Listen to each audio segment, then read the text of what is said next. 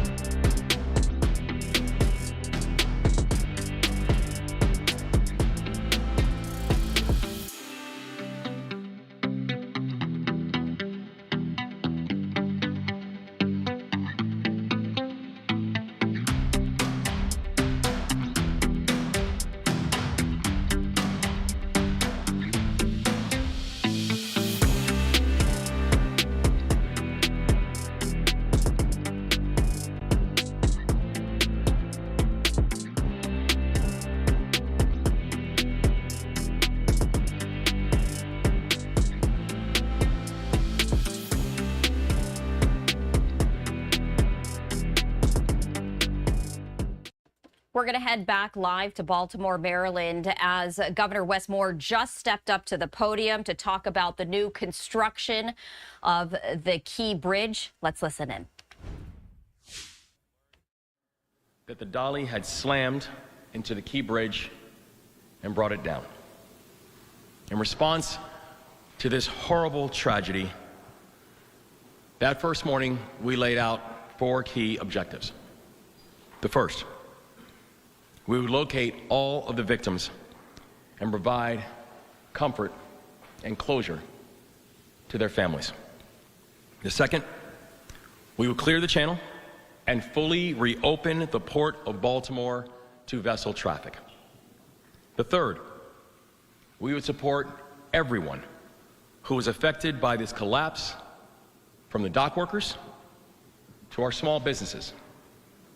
And the fourth, we would rebuild the Francis Scott Key Bridge. We tackled the first 3 directives faster than anyone anticipated.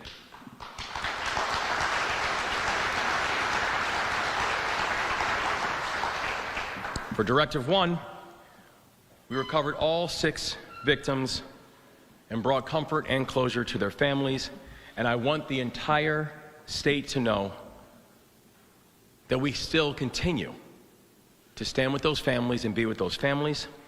And I want all of the families to know that the entire state continues to stand with you. Están en nuestros corazones, nuestros pensamientos y nuestras oraciones. Directive 2. While many said it would take 11 months to reopen the Port of Baltimore, this team got it done in 11 weeks.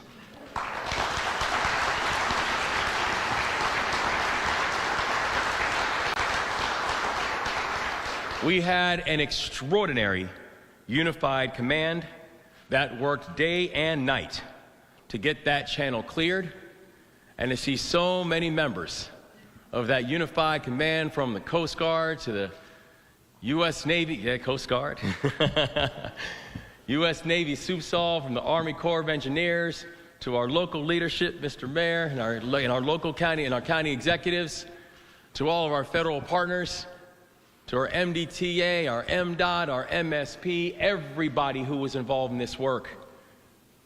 This was the gold standard of what unified command could and should look like. Directive 3, we passed bipartisan legislation with the Maryland General Assembly to support our workers and keep Marylanders on the job. And I want to give a shout out to the members of the Maryland General Assembly who got it done within days on a bipartisan basis to be able to make sure that funding was there. Thank you, Senator. And after completing those 3 directives, we set our focus on number 4, rebuilding the Francis Scott Key Bridge. And this directive is not about nostalgia. This directive is about necessity. Because you cannot have a fully functioning Port of Baltimore, the gateway to America, without the Key Bridge. And we wanted to make sure that people understood that this was one of the core arteries that was necessary to make sure that the Port of Baltimore could continue to do all the work that it could do on behalf of not just the people of Maryland, but the people of this country. And when it came to making sure that we would rebuild the Francis Scott Key Bridge, we made sure to tackle this directive just like we tackled the other 3 directives. Together, arm in arm, that we were going to be mission first and people always. And over the last several months, we have spoken with, and I know I've spoken personally with, over 160 members of Congress on this issue, explaining to them the importance, walking them through the details. They were able to work in partnership with our Attorney General, and our Attorney General, Anthony Brown, who recently filed suit against the Dolly's owners and managers to ensure that Marylanders will not shoulder the cost of rebuilding this bridge. That a broad bipartisan coalition assembled in both chambers to get the necessary support from leadership to assist with the financing of the Key Bridge had to move, and it had to move expeditiously. And the people of Maryland are grateful that Congress has stepped up strongly in helping to support this effort. And we would not be here if it were not for some of the best partners that I could ever ask for. Partners like our Lieutenant Governor, Aruna Miller.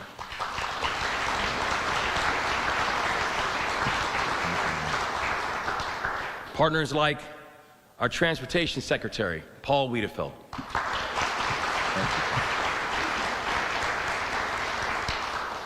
Partners like our extraordinary federal delegation. I know we have one of them here, the remarkable new Congresswoman Sarah Elfreth, and we're so happy to have you here. Thank you for all your leadership. And I know there's a few members who I also want to give a special personal shout out to, include Congressman Nfume. I know this is his district, and I know he wanted to be here, but he's called down to Washington. And also 2 people who we would not be here if it were not for the work of Senator Chris Van Hollen and Senator Ben Cardin.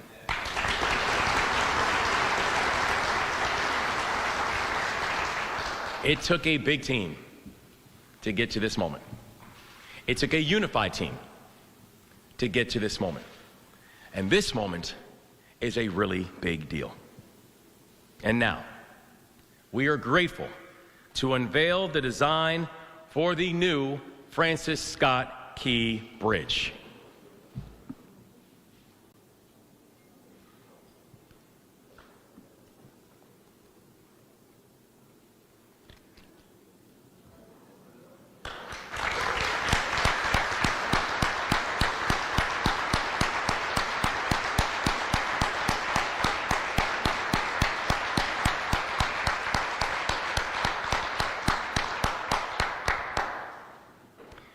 This proposal honors the architectural tradition of the Francis Scott Key Bridge. The original bridge was built using the most advanced industry standard and best materials available at the time.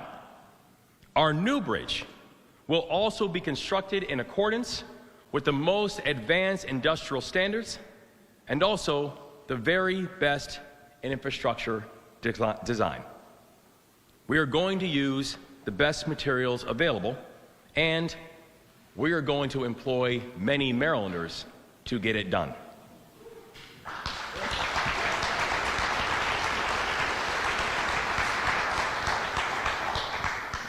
This is a really big deal. And this is a moment that I know for so many of us, we've been waiting a long time for today. And the people in this room and the people who this room represents, we're here because of you. We're here because you never stopped pushing. We're here because you never stopped believing that we would look up and one day again soon see the Francis Scott Key Bridge.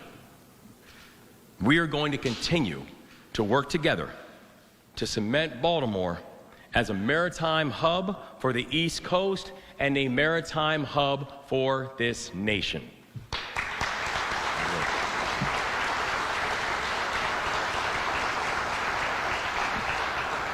And this year, our administration has proposed new funding for a transformative project at Trade Point Atlantic. It is going to increase the Port of Baltimore's container capacity by 70%. It will create more than 8,000 jobs, and it will generate more than $1 billion in private investments.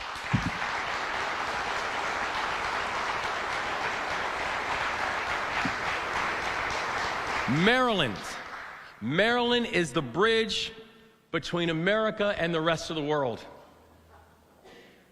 This will be the place that the country will remember not just what resilience looks like, but what economic growth looks like. Because we get cars from Michigan out to market. We bring sugars and spices to Louisiana. We haul farm equipment from the East Coast deep into the farmland. Commerce and trade are the bedrock of our state. And we will continue to make investments that honor our tradition. So we still have work to do. But this is an incredibly important step forward. And I know that the people with us today will gather, and will gather soon, to celebrate the reopening of the Francis Scott Key Bridge. May God continue to watch over the victims of the collapse. May God continue to watch over their families. May God continue to watch over this journey. May God continue to watch over our great state. Today, your hard work paid off. Congratulations, Maryland.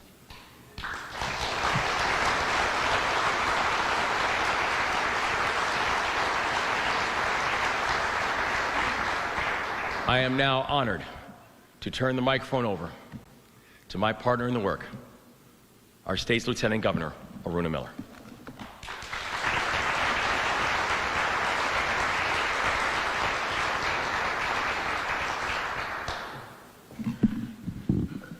Governor, thank you so much, and thank you for your unwavering leadership. In one of Maryland's worst maritime disasters, you didn't just lead an effort to rebuild. You made sure Maryland stood strong, turning loss into momentum and uncertainty into resolve. On behalf of the people of Maryland, thank you, Governor Moore.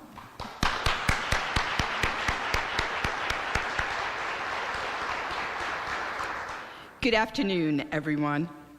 What happened on March 26, 2024, tested us in ways we could have never imagined. But what happened next was nothing short of inspiration and inspiring, because Maryland did what Maryland does best. we met the moment. From our Maryland Transportation Authority, whose decisive actions saved countless lives, to the Unified Command Team, who worked tirelessly to reopen our federal channel in just 11 weeks, when many expected it to take 11 months. To our federal delegation, Maryland General Assembly, and local partners who immediately rose to support Marylanders and help secure the funding that we need. And to Secretary Wiedefeld and the entire MDOT team, you never ever took the eye off the ball. Your steadfast expertise have not just made this moment possible, but you met it head on. In less than a year after the unimaginable tragedy, we stand here today, united, stronger than ever before, ready to rebuild, ready to show the nation what Maryland is made of. Pre-construction is already underway on both land and water, with demolition set to begin this spring. And soon, Maryland's first cable-stayed bridge will rise, not just replacing what we lost, but revealing what we have found, strength and unity in our state. As a transportation engineer, I spent my career designing and building infrastructure. But here's the truth. A road is never just a road. A bridge is never just a bridge. Transportation is a force of freedom, connecting people to opportunities, communities to one another, and businesses to the economy. And freedom and resilience go hand in hand. One cannot truly exist without the other. And make no mistake, resilience has always been a part of Maryland's story. We were listening in there to Maryland Lieutenant Governor Miller as she and Governor Westmore talking about construction of the new Key Bridge after the collapse last year, unveiling the design, showcasing that for us. We are going to step away for a 2-minute break here on Live Now from Fox, continuing our live coverage after that. Stay with us.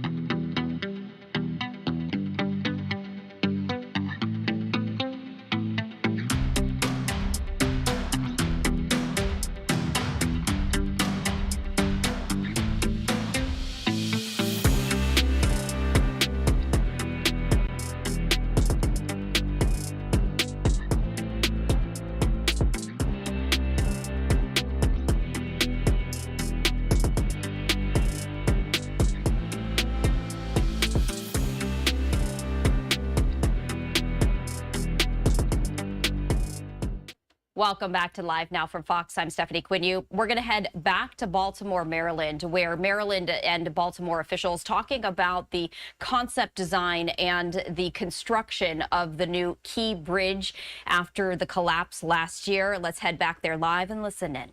I think I mentioned when I went up to introduce myself to Chairman Cole, who's a Republican, on the floor 2 weeks ago, and to thank him for his tireless advocacy for this bridge in his committee, he said, "Oh, it was all your governor." So know that you have many fans, not just in the Maryland delegation in Congress, because they recognize your fierce advocacy for this project. And I'll just close by saying, let this bridge be a beacon of what is possible, what can be accomplished through teamwork, through bipartisanship, and through the optimism of what can happen when we work together. Thank you very much for leading this effort. I'm proud to next introduce my fellow Towson University Tiger, Secretary of MDOT, Paul Wiedefeld.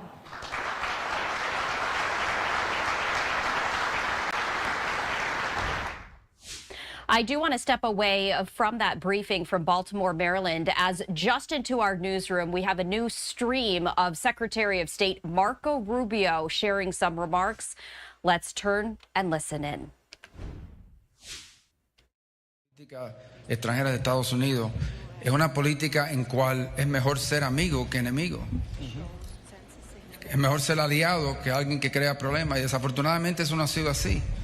Hemos visto bajo varias administraciones el pasado, una queja que yo he tenido consistentemente durante mi vida política en el Senado, de que a veces parece ser mejor enemigo de Estados Unidos que amigo. Si eres amigo, lo ignoran o no lo ayudan y a veces hasta lo critican.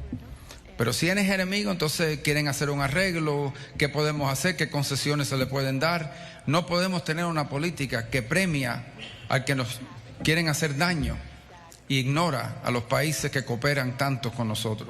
Eso va a cambiar bajo el presidente Trump, y espero que este tipo de visita como el día de hoy sea seña de que bajo el presidente Trump los Estados Unidos va a ser un amigo de sus aliados y que va a trabajar junto con sus aliados, especialmente un país como este que pensamos que es ejemplo y modelo, que quisiéramos otros países en el mundo que siguieran ese ejemplo. Si pudiera hacer unas palabras en breve en inglés. Please go ahead, sir. Lo quieres hacer en inglés también, un inglés perfecto para que lo sepan. Just briefly, it's important to be here in Costa Rica. It's a country that I believe is a model for what we want to see other countries in the region become, and frankly, the world. And there's so much to work together on. First, I want to congratulate and thank the President.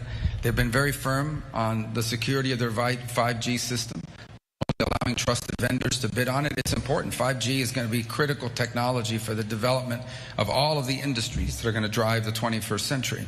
But it has to be secure. And when you confront companies that are not secure, they're backed by governments like the government of China that likes to threaten, that likes to sabotage, that likes to use economic coercion to punish you.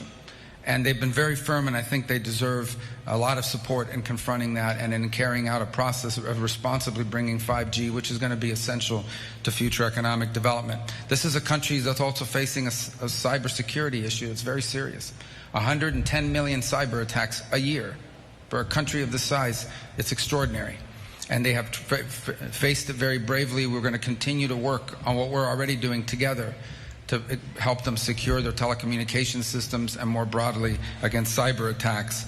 I think it's also important to understand that oftentimes, unfortunately, when you confront elements such as these, there are efforts to undermine your institutions by individuals in the government that should be working in the national interest, but instead have found, for some reason, to become complicit with malign actors.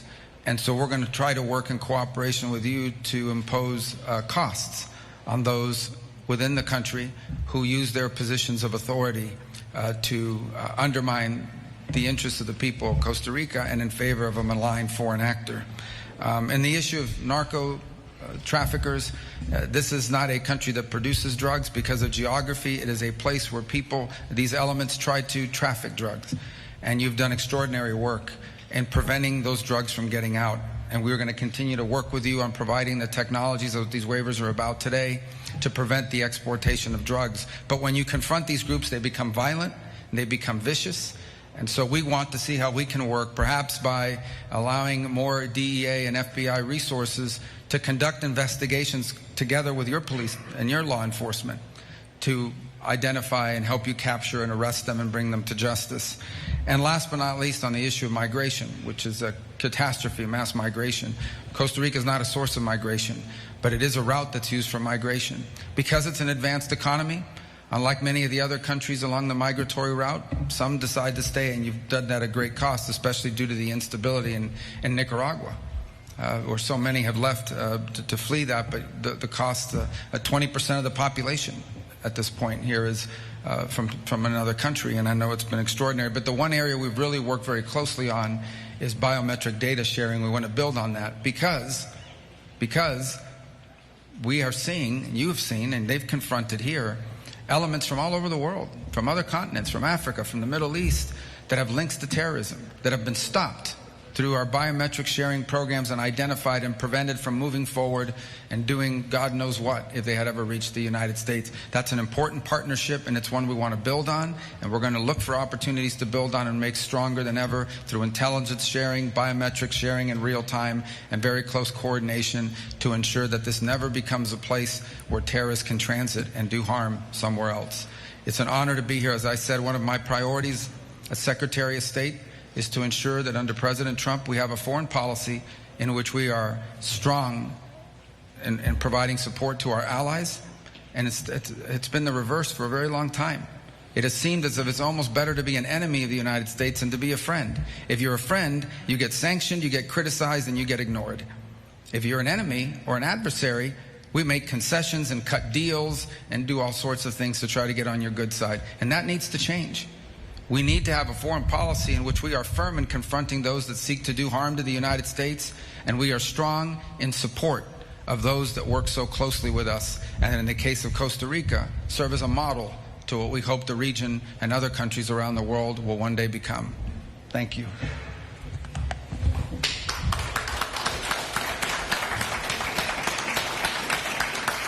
Muchísimas gracias al señor Marco Rubio, secretario de Estado de los Estados Unidos. Muchísimas gracias, y también al presidente de la República, don Rodrigo Chávez. Vamos a comenzar la ronda de preguntas y empezamos con la colega Lucía Pineda de 100% Noticias. Buenos días los dos. Secretario de Estado, quería saber un poco si se habló del tema de Nicaragua. El CAFTA ya se había adelantado un poco de que podrían hablar de purgar a Nicaragua del CAFTA y para que no también afecte a sus aliados. ¿Qué mecanismos han acordado en ese sentido, tomando en cuenta que no hay cláusulas de exclusión de sacar a un país del CAFTA? Sí. Y simplemente pues también con el tema de las deportaciones, que va a pasar con nicaragüenses que son rechazados en Nicaragua y el régimen no los acepta, pues su ingreso y las actuaciones también de Cuba, Nicaragua y Venezuela. ¿Qué es la posición de Estados Unidos ante sus tres enemigos pues del continente? ¿Cómo van a actuar? Bueno, primero, en mi opinión, esos tres regímenes que existen en Nicaragua, Venezuela y Cuba son enemigos de la humanidad y han creado una crisis migratoria. Si no fuera por esos tres regímenes, no hubiera una crisis migratoria en el hemisferio. Ellos lo han creado porque son países donde su sistema no funciona. En el caso de Nicaragua se ha convertido en una dinastía de familia, con una copresidencia donde básicamente han tratado de eliminar, por ejemplo, la Iglesia Católica y todos los religiosos y todo lo que cualquiera que le pueda amenazar el poder a ese régimen, lo han castigado. Y hemos visto que ustedes han tenido que enfrentar acá miles y miles y miles de nicaragüenses que están huyendo de ese sistema. Es la misma razón que están huyendo de Cuba, una misma razón que están huyendo de Venezuela. Mientras tanto, como dije en mis palabras, hay más norteamericanos viviendo acá que costarricenses viviendo en Estados Unidos, que es un ejemplo de lo que pasa cuando un país lo hace bien en comparación a esos países. En términos de CAFTA, todavía la administración no ha tomado una posición sobre exactamente cuál es el papel que va a tener Nicaragua dentro de un acuerdo que existió para premiar a la democracia. que hoy en día uno tiene que reconocer que Nicaragua no es una democracia, no funciona como una democracia. Pero eso hay que estudiarlo bien porque hay impactos que tienen sacar un país y puede tener impacto también sobre países vecinos que también son parte de ese arreglo. Pero es algo que se va a tomar muy en serio, pero hasta este momento todavía no hay una posición que se ha establecido oficial, porque hoy yo cumplo 2 semanas en cargo y creo que eso es un tema que va a demorar más de 2 semanas de terminar. Pero entiendo que es un tema muy serio. John Hudson, Washington Post. Thank you, Mr. Secretary.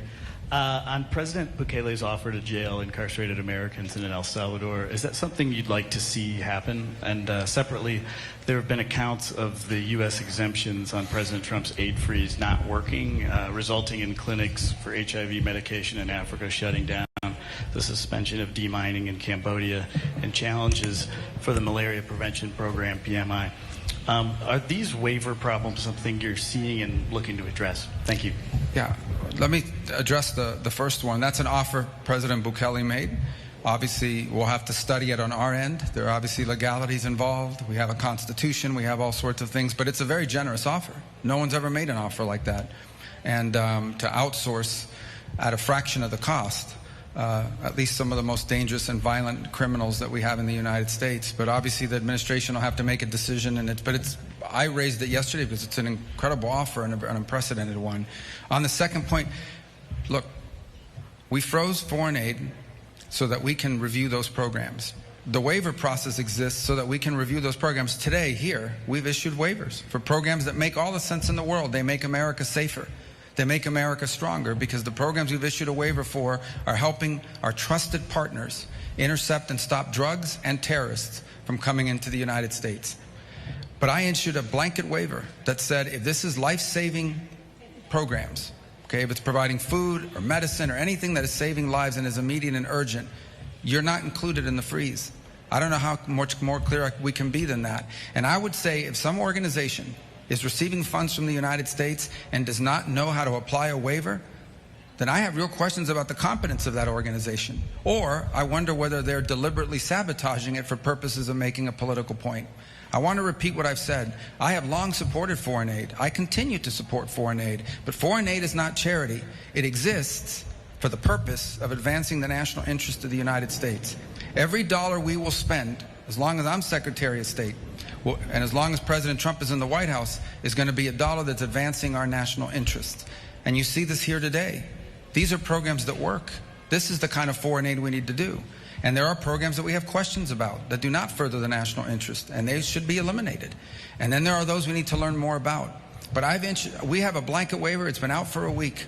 And anybody who tells you they don't understand it, let me repeat it in very simple words. If it saves lives, if it's emergency life-saving aid, food, medicine, whatever, they have a waiver. I don't know how much clearer we can be. And if they're not applying it, then maybe they're not a very good organization, and maybe it shouldn't be getting money at all. Alejandro Urbina, Trivisión. Muy buenos días, señor presidente. Señor Rubio, bienvenido a Costa Rica. Tenemos conocimiento de que esta mañana, antes de su reunión con el presidente Rodrigo Chávez, usted sostuvo una reunión con 2 exministros de esta administración también. Quisiéramos saber si puede compartirnos un poco el contenido de la reunión con la exministra Laura Fernández y el exministro Mauricio Batalla, y si tendrá reuniones en nuestro país, adicional a esta, con un interés similar a la que ya se mantuvo esta mañana. No, son 2 personas que hasta hace unos días estaban en el gobierno y a través de ese tiempo, durante su función en el gobierno, habían sido aliados muy fuertes de Estados Unidos, con los cuales compartimos ideas y valores. Sé que ya estaban fuera del gobierno y no iba a tener otra oportunidad de reunirme con ellos, y tuve la oportunidad de saludarlos en el día de hoy y darles las gracias por toda la cooperación. Han sido voces muy firmes a favor de todo lo que hemos hablado en el día de hoy. 2 personas que entienden bien la amenaza que representan estas compañías chinas a la soberanía económica y de seguridad de países. Y queríamos simplemente darle las gracias por todo lo que han hecho durante su función en su tiempo en el gobierno y en el gabinete, sabiendo que ya han abandonado su puesto. Sean Tendon, AFP. Thank you, Mr. Secretary and Mr. President. Mr. Secretary, could I follow up my colleague John's remarks, his questions about the aid? You talk about the United States being a strong partner. China, of course, is doing aid projects around the world. When you have these drastic changes, what does it do to American soft power? Is there a question about the U.S. using leverage, perhaps because some of these programs are there? And also, you mentioned there are, of course, legalities involved in sending prisoners overseas. Could you explain that? Obviously, there's the Constitution. What type of human rights protections would prisoners have if they're being sent overseas? Is that a question that you raised with President Bukele? And Mr. President, you're of course a development expert. How do you feel about the cuts in U.S. assistance or the changes in U.S. assistance, and how will this change worldwide and change with the competition with China? Thank you. Well, let me just answer the first question. The second question is, again, President Bukele made an offer. We communicated it to the public. He communicated it to the public. We'll have to study it and see how something like that could even be applied. On the first question about aid, no one's talking. This is a 90-day freeze through which it allows us now to review programs. You know, before we did the freeze, we couldn't find out anything about some of these programs. And USAID in particular, they refused to tell us anything. We won't tell you what the money's going to, where the money's for, who has it, which contractor it's been. You know, in some cases it goes through 4 different contractors before it reaches the intended recipient. These are not my numbers, these are USAID's number. In some cases with USAID, 10, 12, 13%, maybe less of the money was actually reaching the recipient, and the rest was going into the overhead and the bureaucracy. This isn't my money, this is taxpayer money. So we're not going to eliminate foreign aid. We're going to have foreign aid that makes sense. We're going to have foreign aid that works.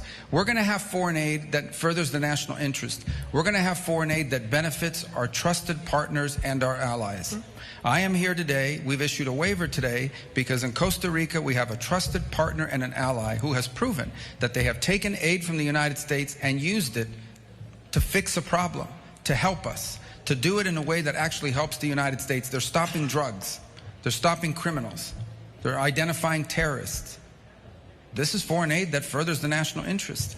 Other programs we have questions about, but we've also issued waivers because we don't want anybody see anybody die or anybody be harmed in the short term. But we're going to conduct a review, and we are going to have foreign aid in this country that is going to further the national interest of the United States. If it doesn't make us stronger or more prosperous or more secure, we aren't going to spend taxpayer money on it. We owe that to the people of our country. Antes de terminar, por favor, las palabras finales de don Rodrigo Chávez y del señor Marco Rubio. En ese orden. Sí, señor. Señor secretario, ha sido un honor tenerlo aquí. Estoy sumamente satisfecho de que hayamos logrado acuerdos fundamentales para los intereses comunes de ambas naciones. La alianza entre Estados Unidos y Costa Rica es fuerte, y bajo su liderazgo y el liderazgo del señor presidente Trump la vamos a hacer más fuerte aún, porque por la víspera se saca el día y nos estamos viendo ojo a ojo, eye to eye, as Americans say, on these very important issues. Muchísimas gracias. Muchas gracias. Un enorme placer. Un honor. Muchas gracias. Y muchas gracias por recibirnos y por la cooperación y esta amistad que tenemos como pueblos y como países. Seguiremos trabajando sobre esa base y vamos a lograr cosas muy importantes que va a servir no solamente para mejorar la vida en Estados Unidos, la vida en Costa Rica, pero como modelo para la región y para el mundo. Así que Dios los bendiga a todos y muchísimas gracias. Amén. Que Dios los bendiga también. Muchísimas gracias a ambos, gracias a los colegas de la prensa que nos acompañaron y también a todas las personas que han estado siguiendo de cerca esta transmisión a través de nuestras redes sociales. Que Dios los bendiga. Muy buenas tardes.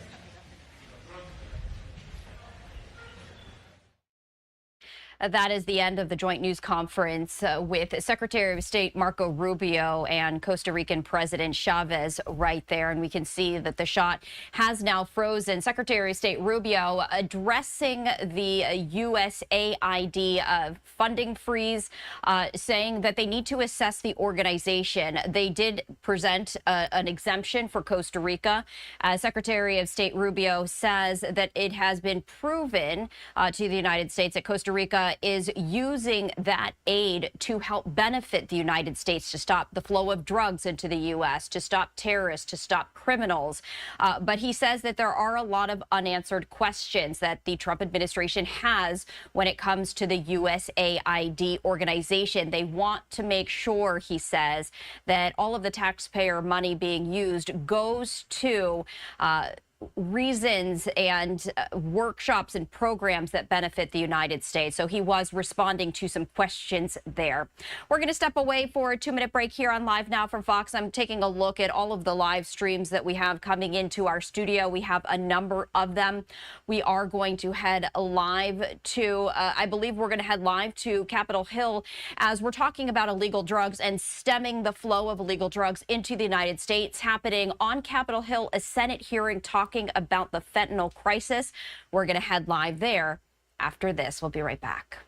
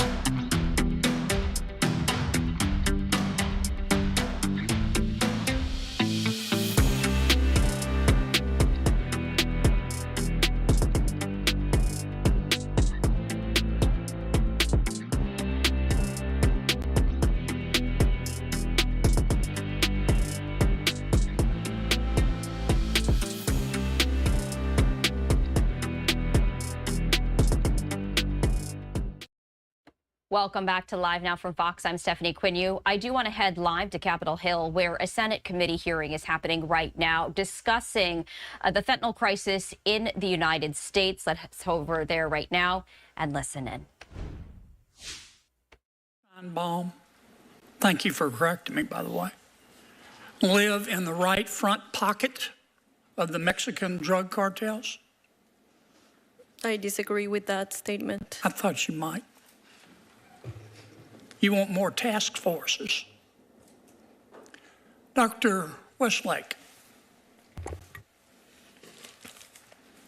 this represents 400 grams of fentanyl. Kill every person in Providence, Rhode Island. If you're a dealer and you get caught with this, you get 10 years minimum.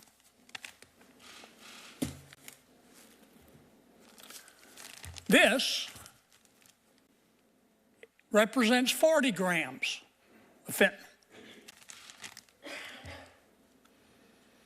Would kill every single man, woman, and child in Culpeper, Virginia. If you get caught with this amount, as a dealer, you get a 5-year minimum sentence. This is where it gets special. This represents 10 grams of PCP. If you get caught with it, as a dealer, you get 5 years minimum. Is fentanyl more dangerous than PCP? Yeah, absolutely, Senator. The fentanyl is classified, can be classified as a lethal weapon. I did a chart on it. And this is 5 grams of meth. That's what this represents. If you're a dealer and you get caught with it, your minimum sentence is 5 years. Is fentanyl?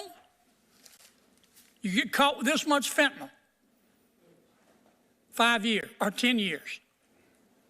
Get caught with this much fentanyl, 5 years. Get caught with this much meth, you can hardly see it, you get 5 years. Does that make any sense to you? No, sir. It's like cell deep stupid, isn't it? You don't need a task force to see the logic of that. I've got a bill, it's called the Fairness in Fentanyl Sentencing, I've reintroduced. This bill will lower the 5-year mandatory minimum for 40 grams of fentanyl to 2 grams of fentanyl. It'll lower the 10-year mandatory minimum from 400 grams of fentanyl to 20 grams of fentanyl. This bill won't punish addicts. It'll help.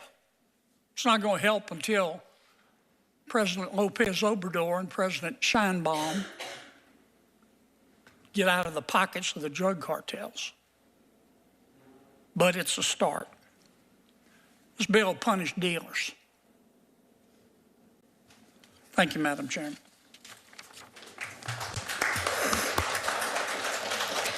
Senator Whitehouse. Thank you, Madam Chair. Welcome to all the witnesses.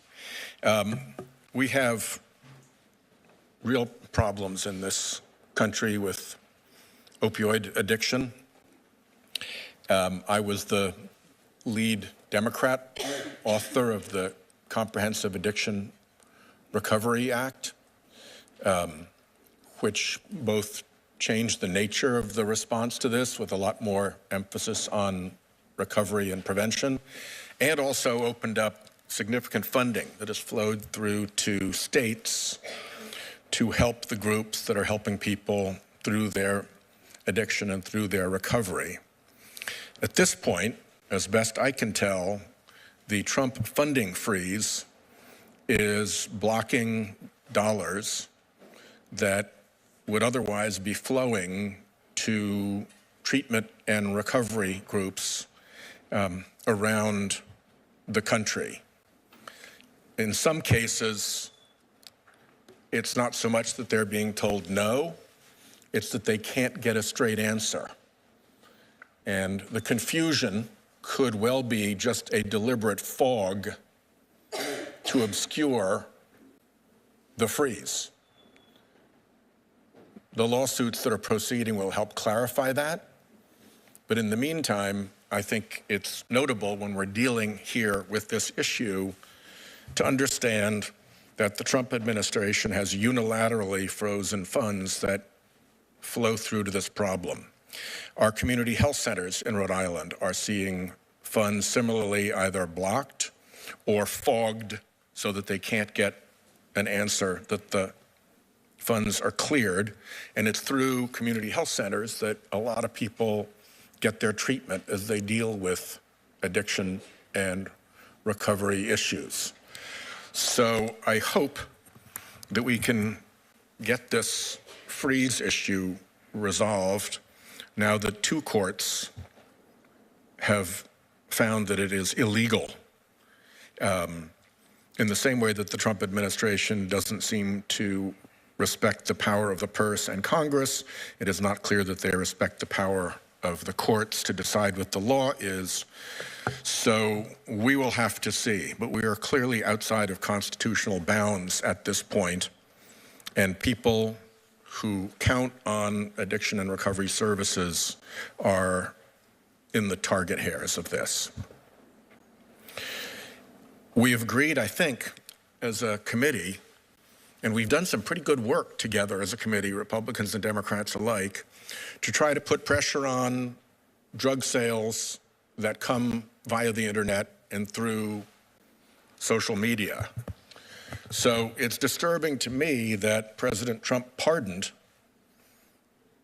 an individual who ran a drug-selling dark web site. He also had some murder-for-hire accusations, just to add a little bit of color to what a decent person he was.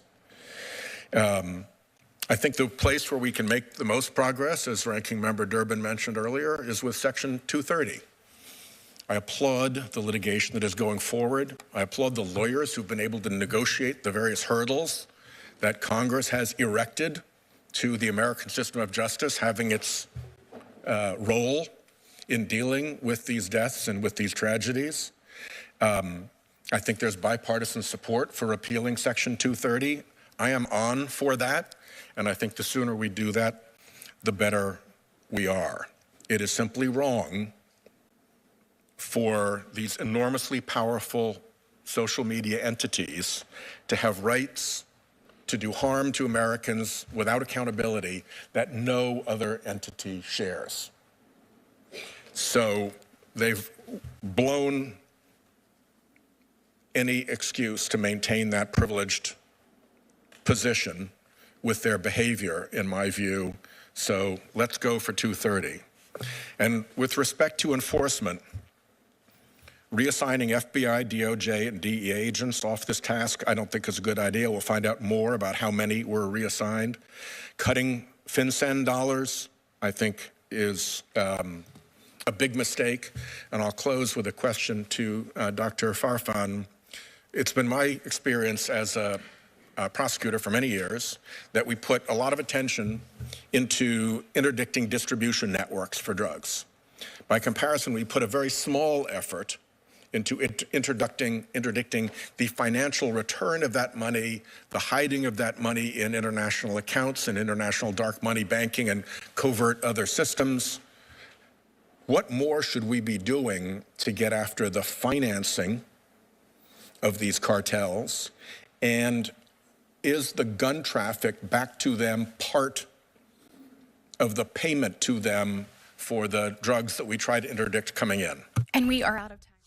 All right, so that is the Senate committee hearing talking about the fentanyl crisis there on Capitol Hill. We do need to step away for a 2-minute break here on Live Now from Fox, continuing our live coverage after that. Stay with us.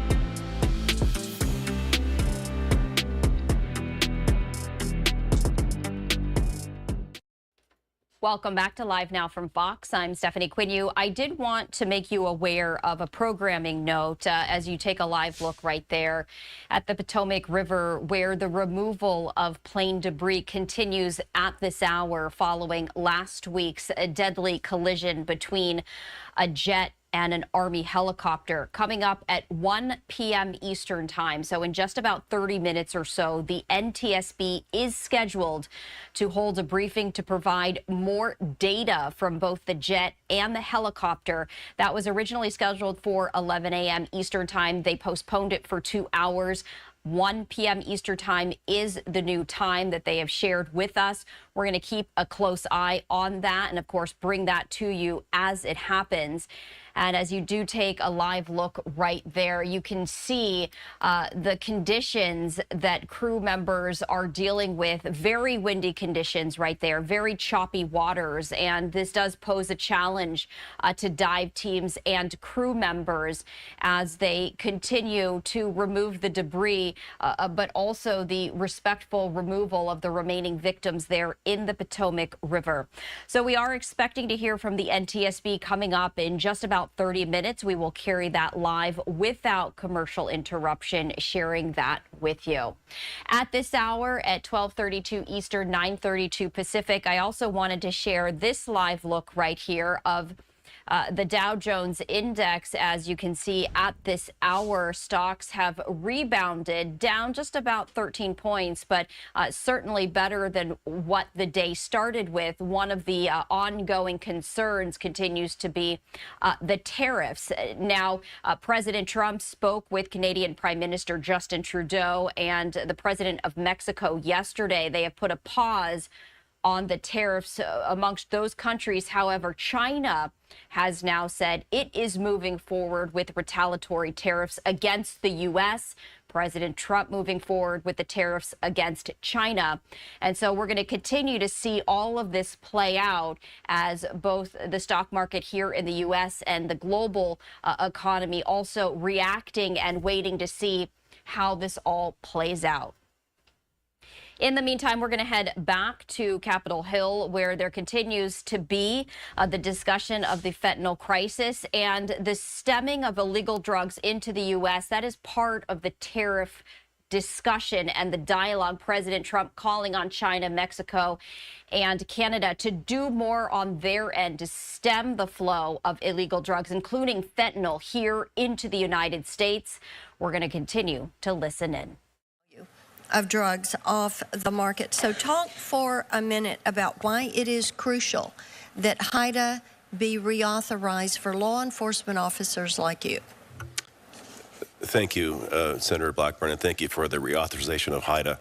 It's very important. Director Roush is a good friend.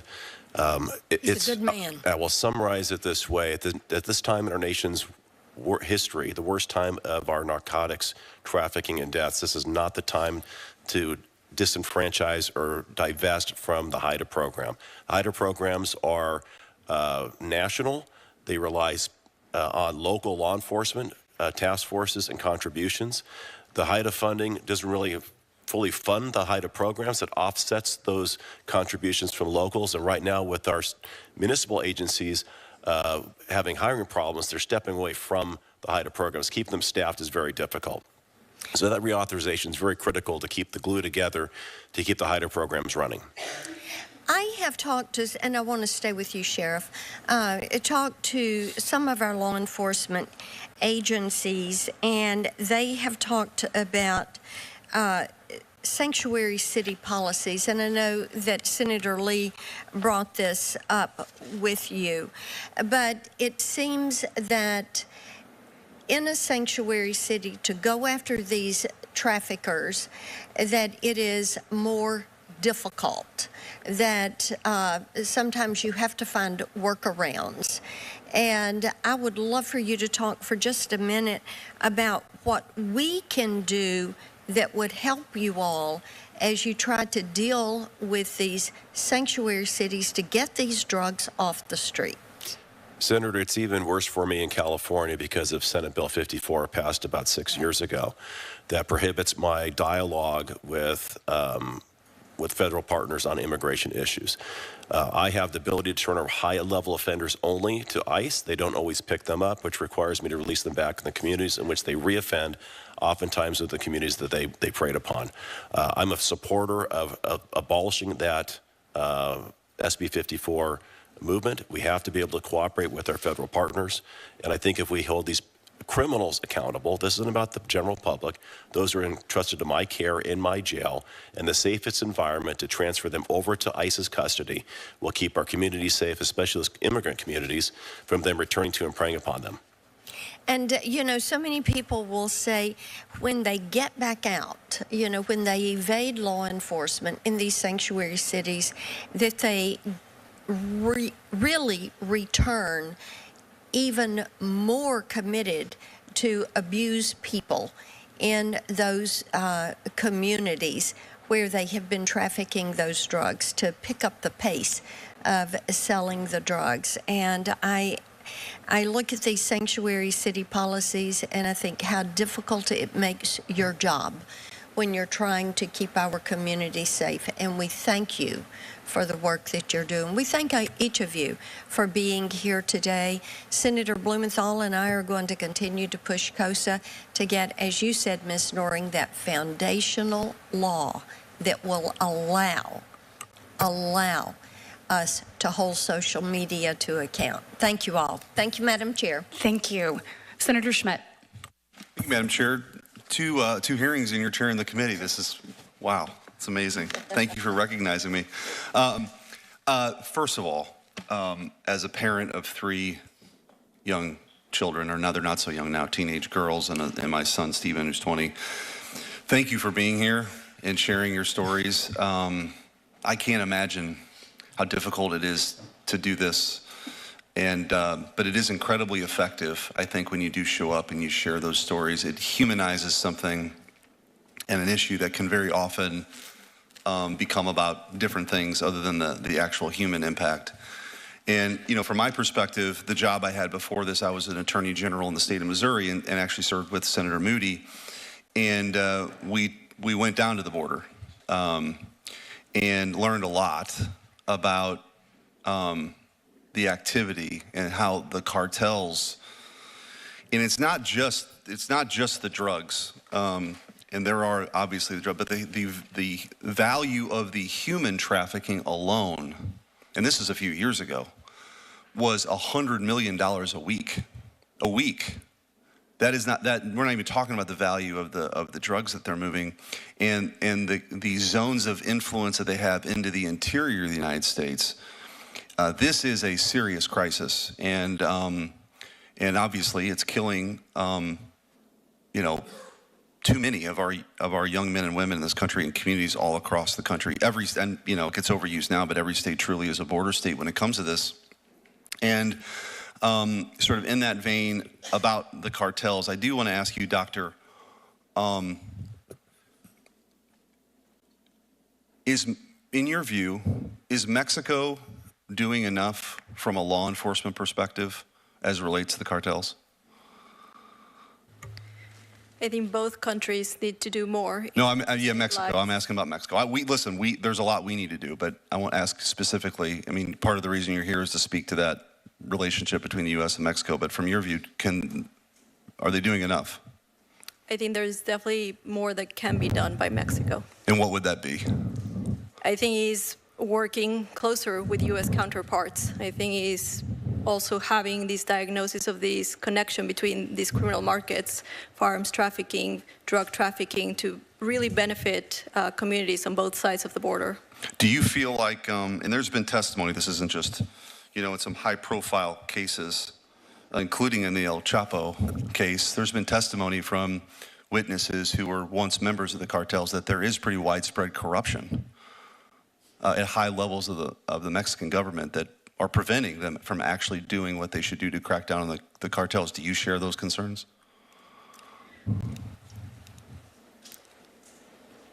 I would not necessarily align myself with the testimony of potentially a criminal witness from a case like that. I understand there are concerns about corruption within Mexico, and I understand there's questions about needing to address that. Having said that, I think general accusations about corruption of the entire government, those are not necessarily productive for good U.S.-Mexico engagement. Well, I guess. All right, we are going to step away for a 2-minute break here on Live Now from Fox as the hearing with the Senate committee continues talking about the fentanyl crisis in America. We have some news streams coming in that we do want to share with you, as we do have access to hundreds of cameras here in the U.S. and around the world. We'll be right back.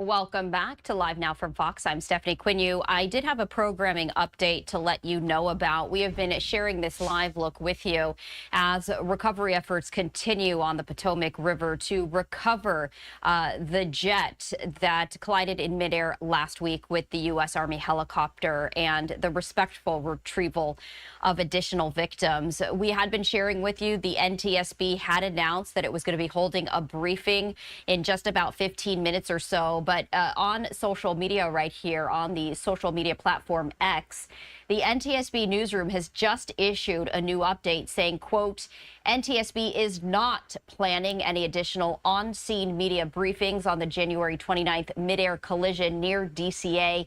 NTSB needs additional information to verify data points from the Black Hawk. In order to obtain this information, the Black Hawk needs to be recovered from the water, which is expected to take place later this week. Any future media briefings will take place at NTSB headquarters. A written investigative update will be provided later today on ntsb.gov.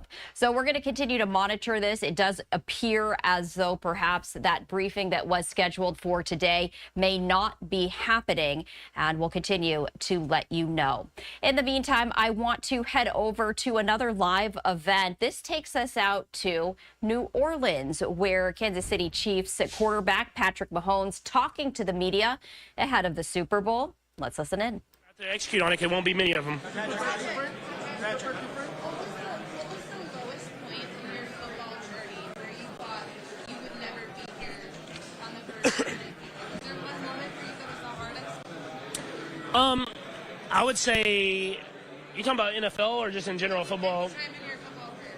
Yeah, I don't want to know if it's the lowest point. I didn't start full time as a quarterback as a junior in high school, and so that probably was I guess lowest point. I was trying to decide if I wanted to just focus on baseball and not play football and stuff like that. But ever since then, it's kind of taken off. Obviously, in college, I didn't win a lot of games, but I felt like I was steadily getting better, and we were progressing as a team.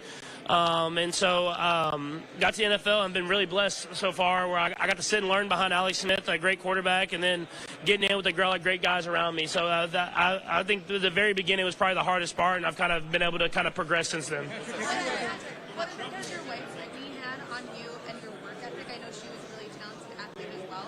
How has that pushed you? Yeah, I think she's more competitive than I am. I mean, the way that she pushes me every single day to be the best that I possibly can be, and she'll continue to do that. She knows that she's gonna be at home taking care of the kids and help me out. That I better be going out there winning on the football field. How has Coach Reed helped you with growth and building your confidence over the years? I think more than anything, he helps me become a better person. And when you become a better person, you become more invested in your profession and being a leader on the team and making other people better people as well. And so I think having a guy like that, I can play for. I know that he cares more about the person than he does about the player. How do you approach with such calmness and demeanor in big games? I think just treating it like a football game at the end of the day. I mean, obviously you want to win. It's the biggest game that you're going to play in your life, but you got to play it like the game that you love, that you grew up playing with your buddies at recess. And so that's what I try to do, is just go out there and have some fun. What's that 4-star that symbolize? Yeah, it means the world because it's voted on by the team, you know, and that showcases that all the hard work you're putting in means something. And being able to be voted captain by my teammates, it will always be. Unfortunately, it does appear as though that live stream has abruptly ended. We were hearing from Kansas City Chiefs QB Patrick Mahomes ahead of the Super Bowl. And I did want to share this live look with you of the Superdome right there, as this is where the big game is set to take place on Sunday. You can watch it on Fox. Not on Live Now from Fox, but on Fox right there, as the Chiefs take on the Eagles. And so this is going to be quite the game to watch. So we are going to step away for another 2-minute break, continuing to monitor a number of live streams. We'll be right back.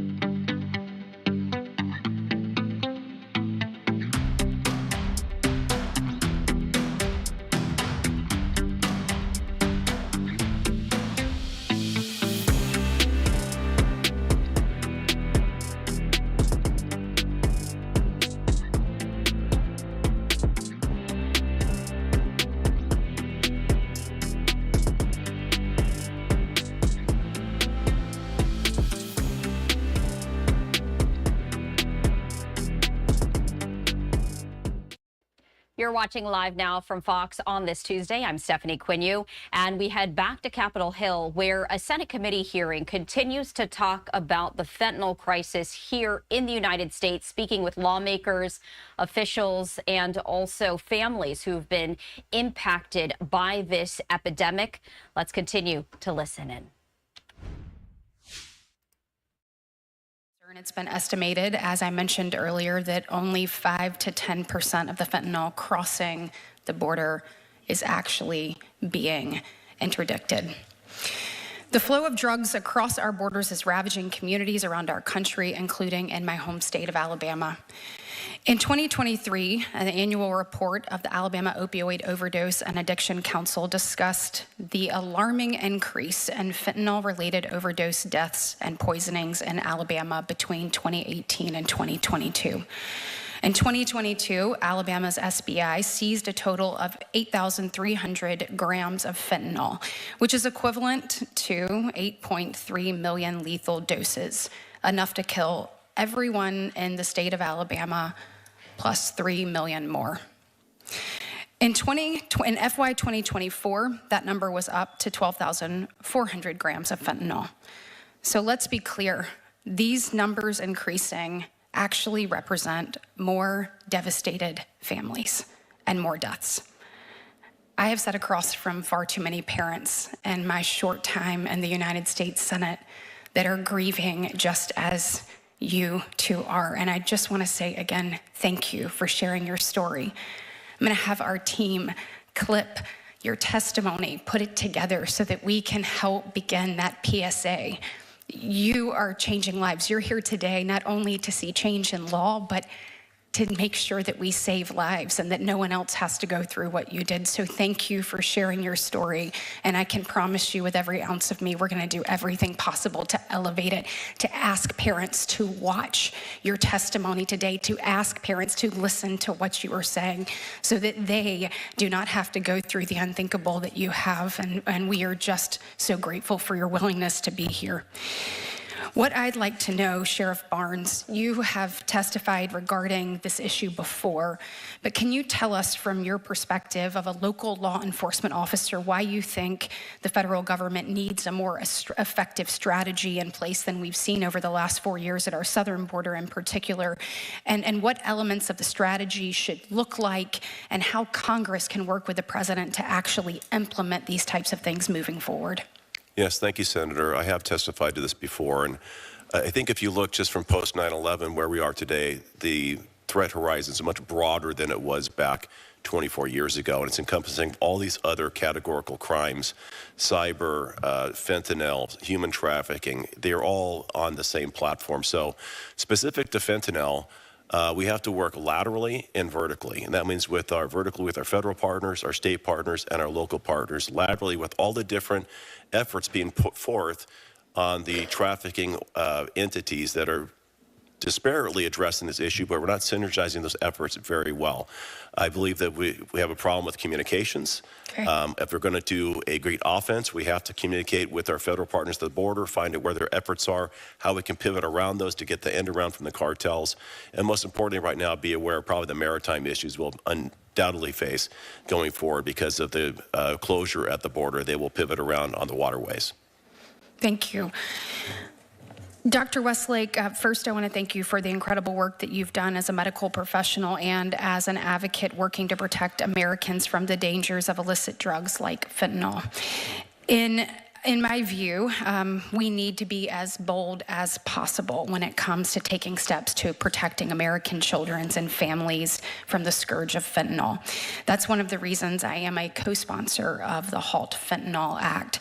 Given your work on the issue, can you comment on the impact that FRS class scheduling has had on the enforcement landscape over the last several years, and if there are any myths about class scheduling that you would like to dispel? Thanks for the question, Senator Brett. Yeah, so the myths that were there were initially that there would be people that were incarcerated from it, unduly incarcerated. It's already proven through the GA report and since then that people aren't being incarcerated for it for the same reason that people aren't dying from it, is because it doesn't exist. And that's what it does. I don't envy the job that you have up here on the dais of of addressing one of the things you address is the illicit fentanyl scourge. But one thing that's the lowest hanging fruit you can address is just permanently scheduling fentanyl-related substances. There's no impact on criminal justice that's negative. It saves people's lives. It's a proven strategy. It's a win. It's bipartisan. 70 votes in the House last session, probably more this session. So I encourage that to happen. Thank you. And thank you all for your time today. I am going to recognize Senator Moody. And also, this is the fastest rise to the top ever. You will be chairing this committee as I go to vote. And it is appropriate because this has been one of my priorities as Attorney General, and I am honored to be here today among all of you. If you are a family member who has lost a loved one or a law enforcement official who has stood by that family and worked with someone who has lost a loved one, will you stand up? I just wanted this hearing to reflect the power of Americans coming together under such tragic loss to get something done. Thank you so much. This was one of, thank you, Katie Britt. This was one of my priorities as Attorney General, but not because I was the Attorney General. It was because I worked alongside so many people who had lost loved ones, law enforcement. I am a mother of a teenager. I am the wife of a law enforcement officer. This is the #1 killer of working and fighting age Americans, period. So we have a lot to deal with, a lot on our plates as leaders in this nation. This is the #1 killer of working and fighting age Americans right now. It has been. And if I sound upset about the fact that we have not moved faster on this, that is justified. I want to commend Chairman Grassley, who called this hearing. The last 4 years, this committee has not held one hearing on fentanyl. And again, I will repeat, this is the leading killer of working and fighting age Americans. And whether you are a lab in China, whether you are a cartel in Mexico, whether you are an organization that is sitting by while your company or your platform is being used to facilitate the trafficking of fentanyl and fentanyl-related substances, this is happening on purpose. This is intentional. No one can say that it is not, because things can be done. Like, I don't know, start with a hearing to talk about fentanyl. Bring family members that have lost loved ones, law enforcement that is working on the front lines. Thank you for taking the time to be here. I'm glad this is one of my first hearings. So I want to thank Chairman Grassley for doing this, because the last 4 years we should have had a hearing on this in this committee, and we have not. I'm the newest member here. I sit at a kid's table, if you can see. I'm not even attached to the real bench. But we're going to talk about it moving forward. I can assure you that. I just spoke with Joni. She said when she got here, she pledged to be a squealer on budget issues. I'm going to be a squealer on the loss of life, because this weakens us as a nation, weakens us.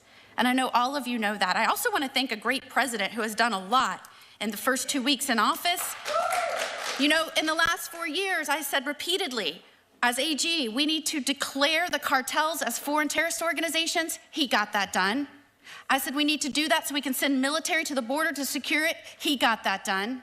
Oh, and by the way, when I pointed out, as Dr. Farfan said, transnational problems require transnational solutions. When I pointed out that the Mexican president at the time said, fentanyl is not our problem. I'm a Mexico first president. Fentanyl is an American problem. Soon thereafter, our commander-in-chief said that Mexico was a great partner. I am so glad that we have a president now that within the first 2 weeks leveraged tariffs, that now Mexico and Canada have both pledged resources and bodies to help shut those borders and stop the flow of fentanyl. That's how you get stuff done. It can happen if you have people committed to it. Transnational problems do require transnational effort, and I'm glad we have a commander-in-chief holding feet to the fire and getting it done. There's been a 350% increase in fentanyl deaths among our teens in the last 3 years, 4 years. I want to just say, as a mother, I could barely hold it together when I was listening to your testimony. I have a teenager right now. I cannot imagine the indescribable, overwhelming, traumatic pain that you have suffered, but I want to thank you for being here, for sharing your stories, most importantly, for sharing your children's stories, so that we could not only honor Daniel and Devin, remember them, but bring meaning to what you have gone through, so that, and other parents right now of teenagers, we're about the first generation of parents having to deal with this mess. We're learning as we go. You are on the front lines in this fight, helping us, leading the way, shining the light. We've got your back, but we need you showing us where to go, and I want to thank you for that. I want to start with you, Ms. Noring. What platform did your son obtain counterfeit pill that contained a lethal dose of fentanyl? Snapchat. And I'd like to move to you, Mr. Puerta. What platform did your son find a counterfeit pill that contained a lethal dose of fentanyl? Snapchat. Snapchat has become a vast online drug market. There is no doubt that it facilitates drug sales to vulnerable children. Many who think they're buying Xanax or Percocet or Adderall, when in reality it is a pill that has a lethal dose of fentanyl. 7 out of 10 counterfeit pills now have a lethal dose of fentanyl. Many of these one pills can kill 4 adults. That is what is out there lurking for our children. The National Crime Prevention Council estimates 80% of teen and young adult fentanyl poisoning deaths can be traced to social media. And I know we're talking about Snapchat because that is what brought tragedy upon your lives, but there are other social media platforms where children, vulnerable populations, are obtaining access to drugs. Teens can now get drugs so easily, the cartels think of these social media platforms as their Uber Eats for quick delivery right into the hands of our children. I agree with you, Mr. Puerta and Ms. Noring. The bedroom is where we always thought our children could go upstairs, shut their door, and they would be safe. And that is no longer the case, which presents challenges to parents like we have never seen before. The DEA has warned Congress that cartels are now targeting young Americans through platforms fueling the fentanyl epidemic. Every week, the equivalent of a high school classroom's worth of students dies from fentanyl overdose deaths. This is an incredible statistic. If we saw this with any other product, there would be federal law shutting down these products to make them safe before they could go back on market. And we saw this time and time again in the automobile industry. When we started losing people to faulty automobiles, there was a stop sale order. They had to become safe before they could be sold again. Why can't something similar be applied to social media platforms? Especially when the death toll is so egregious. I mean, you can look at the deaths from some of these automobiles, and that was over years.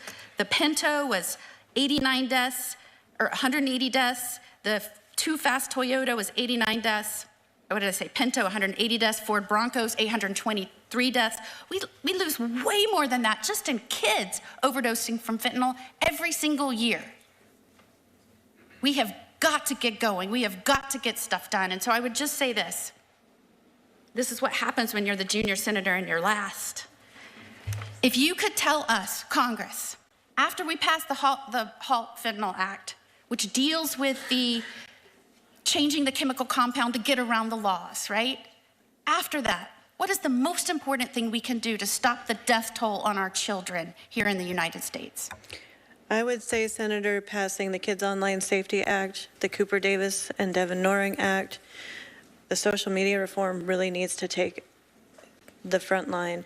Section 230 reform needs to be done because you cannot continue having these platforms have that kind of power over the parents and be allowed to kill our children, in a sense. Mr. Puerta? Well, there's a lot that we can do. Definitely have to schedule the fentanyl and all of its analogs illicit fentanyl into the Schedule I drug. I would also say, though, that we have to target the supply chain. We have to strengthen border security. We have to crack down on the chemical supply. We have to destroy the cartel infrastructure. We have to increase intelligence sharing between both countries, support Mexico's security forces, expand sanctions and designations. We have to cut off their finances. TD Bank was just fined $4 billion because they were caught laundering all of this money from the cartels. Why is nothing happening to the American banks here in this country who's laundering the money? There's so much that we can do. I, as a parent, shouldn't have all this information. I'm just a small business owner from Santa Clarita, California. Why do I have all this information? Because I had to study this, because I don't want more kids to die. We have to go after these we have to go after the launderers. We have to go after, target corrupt officials on both sides of the aisle. Not on the aisle, but in Mexico and here in the United States. We have to seize assets. We have to also reduce the demand for drugs here in the United States. There are a lot of people who are addicted to drugs here in the United States, and we have nothing for them. We are continuing to listen into this Senate committee hearing talking about the fentanyl crisis in the United States. I also wanted to share this live look with you. This is a live look right here on the Senate floor, and you can see right now the Senate voting on Doug Collins as the Secretary of Veterans Affairs. Right now, the yeas 76, the nays 22. So that is the unofficial tally. They just have to get to a total of 100. It does appear perhaps that they're waiting for one more vote. But we did want to share that with you as this is a live look. Earlier, the Senate talking about Pam Bondi and her nomination to be U.S. Attorney General. I have been monitoring this live stream. I have not seen a vote on that. Of course, we will bring that to you as it happens. But this is live from the Senate floor as senators now voting on Doug Collins as the Secretary of Veterans Affairs. The unofficial tally right now, 77 yeas, 22 nays. It does appear that his confirmation will pass. We're going to step away for a 2-minute break here on Live Now from Fox, continuing this live stream and many others after that.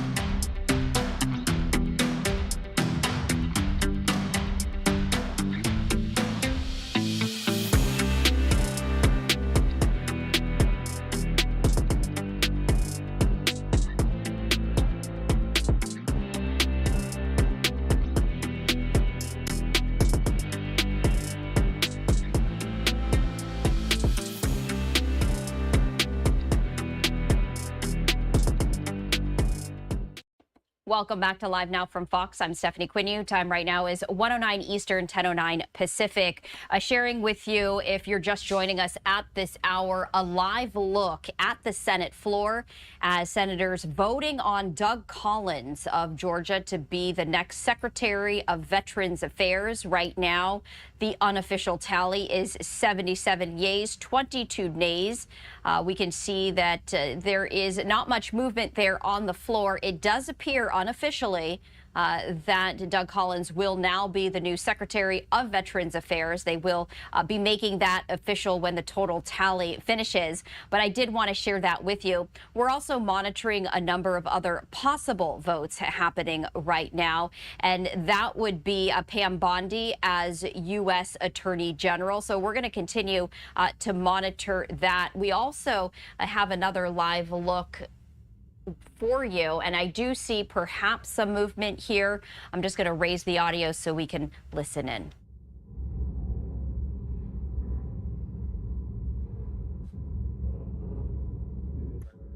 Mr. Schumer. Mr. Schumer, no.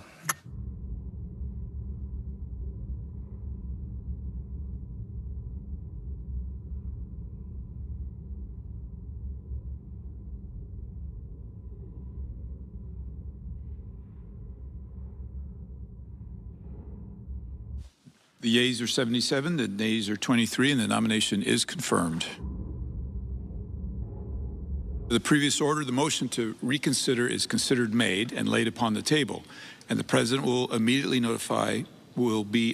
notified of the Senate's action. Under the previous order, the Senate stands in recess until 2:15 p.m.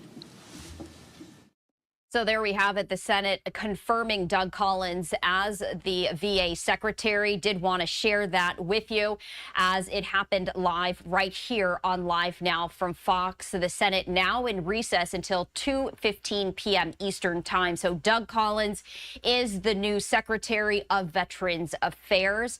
We saw Senator Schumer casting that final vote, a nay vote. However, enough people overwhelmingly voted in Doug Collins as the new VA Secretary. We're going to continue to monitor this live stream as before. The Senate was discussing Pam Bondi to be the next U.S. Attorney General. And if that should come down for a vote, we, of course, will bring that to you right here on Live Now from Fox. In the meantime, we're going to head back to another location on Capitol Hill where a Senate committee hearing is continuing talking about the fentanyl crisis. It does appear that Senator Tillis is speaking. Let's listen in. And I look forward to continuing to engage with you. Thank you. Thank you, Senator Tillis. Senator Graham. Thank you very much. Sheriff Barnes, you've been involved in this space for quite a while, right? How would you describe the role of China in the fentanyl problem America faces? China is the first domino that tips in contributing to the fentanyl crisis. They are the contributor of the vast majority of the precursor chemicals. And if we deal with that, that would be the first great first step in dealing with it. When they say they're not, they're lying, right? I would say they're not being truthful, yes. Yeah, I would say they're lying. So there's a 10% tariff on China. One of the things that President Trump would like to accomplish is to protect our country from fentanyl poisoning. Sheriff Barnes, what you say the DEA echoes. Without China, this couldn't happen.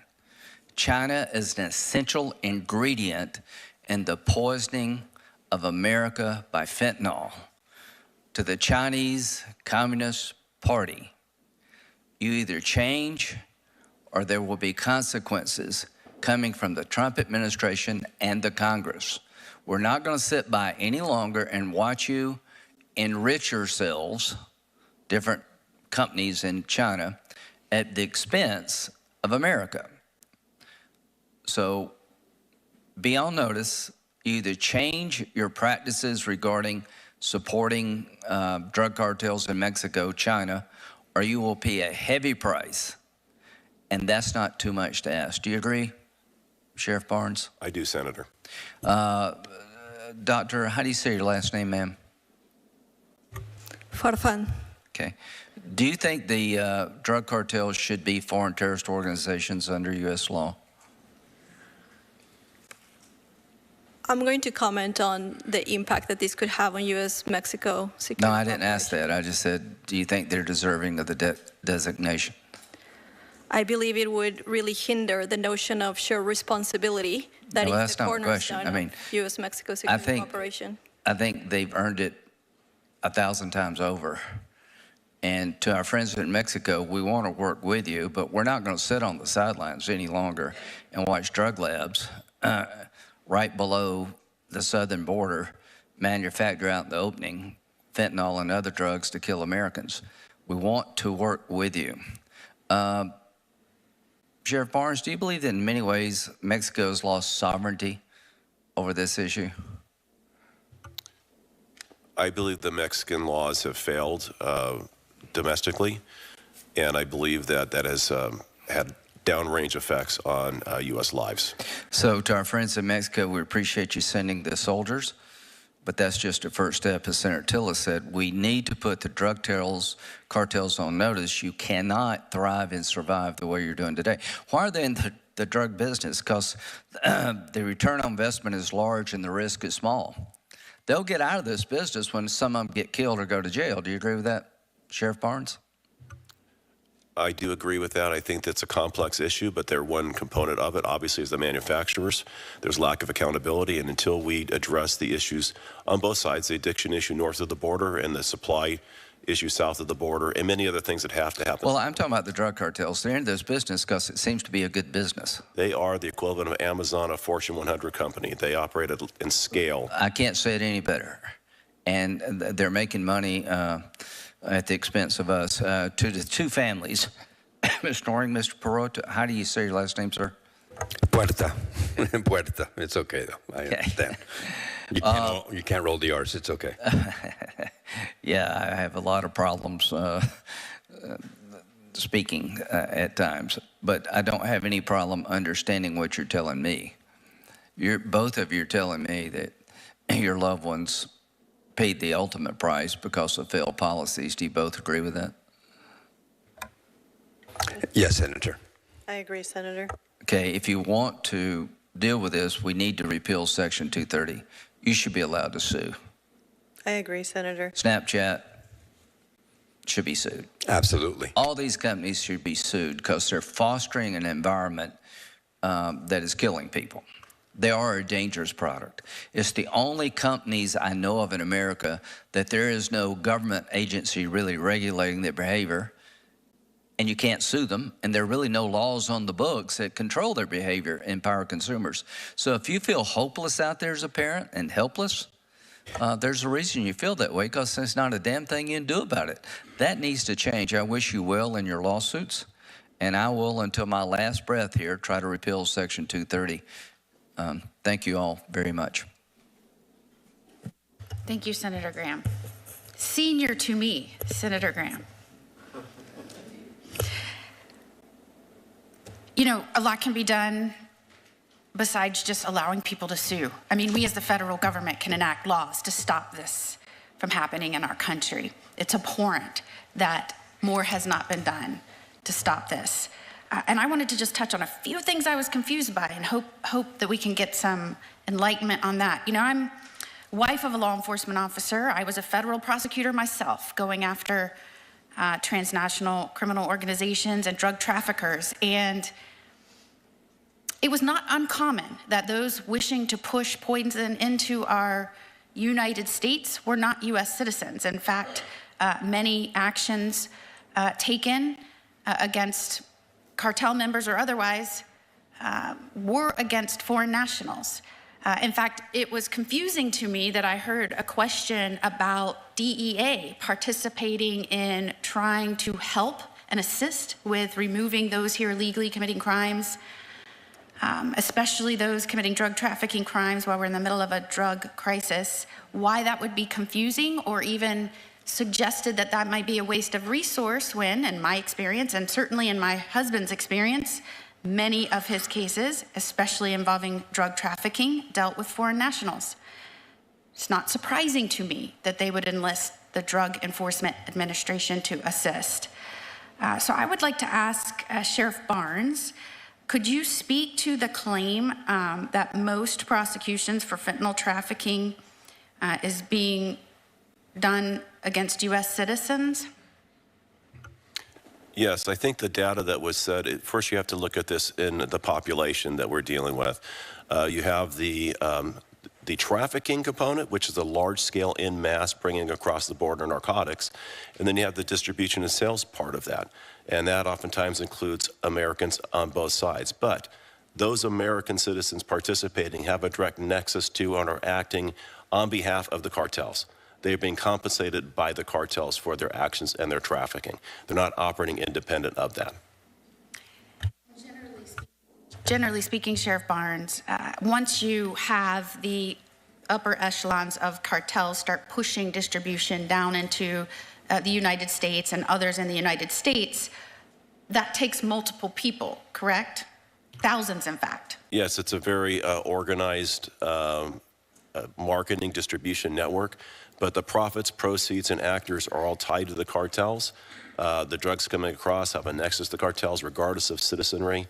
The distribution is on behalf and behest of the cartels, and the profits are either laundered domestically to hide that in the continental United States, or are transited back across the border to the profit of the cartels. Recognizing the extent of the damage inflicted on our nation and our vulnerable populations from this crisis, and recognizing that so little has been done in the last 4 years, does it surprise you that a cross-agency effort to reel back some of the damage is being put into place? No, I do not think that's surprising. I think it's necessary to collaborate across not just different agencies, but different layers of government down to the local level. I think it's also necessary to synergize those efforts in a very coordinated fashion. Else we're just playing whack-a-mole with the cartels. It's not any one thing. It's doing 12 things simultaneously in a very coordinated fashion that's going to, I think, hinder the cartels and start making a difference. And in your opinion, the cooperation and partnership of state and local law enforcement is necessary to start having an effect to reel back in some of what's happened over the last 4 years? I think that even before 4 years ago, and even more now, it's necessary to collaborate, develop partnerships in a vertical fashion with our federal, state, and locals, and horizontally across those same planes, federal agency to federal agency, state to state, local to local, and have a more intentional conversation, and quite honestly, a collaborative, coordinated effort to be on the offense rather than playing the defense. We've been on the defense too long and responding to the cartels. They're going to pivot around us. We need to be ahead of their next move to outmaneuver them and anticipate what they're going to do next. And we're continuing to listen in to the Senate committee hearing happening right now on Capitol Hill, where lawmakers are speaking with law enforcement and also families who have lost loved ones in the fentanyl crisis, continuing to talk about how the United States can better address this epidemic, stemming the drug flow from the borders, but also dealing with the addiction issue here in the United States. We're going to step away for a 2-minute break here on Live Now from Fox. I'm Stephanie Quinn. We appreciate you taking the time to watch along with us all of these live events as they happen. After the break, Mike Page is going to be your host to guide you through a number of hours of those live events, breaking news, top stories, and headlines. We'll be right back.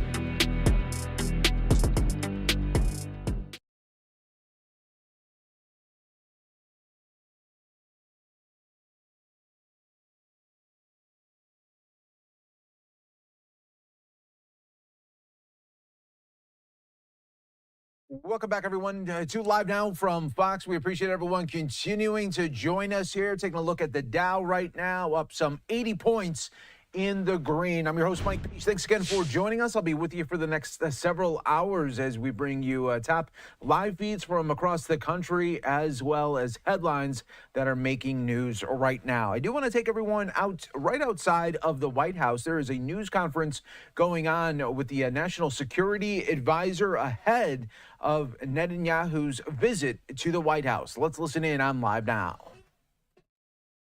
President and the National Security Advisor, so we would know right very specifically what was going on. Nobody would be allowed to go back to their homes. That's how dangerous it is. There's 30,000 unexploded munitions. It is the buildings that could tip over at any moment. There's no utilities there whatsoever. No working water, electric, gas, nothing. God knows what kind of disease might be festering there. So when the president talks about cleaning it out, he talks about making it habitable, and this is a long-range plan. They've dug tunnels underneath there that have basically degraded the stone that you make that would form foundations. We have to examine that. You do it with borings. You do it with subterranean surveys. How long could that take? And this guy knows real estate. It's years on top of years. The disposal effort in Gaza is, we estimate, 3 to 5 years just to dispose of all the things before you can look down beneath the surface of the soil, and then before you get a master plan done. And the president is intent on getting it all done correctly. So to me, it is unfair to have explained to Palestinians that they might be back in 5 years. That's just preposterous. And he's just taking a common sense approach. The president said he would work on extending the Abraham Accords. Mr. Whitcomb, the president said he wants to... Yeah, thank you. Can you direct traffic? Yeah, thanks. Let's act like adults here. They are generously offering their time to answer your questions. You don't need to scream at them like a bunch of school children. Ouija, go ahead. Thank you very much, Caroline. Steve, just to follow up on that, can you explain where they are supposed to go, considering Jordan and Egypt have been so adamant about the fact that they will not take these Palestinians who do not want to leave? And secondly, can you set some realistic expectations for a permanent ceasefire and this phase 2 deal? When might we start to work toward that? Well, as to where people will go, that's a big issue, and we have to solve that. And that's what we're here to do, and that's what the president has tasked us with. And we're looking to a number of our allies, partners in the region. We have to collectively solve this problem.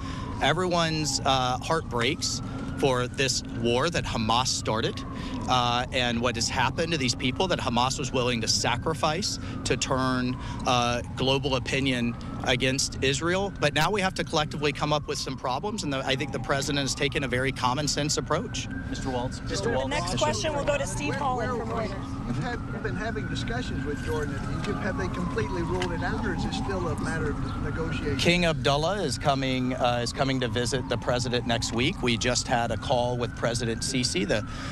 President Trump is absolutely engaged on the issue, and I think with his leadership, we'll be able to pull some solutions together. And of course, we have the Prime Minister Netanyahu here today. So President Trump is driving, I think, practical, common sense solutions to what is, admittedly, a very, very difficult situation. Mr. Waltz. Thank you so much. Mr. Wheatcroft, I'd like to ask, Prime Minister Netanyahu is coming here today after the meeting you had with him last night.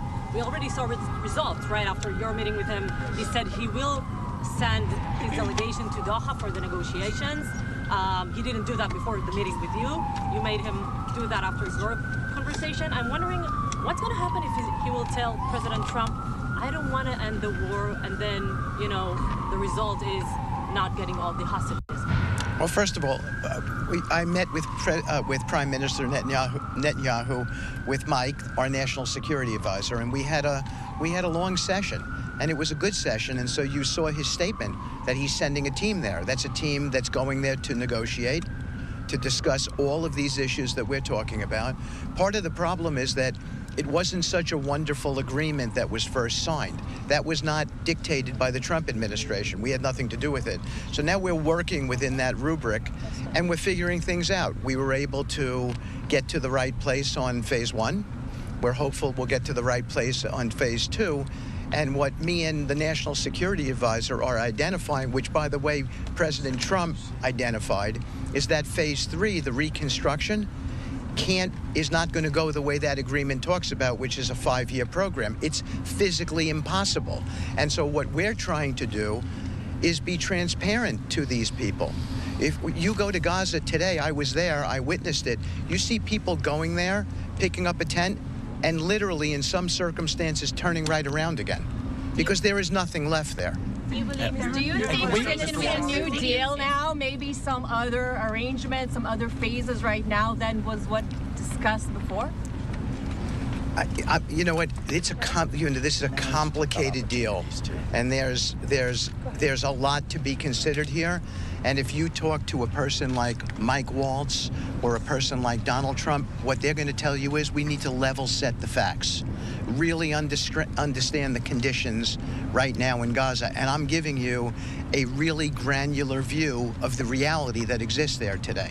And can I just add to that? There's rightly our discussions will be focused on the future of Gaza, the destruction of Hamas, and of course getting our folks out. But there's so many opportunities now in the region, largely thanks to Prime Minister Netanyahu and Israeli leadership. With Hezbollah destroyed, we have President Aoun, and that many people thought was an impossibility, now in charge in Lebanon. You have the dictator Assad gone and in hiding in Russia. You have Iran really in many ways on its back foot. We need to handle and deal with the issues of the Houthis literally attacking international shipping. That should be an international response, not all of the burden on the United States. So we're asking the Europeans to step up and help us with that issue. So there's a lot of opportunity in the region, and mostly there is real optimism.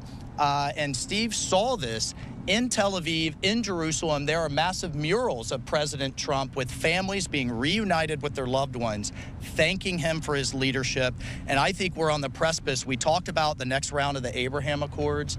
That's the goal. If we're talking in President Trump's term about rail projects, fiber optics, data centers, energy, and getting back to the peace that he had in his first term, then that is a transformative success that only President Trump can bring. Mr. Waltz, on the Abraham Accord, You guys will hear from the president directly later this afternoon, so we'll see you there. Thanks, guys.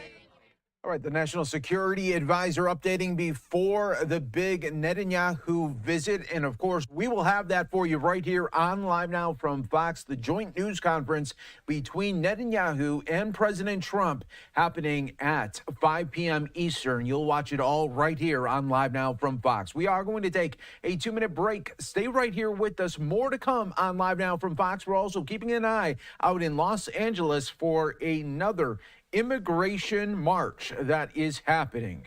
We'll have it for you on the other side of the break. Also awaiting Democratic senators as well as Republicans. So we've got you covered, setting up for a busy afternoon here on Live Now from Fox.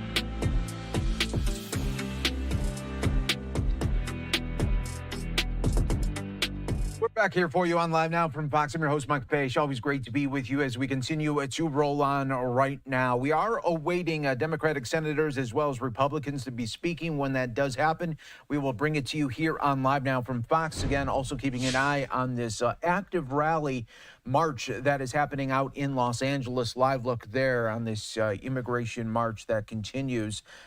We've been seeing it for numerous days out in Los Angeles and other major cities as well. In the meantime, we do want to go out to an event that happened a little bit ago, but this was out in Georgia at the state capitol. Appalachia high school families coming together to talk about school safety. This is all, of course, stemming from the high school shooting there. Let's listen in on Live Now. Paris.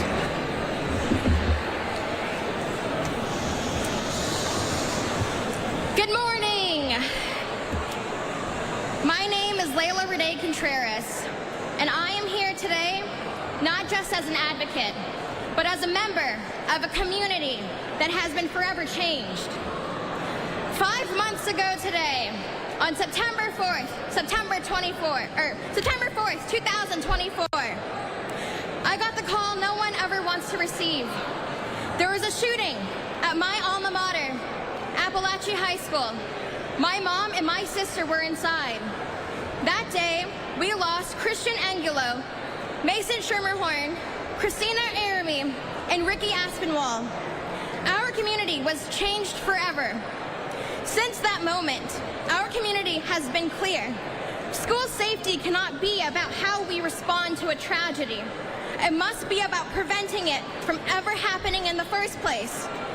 That is why I want to recognize Speaker John Burns and Republican leadership for introducing a comprehensive school safety plan. The steps in this plan, threat management teams, anonymous reporting, and increased student mental health resources are necessary. These are real investments in keeping schools safer, and I appreciate it took the leadership it took to bring them forward. But we have been saying for 5 months that we cannot only be reactive. We must be proactive. And that brings me to what is still missing from this plan. We cannot talk about school safety without talking about how firearms are stored and accessed. That is why Representative Dr. Michelle Au has introduced the Pediatric Health Safe Storage Bill, because a 14-year-old should never be able to bring a gun into Appalachia High School. Speaker Burns, happens once a firearm is already in school. Dr. Au's bill ensures that firearms are secured so they don't get there in the first place. One without the other is incomplete. Right now, the safety plan includes tax incentives for safe storage, but incentives alone will not prevent another tragedy. We don't just encourage parents to put their babies in a car seat. It's the law. We don't just recommend seatbelts. We expect to wear them because they save lives. Firearm safety should be no different. This is about gun safety. It is about ensuring that children do not gain access to unsecured firearms. It is about responsibility. It is about prevention, because no family should have to endure what Barrow County has been through. This moment is bigger than just us standing. Soon after this press conference, students at Appalachia High School, my sister, will be walking out of their classrooms. They're walking out because they deserve better. Our students and teachers deserve in their schools. They are standing in solidarity with the countless of other communities that have suffered tragedies like our own. And they are standing for themselves because they know their safety should never be up for debate. We all want safer schools. That is something we can all agree on. This is not about politics. This is about achieving meaningful, tangible change. This is the time for Democrats and Republicans to come together to serve our communities and to prioritize the safety of our future. If our students, our children, are willing to stand up and demand better, then we should be able to stand with them. They're asking us to act, and we owe it to them to do everything in our power to make sure no other community suffers what Barrow County has endured. This is not just about one press conference. This is not just one walkout. It is a movement that will not stop until real change happens. We have spent months demanding action, demanding that our leaders recognize that school safety does not start at the classroom door. It starts with prevention. But no one understands this better than the students who lived through this tragedy.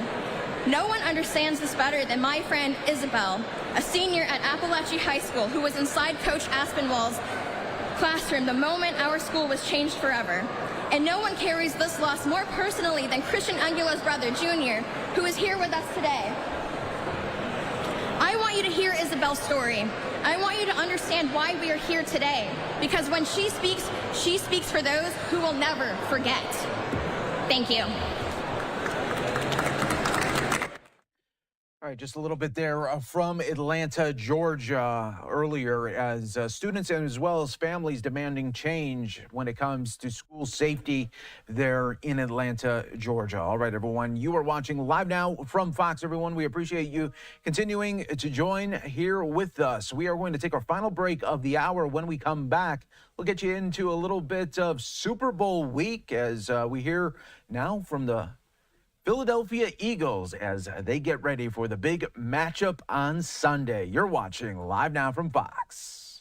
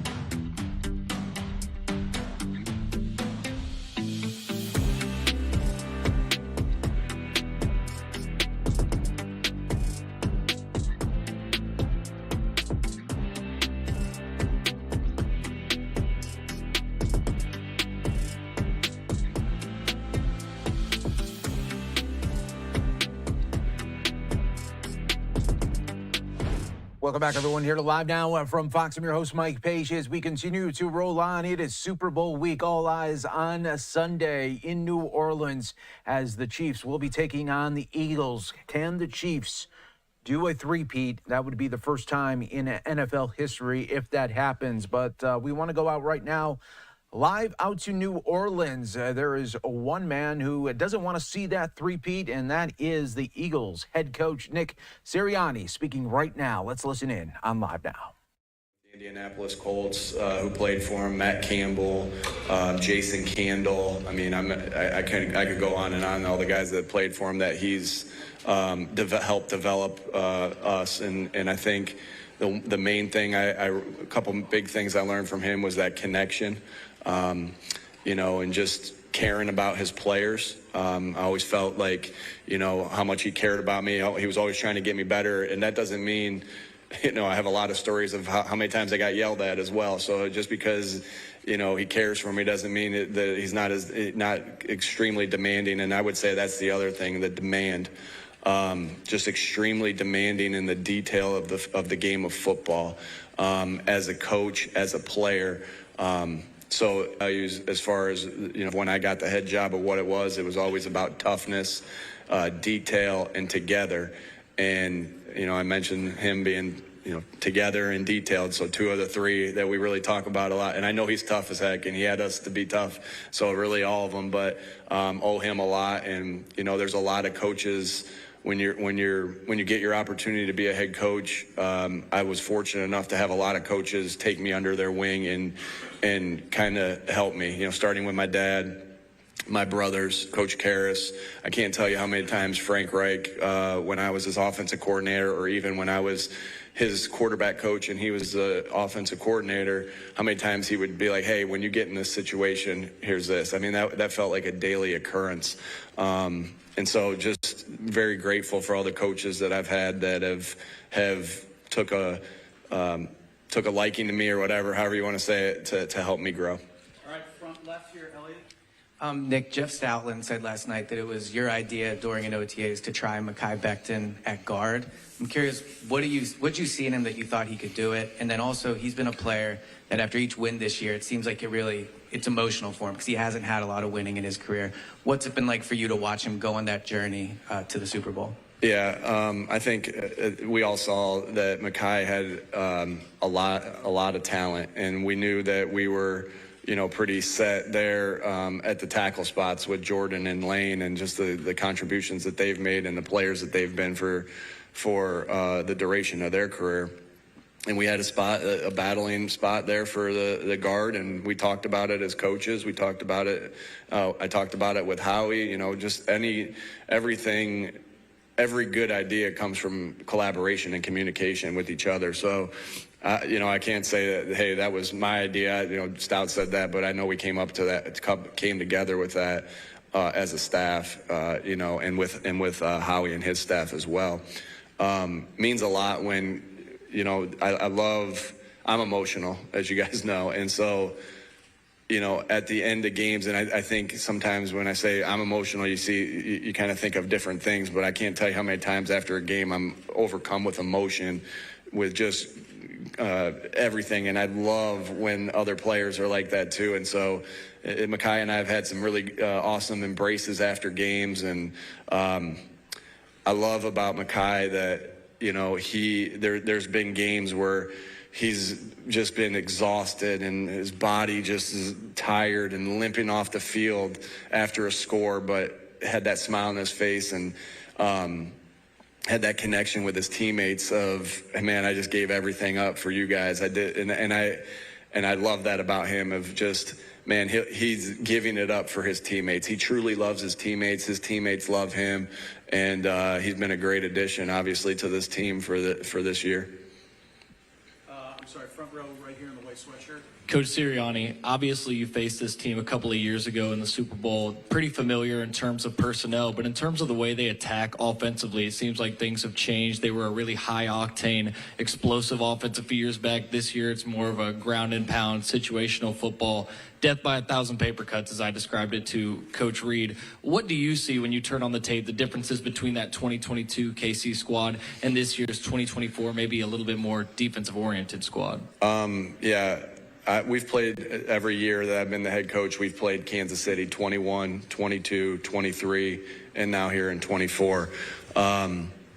And, you know, what I see on tape is I see, you know, just the detail. Again, I have so much respect for the players that they have. They have top-notch players. And then I have so much respect for Coach Reed and his staff of the detail. I think the detail kind of oozes off the tape with the way they run block. You know, with the way they, you know, are always on the same page. I can't tell you how much respect I have for that. But you have to be ready to prepare for everything, knowing that they have one of the best players of all time on the other side with Mahomes, and they can do it many different ways. And so you have to be ready for all different types of things. It's always going to be about stopping the run, limiting the big plays, tackling well, getting off blocks well, coming after the football well. And so we know we'll have our work cut out for us, but again, it's going to be that detail that we have to you know, they'll have to match us and we'll have to match them as far as the detail goes, because I see two teams that are highly detailed and highly skilled that are about to battle against each other. All right, gentlemen over here on the left side. Hey, Nick. Hey, Zach. I'm curious, you talked about you're emotional a couple of minutes ago. How has your personality changed, or maybe your approach changed from everything you guys have been through the last 4 years? Yeah, you know, someone asked me about like just the culture and how that, and your core values, how does that change? Well, your core values don't change. It's who you are. It's what you believe in. And so you stay true to that, the toughness detailed together. And I think it's really the same. It doesn't mean you don't grow, but those stay the same. And I think that's the same thing with your personality. It doesn't mean you don't grow in areas that you want to improve on, but if you start to be somebody and act like somebody that you're not, I think the players see through that. You have to be genuine, and you have to be who you are, because shoot, I'm in here a heck of a lot more than I'm at home. And so at some point, if I'm not being true to myself while still growing, then they're going to know, that I'm being a fraud. So I think it's just so important that you stay true to yourself and you grow. I ask the players to try to get better every single day, and that's what I try to do as well. And that can be from anything from, I think there's a time to show your emotion and there's a time not to show your emotion. I think I've gotten better at that as the year has went on, as the years have went on. But to say I'm going to stop being excited when we score a touchdown, all the work, or stop being excited after a win with everything that we lay on the line to do so, or that I'm not going to yell to correct or yell to praise. That's just not who I am. And it's hard to, again, you're always trying to improve and get better. But then there's some 43 years of habits that sometimes are hard to break. Back right side here. Coach, good afternoon. You and Andy Reid have had a lot of success in this league, and you kind of touched upon it earlier about him being so detailed. But from one coach looking at another coach, why do you think Andy's been so successful? Yeah, obviously I've got to work with guys that have been around Coach Reid, and just hearing his stories of, again, his detail, that that he could coach every position on the field and call the defense, call the offense, be the special teams coordinator, just how much information and knowledge that he has. I think you can tell he deeply cares about his players. And those are the things, not ever have been around him, that I can kind of to look and admire, because I do like to study great coaches. And obviously I've looked, I will always ask, hey, what would Andy have done in this situation if I'm talking to somebody that's been around him?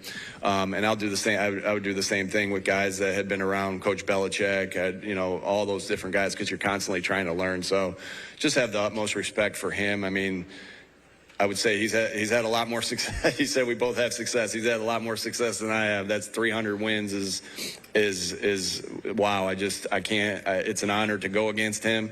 To be in a game that I'm coaching our team and he's coaching his team. It's just an honor to be there. And like I said, just nothing but respect for Coach Reid and everything that he's accomplished. All right, we've got time for two more. Gentlemen here on the left middle. Congratulations, Coach, for getting back to the big game. I have a two-part question. Number one, let's talk about your off-season moves with the coaching staff. You added Kellen Moore and Vic Fangio. Tell me how you feel about the way those moves have worked out. And then the second part to that question is, how much has Kellen Moore meant to your offense, knowing full well that he may be on borrowed time, that he eventually will get a head coaching job? Yeah. Obviously, both guys have meant a ton to us. Again, you can't be great without the greatness of others. Coaches to players, players to coaches, coach to coach, player to player. And so both guys have done a phenomenal job. I think, I said this early in the year. I think we've hit, this was during like training camp, and just see the detail that they coach with. Obviously, I spent a lot of time with them, knowing the guys a little bit, and then in the interview process, and then also in OTAs. And I think we hit 2 home runs with those hires there. Anytime, and again, we're focused on this game. Kellen's focused on this game. I'm focused on this game, not really thinking about anything else other than this game, because every little bit of attention that you put into something else is attention you're not putting into what the main goal is. And so, with Kellen, and I know that there's, you know, opportunities potentially, you know, what happens will happen.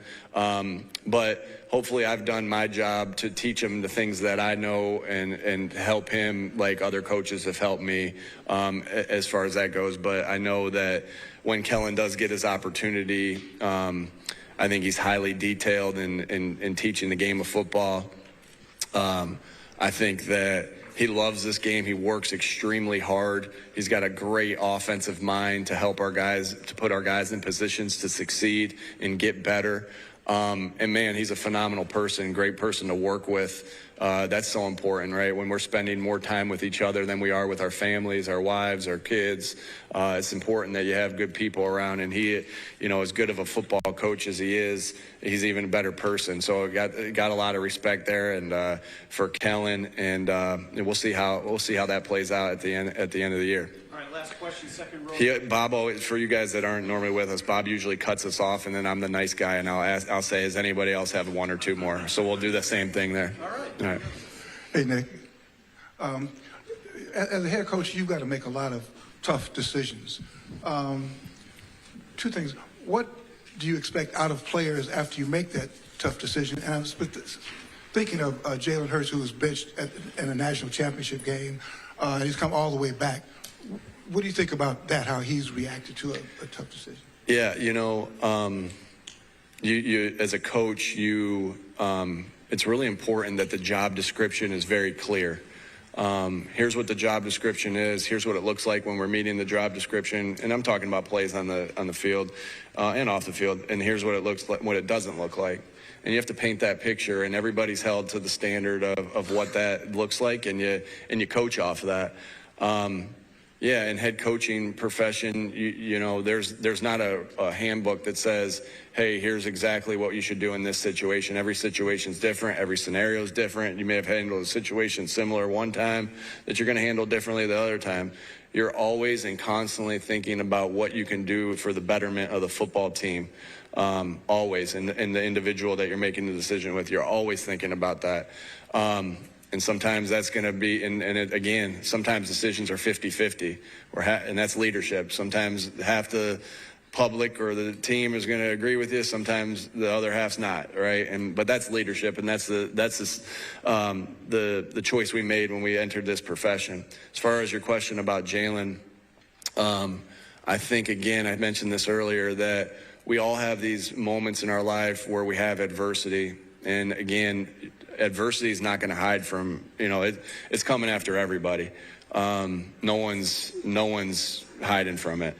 And it's about how you respond. It's about how you react. It's about embracing that adversity, knowing that when you do that, it can help make you better. And so look at Jalen, he's such a winner. He's won everywhere he's went. You know, that moment, and now he's starting in his second Super Bowl. So I think the writing's on the wall that Jalen embraced every piece of adversity that he's hit, and it's made him better. Again, you can ask him about all that, but I just see a guy that does that, you know, obviously knowing his story, and then I see a guy that does that in the midst of each game. And you have to be able to do that at the quarterback position. You have to be able to do that at every position in the game of football. And so just admire the heck out of him, you know, how he embraced that adversity, because, again, it shaped him to who he is. All right, left side here, second row. Hey, Coach, good afternoon. Speaking of Jalen, based on how efficient your passing game was in the NFC Championship, what did you learn about the capabilities of your passing offense going to this one? Yeah, just like Jalen says, just because we don't do something doesn't mean we can't. We'll win we're going to look to win any way we can. I've never doubted our passing game with the people that we have there, with the coaches that we have there, with the players that we have there. So, you know, there have been games that have been dictated differently this year. If we need to run it 50 times and pass it once, we will to win. If we need to do vice versa, we will. And we really don't care what anybody else thinks. Our job is to win games and try to win games the best way we can for our team. And like I said, just because Jalen said it, and I loved it, just because we haven't done something doesn't mean we can't. All right, last one, back right. Hi, Nick. Andrea Sola from TV Azteca, Mexico. Nice Hi. to meet you. Nice to meet you. I have a question for you. If you have to tell me 3 things that Philadelphia is better at than Kansas, what would you say? Philadelphia better than Kansas City. Well, I've lived in both places. I started my coaching career in Kansas City. My wife is from Kansas City, from the Missouri area, not from Missouri, not Kansas City. So I got to be careful here if I'm there. But both great places. They're both great places. But I love Philadelphia. We love the food in Philadelphia. We love our sports teams. Love being a Sixers fan now and a Phillies fan, and a Flyers fan. And then, shoot, I didn't have Bob and Dom in Kansas City, so those two guys there as well. All right, perfect. Thank you. Appreciate you. All right, Eagles head coach there, Nick Sirianni, getting ready for the Super Bowl game. And, of course, we will provide coverage leading up to that big game on Sunday right here on Live Now from Fox. But just in case you didn't think that the Super Bowl could get really any bigger, now it is about to, because we are learning through TMZ and other sources.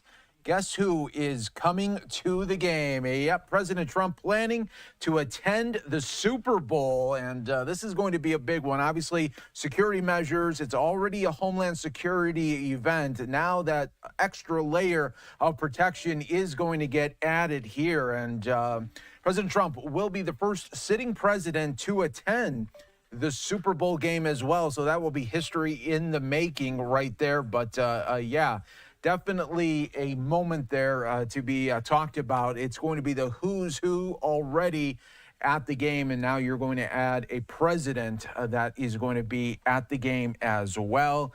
So many eyes will be on, just maybe there'll even be some bets before the game. Just how many times will they show Taylor Swift? How many times will they show President Trump as well there? So we'll be keeping an eye on those prop bets there as well. All right, everyone, we are going to take a 2-minute break here on Live Now from Fox. Coming up in just moments, just want to show you just a couple of looks that we are seeing right now. Dow Jones up about 75 points there in the green. We're also keeping an eye on Senate Democrats and Republicans to be doing a news conference in just a little bit. And then a live look right now we've been showing you in Los Angeles. We've been seeing this last couple of days, these immigration rallies that continue. They're happening not only out in Los Angeles, but other major cities as well. So we got you all covered here on Live Now from Fox. We'll be back here with much, much more coming up in just 2 minutes. We are keeping an eye at the bottom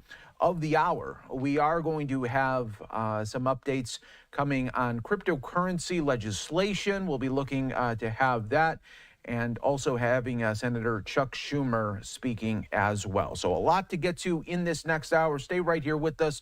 More to come on Live Now from Fox in moments.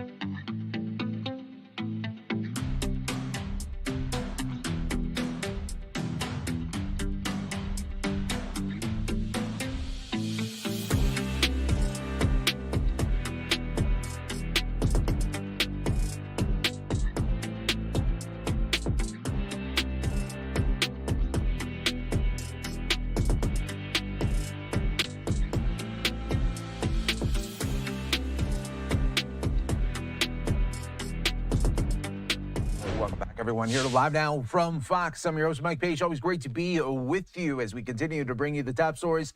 Most importantly, the live feeds that are coming across the country. We want to take you back out to New Orleans. We just heard from the Eagles head coach. And now let's hear from QB1 from the Eagles, Jalen Hurts, speaking on the game right here on Live Now from Fox.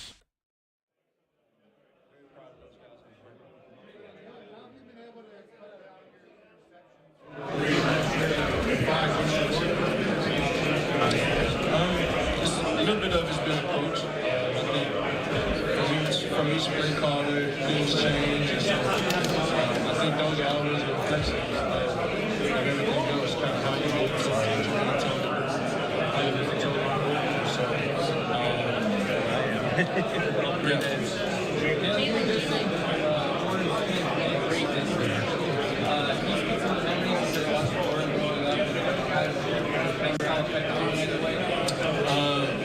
I was born in '98, so I think that was the last time we won the championship.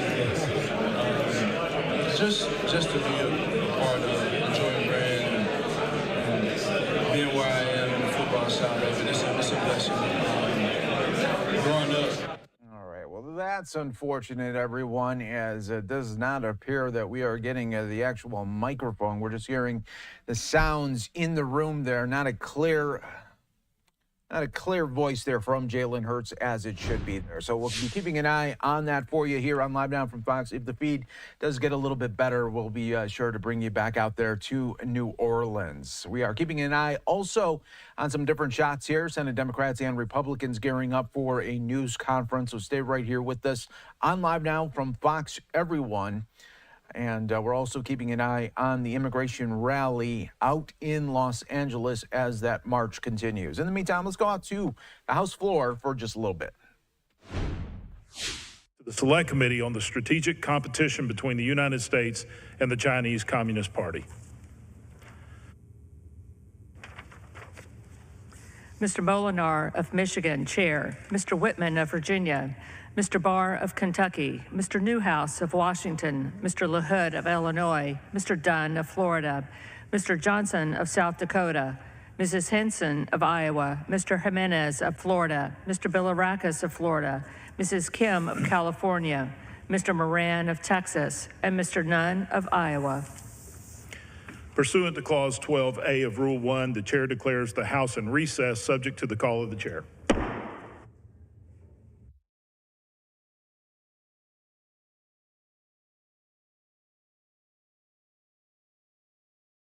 All right there. So if we see some action there on the House floor, we'll be sure to go back there for you on Live Now from Fox, everybody. In the meantime, do want to go out to Texas from earlier today. An update on a triple murder arson investigation. Let's listen on Live Now from Fox.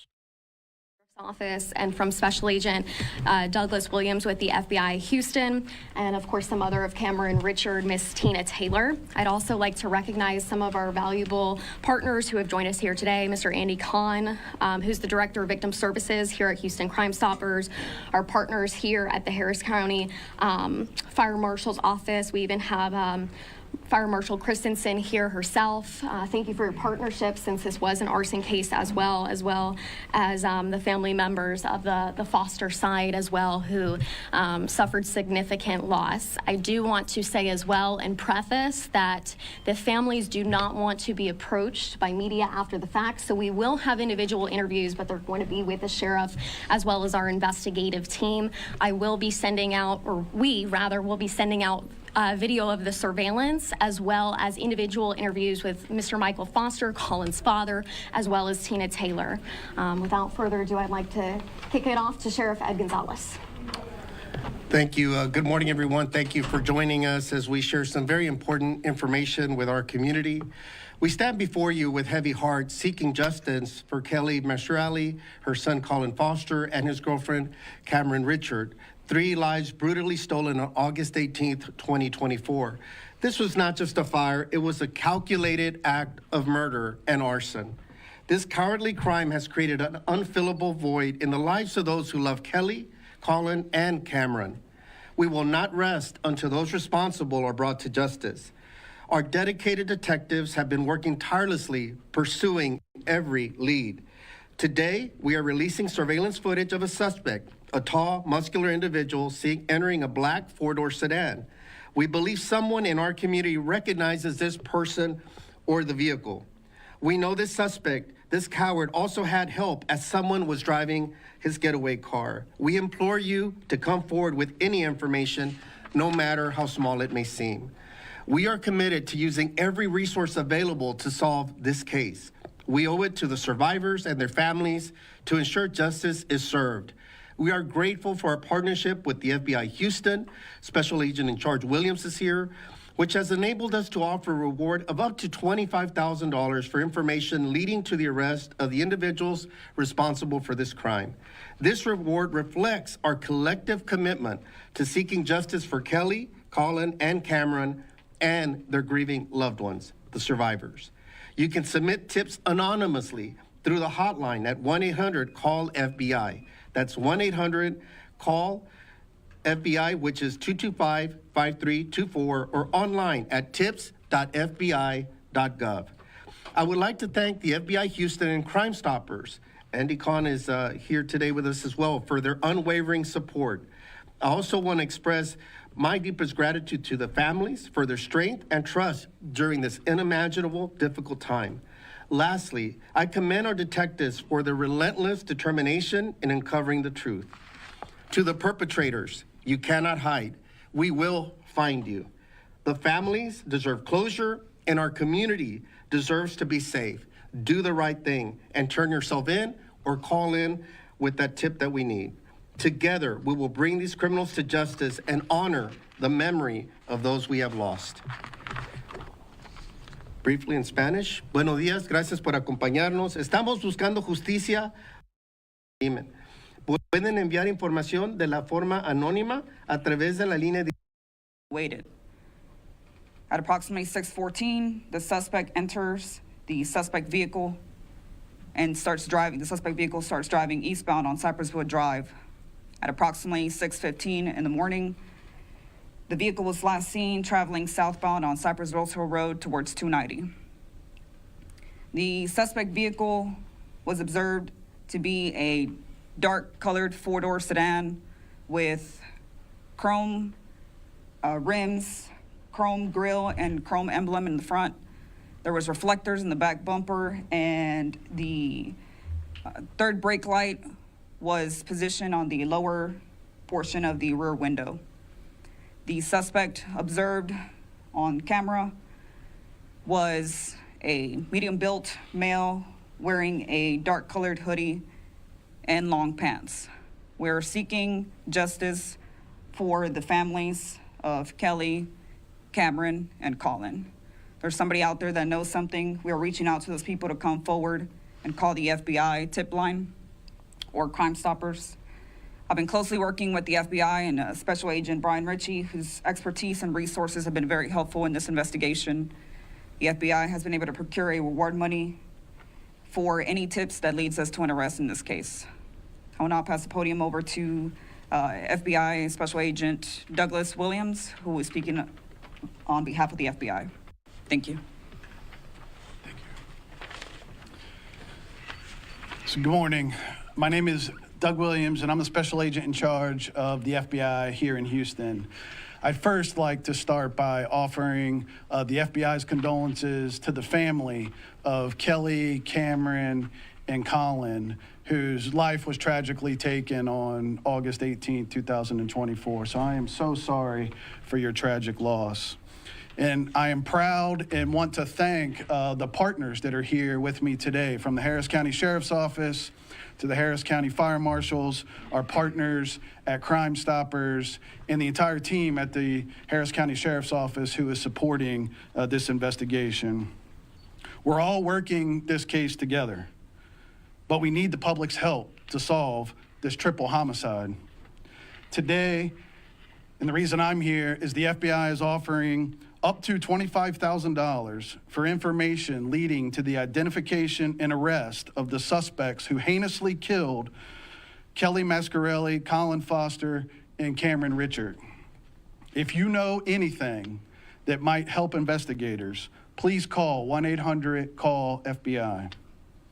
FBI Houston is committed to helping the Harris County Sheriff's Office bring justice in this case.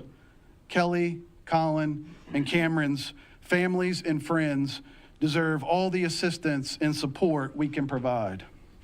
FBI Houston frequently assists local law enforcement with a variety of cases.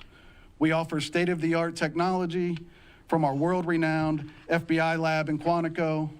We sometimes embed intelligence analysts at local departments to delve into unsolved cases. And we have dozens of federally deputized local detectives and investigators who work alongside FBI Houston special agents to protect our communities every day. Despite all of these resources, we depend on the public's help to solve many of these cases we work. This triple homicide is no exception. The egregious and violent nature of Kelly, Colin, and Cameron's murders have led us to offer up to a $25,000 reward for information leading to the identification and arrest of those responsible. Someone knows something about what happened on the night of August 18, 2024. Someone has information that can help our investigators solve this case. We need that person to come forward. If you have any information, call 1-800-CALL-FBI. Or if you want to submit a tip online, you can go to tips.fbi.gov. No tip is too small. And once again, the number is 1-800-CALL-FBI. Thank you for your help. We need it.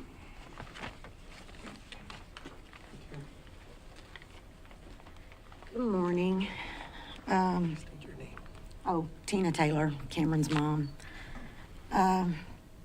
It's been almost 6 months. It's been 6 long months. I think all of our families are suffering.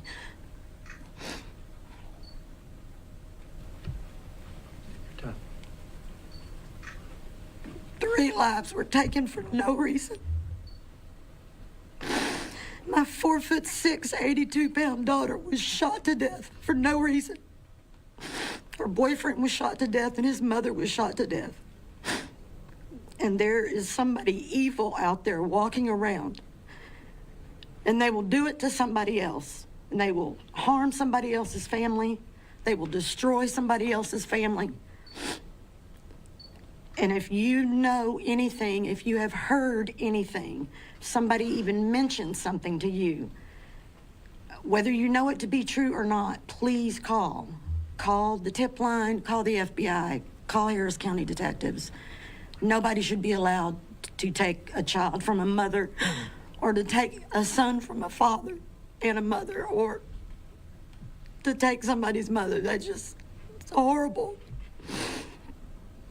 And evil cannot go long. God is too good, and it will come to pass, and this person will be caught eventually. But we need everybody to call in, and if they know anything, to say something, because somebody else is going to die if this person is not taken off the street.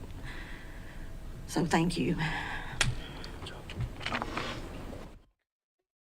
Family wants justice here in this horrific crime, as now the $25,000 reward has been announced there in Texas. We are going to take a 2-minute break here on Live Now from Fox. Stay right here with us. More news and updates coming up next.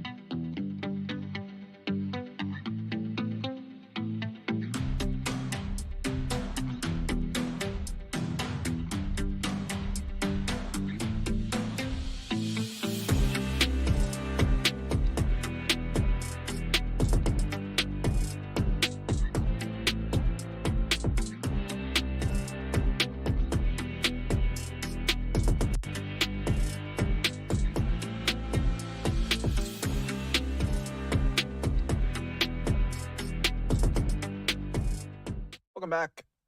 Welcome back, everyone, here to Live Now from Fox. We appreciate you continuing to join us all right here. We do want to go out right now to Capitol Hill. We do have Senate Republicans speaking right now. Let's listen in.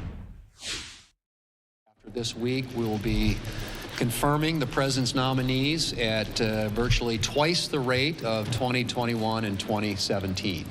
And that's really important for the foreseeable future, that we allow the president to get his people in place so they can begin to implement his agenda. So that will continue to be our focus here in the United States Senate. As we are doing that, this week we also have Israeli Prime Minister Benjamin Netanyahu visiting the Capitol. And as all of you know, he was here not that long ago. Israel is our closest ally in the Middle East. The last time that he was here, a number of Democrats, including Vice President Harris, boycotted his remarks in the House of Representatives. This time around, his visit follows a time when the Democrats here in the Senate basically, through their vote, gave legitimacy to an illegitimate court because they didn't want to defend Israel's right to defend itself or American citizens from the actions of the International Criminal Court, which is an illegitimate court. So the Republicans are here and ready when the Democrats decide it's time to actually work in the interest of and defending America's greatest ally in the Middle East, Israel. Republicans have been consistent in doing that for the last year through the war with Hamas. Democrats have not. But we are ready to go to work and ensure that our allies' interests all around the world are protected. And we hope at some point to have the Democrats join us in that effort. Senator Capito. Thank you. Well, thank you all for being here. And, you know, we know from the election in November that one of the biggest issues in front of the American people is what's been going on, particularly at our southern border. And I just wanted to highlight some of the victories that President Trump has already had in the very short time that he's been president. He declared a national border emergency. He has resumed construction of the border wall. He has deported, as we see, numbers of illegal immigrants, particularly those who have criminal records. And he has entered into negotiation with tariffs in Canada, in Mexico, which has resulted very successfully on both of those countries, our friends and our neighbors, enlisting in his cause and our cause to make our border safe, not just from illegal immigrants coming in, but also from the flow of fentanyl that's killing Americans at a rapid pace. We've also confirmed Kristi Noem as the Cabinet Secretary for the Department of Homeland Security, and we passed the Laken Riley Act, which he signed just last week. So, what's been the result of this in just a short period of time? Illegal border crossings have dropped 60% in this short period of time. We also know that the Border Patrol recorded 582 illegal crossings at the southern border on a single day last week, whereas the single-day crossing number had peaked at 11,000 in a single day in December of 2023. I think you can see that the president's policies and our ability to back him up here in the Senate and the House has resulted in a real tightening of our border, a real shrinking of the numbers, and I think give the assurances to the American people that not only does he mean business, but he means results at the same time. Senator Scott. President Trump also had the agenda to stop the weaponization of government. And tomorrow in the banking hearing, we will have a hearing on debanking and how the Biden administration weaponized the regulatory environment to stop banking industries and individuals. And we'll have a serious conversation about that tomorrow. Thank you. Questions? You, as you mentioned, you're almost double the pace where the Republican Senate was back in 2017 during Trump's first term in terms of confirming nominees. What's the difference between now and then? Has the president called you up to express his appreciation to you?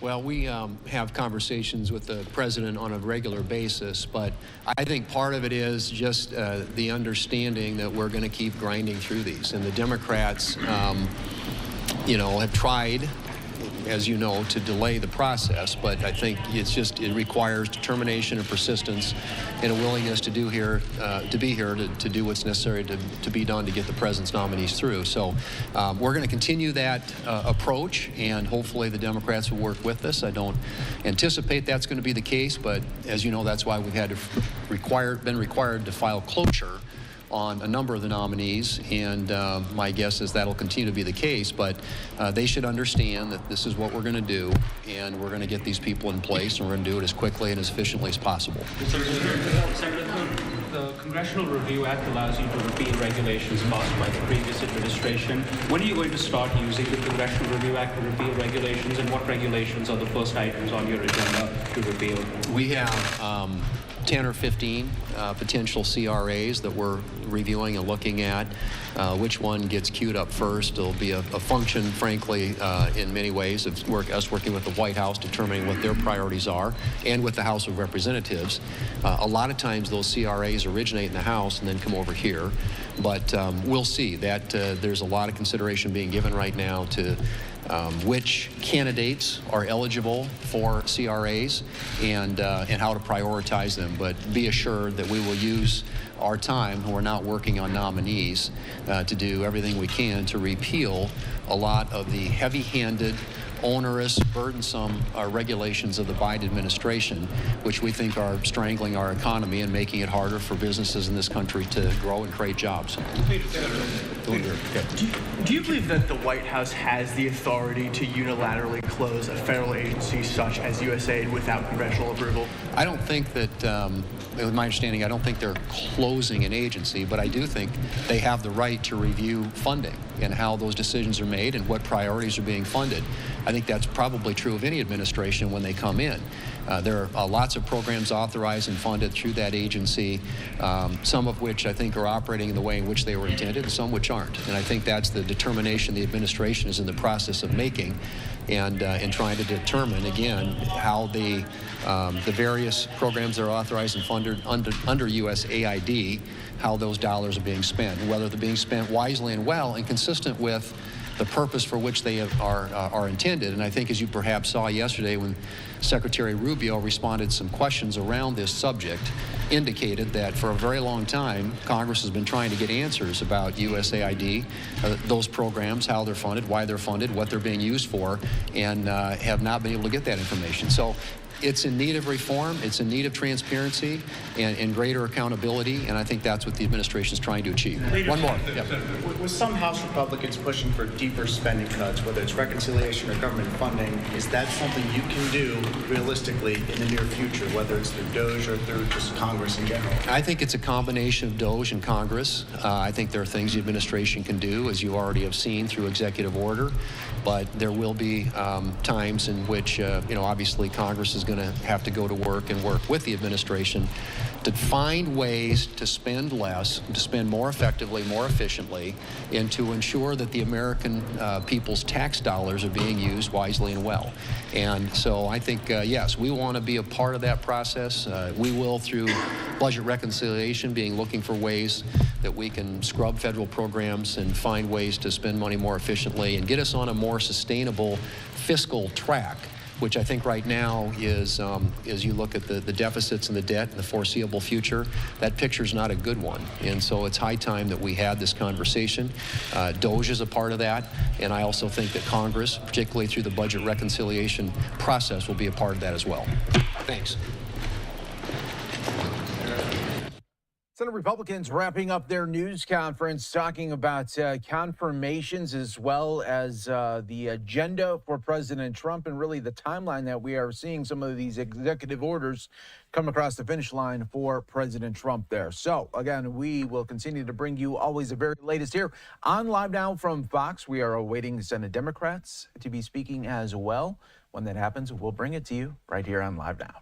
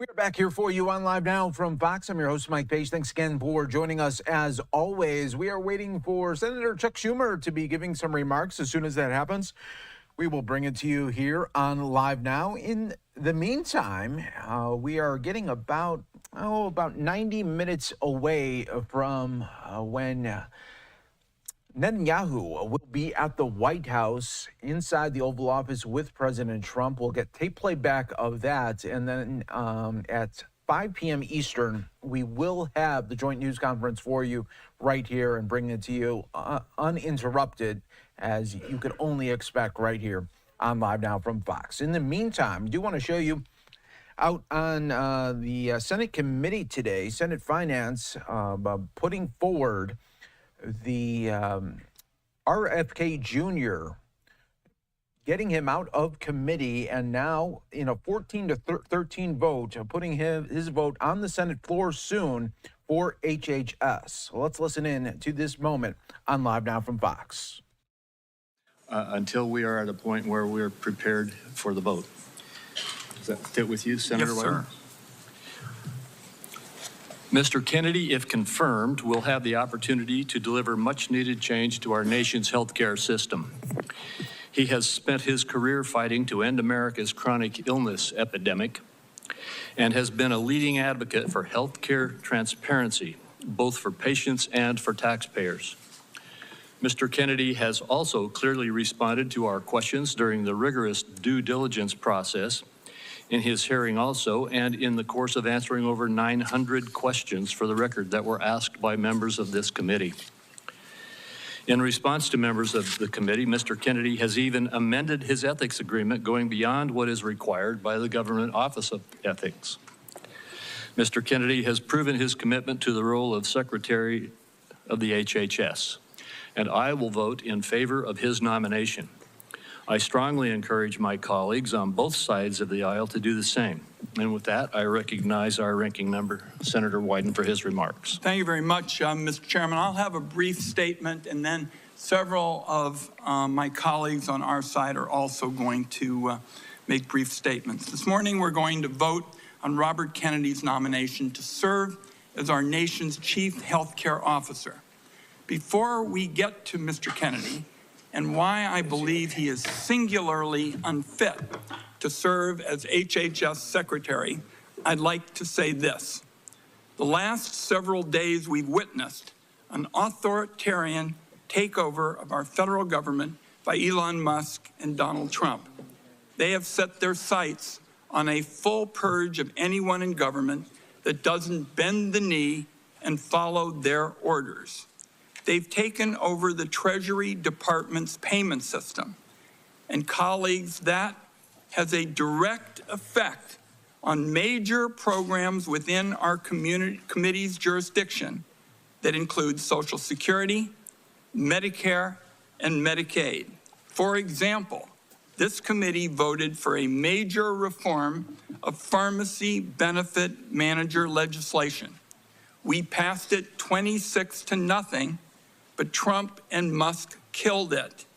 Think what they could do with abuse of the payment system. Now, in my view, much of this is of dubious legality and constitutional authority, and certainly flies in face of congressional responsibilities.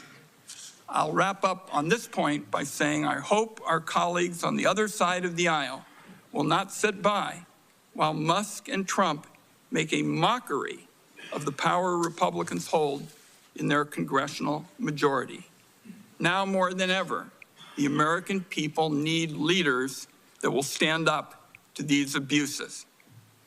That brings me to Mr. Kennedy. A recent analysis showed that Mr. Kennedy has made 114 separate appearances in just the last 4 years where he has espoused anti-vaccine views or spread information about the efficacy of vaccines, misinformation specifically. In 36 of those instances, Mr. Kennedy directly linked vaccines to autism. Last week, Mr. Kennedy was given ample authority on a bipartisan basis to recant his decades-long career peddling anti-vaccine conspiracies. Instead, he spent his time with us dodging and weaving and gave no indication that if confirmed as HHS Secretary, he would stand by the long-settled science surrounding routine vaccinations. Just take the Samoa measles outbreak as an example. Mr. Kennedy told, "We don't know what was killing them," speaking about the 83 this claim a total fabrication. Peddling these conspiracy theories as the nation's chief health officer is going to be deadly for kids across the country. On abortion, Mr. Kennedy's answers once again raised still more questions. He refused to tell us whether he would blindly follow a directive from Donald Trump to break the law and end access to mifepristone. And he seemed to have no understanding of his role in enforcing existing federal laws that guarantee women the right to life-saving abortion care. Mr. Kennedy also failed on several occasions to show a basic understanding of the Medicare and Medicaid programs he would be tasked with overseeing. Colleagues, that alone should be disqualifying. Mr. Kennedy has given us no reason to believe he'll be anything other than a rubber stamp for plans to gut Medicaid and rip health care away from the American people, and be a yes man if ordered by Musk or Trump to take an illegal action. I close with this, colleagues. Today, we're going to make a judgment about the future of science in this country. We're going to make decisions that are going to impact the health and well-being of Americans for years to come. I agree, and I say this to my colleagues on both sides of the aisle, that the healthcare status quo needs substantial changes so we get better, more affordable care to patients. And that leaves, given my statement, the question in front of us now that's pretty simple. Do senators want their legacy to include disregarding basic health science and instead elevate conspiracy theorists? Making Robert Kennedy Secretary of Health and Human Services, in my view, colleagues, would be a grave threat to the health of the American people. And I urge my colleagues this morning to vote no. So we have everybody here. Can I ask that we do the vote now and then do the comments? Why don't you do 2 or 3 on each and then we go to the vote? Can I go? Yeah, we're going to do it. So Senator Wyden, we have all of our members here. Senator Wyden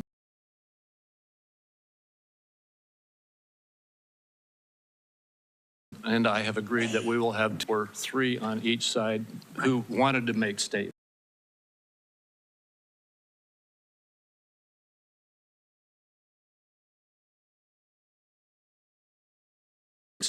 Do so before the vote. So please, everyone, hold with us while we have those.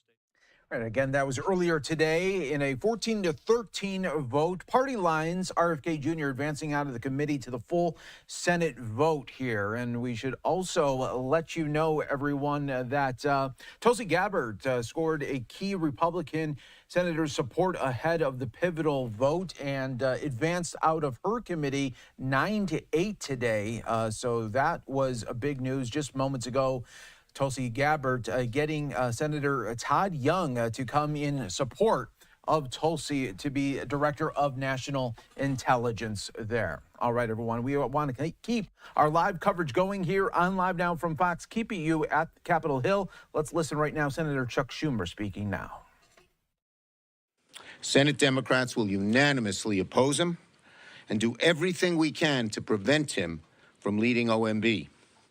And should Republicans not see the light and shoulder shrug this dangerous person into this seat, they'll have to answer to the American people. Russell Vought wants to cast chaos across America.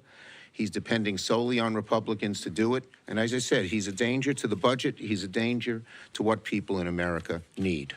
Now, on the reason we are here.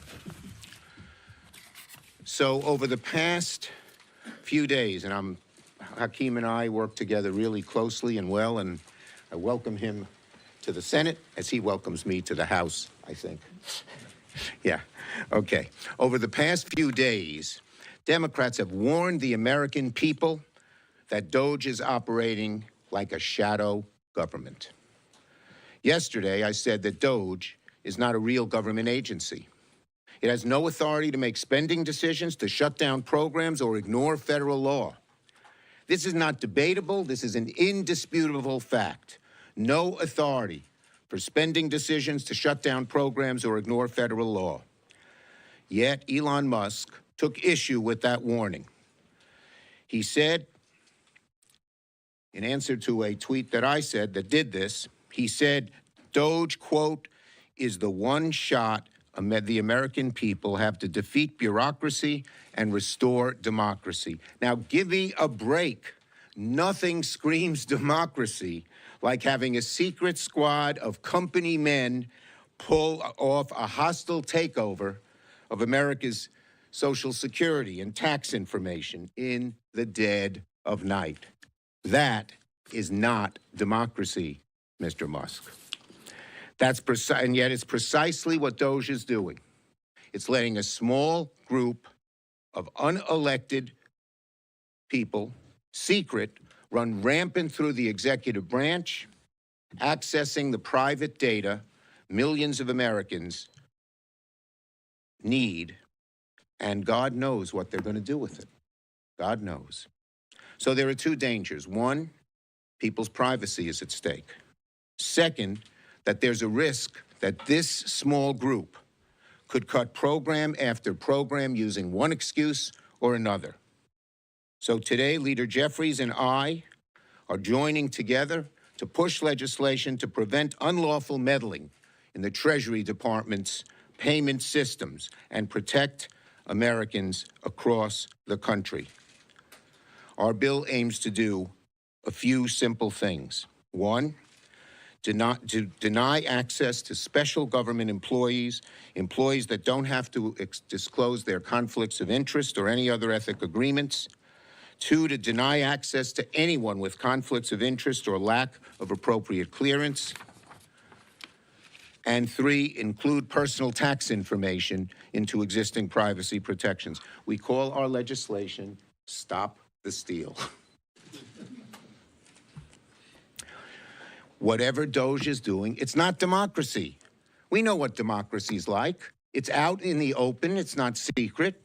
You do two sides debate, and then the elected officials make decisions. Democracy doesn't work in the shadows. Democracy doesn't skirt the rule of law. And it doesn't give special privilege to the ideas and needs of a group of ultra-wealthy people at the expense of American families. Of course we should talk about reform. Reform's a worthy cause. Everyone agrees we should find ways to improve the effectiveness and efficiency of government. But you know what history shows? When it's done in the dark of night, it always leads to bad results. When these Doge people decide to cut a program, have they even talked to the people who run the program? Have they even done a little research? Have they heard the other side? Or are they just in such rush to cut anything they can so that they can keep tax breaks and give deeper tax breaks to the wealthiest of Americans? Undoubtedly not. They are not checking. They are not debating. They are not doing things in sunlight. So, we want reform. We'd like to cut waste, but do it in front of the American people. Hear the arguments. Have the back and forth that has been the hallmark of this republic for over 200 years. You don't have a small group of select people who have little experience across the breadth of government have access to these records and an ability to cut funding. The American people have a right to be part of the debate as to what programs should be cut. And just because a small group of people think they know better than the American people doesn't make it true. So, we are going to do everything we can to sound the alarm and fight with everything we've got to stop this horrible, horrible act by this Doge group with the, of course, the permission, acquiescence, encouragement of Donald Trump. Leader Jeffries. Thank you, Leader Schumer. And before Leader Schumer was a man of the Senate, he was a man of the House.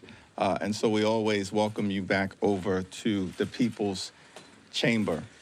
Democrats... You sound like Nancy.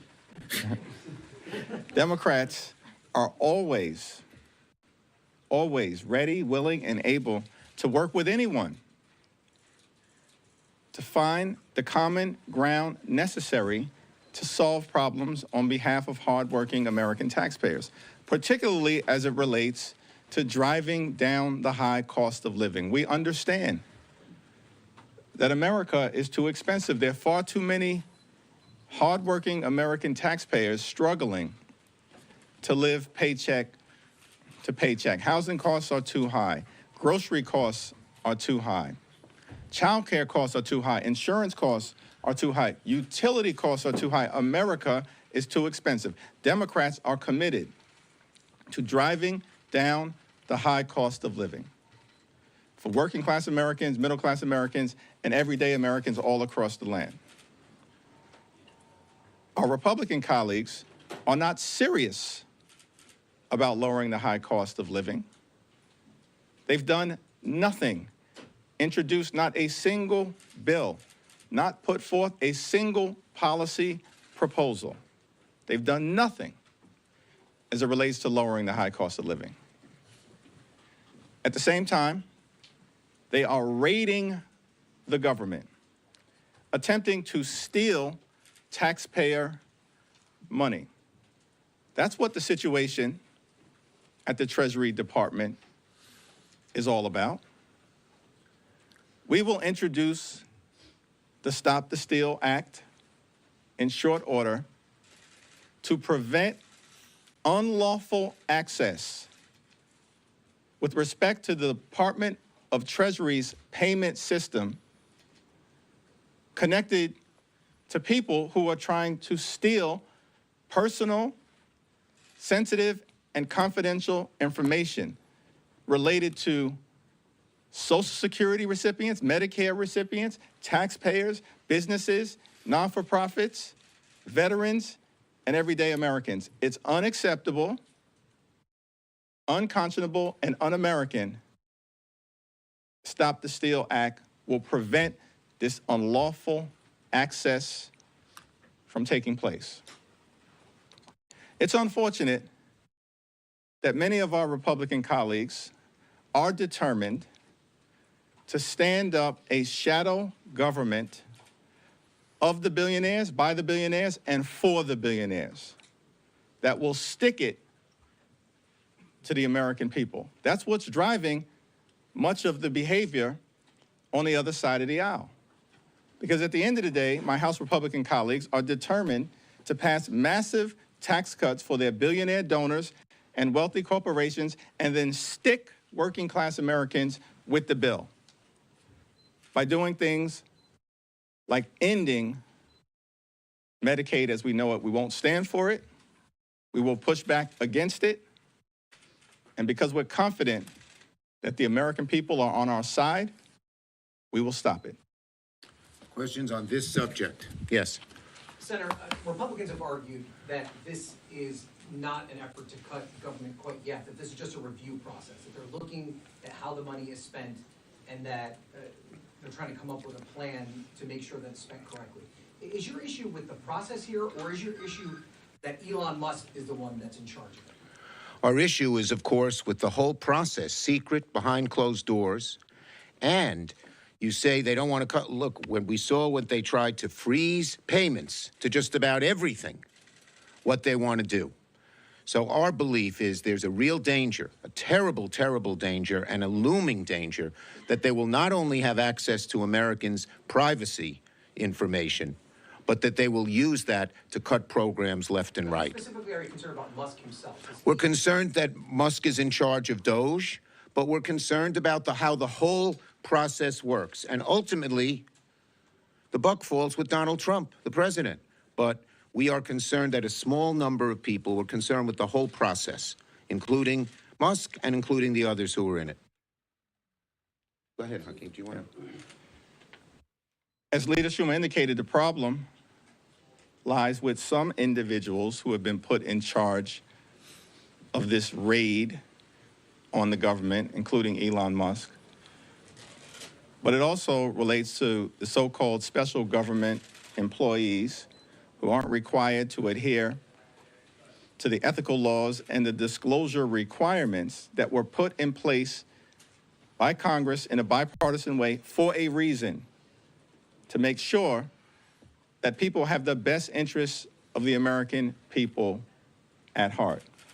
And that clearly is not the case as it relates to this unlawful access to the Treasury payment system. When it's something so important as to who the government helps, it should be done in a way that adheres to our democratic principles: openness, debate, discussion, and reflecting a broad group of people who have inputs into it, not just a very limited few meeting in secret.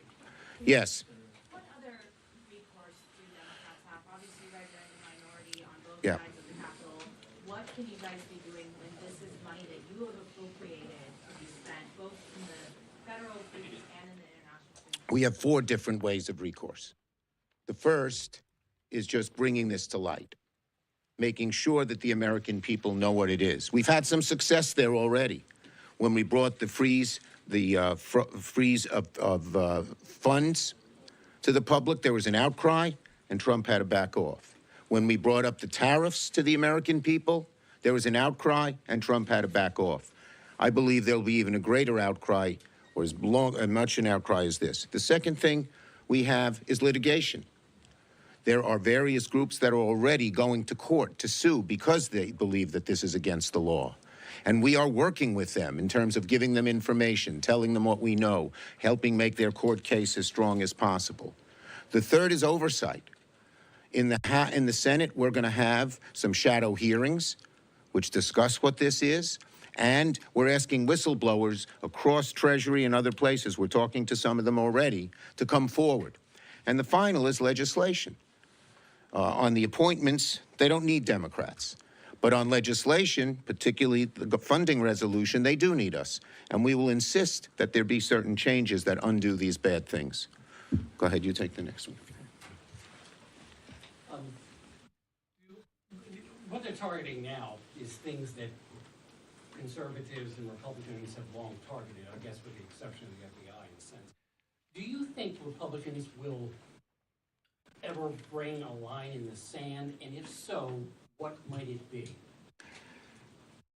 That's an open question. And in the House, where the Republicans have the smallest majority of any party since the Great Depression, when they're at full strength, at this moment, they're not at full strength and will shortly be 217 Republicans to 215 Democrats. That'll be the smallest majority since the 1800s. But even when they're at full strength, all we need is 3. 3 principled Republicans in the House, and a lot of the madness and extremism that has been unleashed on the American people can be halted, particularly as it relates to the upcoming spending agreement that we need to resolve in a bipartisan way on March 14th. All we need is 3 Republicans willing to draw a line in the sand. Now, the extreme MAGA Republicans have made clear they want to end Social Security as we know it, end Medicare as we know it, and end Medicaid as we know it. Last week, with the unlawful Office of Management and Budget order, they made their first move on Medicaid. The public rose up in response, and they backed down in less than 40 hours. But we will never back down in pointing out the types of things that the MAGA extremists and the far right are trying to do to hurt everyday Americans, the people that they claimed they were working hard to help. They've laid out a plan, $2.5 trillion in cuts. This is something that was in Project 2025, where Russell Vought was one of the chief architects. It's something that DOJ had talked about. And the cuts will be deep. They can't do $2.5 trillion without cutting so many of the things the vast majority of Americans, Democrat and Republican, really care about. Yes. Thank you, Senator Schumer. Have you reached out, or do you plan to reach out directly to the White House to request a meeting with the president and try to talk to him about your concerns about Elon Musk bypassing the Congress directly? And what's your message to the president? Well, our message to the president is it's exactly the opposite of what he's campaigned on. It's going to hurt voters across the board, people who voted for him, people who voted against him, people who didn't vote. And look, whenever he's ready to talk to us, we're ready to talk to him. When it comes to procedurally all of this, one, I wonder, I mean, the speed with which Elon Musk seems to be moving through bureaucratic infrastructure, introducing a bill, the various other avenues you're pursuing, are they fast enough to keep up with what he's seemingly trying to do? And when it comes to this language that they're introducing, is this going to be part of the negotiations when it comes to avoiding a government shutdown, that you're going to try to force Republicans to include this, or what's the avenue there? Congress has the power of the purse, and when Congress allocates funding in the best interest of the American people, the Constitution requires that that funding be spent by the president and the administration. The Constitution requires the president has a responsibility to take care that the laws are faithfully executed. Spending agreements passed through the appropriations process are law. And when those laws are violated, the Constitution is being violated, which is why there has been a flurry of righteous litigation that has been unleashed, and that will continue. It's an all-hands-on-deck effort. Right. Leader Schumer made that clear. All-hands-on-deck effort. This is so... There's a legislative component to it. We saw that in the House in late December when the incoming president demanded that we hand his administration a $4 or $5 trillion blank check by suspending the debt ceiling for 4 years. Really? That was rejected legislatively out of hand. The next day, the bill was defeated. There's a legislative component to it. There is a court component to it. The administration, through the president, issues an executive order to try to wipe out the citizenship clause of the 14th Amendment. A few days later, in response to litigation that was immediately brought, a federal district court judge appointed by Ronald Reagan declared it unconstitutional. There's a judicial component to it.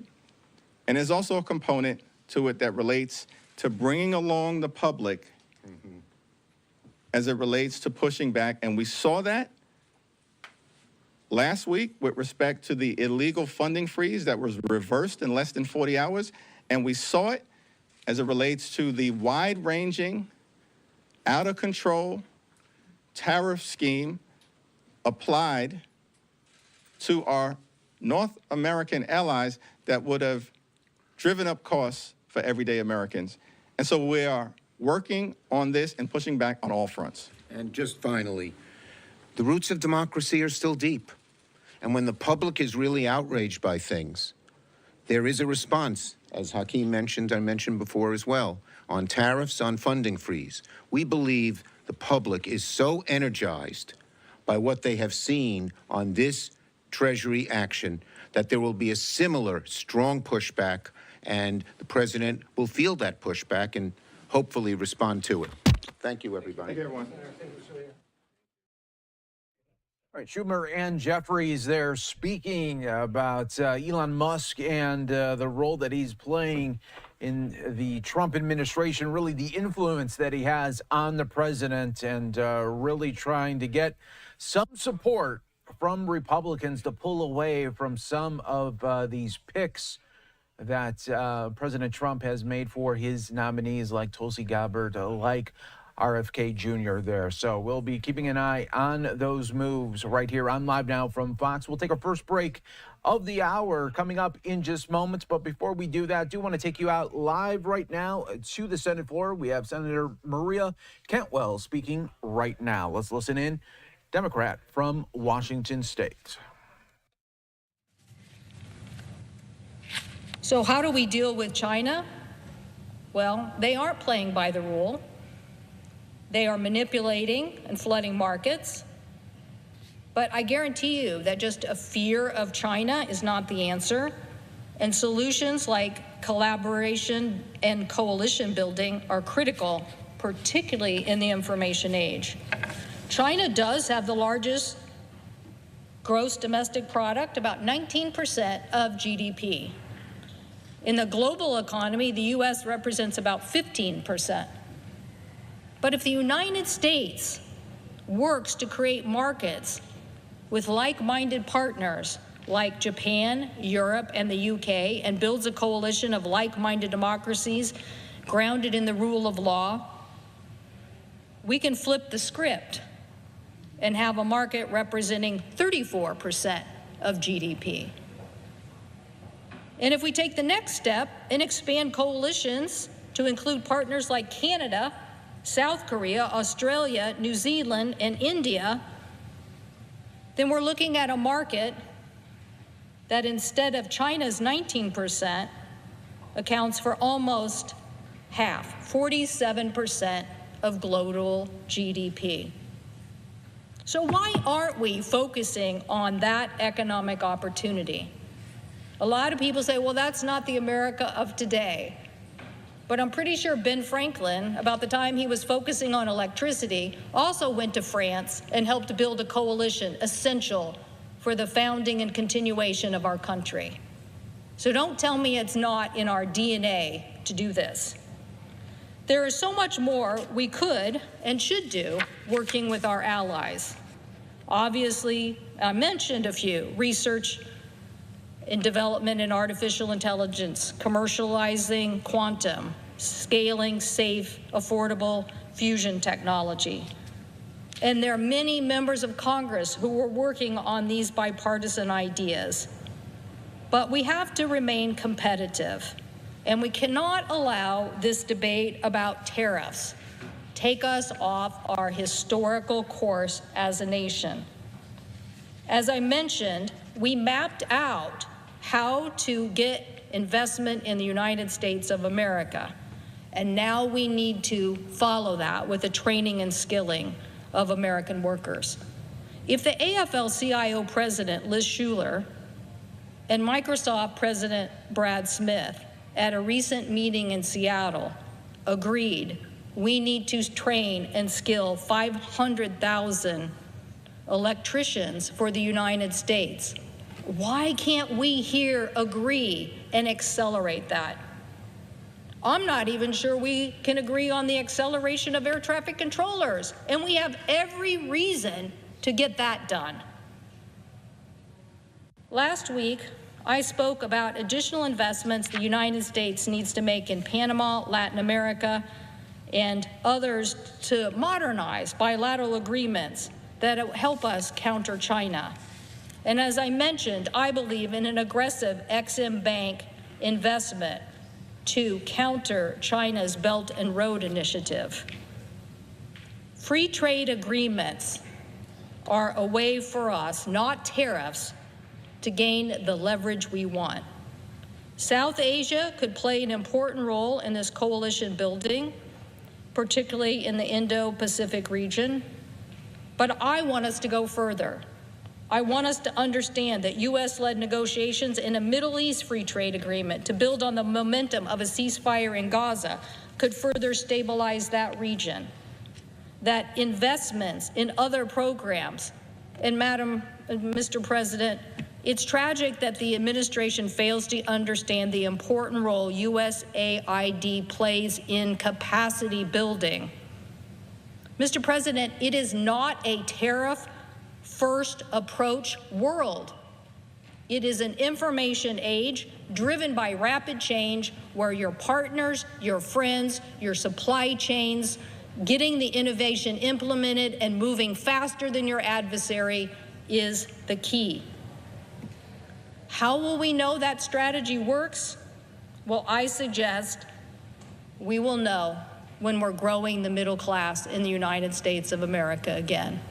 Mr. President, the bills we have passed in investing and allowing us to innovate faster are on their way to doing that. Let us not have a trade war disrupt that and dismantle what has been history after history lesson of economic success of this nation, fighting for open markets, capital opportunities, and investing in the ingenuity of America. I thank the President, and I yield the floor. Right, Senator Cantwell making those remarks on the Senate floor. We will take our first break of the hour. Stay right here with us, everyone. More to come in just moments on Live Now from Fox.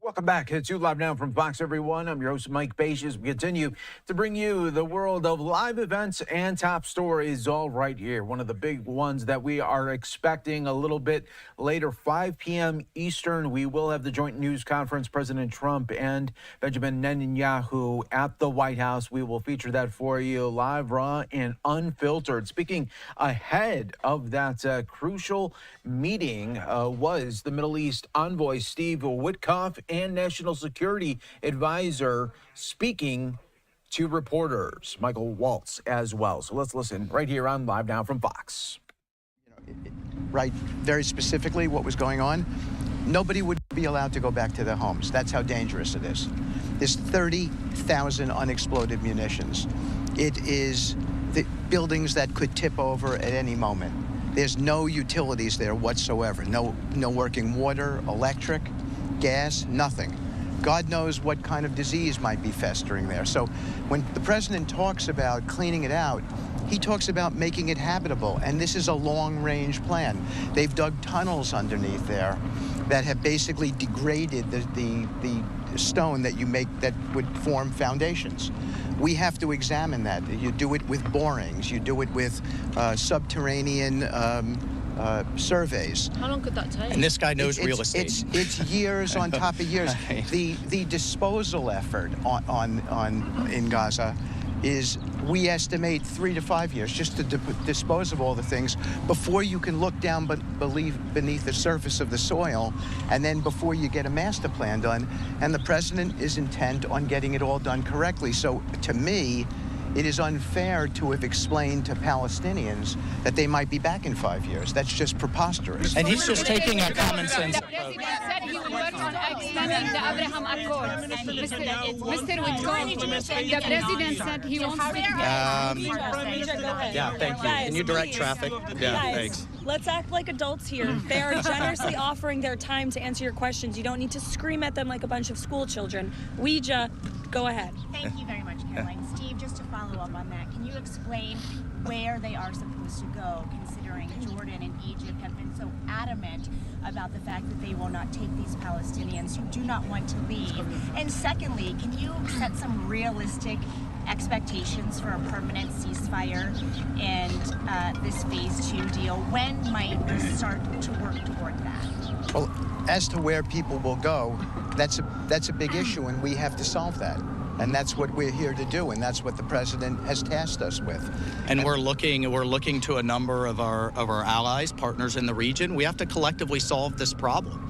Everyone's heart breaks for this war that Hamas started and what has happened to these people that Hamas was willing to sacrifice to turn global opinion against Israel. But now we have to collectively come up with some problems, and I think the president has taken a very common sense approach. Mr. Waltz. The next question will go to Steve Holland from Reuters. We've been having discussions with Jordan and Egypt. Have they completely ruled it out, or is it still a matter of negotiation? King Abdullah is coming to visit the president next week. We just had a call with President Sisi.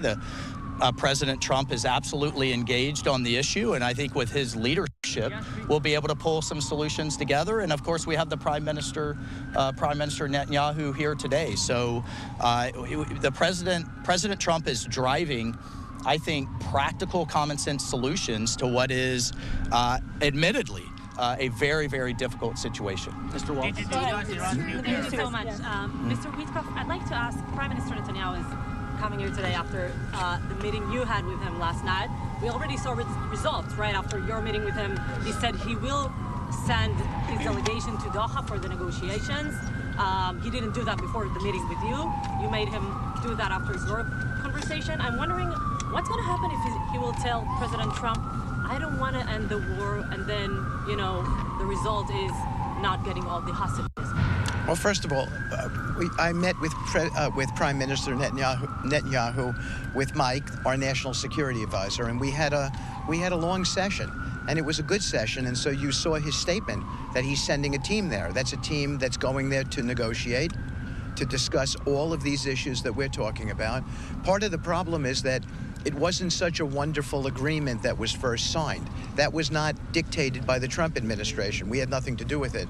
So now we're working within that rubric, and we're figuring things out. We were able to get to the right place on phase 1. All right, everyone, you are watching live now from Fox. We appreciate you continuing to join us. That was earlier, right outside of the White House, ahead of President Trump's big meeting with Netanyahu. Let's continue on right here on Live Now from Fox. Take you out to the Senate floor. We have another senator speaking. Remember, if any senator pops up talking about anything, we'll bring it to you here on Live Now from Fox. Concerns about things like critical race theory or forced masking. The full weight of the federal government honed in on parents and Catholics who were treated the same way because they were traditional Catholics, literally setting up informant networks in an effort to spy on them because of their religious affiliation. I'm not talking about the Soviet Union in the 1980s. I'm talking about the United States of America in 2021. What Merrick Garland did to this agency in the Department of Justice is a tragedy. Kash Patel hopefully will move out of the Judiciary Committee here soon and be the next leader of the FBI and restore integrity to that agency as well. But of course, the Department of Justice that Pam Bondi hopefully in a few short hours will be confirmed and then sworn in to lead will restore integrity. In addition to going after Catholics, and in addition to going after families who show up to school board meetings, the very coordinated effort of lawfare by the past administration to take out their chief political rival under the moniker of show me the man and I'll show you the crime can't be dismissed. They're not going to want to talk about that. But the effort to financially ruin President Trump, to literally throw him in jail for the rest of his life, deserves the scorn of the history books.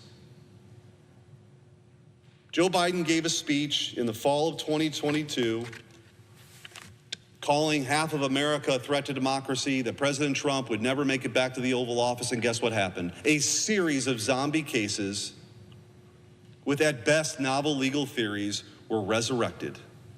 In New York, the number 3 person at DOJ left the Department of Justice to join the DA's office in New York. Why would that person want to do that? Well, guess what?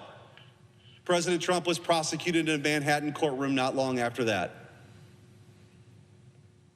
In state cases, the number 2 person in the DA's office in Atlanta was coordinating with the White House counsel's office on the prosecution of President Trump in Georgia.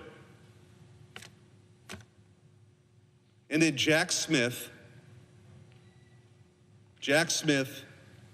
was brought in, who was notorious among legal circles for overzealous and over prosecutions, overcharging, was brought in specifically to take out President Trump. And it was only the Supreme Court ultimately that prevented that. But this was all a scheme devised by the Biden administration to make sure President Trump never got back into office. Well, guess what? He stared it all down, and he won. And we have a real opportunity now to have a level set. I don't think it's right that we have people pursued because of their politics from a criminal perspective. Nothing was out of bounds in the last 4 years by the Biden administration and Merrick Garland. So Pam Bondi is just the kind of person to come in, to restore integrity, to make sure that our Department of Justice is fighting on behalf of the American people and not an attempt, ironically, to undermine our republic, the very accusation that was leveled at Joe Biden's political opponent. And with that, Mr. President, I look forward to voting yes on Pam Bondi and having a real leader, is somebody that we can look up to lead that very important Department of Justice. I yield back. Senator Schmidt speaking on the floor there of the U.S. Senate on Pam Bondi's nomination for Attorney General. All right. We will keep an eye on the Senate floor here on Live Now from Fox. If we do see another senator pop up, we'll bring that to you here on Live Now from Fox. I'll take a 2-minute break. I'll keep looking to see if a U.S. senator pops up. If not, we'll show you some other top headlines throughout the day.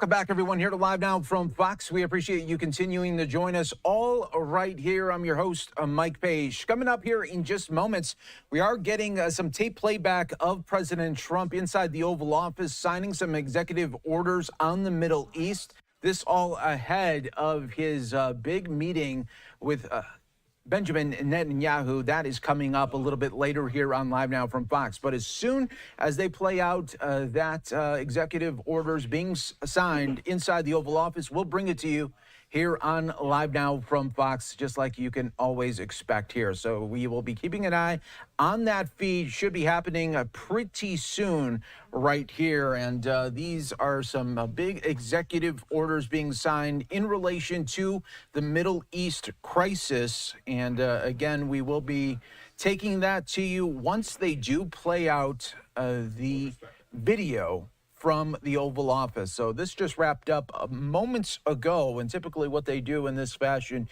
is wait for the broadcast units to all be ready and to want to play it out, and then they really just hit the play button and we get to see it just like everyone else does, all at the same time. So we'll have that for you coming up here in just moments, and when it does happen, you'll see it uninterrupted, just like you did yesterday, and we put that very quickly up on YouTube, and now over 1.5 million views just on that last executive orders being signed by President Trump just yesterday. So the shot's still frozen there. We'll be keeping an eye on that for you here. When they do, we'll have it for you. A live look, though, at the Senate floor as we wait for more senators to be speaking in just a little bit. But all eyes will be on the White House, 5 p.m. Eastern. That is when we will have the joint news conference from President Trump and Netanyahu. So stay right here with us. Live Now from Fox is the place to be here when it comes to live breaking news and live feeds that are continually coming at a fast, rapid pace. That is the way we like to keep it right here for you on Live Now from Fox. So while we do wait for that play out, we do have another break to get to. Let's get that out of the way before we do see some remarks here from President Trump inside the Oval Office.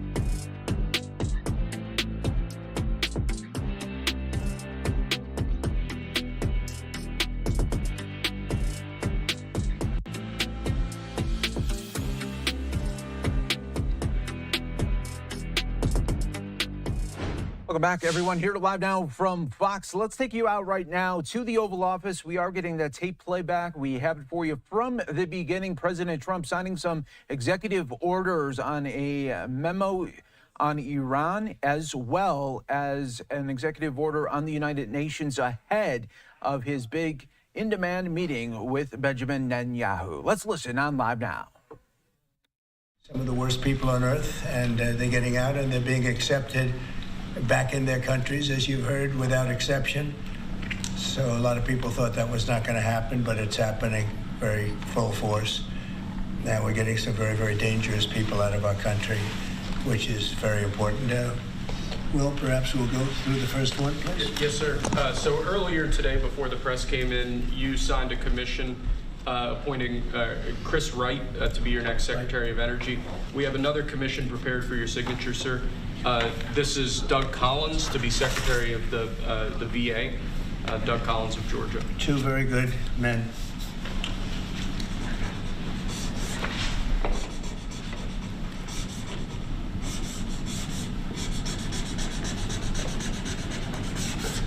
Okay. Thank you, sir. Next up, in light of numerous actions taken by a number of bodies of the United Nations which exhibit a deep anti-American bias, we have an executive order prepared for your attention that would withdraw the United States from the UN Human Rights Council, would withdraw the United States from the UNRWA, which is a refugee organization, and would also review American involvement in UNESCO, which has also exhibited anti-American bias. More generally, the executive order calls for a review of American involvement and funding in the UN in light of the wild disparities in levels of funding among different countries that, as you've expressed previously, is deeply unfair to the United States. So I've always felt that the UN has tremendous potential. It's not living up to that potential right now. It really isn't, hasn't for a long time. It has, there are great hopes for it, but it's not being well run, to be honest, and they're not doing the job. A lot of these conflicts that we're working on should be settled, or at least we should have some help in settling them. We never seem to get help. That should be the primary purpose of the UN, the United Nations. And again, it's got great potential, and based on the potential, we'll continue to go along with it, but they got to get their act together.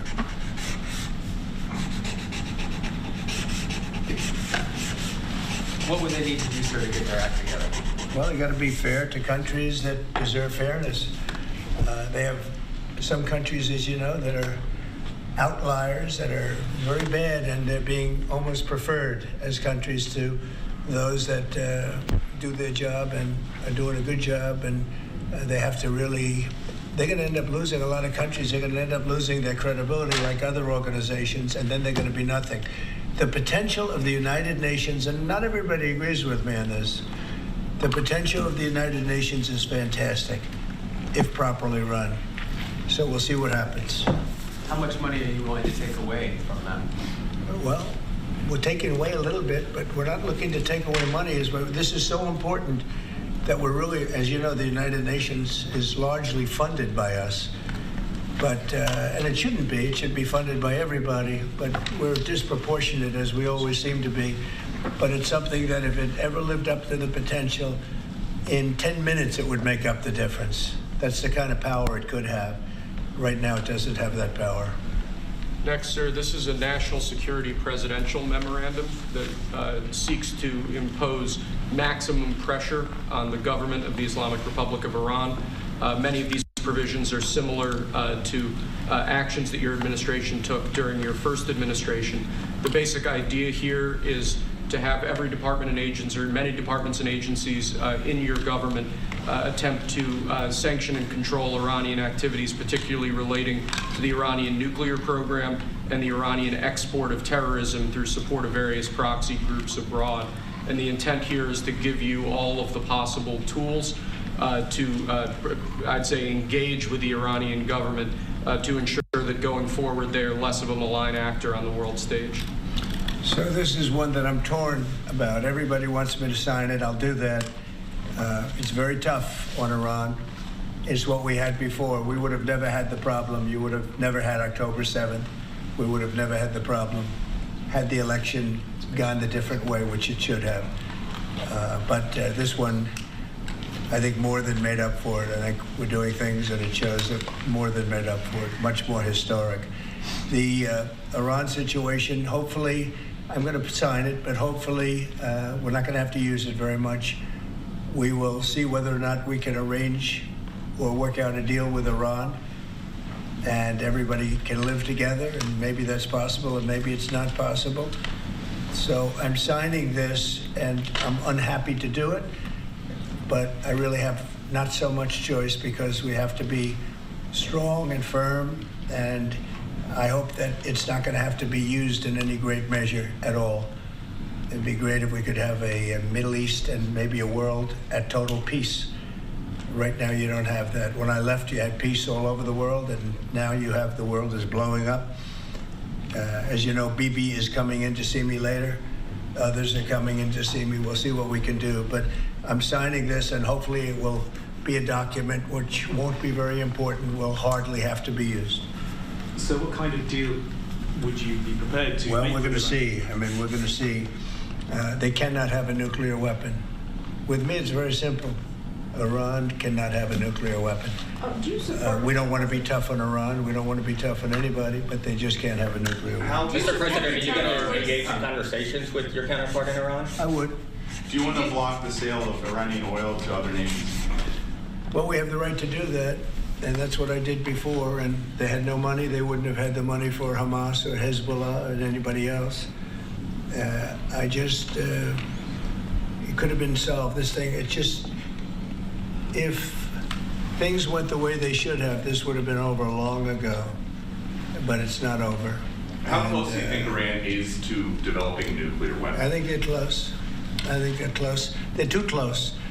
But again, you could go back 4 years, I would have said they would have had it during this intervening period. But they're pretty close, Peter. And why say that you're unhappy to sign it if it's Iran and their proxies who have threatened to retaliate against you and your team by killing you guys for taking out Soleimani? Well, they haven't done that, and that would be a terrible thing for them to do, not because of me. If they did that, they would be obliterated. That would be the end. I've left instructions. If they do it, they get obliterated. There won't be anything left. And they shouldn't be able to do it. And Biden should have said that, but he never did. I don't know why, lack of intelligence, perhaps. But he never said it. If that happens to a leader, or close to a leader, frankly, if you had other people involved also, you would call for total obliteration of a state that did it. That would include Iran. So I'm signing this, and it's a very powerful document, but hopefully we're not going to have to use it. Mr. President, if the Prime Minister today were to ask your help in striking at Iran's nuclear facilities to prevent the kind of progress towards a nuclear weapon, would you give him the green light? Would it, either to do it himself or for the U.S. to participate with him? I don't know that that's what he's going to be asking for. I have no idea that it is. You're telling me. We're going to have a pretty long meeting. We're going to be discussing a lot of things, not only that, but a lot of things. And I'll let you know if the time comes to let you know. But right now, that's not something that I can discuss. Mr. President, when you said if they do it, they get obliterated. Just to be clear, you're talking about if Iran made an attempt on your life. Yeah, that would be called total obliteration. And I can't imagine they do that.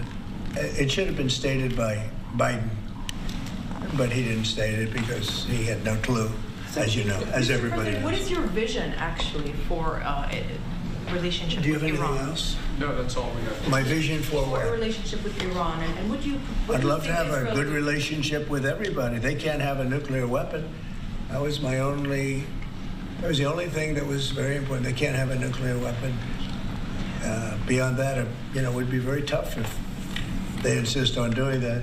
They have some of their leadership, I can tell you right now, and maybe you know it, maybe you don't, but there are many people at the top ranks of Iran that do not want to have a nuclear weapon just for that very reason.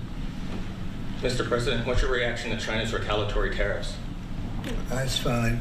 It's fine. We're going to do very well against China and against everybody else. Right now, they've taken advantage of the Biden administration like I've never seen. I've never seen. The deficit with China is about $1 trillion. Think of it, $1 trillion. They're using our money to build their military. And Biden let that happen. You know, we're taking a lot of fires here. We came back. This is like a different place. The good news is we're doing very well. We're doing well with countries that nobody expected we'd do well with. We are respected again as a nation, maybe at a level that people haven't seen for many, many decades. But when I left, we didn't have any wars.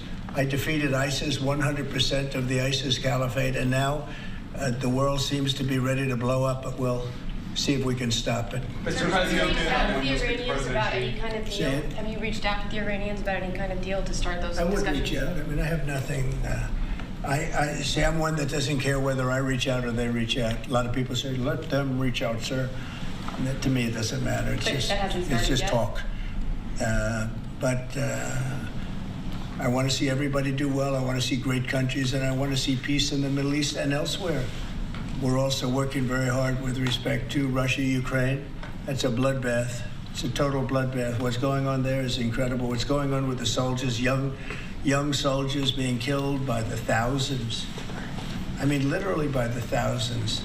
And we want to see if we can get that stopped. And I think we've had some very good talks. Any update on when you would speak to President Xi, sir? Any update on when you would speak to President Xi? No, we'll speak to him at the appropriate time. I'm in no rush. Do you think that conversation can lend itself to the type of freeze that it meant for the tariffs for Canada and Mexico? We'll see what happens. I mean, well, there's a short-term freeze with Mexico, as you know, and with Canada. But they've agreed to be very, very strong on the border, stronger than they ever were by far, by a factor of about 30. And in addition to that, as you can see, we've been strong because we've had numbers like you've never seen before. I mean, the border is now closed, really closed. And with that being said, we're letting good people come through, and we want good people to come into our country. But the border is closed. In your talks with Prime Minister Netanyahu today, do you intend to press him about how many deaths there have been amongst Palestinians? Are you concerned about that death? I talk about that too. You know, both sides mean a lot. I talk about that. I talk about the other side. I talk about everything.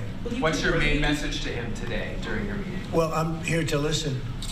He's here to see me, and I'm here to listen. So, will you continue to press? At the right time, I'll give him my message. Mr. President, will you continue to press for this idea that Jordan and Egypt take Palestinians from Gaza? Yeah, I would like to see Jordan. I'd like to see Egypt take some. Look, the Gaza thing has not worked.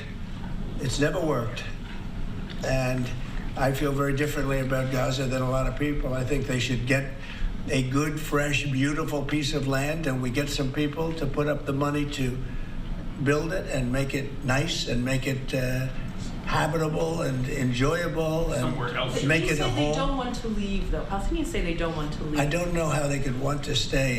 It's a demolition site. It's a pure demolition site. If we could find the right piece of land or numerous pieces of land and build them some really nice places with plenty of money in the area, that's for sure. I think that would be a lot better than going back to Gaza, which has had just decades and decades of death. Where would those pieces of land be? Well, they could be in Jordan, and they could be in Egypt, and they could be in other places. You could have more than two, more than one, but you could have more than two, and you'd have people living in a place that could be very beautiful and safe and nice. Gaza's been a disaster for decades. Would the U.S. pay for that? I don't think the UN would pay, but I think there's plenty of people that would in the area. They have a lot of money. They certainly have a lot of money. Some of the countries over there, they'd like to see it. I know that Saudi Arabia wants to see peace. I can see that. And many of the countries there, as far as I'm concerned, they all want peace. I think, maybe I'm wrong on this, but I think Iran would like to see peace too. They've had enough. Don't you think they've had enough? But the leaders of Egypt and Jordan have said bluntly they have no interest in doing this. Well, they may have said that, but a lot of people said things to me. They said they wouldn't take anybody back in Venezuela, and right now they're flying them right back into Venezuela. And a lot of people, and they're doing the right thing in Venezuela. The Panama Canal is an active discussion right now. They said things about that. And virtually everything that's been said has been incorrectly stated based on the result. Doesn't that amount to forcibly displacing? Wouldn't that amount to forcibly displacing those people from Gaza? I don't think so. I think if they had the opportunity, they'd love it. If they had an alternative to Gaza, they have no alternative right now. I mean, they're there because they have no alternative. What do they have? It is a big pile of rubble right now. I mean, have you seen the pictures of it? Have you been there? It's terrible to live. Who can live like that? And very dangerous. There's shooting all over the place. There's bombing all over the place on both sides. No, I would think if they had an option of moving to an area, either in a large group or various smaller groups, and take care of the close to 2 million people, I would think that they would be thrilled to do it. They have no, when you say about the Gaza Strip, they don't have an option. To be clear, you're saying they'd be thrilled. Very dangerous. They'd be thrilled to leave Gaza. Oh, I think they'd love to leave Gaza if they had an option. Right now, they don't have an option. What are they going to do? They have to go back to Gaza. But what is Gaza? There's practically not a building standing, and they're very dangerous. Those buildings are shifting, and they're falling down all over the place, and there's gunfire all over. It's going to be that way for a while. Mr. President, wouldn't it have made more sense to evacuate people while the war was ongoing rather than now when there's a ceasefire? Which is what you're talking about? When it was more dangerous when there were strikes overhead than now. Well, the strikes could start tomorrow. There's not a lot left to strike. Exactly. It's a demolition site. The whole place is demolished. It's unsafe. It's unsanitary. It's not a place where people want to live. Nobody's got. They have no alternative but to go back. If we gave them an alternative of living in a beautiful open place with some, nice quarters there, nice housing of sorts, and we have the money in the Middle East to build that. Do you support Israelis actually moving back and creating set up buildings? Not necessarily, no. I just support cleaning it up and doing something with it, but it's failed for many decades. And somebody will be sitting here in 10 years or 20 years from now, and they'll be going through the same stuff, the wars. And they've had civilizations on Gaza, many civilizations on Gaza, and they're buried in the sand. Secretary It doesn't seem to work. Secretary. Thank you, sir. On Elon Musk, how often are you talking to him? And have there been ideas that he's brought to you that you've said, oh, no, wait a minute, this is going a little too far? Well, many ideas, but look, he's done a great job. Look at all the fraud that he's found in this U.S. AID. It's a disaster what the people, radical left lunatics, they have things that nobody would have even believed. The whole thing with $100 million spent on you-know-what, with money going to all sorts of groups that shouldn't deserve to get any money, with the money. I'd like to see what the kickbacks are. How much money has been kicked back? Who would spend that kind of money to some of the things that you read about and I read about and I see every night in the news and every morning when I read the papers? Who would spend money for that?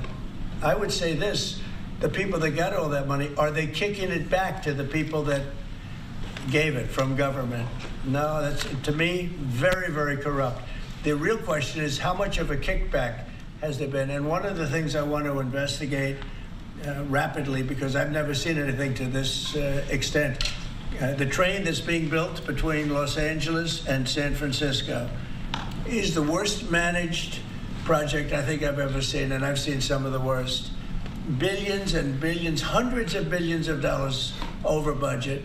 In fact, I read where you could take every single person that was going to go on the train and get the finest limousine service in the world and take them back and forth with limousines, and you'd have hundreds of billions of dollars left over. It is the worst thing, and we're going to start an investigation in that because it's not possible. I built for a living, and I build on time, on budget. It's impossible that something could cost that much. And now it's not even going to San Francisco, and it's not going to Los Angeles. They made it much shorter. So now it's at little places way away from San Francisco and way away from Los Angeles. No, we're going to start a big investigation on that because I've never seen anything like it.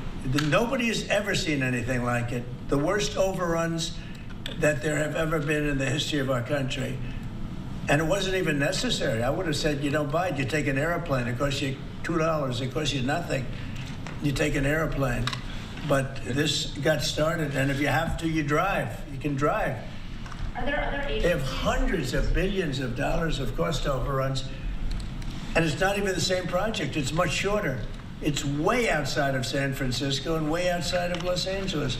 So we're going to be looking into Who's going this. to investigate that? Is that Doge who's going to investigate the train? No, I'm doing that myself. No. Some of these Doge engineers that Elon Musk has helping him are as young as 19 years That's old. good. They're very smart, though, Peter. They're like you. They're very smart people.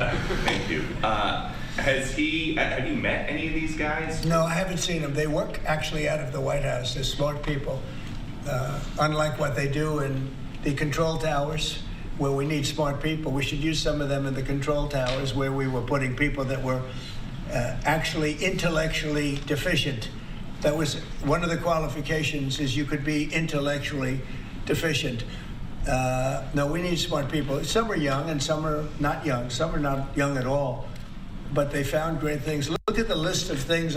Maybe I'll do it tomorrow. I'll read off a list of 15 or 20 things that they found inside of the USAID. It has to be corrupt. Nobody could approve that. They could only approve that if they were getting kickbacks. You're talking about hundreds of millions of dollars. And it sounds like you're going to wind down USAID. It sounds like it. I mean, I think so. Yeah. So when that happens, which part of the government? Well, I will be could see responsible Marco for paying? Rubio being in charge, State Department, because they're giving money to. I mean, some of the money is well spent, I guess, but much of it is really fraudulent. And on the education department, why nominate Linda McMahon to be the education department secretary if you're going to get rid of the education department? Because I told Linda, I hope you do a great job and put yourself out of a job. I want her to put herself out of a job. Education department. So we're ranked number 40 out of 40 schools, right? We're ranked number 1 in cost per pupil. So we spend more per pupil than any other country in the world, and we're ranked at the bottom of the list. We're ranked very badly. And what I want to do is let the states run schools. I believe strongly in school choice, but in addition to that, I want the states to run schools, and I want Linda to put herself out of a job. Do you think that's something you can do with an executive order, or are you going to ask Congress to do it? I would like to be able to. Look, if I could give the schools back to Iowa and Idaho and Indiana and all these places that run properly, there's many of them. I think, so if you look at the list, Denmark, Sweden, Norway, believe it or not, China's doing very well on that list, a list of well-educated, where they run their school system well. You have a lot of countries, not surprising names. I think that if you moved our schools into some of these states that are really well-run states, they would be as good as Denmark and Norway and Sweden and some of the other states. And then you'd have the laggards, and you know who they are. I don't have to go to it, but you'd have the laggards, the same laggards that are laggards with everything else, including crime. But even them, you'll break it into systems. As an example, if you went to New York, you go to Westchester County, you go to Dutchess County, you go to Suffolk and Long Island and Nassau and Long Island. You have maybe 6 or 7 locations, and you have New York City, which would include the 5 boroughs. And I think even that would run much better than it does right now. Same thing with Los Angeles or California. You'd have Riverside, you'd break it up into 6 or 7, but most of them would be states, and you'd have one. Like in Iowa, you give it to the state of Iowa, you give it to the state of Indiana, these are really well-run states. They don't have debt, they don't have problems, they don't have any crimes, relatively speaking, to speak of. And you would have education that would be the equivalent of Norway and Denmark and various other places that are at the top of the list. So we're at the bottom of the list, and we're the most expensive. We're at the top of the list when it comes to cost per pupil. We spend more money per pupil than any other nation in the world, and yet we're rated number 40. The last ratings came out, you saw them. So they talk about 40 countries, we're rated number 40. And I say that if we did this, we would go 20, 30 notches up. We could do great. And we would have some of the best districts in the world. But are you looking to do that with an executive order, sir, or do you need to work with Congress? Well, there are some people that say I could. I think I'd work with Congress. I think we'd have to work with the teachers union, because the teachers union is the only one that's opposed to it. Nobody else would want to hold them back. Look, we have to tell the teachers union, we're rated last in the world in education of the top 40. We're rated last. We were 38. Now we're 40. We went to 39. We went to 40. We're 37. But we're at 40 now. The thing just came out. That's under Biden. Remember that. Secretary Rubio announced a deal this week that would allow potentially American citizens who are criminals to be put in a different country. Is that something you're looking to do? No, I didn't know that he announced that yet, but if he did, it's fine, yeah. We have hardened criminals, horrible people. You see him pushing people into subways. The train is coming last week. Guy walking around, just sees somebody waiting for the train. Train's coming 40 miles an hour, and he gets pushed into the subway. And that happens all the time. These are sick people. If we could get them out of our country, we have other countries that would take them. They could. It's no different than a prison system, except it would be a lot less expensive, and it would be a great deterrent. Send them to other countries. If we could go a step further, in other words, we're talking about getting the criminals out of our country that come in through other countries illegally, right? The illegal migrants, as I call them. Well, we have people that are just as bad as them in our country. If we could get them out, I'd be very happy. So you would pay El Salvador to El Salvador said that he would, wanted you to pay a fee for that. Would you pay that? Well, it's a very small fee compared to what we pay to private prisons. But under what authority? And a very, very small fee. I don't know. We'll have to find that out legally. I'm just saying, if we had the legal right to do it, I would do it in a heartbeat. I don't know if we do or not. We're looking at that right now. But we could make deals where we'd get these animals out of our country. And you know, if you take the shooters, the people that hit old ladies in the back of the head with a baseball bat when they're not looking and walk down the street, the people that you see it, the people that take out a gun and shoot you for no reason at all, if we could get these animals out of our country and put them in a different country under the supervision of somebody that made a relatively small fee to maintain these people, because you know what? These are criminals. You call them hardened criminals. They've been in jail 40 times. There's one 42 times. And every time the person gets out, it's a he. Every time he gets out, he commits another crime within 24 hours. And it's a heinous crime. It's a rough crime. We don't want these people in our country either. We don't want them in our country. If we had the option to get them out and let them be based in some other country at a fraction of the cost, and frankly, they could keep them, because these people are never going to be any good. That person that has been arrested 42 times or 22 times or 17 times and is all in for manslaughter and everything else and only gets out because of a very weak judicial system that only goes after people like Trump. They don't go after the criminals. They don't go after people like this.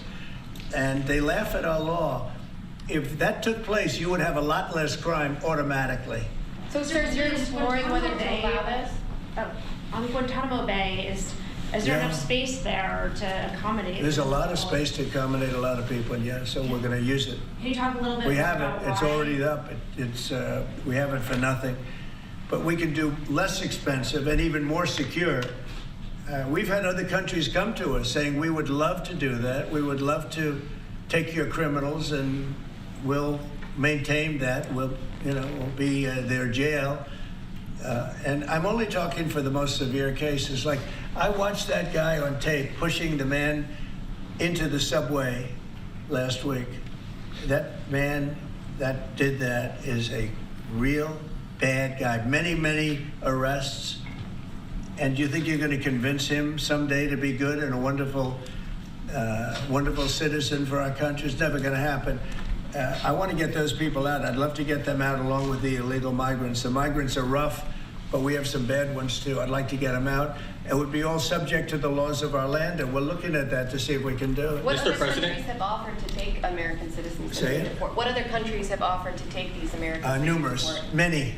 And Marco brought it up today. I'm glad he did, because a lot of people are thinking it.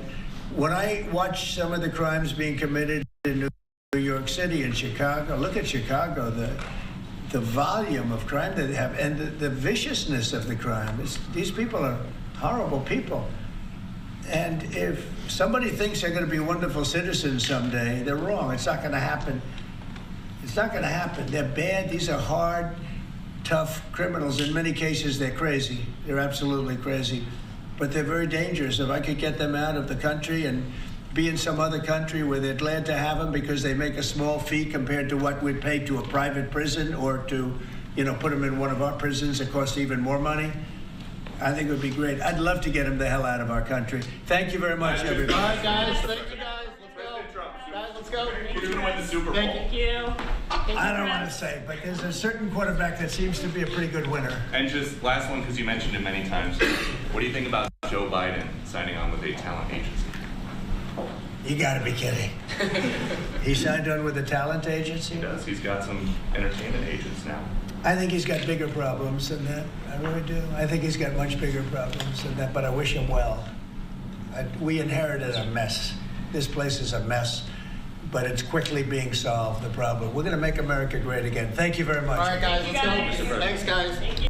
All right there. We showed it to you all. Once again, President Trump inside of the Oval Office signing some executive orders and memos, and really a lot to unpack there. Talking a little bit about at the end, he's not making any predictions for who will win the Super Bowl, but mentioning Patrick Mahomes, that he is a proven winner, obviously, and talking a little bit about that, and also getting a last question about what his thoughts are on former President Joe Biden signing on to a talent agency, and President Trump saying, "You've got to be kidding me," there, and says that he has bigger problems to look at than signing up with a talent agency. But some big things that President Trump talked about there inside the Oval Office, that he's looking at ways through executive order to eliminate the Department of Education. He hopes to do that through an executive order.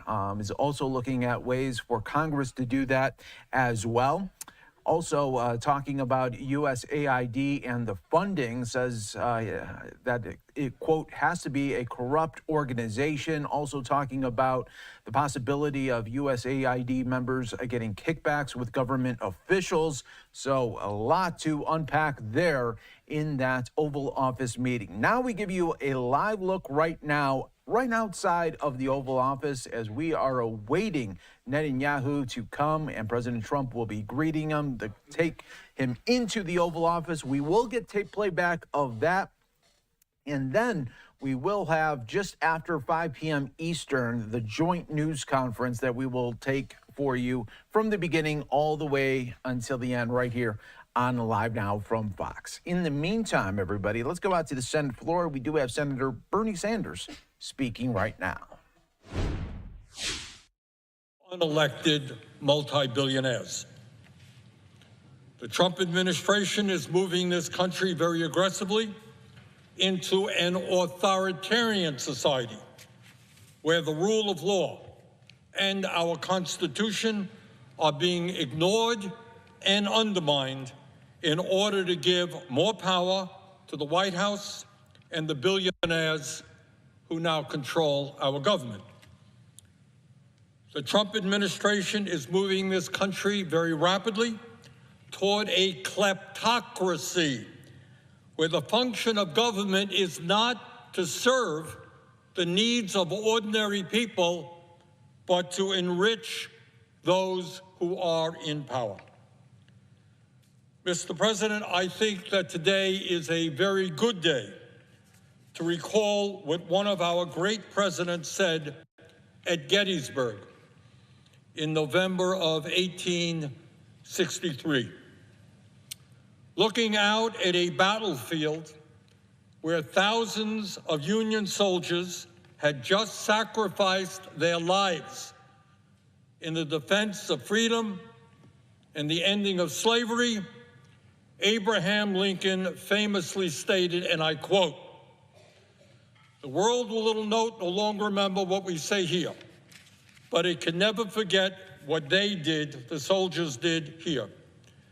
It is for us, the living, rather to be dedicated here to the unfinished work which they who fought here have thus far so nobly advanced. It is rather for us to be here dedicated to the great task remaining before us, the great task remaining before us, that from these honored dead we take increased devotion to that cause for which they gave the last full measure of devotion. That we here highly resolve that these dead shall not have died in vain. And this is how he concluded.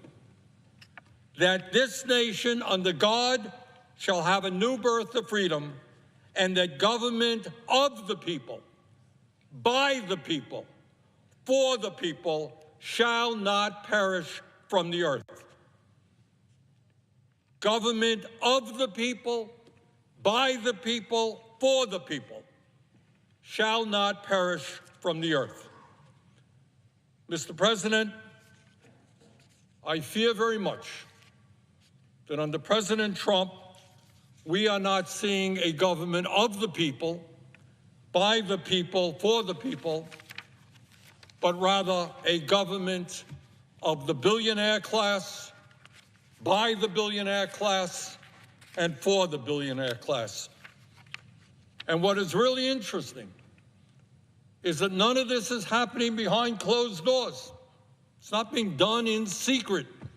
It's right out there for everybody to see. Several weeks ago, Donald Trump was inaugurated for a second term as president. Standing right behind him were the three richest men in America, Elon Musk, Jeff Bezos, and Mark Zuckerberg. Combined, these three men are worth $920 billion. These three men own more wealth than the bottom half of American society, 170 million people. Three guys, 170 million people. And I should point out, and this should tell you exactly where we are going as a nation, these three men, wealthiest three in America, have become some $232 billion richer since Trump was elected a few weeks ago. Three guys, $232 billion richer since Trump was elected. Mr. President, this is how an oligarchic system works. Elon Musk, the wealthiest person in the world and now a key part of the Trump administration, spent over $277 million to get Trump elected. In other words, within a corrupt campaign finance system, which allows billionaires to spend as much as they want, he helped buy the election for Mr. Trump. Jeff Bezos and Mark Zuckerberg, the second and third wealthiest people in our country, both kicked $1 million each into Trump's inauguration fund. And let us remember that Mr. Bezos, who among other things owns the Washington Post, rescinded the endorsement of that paper for Kamala Harris just before the election. Mr. Bezos was showing early on that he was willing to bend the knee for Donald Trump. Mark Zuckerberg, the founder and CEO of Meta, which owns Facebook and Instagram, agreed to settle a lawsuit with Trump for $25 million. These three multi-billionaires are working with Trump for one very simple reason. They understand that Trump's policies are designed to make the very wealthiest people in this country even richer. Since Trump's election, Mr. Musk has become $154 billion richer. Not bad in a couple of weeks' time. He earned a great investment. He only spent a couple of $100 million on the election, and now he's $154 billion richer. Mr. Bezos has become $35 billion richer, and Mr. Zuckerberg has become $43 billion richer. Mr. President, I am concerned not only about the growing movement toward oligarchy in this country, but I am deeply worried that under the leadership of President Trump, we are moving rapidly towards authoritarianism. And all over this country, people are alarmed and shocked by what they have seen in the last several weeks. Just a few. Right, Senator Bernie Sanders speaking on the Senate floor there as we await Netanyahu to arrive at the White House. We'll take a 2-minute break. Stay right here with us. More to come in just moments on Live Now from Fox.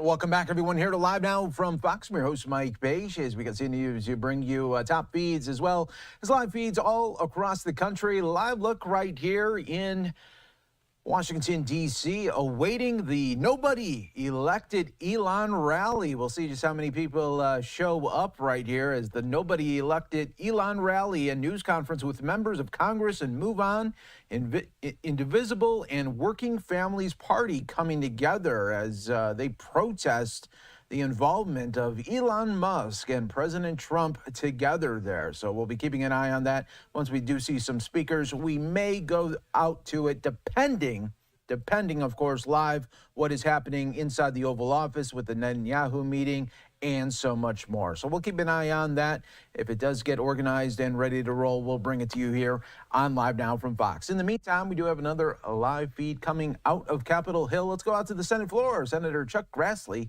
speaking now. For more than 100 former senior Department of Justice officials, scores of former U.S. attorneys, dozens of state attorneys general, women's rights groups, Second Amendment groups, and of course others. Between her record, her presentation in committee, and the support she's received from across the country, I'm convinced that Ms. Bondi is the right choice. So, when confirmed, Ms. Bondi will take the helm of what we all know is a turbulent time and also a Justice Department infected with political decision-making and its leaders refusing to acknowledge that reality. In other words, political decision-making, at least on the 7th floor of the Hoover Building, overtaking the major role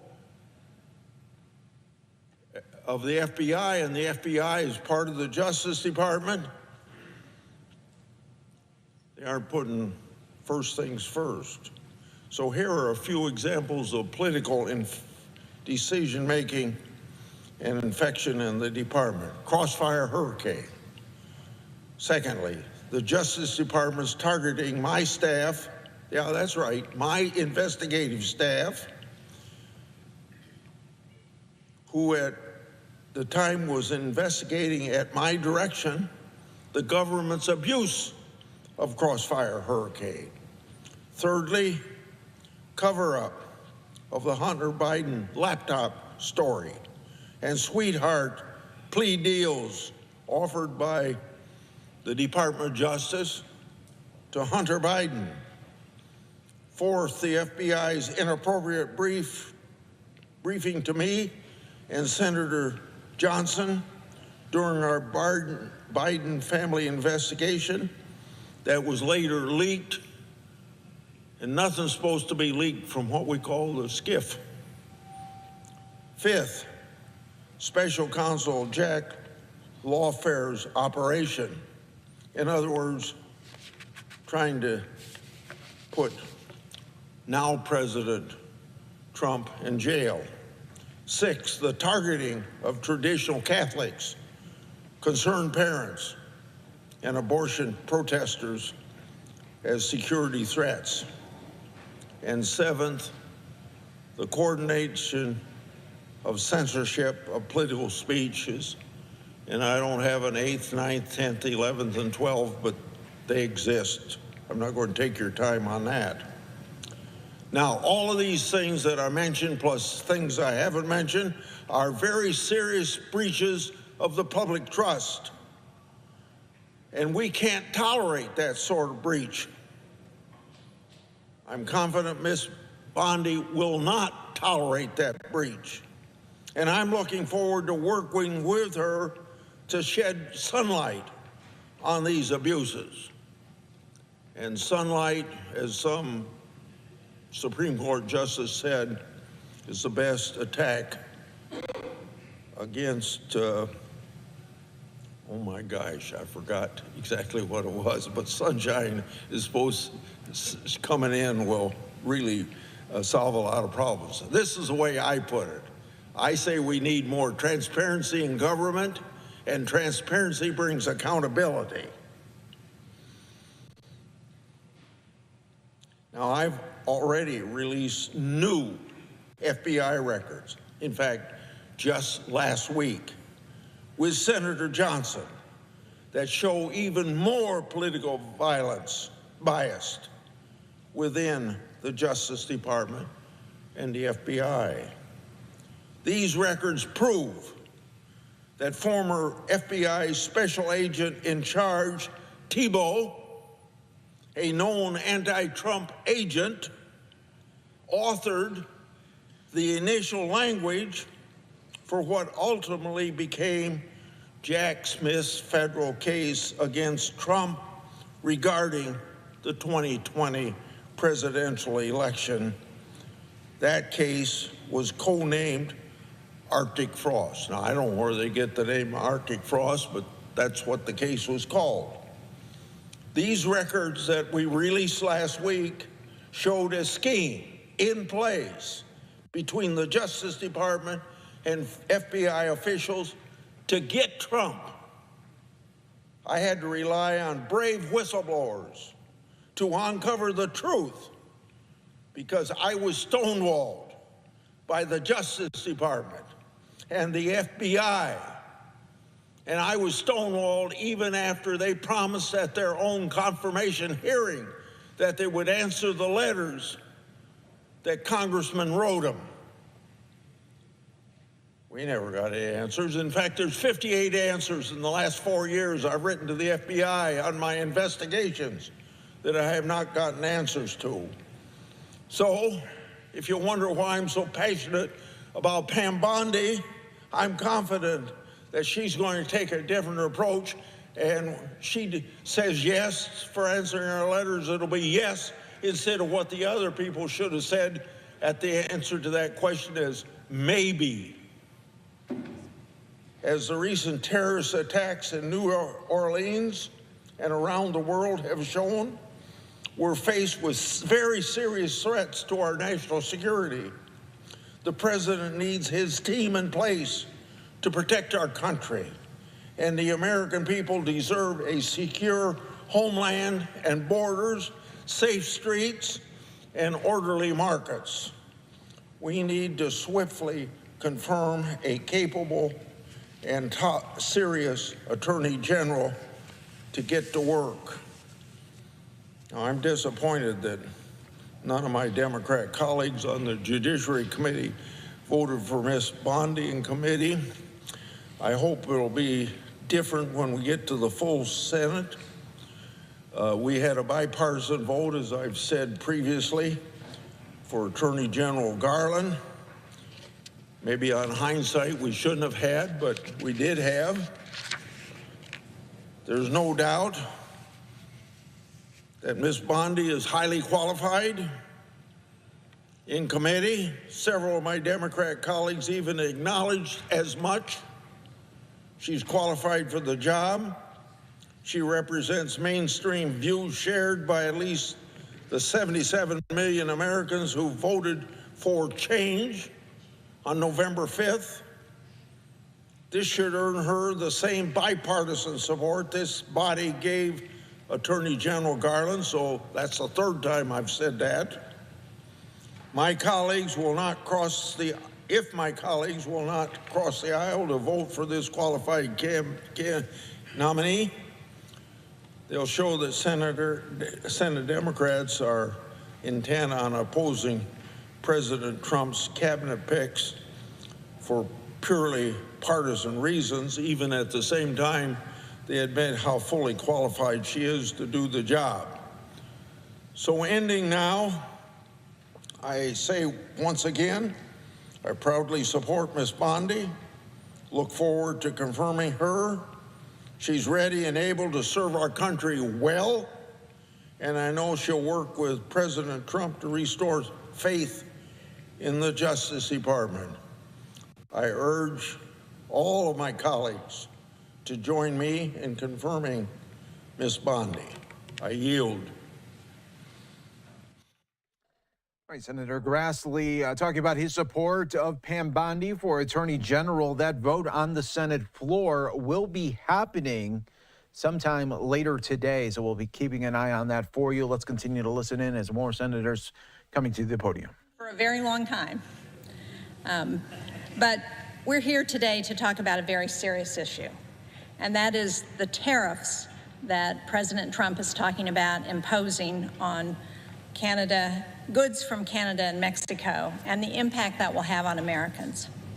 On Saturday, President Trump announced a 25% tariff, which would be a tax on imported goods from Canada and Mexico, and a 10% tariff, which would amount to a tax on imported energy from Canada and on all goods from China. So 10% on all goods from China and a 10% on energy from Canada.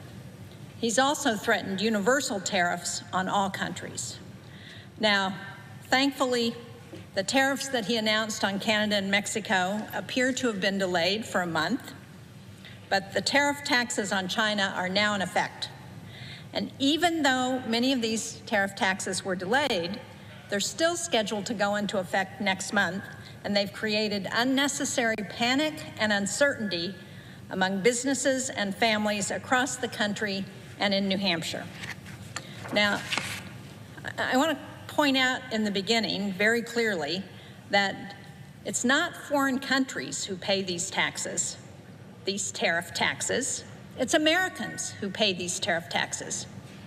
These are tariff taxes on imported goods, meaning that the person or company who's importing the good will be footing the bill, and these costs will be passed on to American consumers and businesses. And you don't have to take my word for it. Best Buy's CEO said, and I quote, "The vast majority of that tariff will probably be passed on to the consumer as a price increase." And Walmart's CFO said, "There will probably be cases where prices will go up for consumers." Columbia Sportswear's CEO said about tariffs, "We're set to raise prices, and it's going to be very, very difficult to keep products affordable." Now, if we look at the cost of just the tariff taxes that were originally announced on Saturday, Those would raise costs for the average American household by more than $1,200 a year. And if we get into a trade war with increasingly high tariffs on both. All right, everyone, we do want to go out live right now, right outside of the Oval Office, where we do see Benjamin Netanyahu meeting with President Trump here, as they will have a meeting inside of the Oval Office before the joint news conference. And, of course, we will have some tape playback of right before the meeting inside the Oval. So that is coming up here in just moments, but wanted to bring that to your attention. We are waiting on that. It was slightly delayed, so we'll be keeping an eye if it still is around 5:10 Eastern for that joint news conference. Let's go back out to the Senate floor for much more live feeds from across the country. Oil and gas from Canada than any other product. In New Hampshire, more than half of the gas in people's cars comes from Canada. These tariff taxes would make gas prices go up, and they could even lead to supply shortages because refinery and delivery infrastructure just doesn't turn on a dime. President Trump's new 10% tariff tax on energy from Canada would also directly raise the cost of keeping warm for Granite Staters during the coldest months of this year. In New Hampshire, our #1 import from Canada is heating oil. And nearly 250,000 households in New Hampshire, that's about 40% of our households, more than Vermont, I think, Senator Welch, rely on fuel oil to heat their homes. We're the second highest state in the nation, next to Maine, who relies on #2 heating oil to heat our homes. Another 100,000 Granite Staters rely on propane, and about 30,000 homes use wood. So that's about 60% of New Hampshire that relies on delivered fuel to stay warm. Much of that is coming from Canada. The average home in New Hampshire on heating oil uses about 600 gallons in a winter. And for older, draftier homes, and sadly we have a lot of those in New Hampshire, or those who are further up north, families may be using upwards of 1,000 gallons a winter. And with temperatures dipping as low as 20 below zero in the state in recent weeks, heating oil is a real necessity. And my constituents are already getting notices. I don't know, Senator Welch, if the same is true of your constituents, but I bet it is. But they're saying that those notices tell them their costs are going to go up if these tariffs go into effect. On Sunday, I heard from Derek in Sandwich, New Hampshire, who received a letter from his heating supplier, Irving Oil, that informed him that his bill for heating oil would be going up. The letter stated, "As you may be aware, the U.S. government has announced a new tariff on imports from Canada, including the heating oil or propane that Irving Energy delivers to you." And the letter went on to describe that the tariff costs will be added to the price that he pays, even though he already has a contract. As Derek wrote to me, "I will now have less to spend locally. My local businesses will suffer through lost business and increased costs, and then their suppliers and employees will suffer. It's a real hardship." On Inauguration Day this year, heating oil cost an average of $3.93 a gallon in New Hampshire. Tacking an ill-advised 10% tariff tax on heating oil from Canada. Tariff talk there, always the big talk of late in D.C., but not before. Just yesterday with the big news that there would be a pause for tariffs in Mexico and Canada. So they have 30 days to try to work out a deal. And we'll continue to update you here on Live Now from Fox. All right, everyone, we'll take a 2-minute break. We are awaiting tape playback of inside the Oval Office for President Trump and his meeting with Benjamin Netanyahu. All that and much more, including the joint news conference right here on Live Now from Fox. We'll have it for you when it does get going. We'll be back in just 2 minutes. More to come on Live Now from Fox.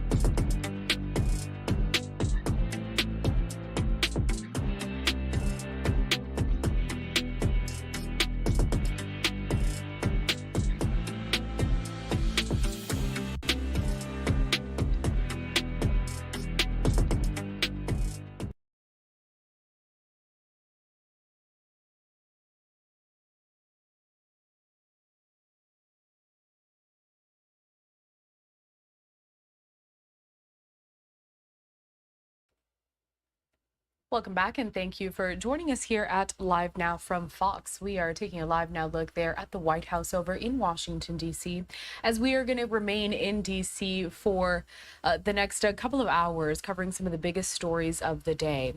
My name is Karal Lahada, and I'd like to thank, of course, my colleague Mike Page for guiding you through some of the day's top stories and also live events from around the world. I'll be doing the same for the next couple of hours.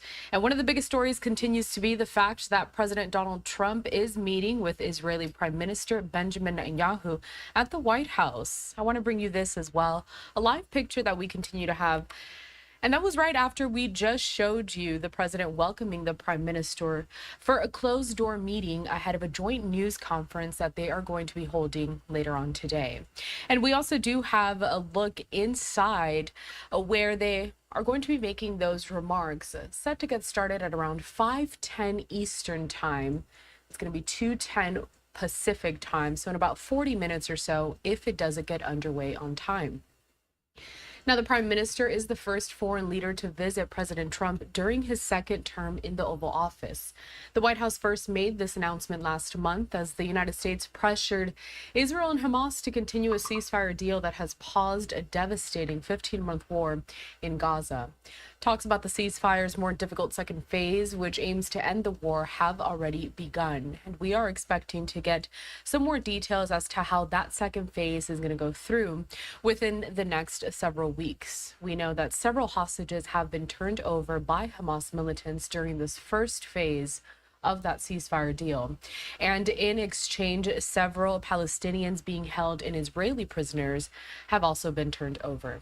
So this is one of the biggest stories that we're going to monitor here. We just lost that live look, but no worries. It's going to come back. And of course, once those remarks do get underway, we'll bring it to you live without interruption. Also in Washington, D.C., another event that we are expecting to get started at around 5 p.m. Eastern time. Take a look at this. It's going to be a nobody elected Elon rally that is also being held in Washington, D.C. Now, there has been a lot of talk surrounding the billionaire Elon Musk, who has really become a kind of a force there within President Trump's second term. And I do want to quote some of this reporting from the Associated Press, because they are saying that Elon Musk is rapidly consolidating control over large swaths of the federal government, with President Donald Trump's blessing, sidelining career officials, gaining access to sensitive databases, and dismantling a leading source of humanitarian assistance. So it's going to be interesting to see what the speakers have to say during this rally, again, starting in about a half an hour or so. Kind of moving away from more of these political headlines in D.C., I also want to give you a preview of this other live look that we're getting over in Philadelphia, where we're not entirely sure exactly when this is going to get underway, but we are expecting a briefing with some city officials on how they are handling the situation ever since that deadly plane crash that happened Friday night, in Northeast Philadelphia. It turned to tragedy when a medical transport plane carrying a pediatric patient, her mother, and several crew members came crashing down along Cotman Avenue. Now, just yesterday, we also showcased a live press conference in which we heard from Philadelphia's mayor, the governor of Pennsylvania, and also the new Secretary of Transportation, Sean Duffy. They provided some details and the latest regarding that investigation. So this is just one of those other live pictures that we have, and we're waiting to bring to you here at Live Now from Fox. But let's head back to Washington, D.C. and continue on with one of these live looks that we had just before the break. We are seeing that senators are continuing to discuss several of President Trump's priorities and how they may impact Americans across the country over the next 4 years. Let's listen in. Materials, in addition to lumber, are imported. The National Association of Home Builders wrote, in part, and I quote, "Imposing additional tariffs on these imports will ultimately be passed on to home buyers in the form of increased housing prices. That means that this 25% tariff tax would directly add to the cost of building a home at a time when too many Granite Staters and too many Americans across the country already can't afford housing. And we shouldn't pretend that American tariffs are going to go unanswered. Other countries are going to retaliate, and getting into a tit-for-tat trade war is not going to help working Americans pay their bills. Families across New Hampshire and America are worried about the high cost of housing, about the cost of groceries, about what it costs to heat their homes. Business owners are similarly worried about costs or unexpected expenses. I'm hearing regularly from them about the impact of the uncertainty on their ability to grow their businesses because of these tariffs. President Trump promised during his campaign, I'm quoting here, to lower the price of everything. But instead of doing something to lower costs, what he's doing now, what his administration is doing, is planning to add a 25% tariff tax to countless imports from Canada and Mexico. And they've already added a 10% tariff tax on goods coming in from China. And again, while this was delayed at the last minute, this would raise costs for everything from groceries to housing to energy. It would disproportionately hit lower-income families. I'm glad for the delay. I don't want people to misunderstand that. But how is a business or a family supposed to plan when they don't know if important costs like gas or heating or groceries are going to spike any day? I want to finish by reading a quote here. The quote says, "Tariffs are inflationary and would strengthen the dollar, hardly a good starting point for a U.S. industrial renaissance." That's a quote from Scott Bessent, the new Treasury Secretary, who just got confirmed when he wrote to his investors just a year ago. I happen to agree with what he said then, but unfortunately the administration he just joined seems to be willing to risk more inflation. These sweeping tariff tax increases would hurt American families, businesses, and workers. I'm glad the taxes on goods from Canada and Mexico were delayed. I hope this administration can provide everyone with certainty that they won't go into effect next month. Thank you, Mr. President. I yield to my colleague from Vermont.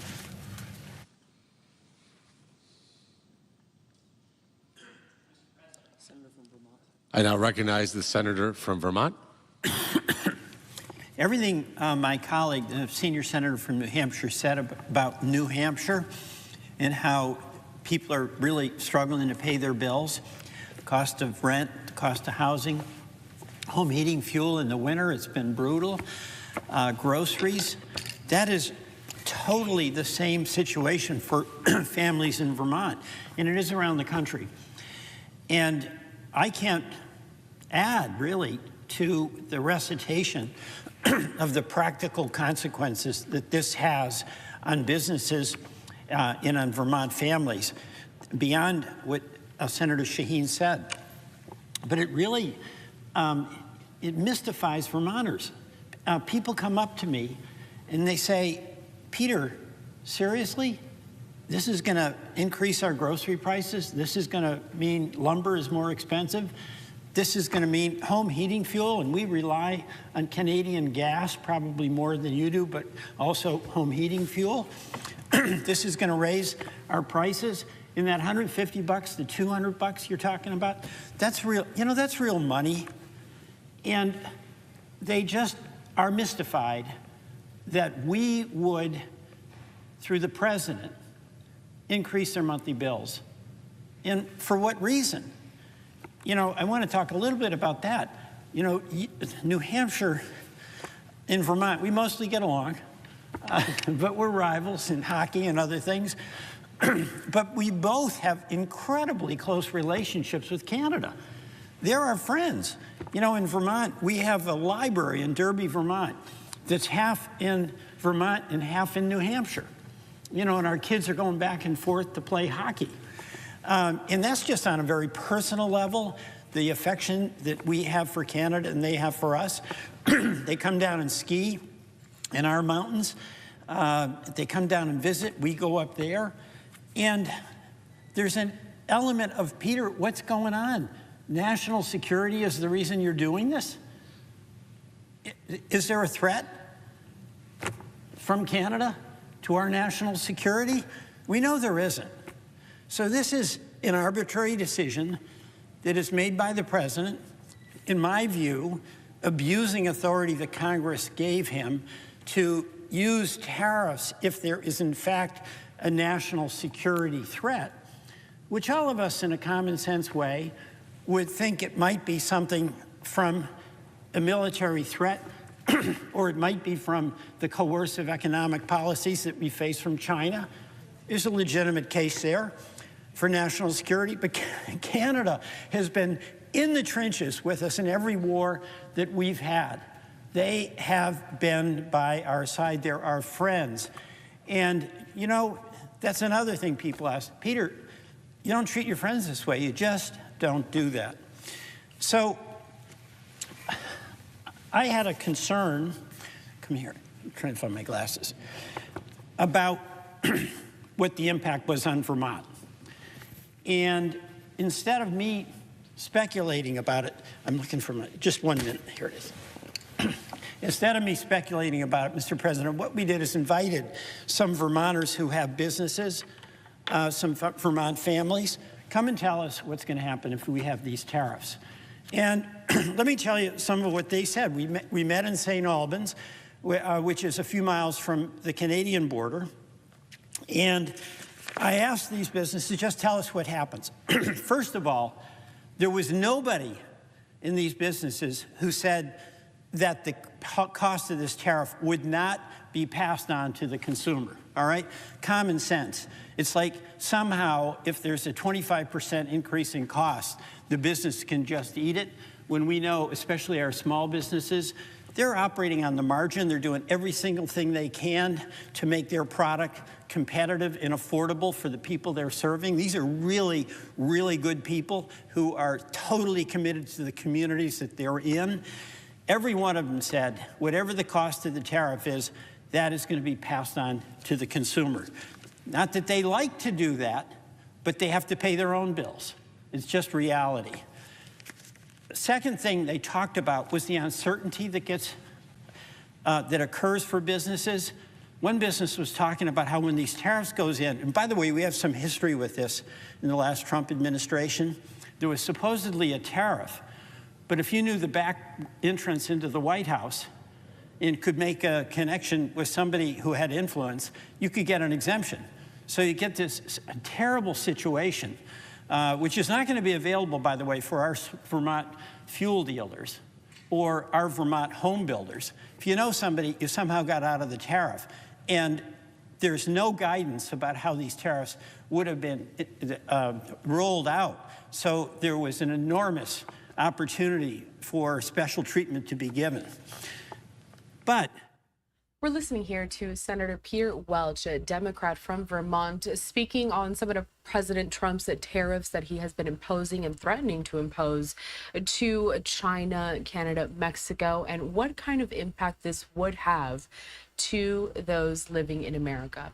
We do want to step away for a brief commercial break at Live Now from Fox, and when we come back, we're actually going to switch gears because another one of those live events that I just previewed for you is getting started, and I'm talking about that update from officials down in the city of Philadelphia concerning the investigation and the city's response into that deadly plane crash that happened Friday night. We'll bring it to you next.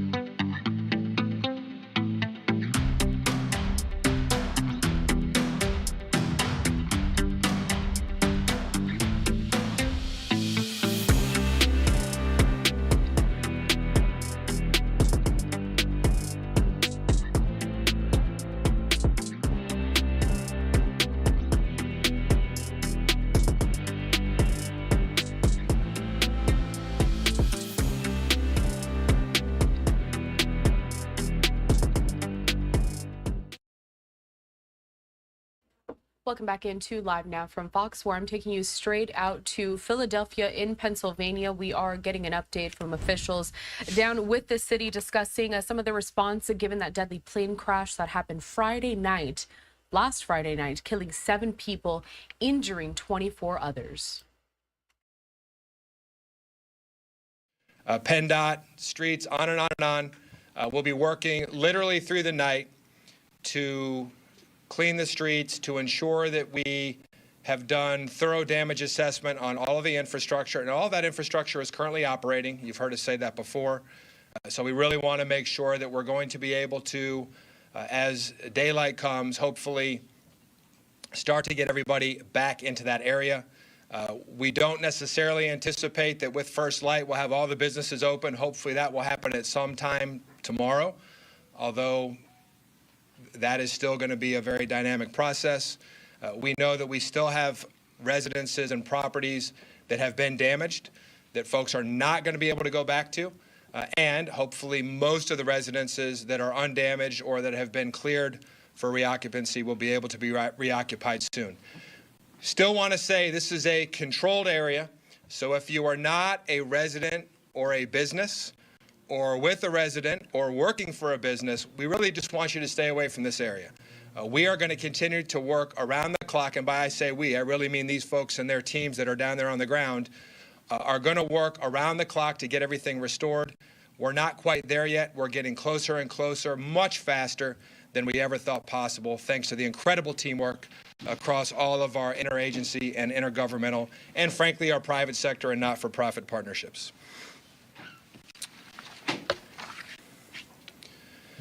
Our L&I Emergency Services team, with assistance from the Fire Department, our Urban Search and Rescue Task Force, PPD's Community Outreach teams, our Department of Commerce teams, everybody has been in that area, continuing to go through the area, checking the structural integrity of all the properties, businesses, residences, et cetera, and they are continuing to secure and seal properties that are damaged. So that work also continues. We are working hard and going to continue to work hard till we can get things restored, and that will be very soon. I'm going to ask Director Morales, OEM Director Morales, to talk about the shelter status, the status of our shelter at Fells High School. And most importantly, I want to make sure that everybody knows about our community town hall that will take place Wednesday, tomorrow, February 5th, at 7 p.m. at Souls Cone Elementary School. That's 7001 Horrocks Street in Philadelphia. There, the Parker administration will provide more information about the crash to residents, along with links to services and outreach tables for what folks might need in that area as we try to bring it back. And I know we will bring it back because we know this is a strong and resilient city. We know that our Northeast is strong and resilient as well.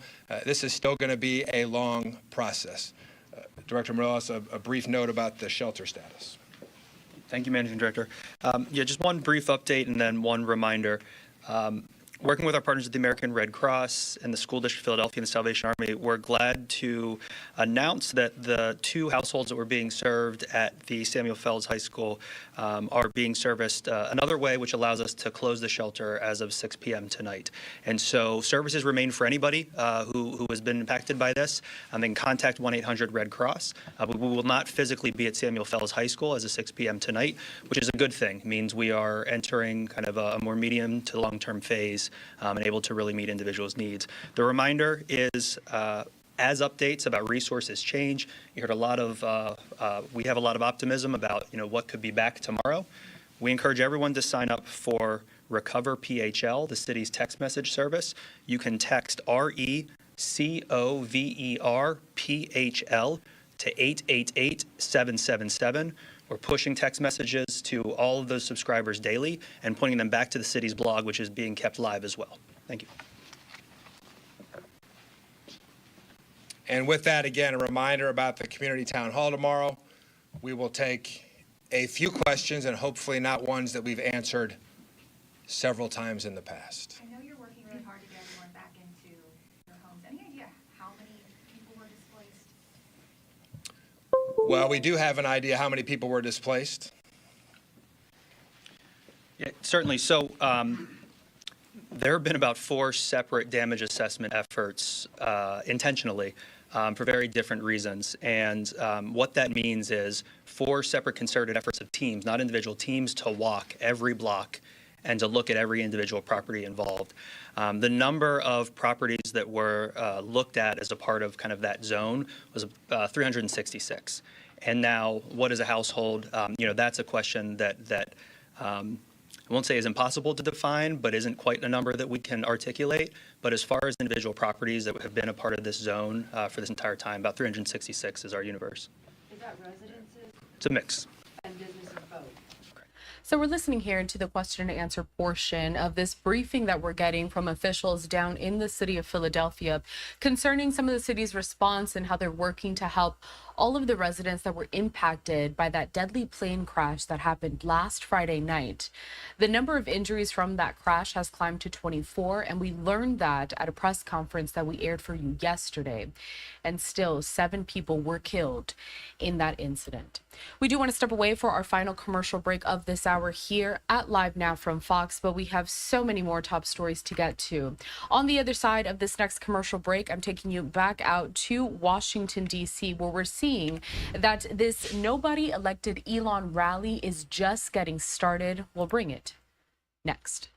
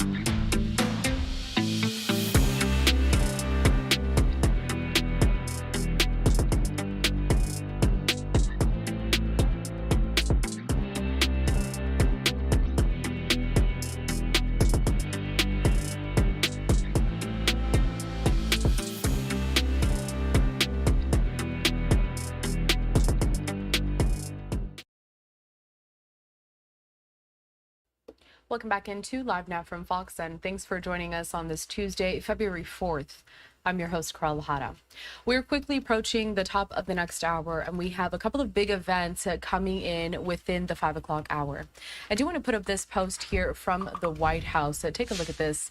You can see there, they do have a video here, and they say President Donald J. Trump welcomed Israeli Prime Minister Benjamin Netanyahu to the White House today, the first world leader to visit during his second term. And we do know that both of those leaders are meeting at this moment, and coming up, possibly in the next 15 minutes or so, if this does get underway on time, we are expecting a joint news conference to be held by both the president and the prime minister. We are expecting that most of their talks are going to circle around the fact that they want to continue more of these ceasefire deals and negotiations and continue to bring the remainder of the hostages that are still being held in Gaza back home to their families. Now, while we wait for some more of this, we are getting another picture here from inside of the White House. Take a look at this with both the president and the prime minister. Let's watch. Later. Mr. President, you managed to get this deal done. A lot of people say that the men who managed to do that should get a Nobel Peace Prize. Do you think that you'll be able to get all the hostages back home? And what would happen if you hear from the Israeli side? They will never give me a Nobel Peace Prize. What would happen if the Israeli I deserve it, but they will never give it to me. What would happen, sir? What would happen to go forward? What needs to happen for normalization with Saudi Arabia? Well, we're going to see, and we're dealing with a lot of people, and we have steps to go yet, as you know. And maybe those steps go forward, and maybe they don't. We're dealing with a very complex group of people, situation and people.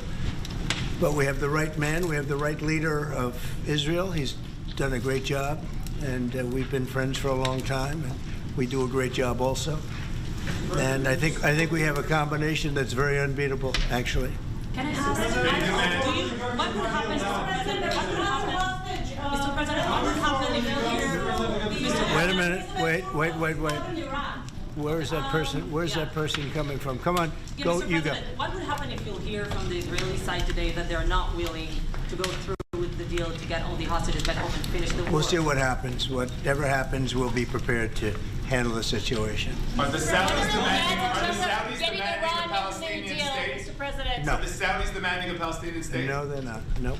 Are they demanding a path towards a Palestinian state or any other recognition? Everybody's demanding one thing. You know what it is? Peace. We want peace. We want people to stop being killed. But everybody's demanding one thing. Very simple, peace. And he wants peace also. Mr. President, do you think it's politically possible in Israel to get this deal done until the end? To get the deal done? Yeah. Sure. I mean, is it politically Why wouldn't a deal get done? A deal can get done. We'll see what happens. We're dealing with very complicated people. But a deal can absolutely get done. President, Israeli strike on Iran. We'll see what happens. President Trump, I have one from Prime Minister Netanyahu. We've heard Joe Biden and Donald Trump take credit for the hostage and ceasefire deal.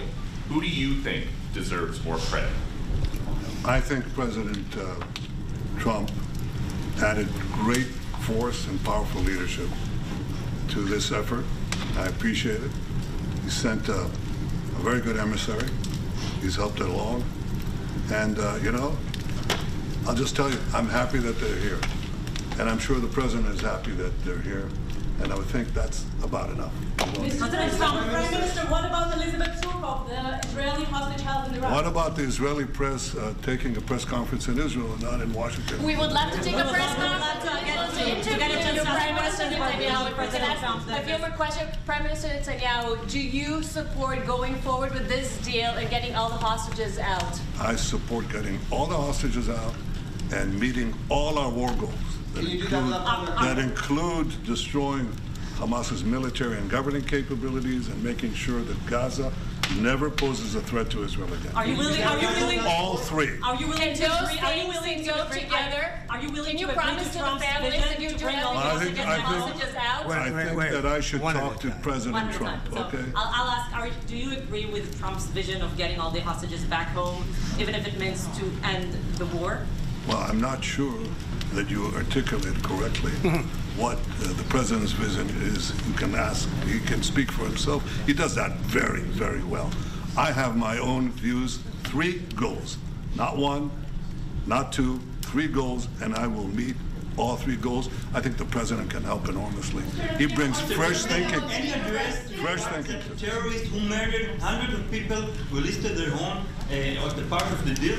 It's a horrible thing. We can't forget it. I'll never forget it, and you can't forget it. And some people want to put it out of their memory, but we're not going to ever let that happen. It was a horrible day, October 7th. That was a horrible period of time.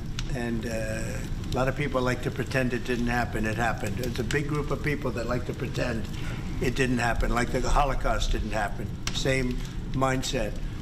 And now we're going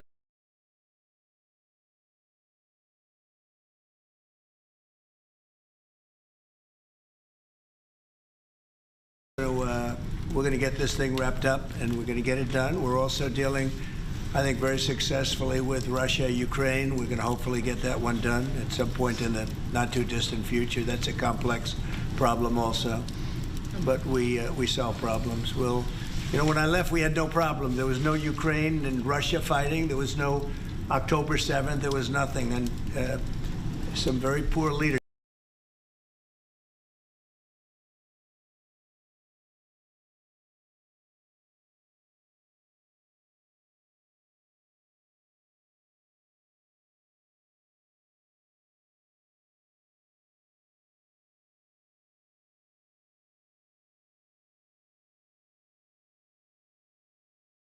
Time and a lot of death has occurred since I left and now came back. This death occurred not while I was here, but while somebody else was here. It shouldn't have happened. They shouldn't have allowed it to happen. It would have never happened, and that includes Russia, Ukraine would have never happened. Not even a little bit, not even a chance.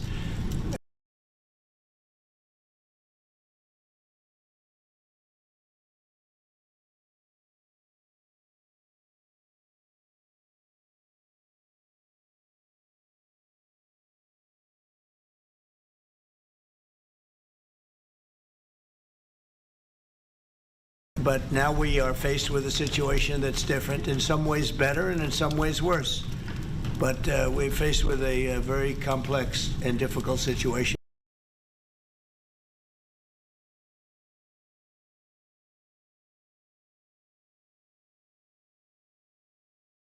But we'll solve the problem.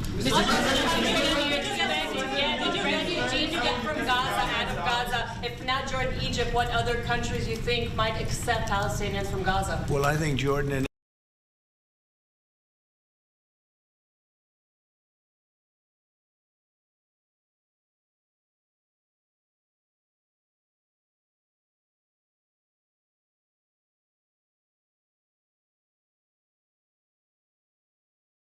Egypt will, I know they've spoken about it with you, and they say they're not going to accept. I say they will. But I think other countries will accept also. I think that Gaza maybe is a demolition site right now. If you look at Gaza, it's all, I mean, there's hardly a building standing, and the ones that are going to collapse. You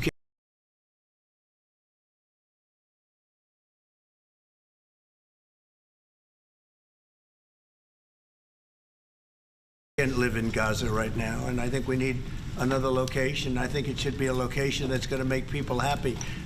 You look over the decades, it's all death in Gaza. This has been happening for years. It's all death. If we can get a beautiful area to resettle people permanently in nice homes and where they can be happy and not be shot, not be killed, not be knifed to death like what's happening in Gaza.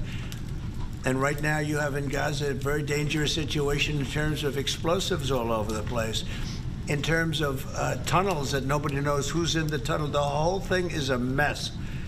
And I think that if we can resettle, and I believe we can do it in areas where the leaders currently say no. I mean, I've been saying that with Mexico, having to do with the border and all of the things, and you saw what happened, 10,000 soldiers, and they're going to do a good job. I really believe that, and I believe Canada's going to do a good job also. They said the same thing, and then they did something much different than what you were hearing. This is a very, very difficult situation, but we're going to get it solved. I don't think people should be going back to Gaza. I think that Gaza has been very unlucky for them. They've lived like hell. They lived like you're living in hell. Gaza is not a place for people to be living. And the only reason they want to go back, and I believe this strongly, is because they have no alternative. What's the alternative? Go where? There's no other alternative. If they had an alternative, they'd much rather not go back to Gaza and live in a beautiful alternative that's safe. Mr. President,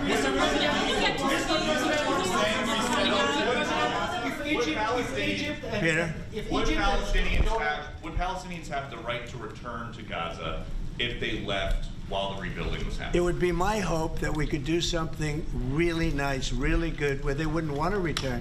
Why would they want to return? The place has been hell. It's been one of the meanest, toughest places on earth. And right now, I've seen every picture from every angle, better than if I were there. And nobody can live there. You can't live there. So if we can build them through massive amounts of money supplied by other people, very rich nations, and they're willing to supply it. If we can build something for them in one of the countries, and it could be Jordan, it could be Egypt, it could be other countries, and you could build 4 or 5 or 6 areas. It doesn't have to be one area, but you take certain areas and you build really good quality housing, like a beautiful town, like someplace where they can live and not die, because Gaza is a guarantee that they're going to end up dying. The same thing's going to happen again. It's happened over and over again, and it's going to happen again as sure as you're standing there, Peter. So I hope that we could do something where they wouldn't want to go back. Who would want to go back? They've experienced nothing but death and destruction. Egypt and Jordan tell you no, what will you do then? Well, I don't think they're going to tell me no. I don't think they're going to tell me no. I think they're going to tell Biden no, and I think they're going to tell other people no. So you think it will happen at the end? I think there's a good chance. Yeah, How I'd like many to see it people are you thinking about? All of them. I mean, we're talking All of about the probably 1.7 million people, 1.7 million, maybe 1.8 million. But I think all of them. I think they'll be resettled in areas where they can live a beautiful life and not be worried about dying every day. Wait. No. Mr. President, Yeah. do you support building settlements, Jewish settlements back in Gaza in the next years? Say it. Building settlements, Jewish settlements back in Gaza in the next year. Do you support this idea? I don't see it happening. It's too dangerous for people. Nobody can go there. It's too dangerous. Nobody wants to be there. Warriors don't want to be there. Soldiers don't want to be there. How can you have people go back? You're saying go back into Gaza now? The same thing's going to happen. It'll only be death. The best way to do it is you go out and you get beautiful, open areas with the sunlight coming through, and you build something nice. And they are not going to want to. They are not going to want to go back to Gaza. Prime Minister Netanyahu, what is your message to the families of the hostages that look at this deal, that are worried that this deal won't go through? What do you say to them in this moment? Same message I said from the beginning of the war. We'll get them out, get them back. We got over 70%, close to 75% of the people who everybody believed will not get out. We got them in successive deals, and most recently with the help of President Trump. We're not going to give up on any of them, and we're not going to give up on our other war aims. Hamas is not going to be in Gaza, and we're going to get everyone back. And you would not have. Prime Minister, how optimistic are you about reaching phase 2 of the ceasefire? How optimistic are you about that happening? Well, we're going to try. That's one of the reasons, one of the things we're going to talk about here. And if we, you know, when Israel and the United States work together, and President Trump and I work together, you know, the chances go up a lot. It's when we don't work together, Israel and the United States don't work together, that creates problems. When the other side sees daylight between us, and occasionally in the last few years, to put it mildly, they saw daylight, then it's more difficult. When we cooperate, isn't it the right chances time are to good. hit once and for all? Say it. Now that Iran is so weak, isn't it the right time to hit their nuclear facilities once and for all? So you say Iran is so weak. I appreciate you saying that. They're not weak. They're very strong right now, and we're not going to allow them to have a nuclear weapon. It's very simple. You know, I signed a very strong proclamation. Iran was in big trouble when I left. They were broke. They didn't have money for Hamas. They didn't have any money for Hezbollah. You had no problem. October 7th could have never happened. When I left, October 7th could have never happened. And frankly, Russia and Ukraine, as I said, could never have happened. They became very strong, very fast. They sold massive amounts of oil to China and everybody else who would not buy the oil when I was president, because we said, don't buy the oil. And they became very rich very quickly. But they're not weak. They're not weak. They're strong. Doesn't mean they won't be weak. But you know what? We just don't want them to have a nuclear weapon. They can't have a nuclear weapon. The Prime Minister, Mr. President, the Prime Minister wants you to strike Iran. That's what he wants. You don't know what he wants. What do you know about anything? Go ahead. But is that option on the table? Yes, please. President Trump, is that option on the table? You're not just talking about Jordan and Egypt. No, could be other places too. So in the Gulf, There are many people that have reached out, many countries, many leaders of countries that have reached out that would like to participate in that. Doesn't have to be Jordan and Egypt, but I think it would be also them. And Mr. President, your relationship with Mr. Netanyahu knew ups and downs. How do you describe it? No, I think it's mostly ups. Mr. President, what about the Palestinian Authority? Should it rule Gaza because Gaza will be empty? What? The Palestinian Authority, can it rule Gaza? What do you think? Well, it's had a pretty hard time, wouldn't you say? I'd say it's had a pretty bad time of it. Mr. President, Qatar has, you've criticized in the past as a funder of terrorism, so as the Prime Minister, do you think they're part of the solution or part of a problem moving forward? I think they're trying to help. Qatar is absolutely trying to help. I know them very well, and they're doing everything they can. Very tough situation, but they're absolutely trying to help. Okay, thank you very much, everybody. Thank you. Thank you. Press, let's go. Come on, guys. Thank you. Have a great day. Thank you, guys. See you soon. Right this way. Thank you, press.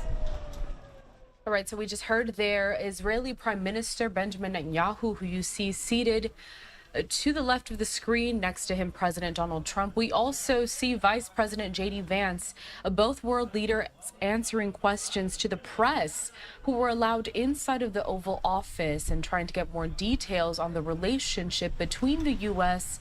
and Israel going forward, especially given the fact that the war between Israel and Hamas continues in Gaza. I do want to bring you a live now picture over at the White House in Washington, D.C. As we step away for our first commercial break of this hour, we will continue to bring you more of these top headlines and live events when we come back.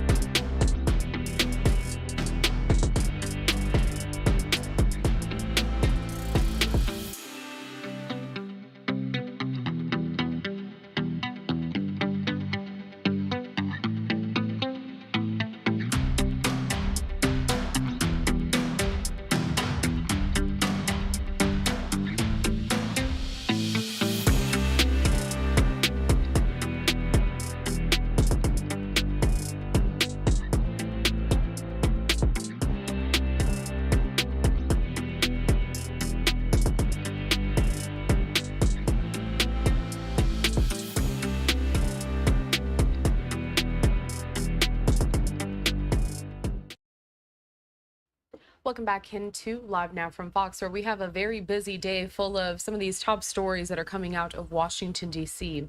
A Live Now picture over at the White House. Now, just before that last commercial break that we took, we did showcase a press gaggle featuring President Donald Trump and also Israeli Prime Minister Benjamin Netanyahu. Now, that is not the official news conference that they are expecting to hold a little later on today. That was just a moment for the press to ask a couple of questions before that official joint news conference that we are still planning to carry for you here at Live Now from Fox.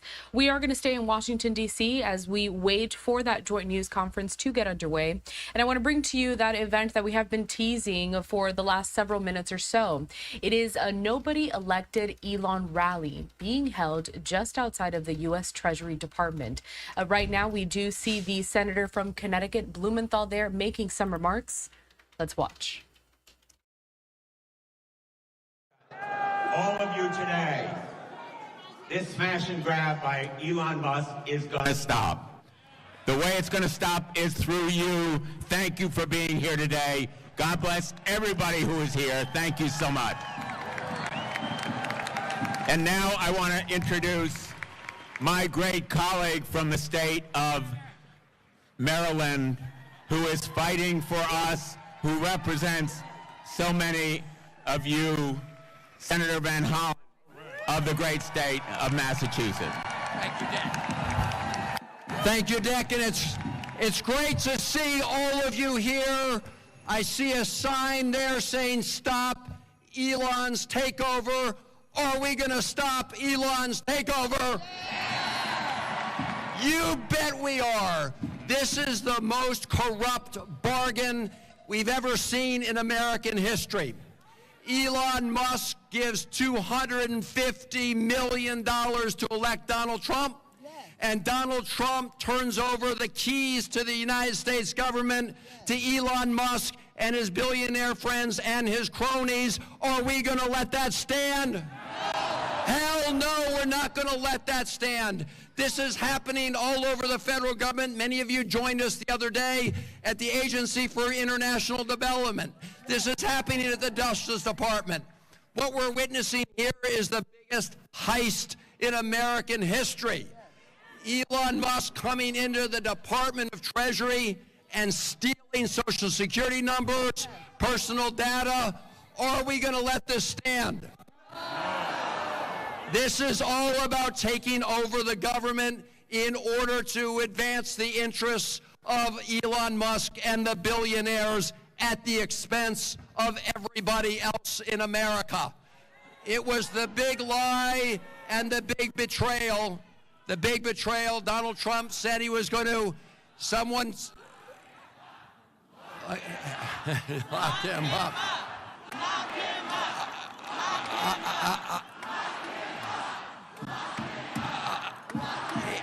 It is pretty clear we have to fight this in the courts, we have to fight this in the Congress, we have to fight this in the streets. We need to fight this all over America. And we need to make sure that the billionaires don't take this country away from the working people of America. That's what it's all about. Stop the coup, stop the grift, stop Elon Musk, take our country back. Thank you all very much for being here, and it's going to be a long march, but we will win. Thank you, Senator. Thank you so much. No regular order in the Senate. Thank you, thank you. No regular order in the Senate. I just want to thank all of these leaders. We're not done yet, but thank you for your leadership. And next we're going to bring up Senator Chris Murphy. Thank you.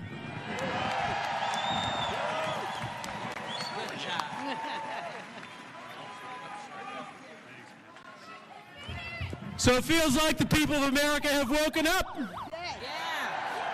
We are wide awake to the fraud that is being perpetuated on this country inside this building, and we are not going to stand for it. And I don't know about you, but I don't think the United States Senate should vote for a single nominee that's going to participate in this fraud.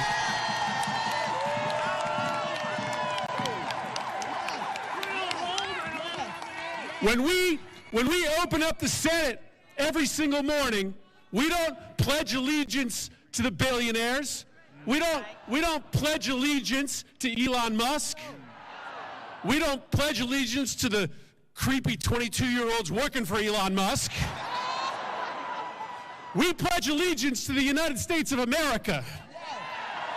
And so I want to make sure that my mother gets her Social Security check, not because she pledges allegiance to Elon, but because she pledges allegiance to the United States of America. I want to make sure your neighbor gets their tax refund, not because they pledge allegiance to the billionaire class, but because they pledge allegiance to the United States of America. And so we have work to do right now. Every single one of us has a responsibility to stand up to this fraud. And it is true, we have to reach out to everyone in this country, conservatives, liberals, Republicans, Democrats, and tell them that we have not months, we have not weeks, but we have days to stop the destruction of our democracy. We have work to do.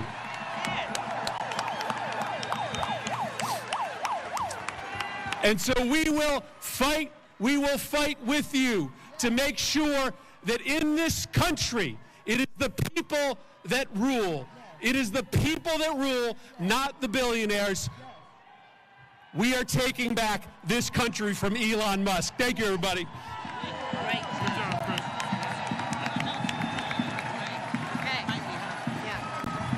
No, I don't know.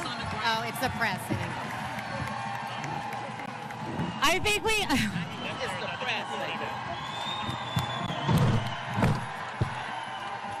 I think we have Senator Warren on the way. That's what's happening. Warren, yeah. Is she right there?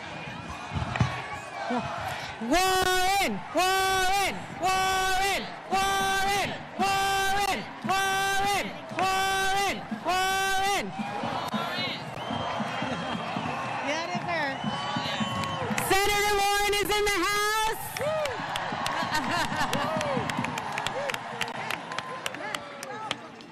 Come on up, Senator Warren. The people want to hear from you. Let's give it up for Senator Warren.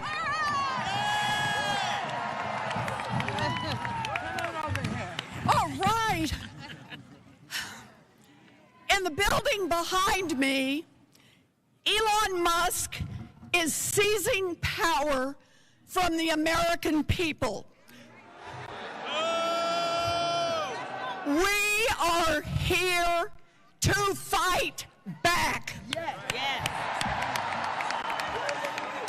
A few months ago, Elon Musk spent $280 million to buy an election for Donald Trump. Now, Elon Musk is here to collect on his investment. Yes. Yes. He is here to seize power for himself. We are here to fight back. Yes. Yes. Musk has grabbed control of America's payment system. Yes. This is the system that makes sure that your grandpa gets his Social Security check on time. This is the system that makes sure that your mom's doctor gets paid for her Medicare exam. Elon Musk wants the power to turn that on, to turn that off, as Elon Musk decides. Elon Musk wants the power to say that your grandpa, who frankly is a cranky old guy, and sometimes disses Elon on X, doesn't get his Social Security check on time. Elon Musk wants power to say to your mom's doctor, you're not doing it the way I would, so the doctor doesn't get paid. Elon Musk wants the power to decide whether or not every road repair in America goes forward, whether or not every Head Start center in America opens, and whether or not every military base anywhere in the world operates according to Elon. Elon Musk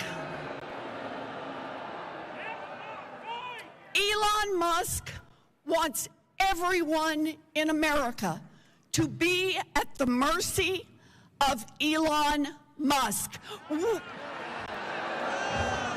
We are here to fight back. Yes.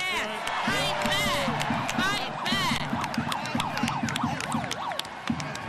Now, no one elected Elon Musk to nothing. That's right. Not one Democrat in America voted for Elon Musk. Not one. Not one Republican in America voted for Elon Musk. Not one independent in America voted for Elon Musk. Not one libertarian in America voted for Elon Musk. Damn, not one vegetarian in America voted for Elon Musk.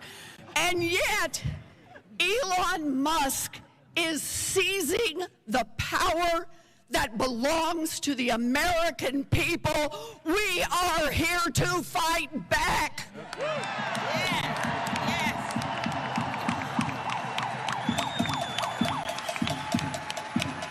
This is no longer business as usual.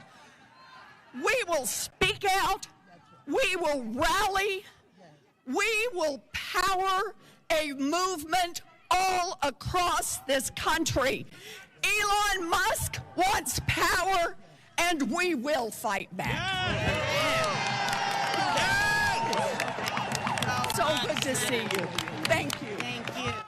All right, we're showcasing here this live event, a nobody elected Elon rally held just outside of the U.S. Treasury Department in Washington, D.C. And a reminder that we are still waiting for President Donald Trump and Israeli Prime Minister Benjamin Netanyahu to hold a joint news conference that should be getting started momentarily. We do want to step away for a brief commercial break at Live Now from Fox, but we continue with more of these top stories next.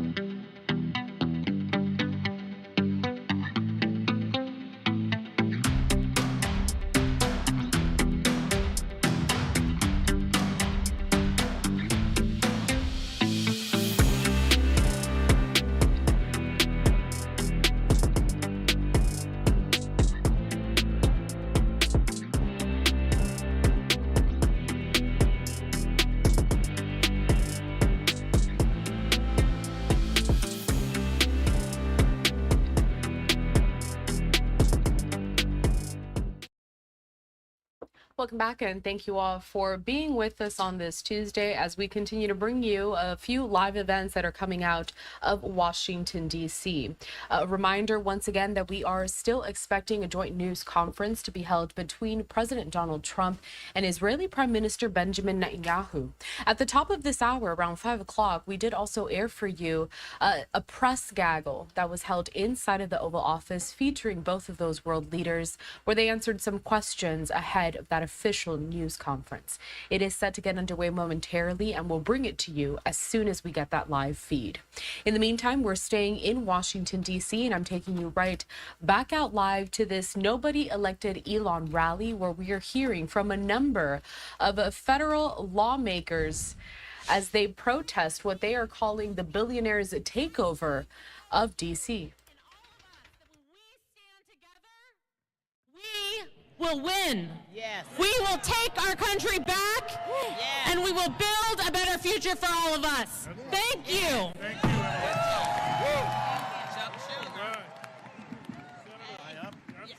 You up now. Hello, everybody. Are we going to fight the fight? Are we going to win the fight? Are we not going to rest till we win? Let me say. District in California. I succeeded Katie Porter. And like Katie, like Senator Warren, before going into politics, I was a law professor. And we're here because we are in a constitutional crisis, the likes of which we have never seen in this country. Yep. Yes. We're here because Elon Musk, an unelected billionaire, is repeatedly and blatantly breaking the law, including by usurping our authorities, the legislative and appropriations authority expressly reserved to Congress. Now, the Constitution is simple. We appropriate the money and Treasury delivers it, but Elon Musk taking it over threatens all that. Musk has claimed powers that even the president does not hold, including the power to, quote, delete agencies that he doesn't like, agencies that Congress created and funded. Now, who the hell gave Elon Musk this authority? Nobody! No one. No one. It's not in the Constitution. Until yesterday, Elon Musk had no official role with the administration. Now, all of us up here today, we had to take an oath, just like every senior White House official, like every senior federal official out there, to support and defend the Constitution of the United States. Yeah. You know who never took that oath? Elon Musk. Now, the White House claimed just yesterday Elon Musk is a special governmental employee. Now, and there's no evidence that he was ever appointed that role, but let's be clear. He is special, very special. No, he's not. But not in that kind of way. Right. And special governmental employees do not have the right to delete agencies, fire federal employees, shut off access to their accounts. No. But let's step back and ask, why did Elon Musk want to take control of the payment system? That's the $64 trillion question. And we know why, because he made clear he wants to cut $2 trillion from our budget. Now, if you look at our budget, there's not $2 trillion to cut unless you massively cut Social Security and Medicare, and that is what he's after. And now he has the ability to shut off your Social Security, Medicare, any payments he wants with the flip of a switch. Obviously, he has control of our information as well. He has broken the law time and time again. This cannot stand. He must be held accountable. He must be made to pay. We must enforce the law.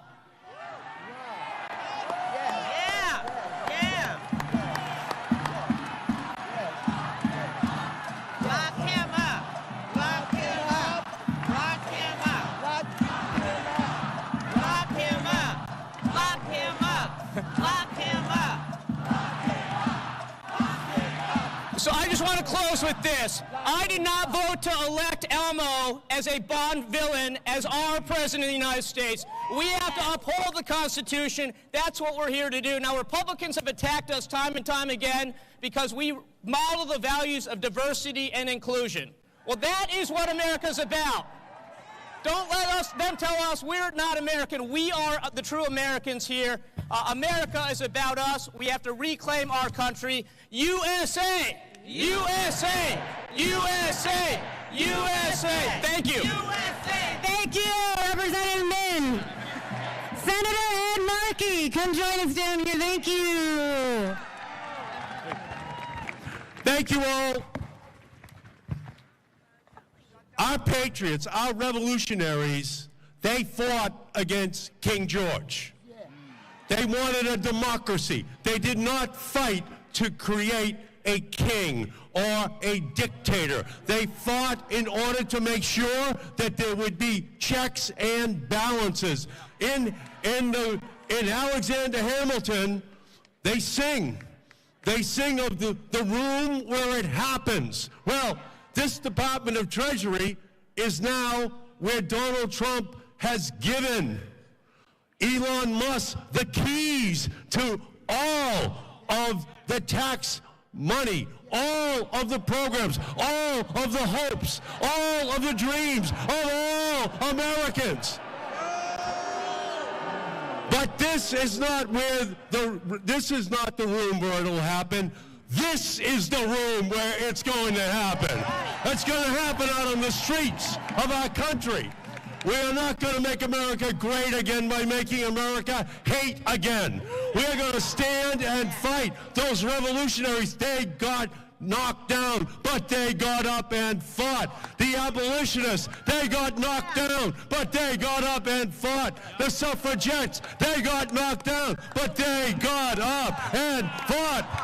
And right now, all across America, people are knocked down, but they are getting up, and they are going to fight the dictator of Donald Trump and his henchmen, Elon Musk. We cannot allow this unlawful, unfair, unconstitutional act to stand. We are going to stand and fight. Fight. Fight. Let's go and do it. Thank you. Thank you. All right, let's give it up for Representative Ayanna Pressley.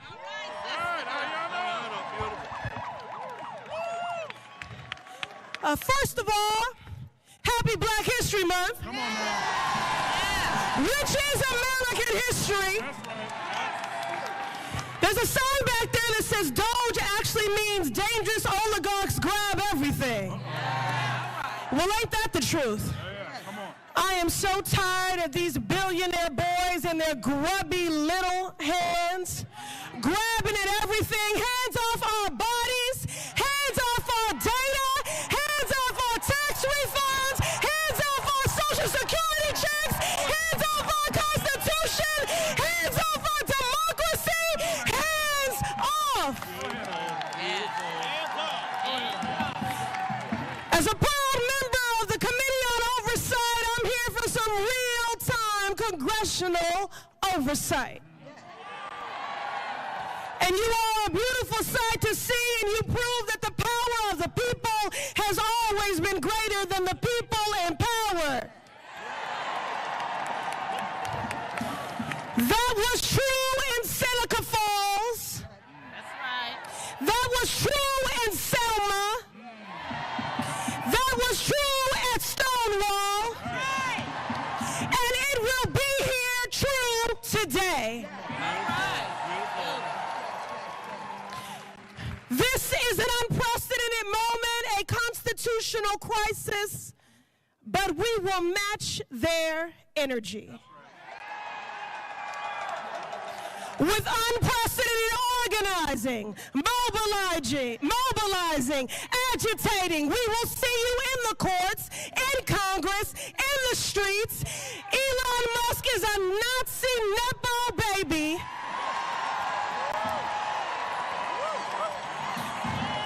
A godless, lawless billionaire who no one elected. Elon, this is the American people. This is not your trashy Cybertruck that you can just dismantle, pick apart, and sell the pieces of. And I want to say to our Republican colleagues, pay attention. We're here today in the hopes that you will see the light. But if you do not see the light, we will bring the fire. Resist! Taking a listen here to several Democratic lawmakers attending this nobody elected Elon rally that is being held right now in Washington, D.C. We do want to step away for a brief commercial break at Live Now from Fox, and I do want to bring you this as well. We have just got this live picture into our newsroom as we are still waiting for the joint news conference between President Donald Trump and Israeli Prime Minister Benjamin Netanyahu.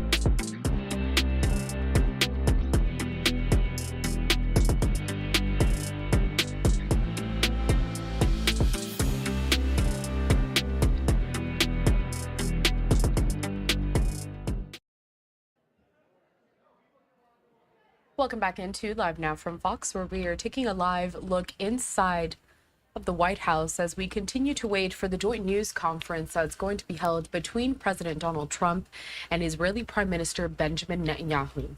It should get started really very soon. But in the meantime, let's head back out to this rally that we continue to showcase as Democratic lawmakers continue to rally against billionaire Elon Musk. Back. Fight back. Fight back. And as I close out,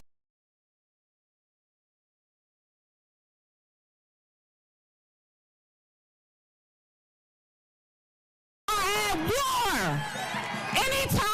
Anytime a person can pay $250 million into a campaign and they be given full access to the Department of Treasury of the United States of America, we are at war.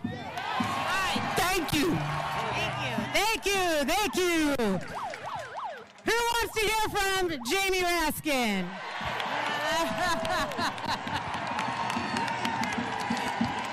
I think they're calling you.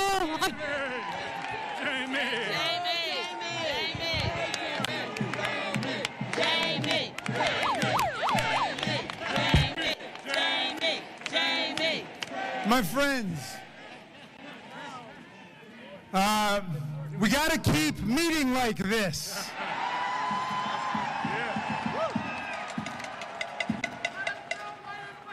I was at AID yesterday. Anybody go to USAID to defend the federal workers? And I saw Elon Musk tweeted out a picture of a non-violent, boisterous rally saying, "Looks like an insurrection to me," he said. You know, and in his native apartheid South Africa, that might have looked like an insurrection to him, because the authoritarians don't know the difference between an insurrection and a non-violent popular protest, okay? So I want to give him a little seminar on it. An insurrection is when the president, who's been defeated by more than 7 million votes in an election, tells people to go and fight like hell, or they're not going to have a country anymore, and they go and they beat up our police officers, wounding and injuring and hospitalizing more than 140 of them. And they chant, "Hang Mike Pence." That's what an insurrection looks like. That's what an insurrection looks like. This is not an insurrection. This is a resurrection today.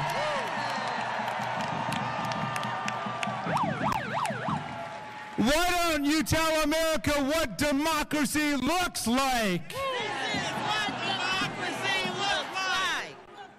What does democracy look like? This is what democracy looks like. Well then, if we're looking at the Treasury Department, tell me what plutocracy looks like. What does democracy look like? This is what democracy looks like. What does plutocracy look like? Well, my friends, you know, they sent a memo to 2 million federal workers called the Fork in the Road. The Fork in the Road. Wait a second. They took the memo verbatim from what Elon Musk sent the workers at Twitter when he took over that company, and now he thinks he's taken over this company. And so he sent everybody the exact same Fork in the Road memo with the exact same subject line, Fork in the Road. My friends, the real fork in the road is between democracy and autocracy in America. That's the fork in the road. That's the fork in the road. So, we don't have a lot of time to get this right. Do you want Elon Musk controlling your parents' Social Security checks?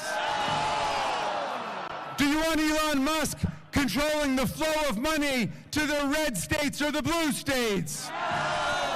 Do you want Elon Musk controlling congressional appropriations to disaster areas around America? Are you willing to fight day and night, dawn and dusk, to fight Elon Musk and take our government back? My friends, I'm gonna leave you with the words of some great democracy patriots who we got to keep close in our hearts. First, the great Frederick Douglass, who was born an hour away from here in the Wye River Plantation. And he became a great freedom fighter in the Civil War and through Reconstruction. And Douglass said, if there's no struggle, there's no progress. And the struggle may be moral, it may be physical, it may be moral and physical, but there must be struggle. Power concedes nothing without a demand. It never has, and it never will. A message to you from the great Marylander, Frederick Douglass.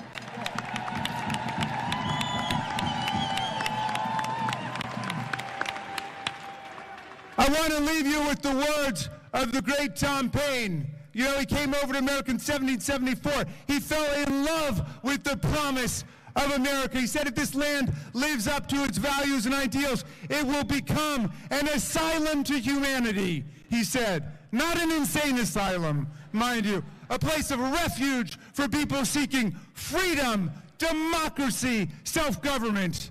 And he wrote Common Sense, the pamphlet that ignited the American Revolution against the kings and the queens and the oligarchs and the plutocrats and the emperors, all of it. But 1776 was a tough year. Half the people are still running around saying, you can't beat kings and queens. Everybody's always lived under people like Donald Trump or Vladimir Putin or Kim Jong-un. But half of the people said no. They said, let us gamble on democratic freedom. Let's pledge to each other our sacred honor, our property, our very lives to fight for democracy and freedom, said Tom Paine. And then in 1776, he wrote a pamphlet to give people courage and hope. It was a tough time. The country was split. And a lot of people were caving in to the monarchs and the plutocrats. And he wrote a beautiful pamphlet called The American Crisis. I want to quote a tiny little passage for you. I'm going to update the language pursuant to instructions from Nancy Pelosi, who said Tom Paine was a feminist, and that he was. He was fighting for women's suffrage in the 18th century, just as he was fighting for abolitionism too. But he wrote this line, and he said, these are the times that try men and women's souls. The summer soldier and the sunshine patriot will shrink at this moment from the service of their cause and their country. But everyone that stands with us now will win the love and the favor and the affection of every man and every woman for all time. Tyranny, like hell, is not easily conquered, but with this saving consolation, the more difficult the struggle, the more glorious in the end will be our victory. Let's make that victory ours. You just heard there from Representative Raskin, also making some remarks at this Nobody Elected Elon rally that continues in Washington, D.C. On the top right-hand side of your screen, we also have a live picture from inside the White House as we continue to wait for President Donald Trump and Israeli Prime Minister Benjamin Netanyahu to hold their joint news conference. We do have to step away for our final commercial break of this hour, but we'll continue with more of these top stories out of D.C. next.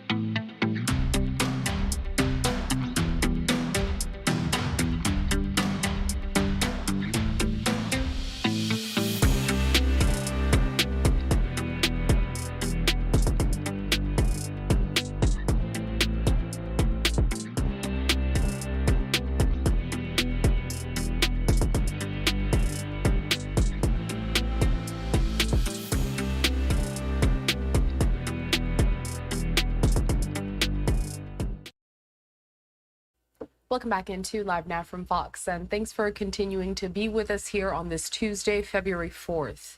I'm your host, Carl Lahara. We're still anticipating for this news conference to get underway shortly now between President Donald Trump and Israeli Prime Minister Benjamin Netanyahu. I do want to also put up this post from the Prime Minister's account on X. Take a look at this with a photo of both of those world leaders. And it says, Prime Minister Benjamin Netanyahu meets with U.S. President Donald Trump in the Oval Office in the White House.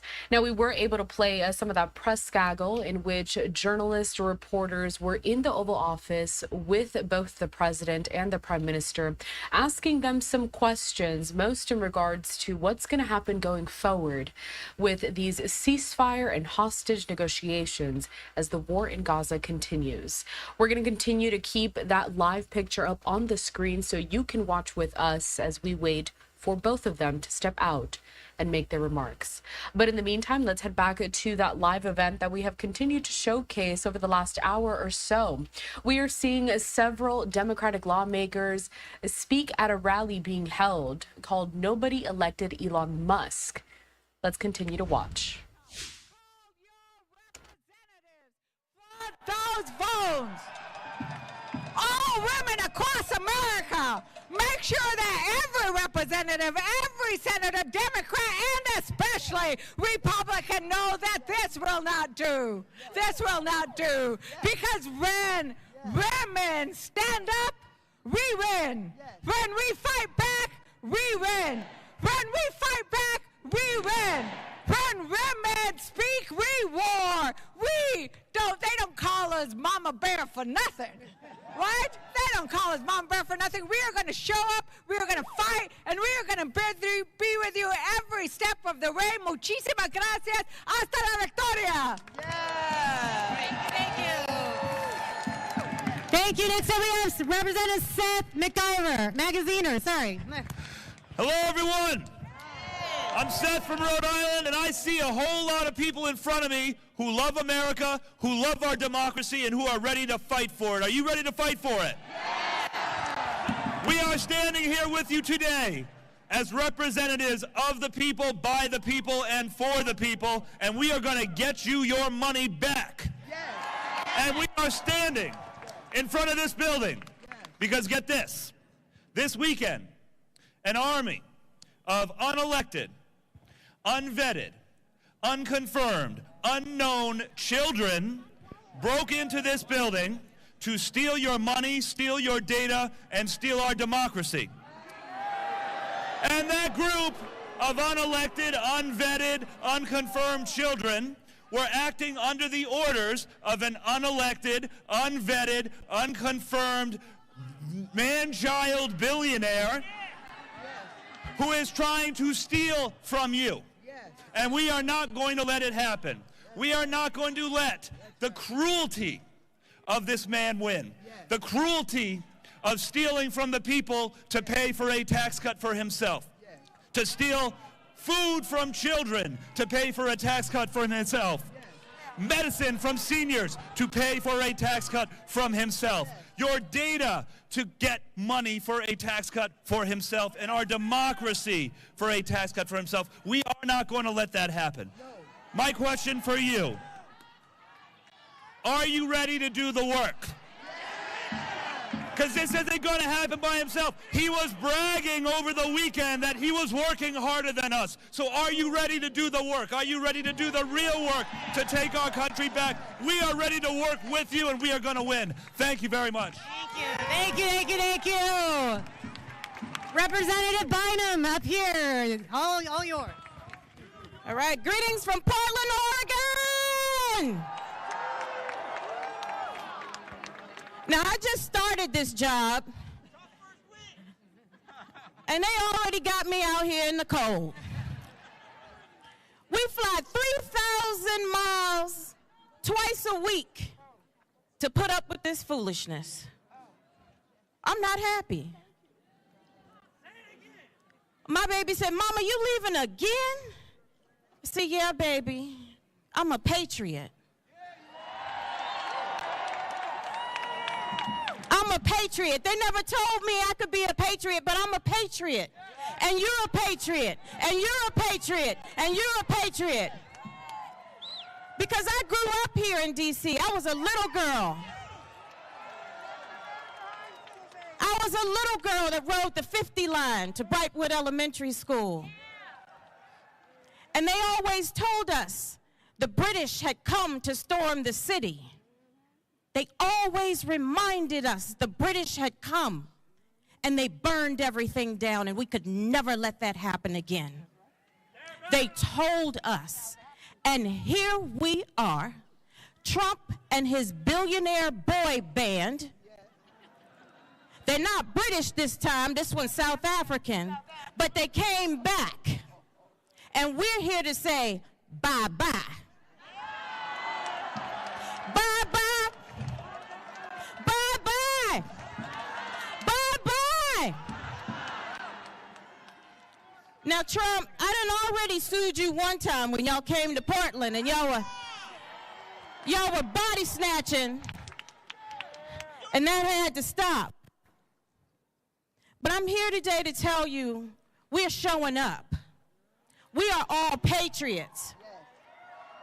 They're going to take their hands out of our piggy banks. We're going to shut it down.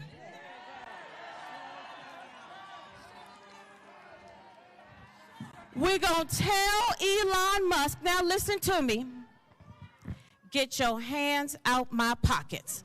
Say it with me. Get your hands out my pockets. Get your hands out my pockets. Get your hands out my pockets. Get your hands out my pockets. Get your foot off the Constitution. Take your foot off my neck.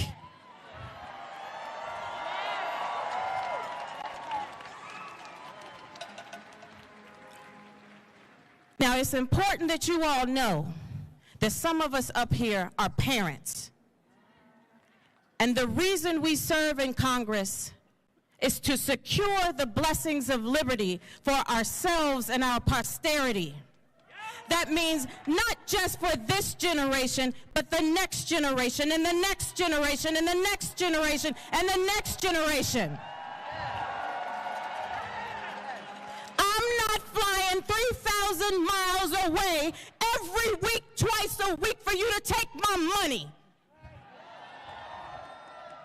I'm not giving an inch. And you're not giving an inch. And you're not giving an inch. This is our country. Like I said, Trump, I done already sued you once. I'm ready to do it again. Thank you. I'm sorry. Representative Ansari. Where? There you go. You got it. Good evening. Has it been a long year or what? Damn. I represent Phoenix, Arizona, Arizona's 3rd Congressional District, a community of immigrants, a community of veterans, a community of LGBTQ plus individuals, a community of hard-working American people who did not sign up for Elon Musk's hostile takeover of the United States government. We did not sign up for this hostile takeover of the government. Last I checked, Donald Trump was elected as president, but illegal action after illegal action and allowing an unelected billionaire, Elon Musk, to do whatever it is that he pleases, he literally thinks he's a king. And King Trump and Elon Musk are going after all of your freedoms, all of your rights, your money, your health insurance, your privacy, your data, and we cannot stand for it. Thank you for being here tonight. It is so important that people across the country show that this is not acceptable. This is not what a democracy is all about. We will not stand for it. We will use every lever in our power, but we need you. We need you to call your Republican representatives and ask them why they are complicit in the hostile takeover and dismantling of every agency. They went after USAID. They've gone after Treasury. They're going after the Department of Education. They're going after the Environmental Protection Agency. It is outrageous. So thank you so much for fighting with us. We will win this.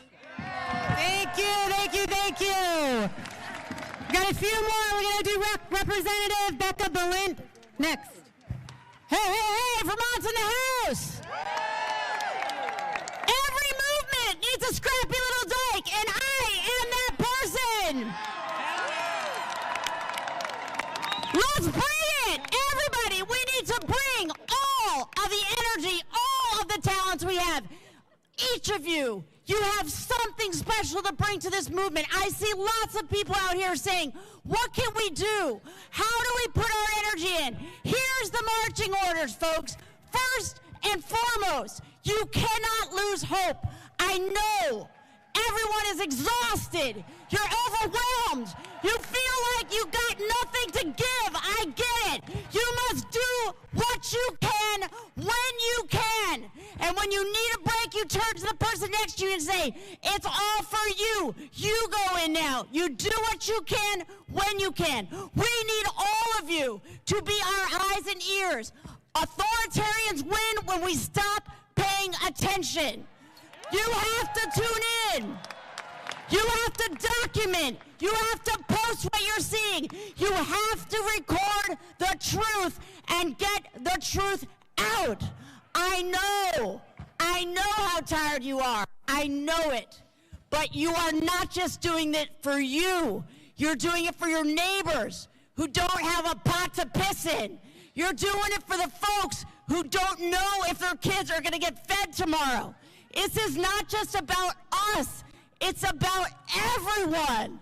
It's about everyone. And we know the people who have not let us in today, they are not thinking about us. They are only thinking of them. So here's what you need to do. I need each and every one of you to get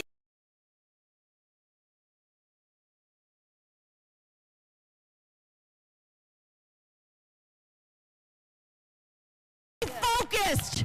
I need you to wake up every day and say, I am in the fight. Are you with me? Yes! Let's go! Yes! Awesome! How about that? Yes! Representative Gomez, you're... When we fight, I'm Jimmy Gomez from Los Angeles. Before I was ever elected, I was a union member and a union organizer with the American Federation of State, County, and Municipal Employees.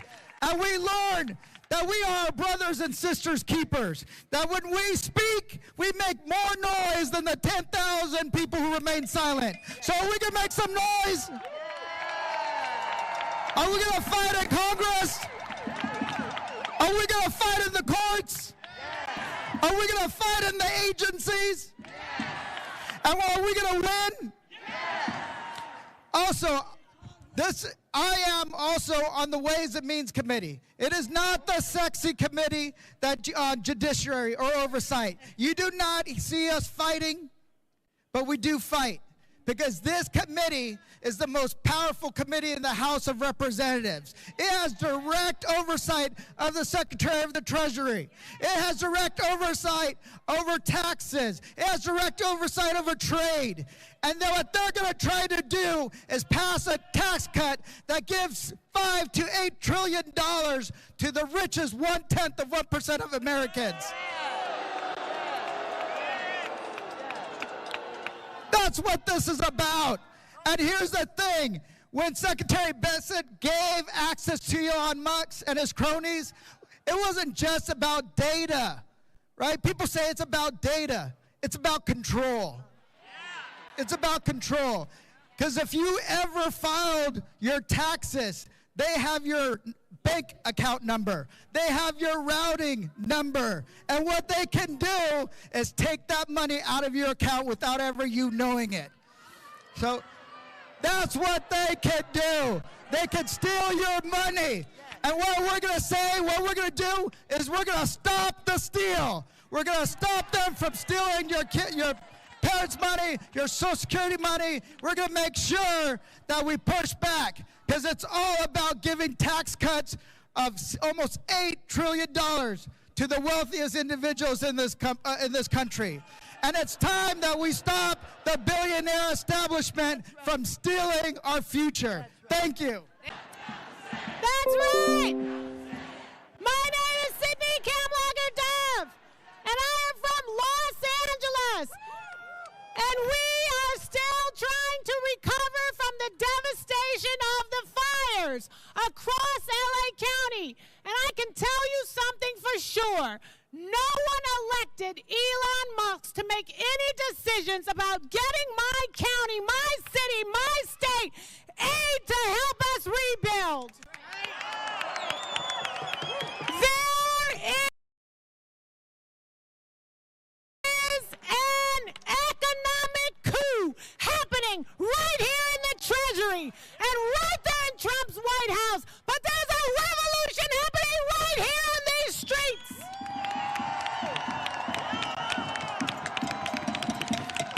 It is total corruption for an unhinged, unqualified, unvetted billionaire like Elon Musk and his sycophants to come into our treasury to try to take control of our government, to have access to our Social Security numbers, our Social Security payments, our medical benefits.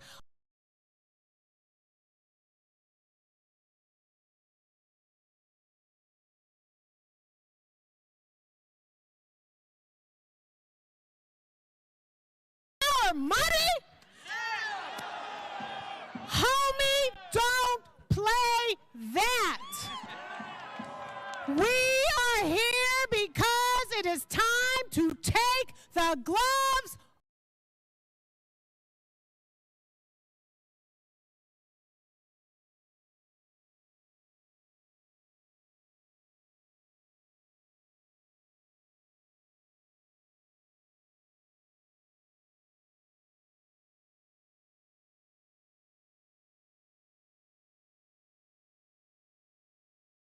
off.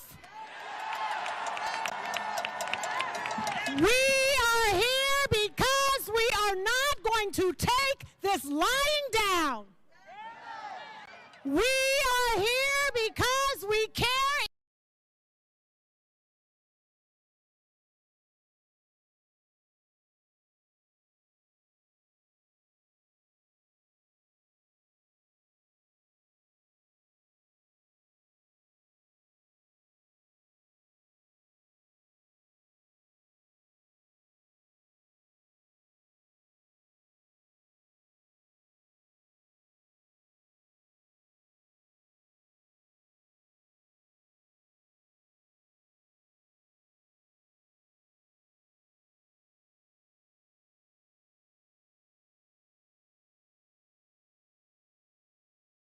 Enough about our country and our democracy and our privacy and our information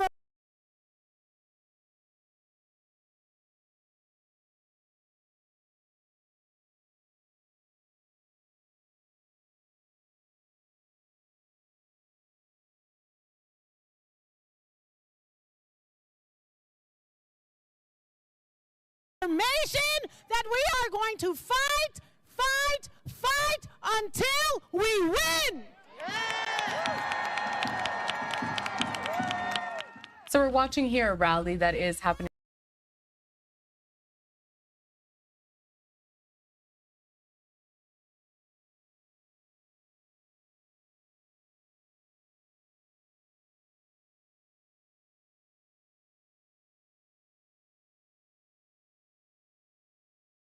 Live in Washington, D.C., featuring several Democratic lawmakers that are protesting against Elon Musk and the influence that he has had during President Trump's administration so far. We also have a live picture inside of the White House that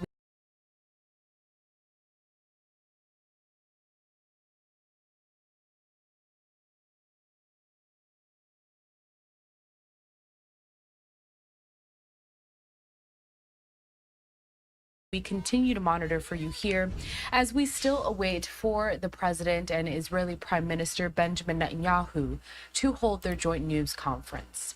We're going to step away for our first commercial break of this hour, but we'll continue with more of these live feeds.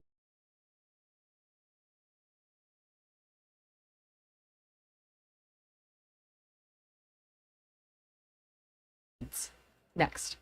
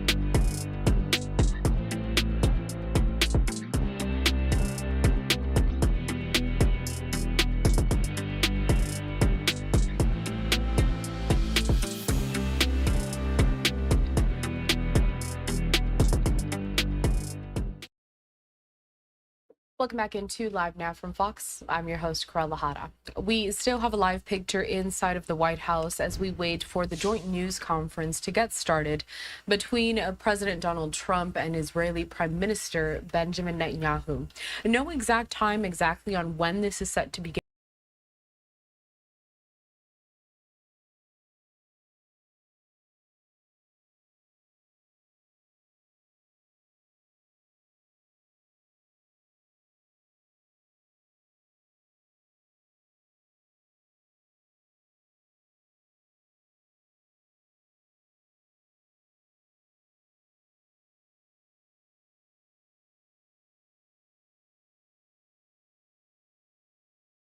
And, according to the schedule, it was supposed to start about an hour ago, so it is running a bit late, but we do believe that it will get started momentarily. It is one of the major stories that we're following for you on this evening. But at the same time, here at Live Now from Fox, we do prioritize all of these live events. So I'm going to head back to the one that we have been showcasing for the last hour or so. This is a rally being held in Washington, D.C., as we're seeing Democratic lawmakers protest against Elon Musk and his role within President Trump's administration. Withhold unanimous consent. I love you guys. Okay, the third thing we need them to do is we need to make Republicans in the Senate, their lives need to be miserable. They need to get worn out having to stand up in that chamber and hold the floor. They need to say, we're doing this and we're going to lose sleep over doing this and stay in the Senate chamber doing this. That means quorum calls, quorum calls, quorum calls, quorum calls, quorum calls, quorum calls, quorum calls. What does all this do? Shut down the Senate. Shut down the Senate. Shut down the Senate. Yes, that's on Chuck Schumer, but that's on all of us. That's on all Senate Democrats. We all have a role, okay? That is what we are going to do. Now, the easy way to think about this is when you're going and talking to your Democratic senator, you say, hey, imagine you are Mitch McConnell in the minority, and then do what that asshole would do. That's what you're going to do. Are we going to unify this Democratic opposition? Are we going to stop what Donald Trump and Elon Musk are doing to our country? Is Trump a king? Oh, that's news to me. Does Musk have a mandate? Are we going to use the tools available to us to fight for this democratic republic? Are we going to win? Are we going to win? Shut down the damn Senate. Thanks, folks. Go home and call your senators. Go to meet at their offices. Have a good night.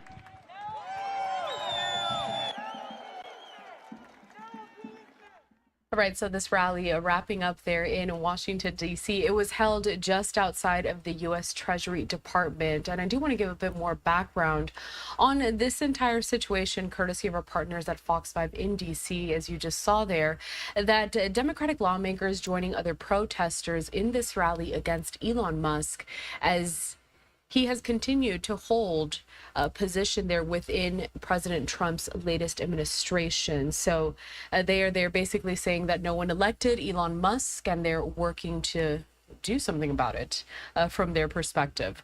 At the same time, on the right-hand top of your screen, at the top right-hand of your screen, I should say, we are seeing more movement within this picture inside of the White House. So it could mean that this joint news conference between President Trump and Prime Minister Benjamin Netanyahu could be getting started really fairly soon here. Earlier today, we did see both of the world leaders participate in a press gaggle inside of the Oval Office, where they answered questions from reporters ahead of this official news conference.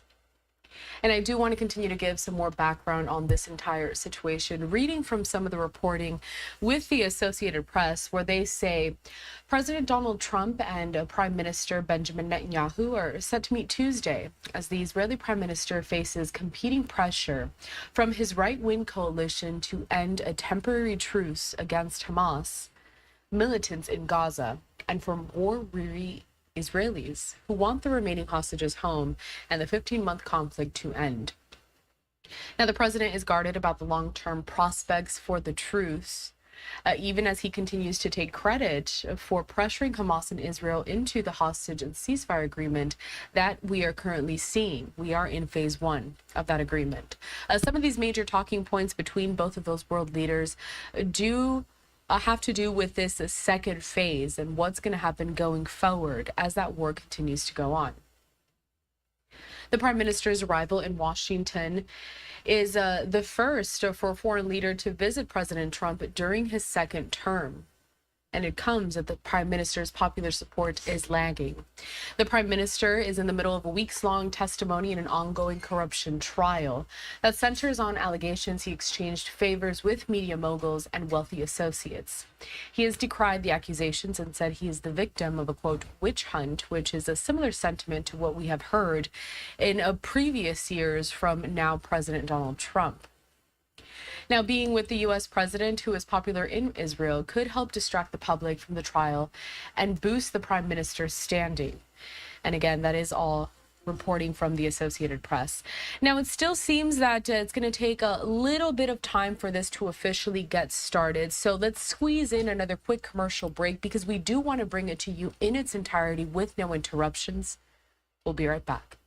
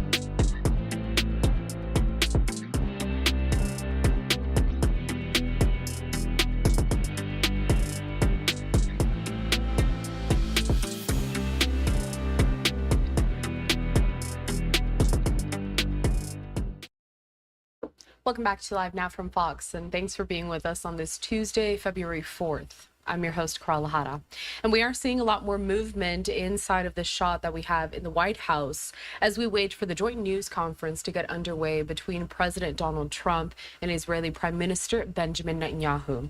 So let's take a look at this. We do have a couple of angles here that we can showcase, and during the commercial break, we did just see the new White House press secretary walk in there. We also saw Pete Hegseth, who is now leading the Department of Defense. And we are expecting some more officials to take up some of these seats that were empty for the last several minutes. So this could be an indication that this is going to get started shortly. So what I'm going to do is that we're actually going to linger on this shot because we don't want to miss anything. And just a reminder that we will be carrying this news conference in its entirety without commercial breaks. While we wait, continuing on to provide some more background into this entire situation, courtesy of some reporting from the Associated Press, as they continue to bring some real-time updates given this entire situation that's unfolded. And the fact that the Prime Minister landed in Washington, D.C. today, had a closed-door meeting with the President before making those official remarks to this entire room. And you can see that it's full of reporters, it's full of the press. And then these top two rows kind of right in front of the stage, they have been blocked off for some of the special guests that are in attendance. And you can see there even more movement. So momentarily, we should be seeing the President and the Prime Minister officially step out. But heading back to more of these bullet points here, courtesy of the Associated Press, in which they say this: during a meeting with Israeli Prime Minister Benjamin Netanyahu, President Donald Trump suggested that displaced Palestinians in Gaza should be permanently resettled outside the war-torn territory. Before the meeting, the president's Middle East envoy said that a 3 to 5 year timeline for the reconstruction of Gaza is not viable post-war for that territory. In fact, we did hear that it's possible that it could be more like 15 years for that rebuilding to take place and for everyone to really resettle there in Gaza. More key bullet points and some other things that we are following here. President Trump has given his advisors instructions to obliterate Iran if it assassinates him. And those comments were made during that question and answer portion that we played out for you earlier today, in which both world leaders answered questions from the press who were in attendance inside of the Oval Office. Now, that came after the Justice Department announced in federal charges back in November that an Iranian plot to kill the president before that election had been thwarted. As the president's tariffs against China go into effect, the nation has fired back with tariffs of their own. Now, these tariffs and the ramifications have been one of the biggest stories of this week. As we know, the president has threatened to issue these tariffs against Mexico, China, and Canada.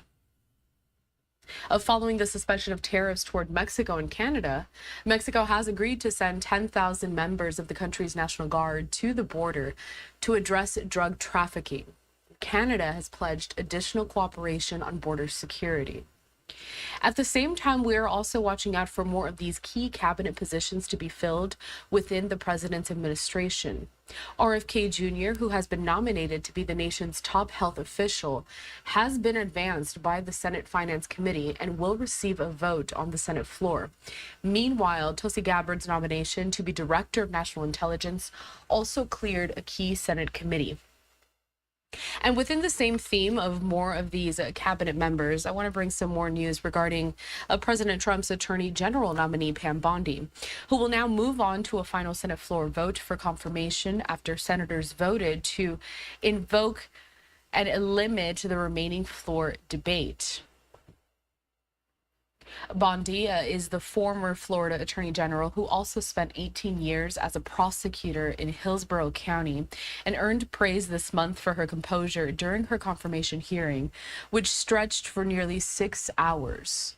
And I want to showcase this post on X just very quickly here from Fox News correspondent Chad Pergram, where he says Senate to vote to confirm Bondi as AG around 7 p.m. Eastern time, so in about 30 minutes or so. We're going to keep you updated on what comes out of that vote, because it does seem that we are going to most likely have this joint news conference going on live there. But whatever we hear from it, of course, we'll bring you those updates here at Live Now from Fox. Continuing to speak a little bit more about Pam Bondi here. By a vote of 52 to 46, the Senate invoked a cloture on the nomination Monday night, defeating that legislative filibuster. If confirmed, Bondi stressed her primary goal would be to enforce federal law without political considerations. Bondi's experience and composure in her meetings with lawmakers, as well as during the confirmation hearing itself, won wide praise from Republicans on the panel, as well as some Democrats who voted last week to approve her nomination. So that's just the latest, and a reminder, the Senate is scheduled to vote to confirm Bondi as Attorney General at around 7 p.m. Eastern Time, so in about 30 minutes. Kind of moving back to this live picture that you are seeing there on your screen, everything having to do with the meeting that the president just had with the Israeli Prime Minister. And the fact that we are awaiting some new details on perhaps what the second phase of the ceasefire negotiation is going to entail. As we know that Israel is still trying to get a number of hostages that are still being held by Hamas militants in Gaza. I'm curious to see if we can hear maybe some audio coming from this live feed. I'm going to boost the sound for a minute and see what we can hear.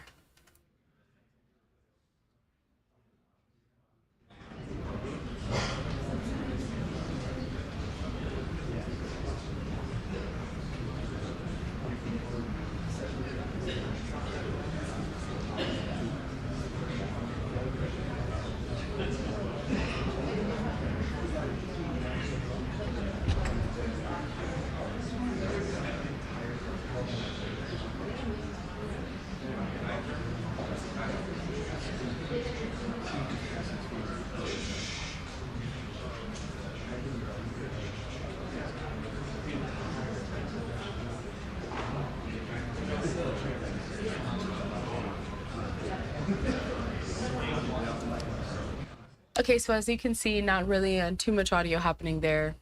folks that are in attendance just kind of speaking amongst themselves as we wait for the president and the prime minister to come out. But we don't want to step away for a commercial break because we don't want to miss anything. So instead, let's just stay in Washington, D.C. with more of these live images that we're getting out of Capitol Hill. We are seeing senators inside of Capitol Hill discussing some more of these cabinet nominations and these key positions for President Trump's administration coming up, and some of the votes that are going to be happening within the next couple of days. So let's listen into what's happening inside of Capitol Hill, and then we will also have this picture on your screen so you can watch live with us so we don't miss anything.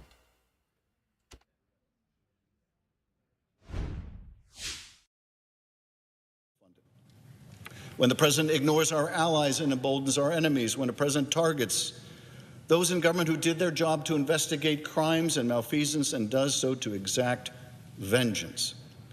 Vengeance, apart from self-aggrandizement and self-enrichment, the president's only motivation, vengeance. Donald Trump is hoping that in the chaos of his executive orders, of oligarchs marauding through the agencies of government, of tariffs that turn on and off like a blinking light, that we will get lost, and in getting lost, be lost. We must not be. His actions will get worse. They will. With a congressional majority that empowers him, with appointees that embolden him, he himself will only grow more emboldened in return. His unconscionable and unconstitutional actions will multiply. And when that happens, will Pam Bondi take up her role, her duty as the people's lawyer, or will she serve as the president's lawyer as she has done before? Will Pam Bondi say no to the president's unlawful actions, no to purges of perceived political enemies, no to investigations of career officials? Because if she will not say no, if she cannot say no, it is up to us today to say no. No to this nomination. No to Pam Bondi. It is up to us. I yield back.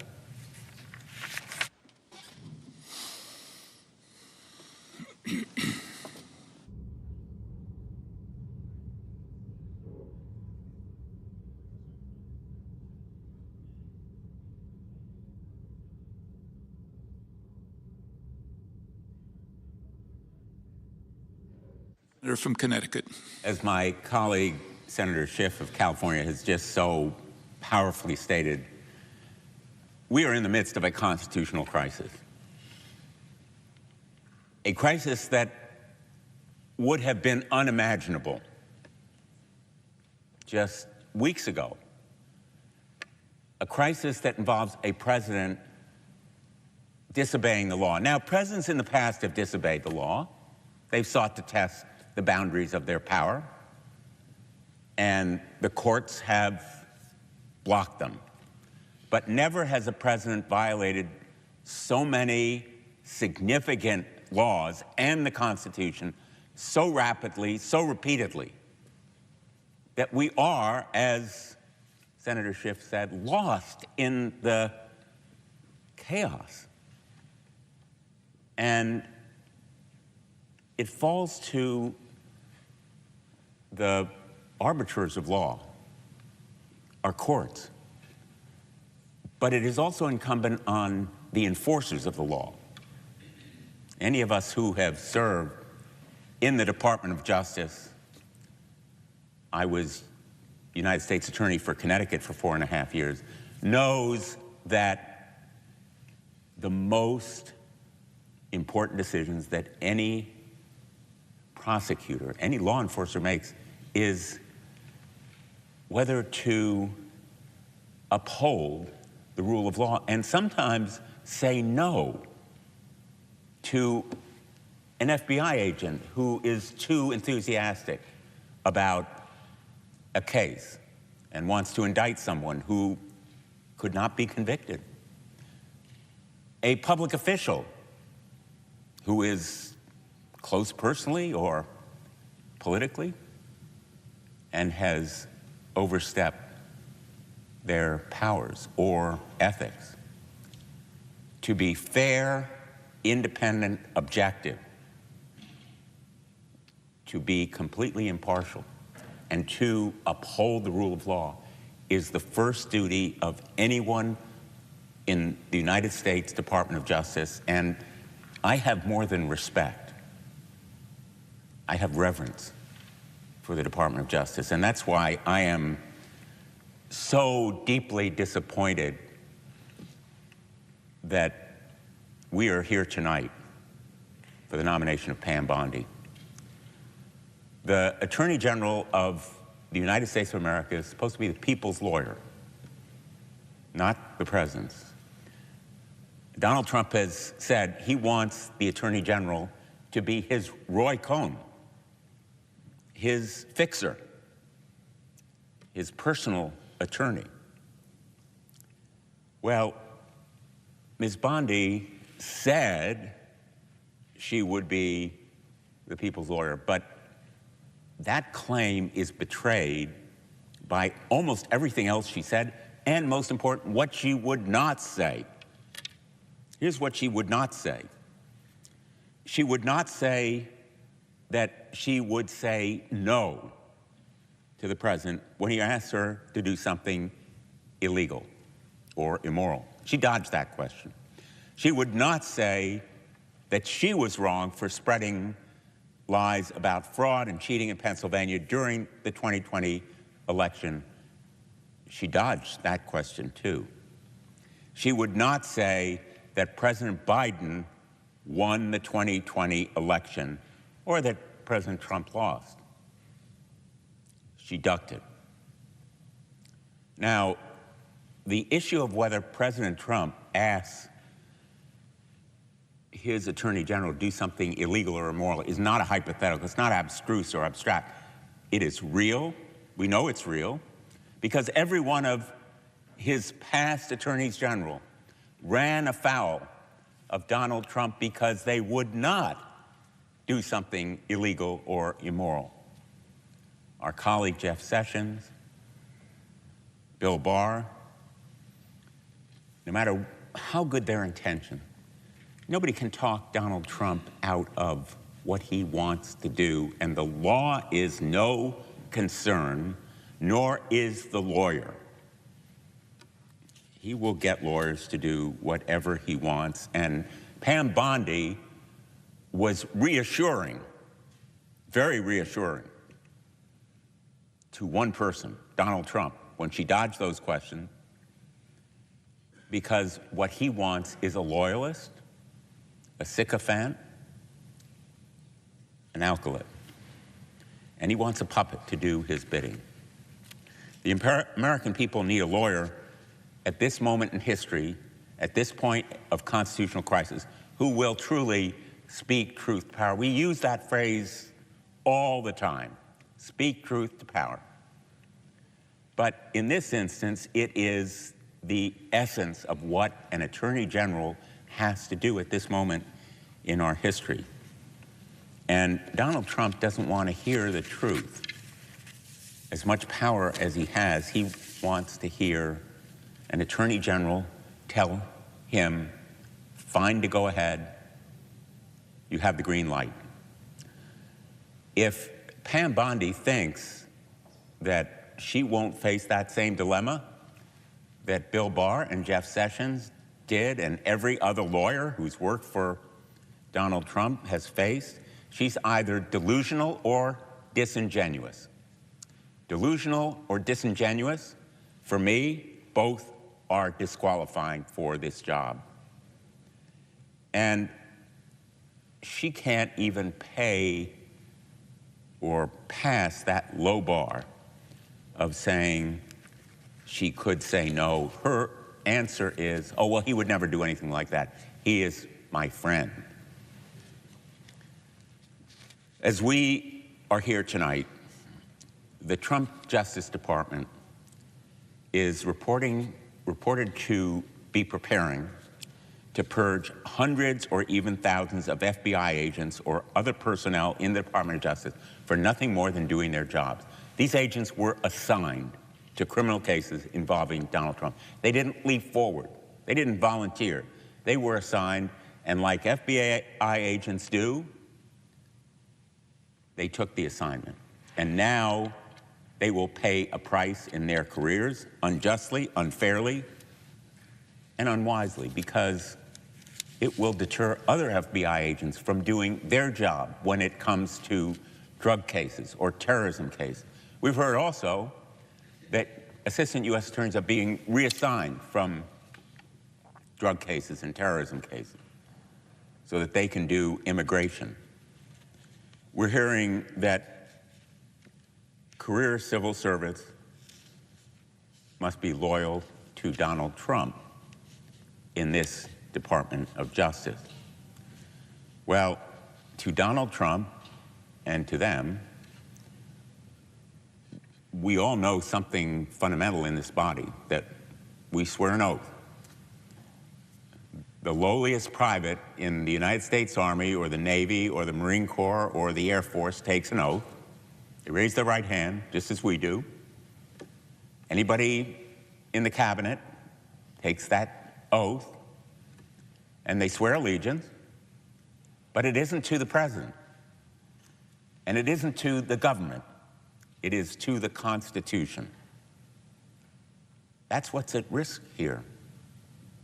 That's what Pam Bondi cannot do in good conscience if she is confirmed, because her allegiance will be to Donald Trump. And the purge of agents, the reassignment and retribution of others not only damages morale, the effectiveness of the Department of Justice, it undermines the rule of law. The Attorney General, perhaps chief among presidential appointees, is responsible for making good on the constitutional promises that no man or no woman is above the law, that we have no king in the United States. We are no longer a monarchy. We can no longer ask a billionaire to rummage through the files of the Department of Treasury that have information about the presiding officer and every one of us who serves in this body and almost every American, because we all pay taxes, we all have Social Security, we get tax refunds, veterans get disability benefits. Almost anything the United States government does creates a record in the Treasury Department, and all that information is being read and scanned and now collected. That's the news of the day. More bad news about Elon Musk. Who is going to stop Elon Musk when he's doing something illegal and immoral? It won't be Pam Bondi, because she's Donald Trump's lawyer. That is a real and present danger for every one of us in this country. After I was United States Attorney in Connecticut, I was the Attorney General of my state for 20 years. In that job also, I took an oath to the Constitution of the United States as a state official, as well as to the Constitution of the state of Connecticut. It isn't an abstract notion. It's what we all do. And if she's confirmed, maybe Pam Bondi will be able to raise her right hand and recite after whoever's administering the oath. But it will not be an oath she is capable of keeping. And so on this critically important vote for our country, I don't think there is a cabinet officer more important at this moment in our history. I urge my colleagues to say no to this nomination. Thank you, Mr. President. I yield the floor.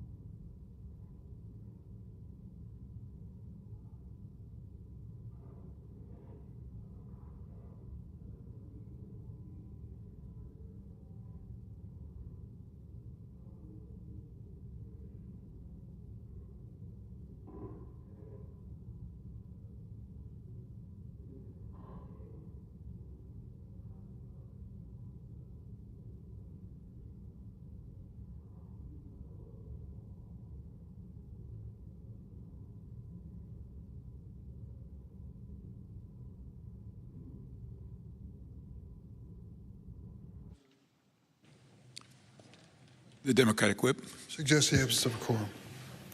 The clerk will call the roll. Ms. Alston-Brooks.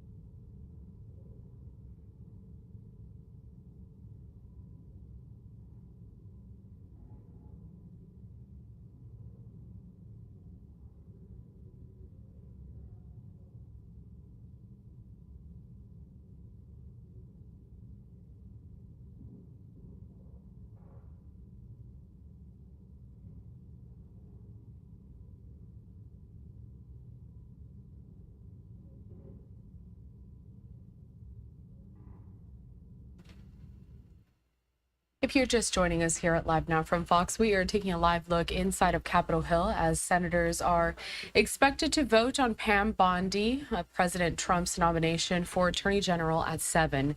But we're also seeing the president now stepping up inside the White House to hold a joint news conference with Prime Minister Benjamin Netanyahu.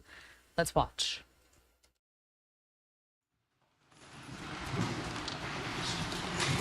That's a lot of press. Congratulations, you bring them out. You really bring them out. Today, I'm delighted to welcome Israeli Prime Minister Benjamin Netanyahu back to the White House. It's a wonderful feeling and a wonderful event. We had fantastic talks, and thank you very much with your staff. He's the first foreign head of state to visit during our administration, and Bibi, I want to say it's an honor to have you with us. Over the past 4 years, the U.S. and the Israeli alliance has been tested more than any time in history. But the bonds of friendship and affection between the American and Israeli people have endured for generations, and they are absolutely unbreakable. They are unbreakable. I'm confident that under our leadership, the cherished alliance between our two countries will soon be stronger than ever. We had a great relationship. We had great victories together 4 years ago. Not so many victories over the past 4 years, however. In my first term, Prime Minister and I forged a tremendously successful partnership that brought peace and stability to the Middle East like it hadn't seen in decades. Together, we defeated ISIS. We ended the disastrous Iran nuclear deal, one of the worst deals ever made, by the way, and imposed the toughest ever sanctions on the Iranian regime. We starved Hamas and Iran's other terrorist proxies, and we starved them like they had never seen before. Resources and support disappeared for them. I recognized Israel's capital, opened the American embassy in Jerusalem, and got it built, by the way. Built it too, just not only designated it, but got it built at a price that nobody's seen for 40 years. We got it built, it's beautiful, all Jerusalem stone, right from nearby, and it's something that's very special. And recognized Israeli sovereignty over the Golan Heights, something that they talked about for 70 years, and they weren't able to get it, and I got it. And with the historic Abraham Accord, something that was really an achievement that was, I think, going to become more and more important because we achieved the most significant Middle East peace agreements in half a century, but the Abraham Accords in particular, and I really believe that many countries will soon be joining this amazing peace and economic development transaction. It really is a big economic development transaction. I think we're going to have a lot of people signing up very quickly. Unfortunately, for 4 years, nobody signed up. Nobody did anything for 4 years except in the negative. Unfortunately, the weakness and incompetence of those years, those past 4 years, the grave damage around the globe that was done, including in the Middle East, grave damage all over the globe. The horrors of October 7th would never have happened if I were president. The Ukraine and Russia disaster would never have happened if I were president. Over the past 16 months, Israel has endured a sustained, aggressive, and murderous assault on every front, but they fought back bravely. You see that and you know that. What we have witnessed is an all-out attack on the very existence of a Jewish state in the Jewish homeland. The Israelis have stood strong and united in the face of an enemy that has kidnapped, tortured, raped, and slaughtered innocent men, women, children, and even little babies. I want to salute the Israeli people for meeting this trial with courage and determination and unflinching resolve. They have been strong. In our meetings today, the Prime Minister and I focused on the future, discussing how we can work together to ensure Hamas is eliminated and ultimately restore peace to a very troubled region. It's been troubled, but what's happened in the last 4 years has not been good. I want to thank Prime Minister Netanyahu for working closely with my transition team, the Special Envoy Steve Witkoff, who's here somewhere. Steve? Stand up, Steve, please. What a job you've done. What a good job you've done. Proud of you. Done a fantastic job. National Security Advisor Mike Waltz. Thank you, Mike, for working so well with us. Thank you. We have, in addition, Marco Rubio, who is on the phone right now, listening to every single word that we say, and he's going to be great. And Pete, congratulations. And Scott, congratulations. I see you're here. And Caroline's been doing a great job. She's really probably talked about more than anybody here. She's done a fantastic job, and thank you very much, Caroline. We're proud of you. But we'll only be satisfied when all of these problems are solved, and we have the team to solve them, and that's going to happen. And it's going to happen, I think, very quickly.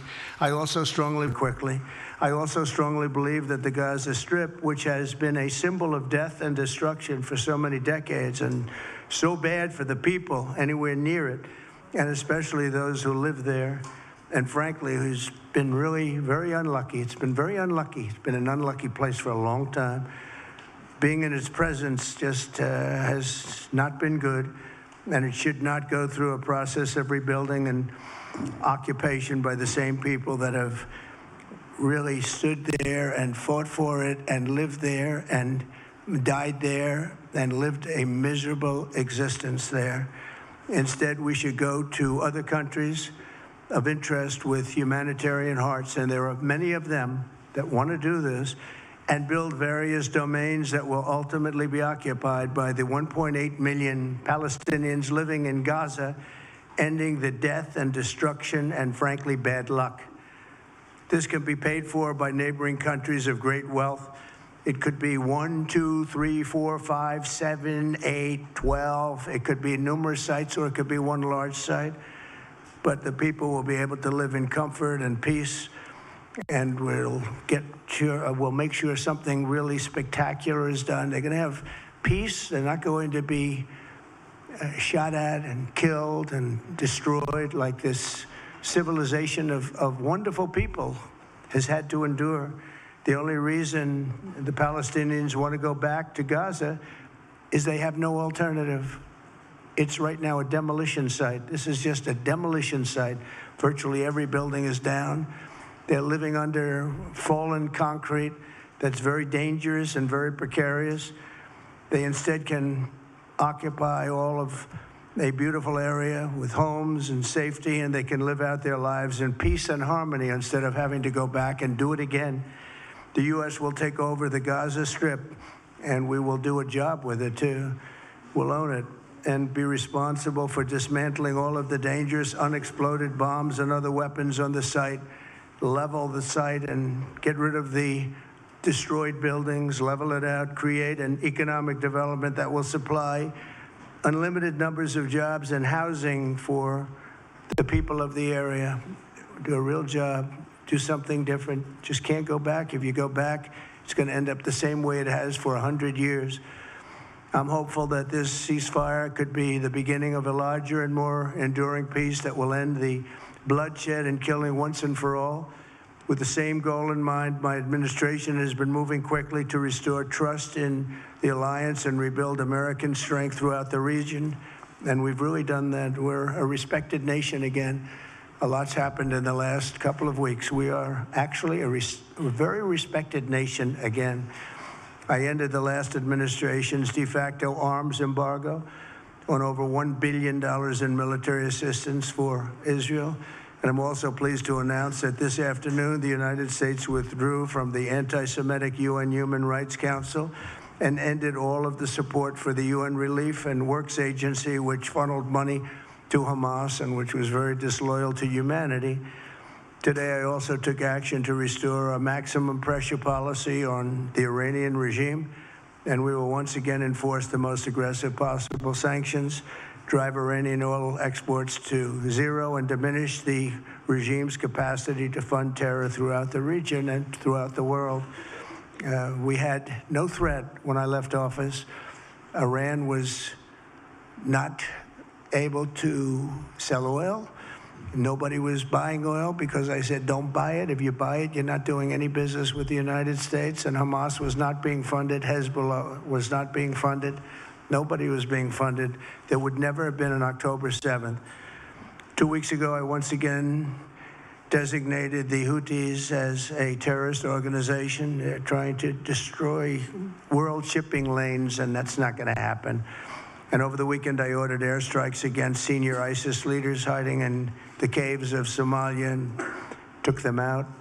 Here in America, we've begun the process of deporting foreign terrorists, jihadists, and Hamas sympathizers from our soil, just as we have people that are extremely evil, and we're sending them out of our country. They came from jails. They came from mental institutions and insane asylums, and they were dumped into our country. They're gang members. We're getting them out at numbers that nobody can actually believe. And every single country is taking those people back. They said they would never take them back, and they're all taking them back, and they're taking them back very gladly. And I recently signed an executive order combating the vile wave of anti-Semitism that we've seen in the aftermath of the October 7th attacks. Together, America and Israel will renew the optimism that shined so brightly just 4 years ago. It was really a bright, beautiful light. We will restore calm and stability to the region and expand prosperity, opportunity, and hope to our nations and for all people of the Middle East, including the Arab and Muslim nations. Very important. We want the Arab and Muslim nations to have peace and have tranquility and have great lives. I'd like to now invite Prime Minister Netanyahu to say a few words, and we'll take some questions afterwards. Thank you very much. Thank you, Mr. President. I'm honored that you invited me to be the first foreign leader to visit the White House in your second term. This is a testament to your friendship and support for the Jewish state and the Jewish people. I've said this before, I'll say it again. You are the greatest friend Israel has ever had in the White House.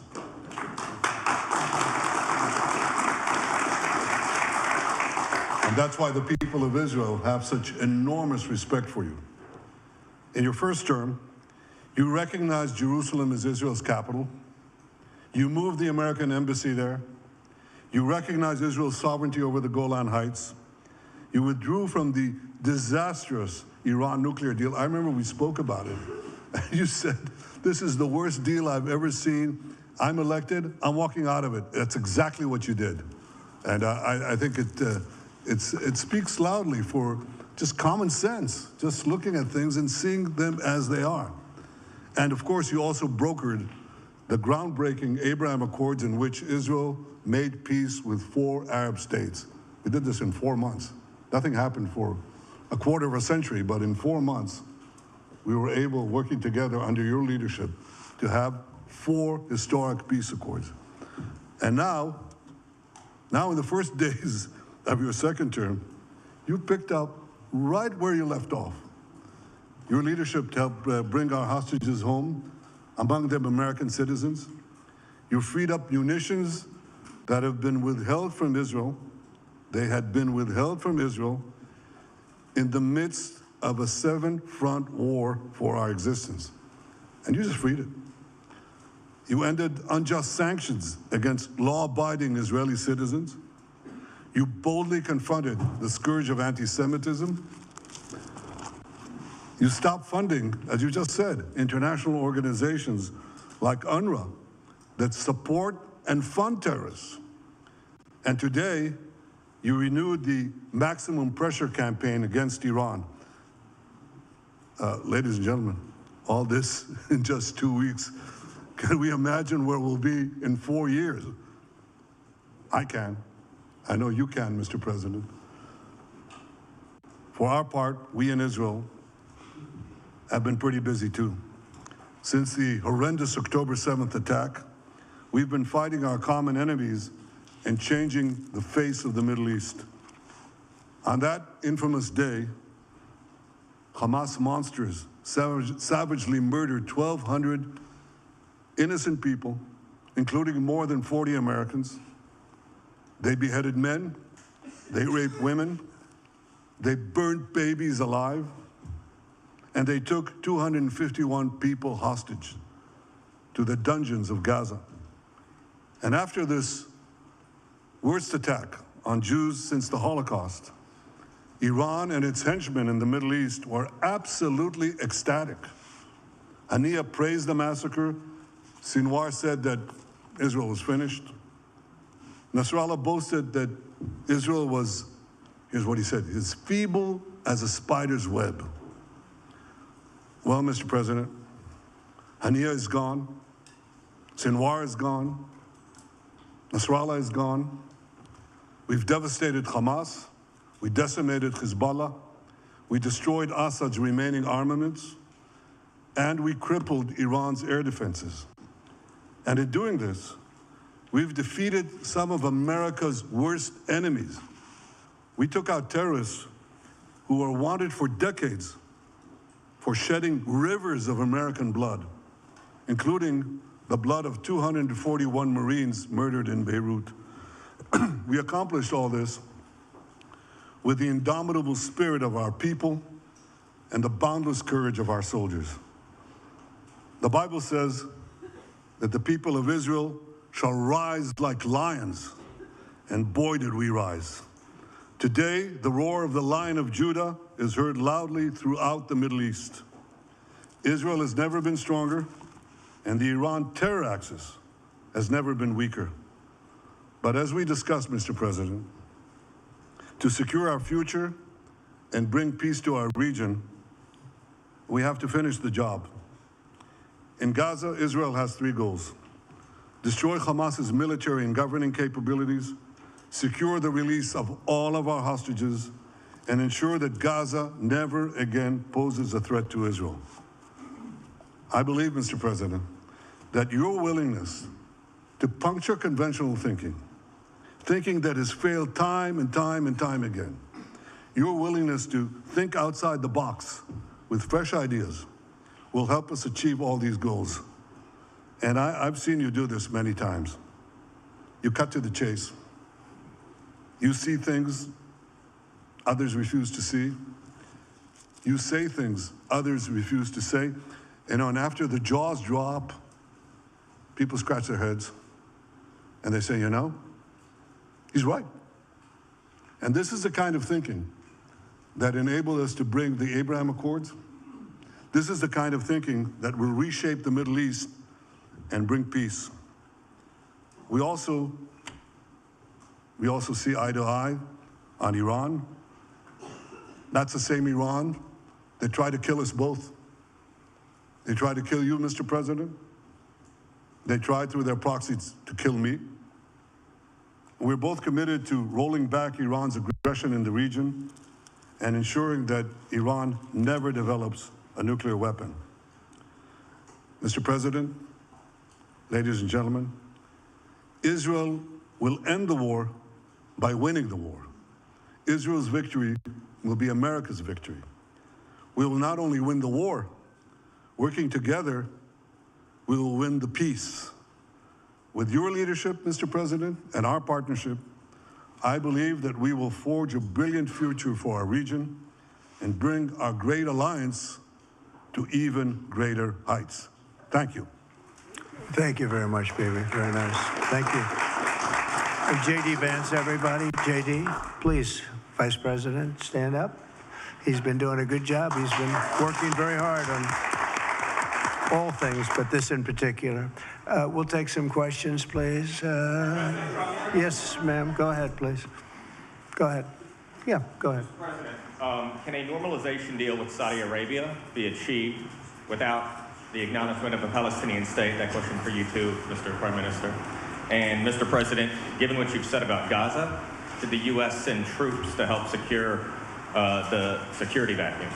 So Saudi Arabia is going to be very helpful, and they have been very helpful. They want peace in the Middle East. It's very simple. We know their leader and their leaders very well. They're wonderful people, and they want peace in the Middle East. As far as Gaza is concerned, we'll do what is necessary. If it's necessary, we'll do that. We're going to take over that piece, and we're going to develop it, create thousands and thousands of jobs, and it'll be something that the entire Middle East can be very proud of.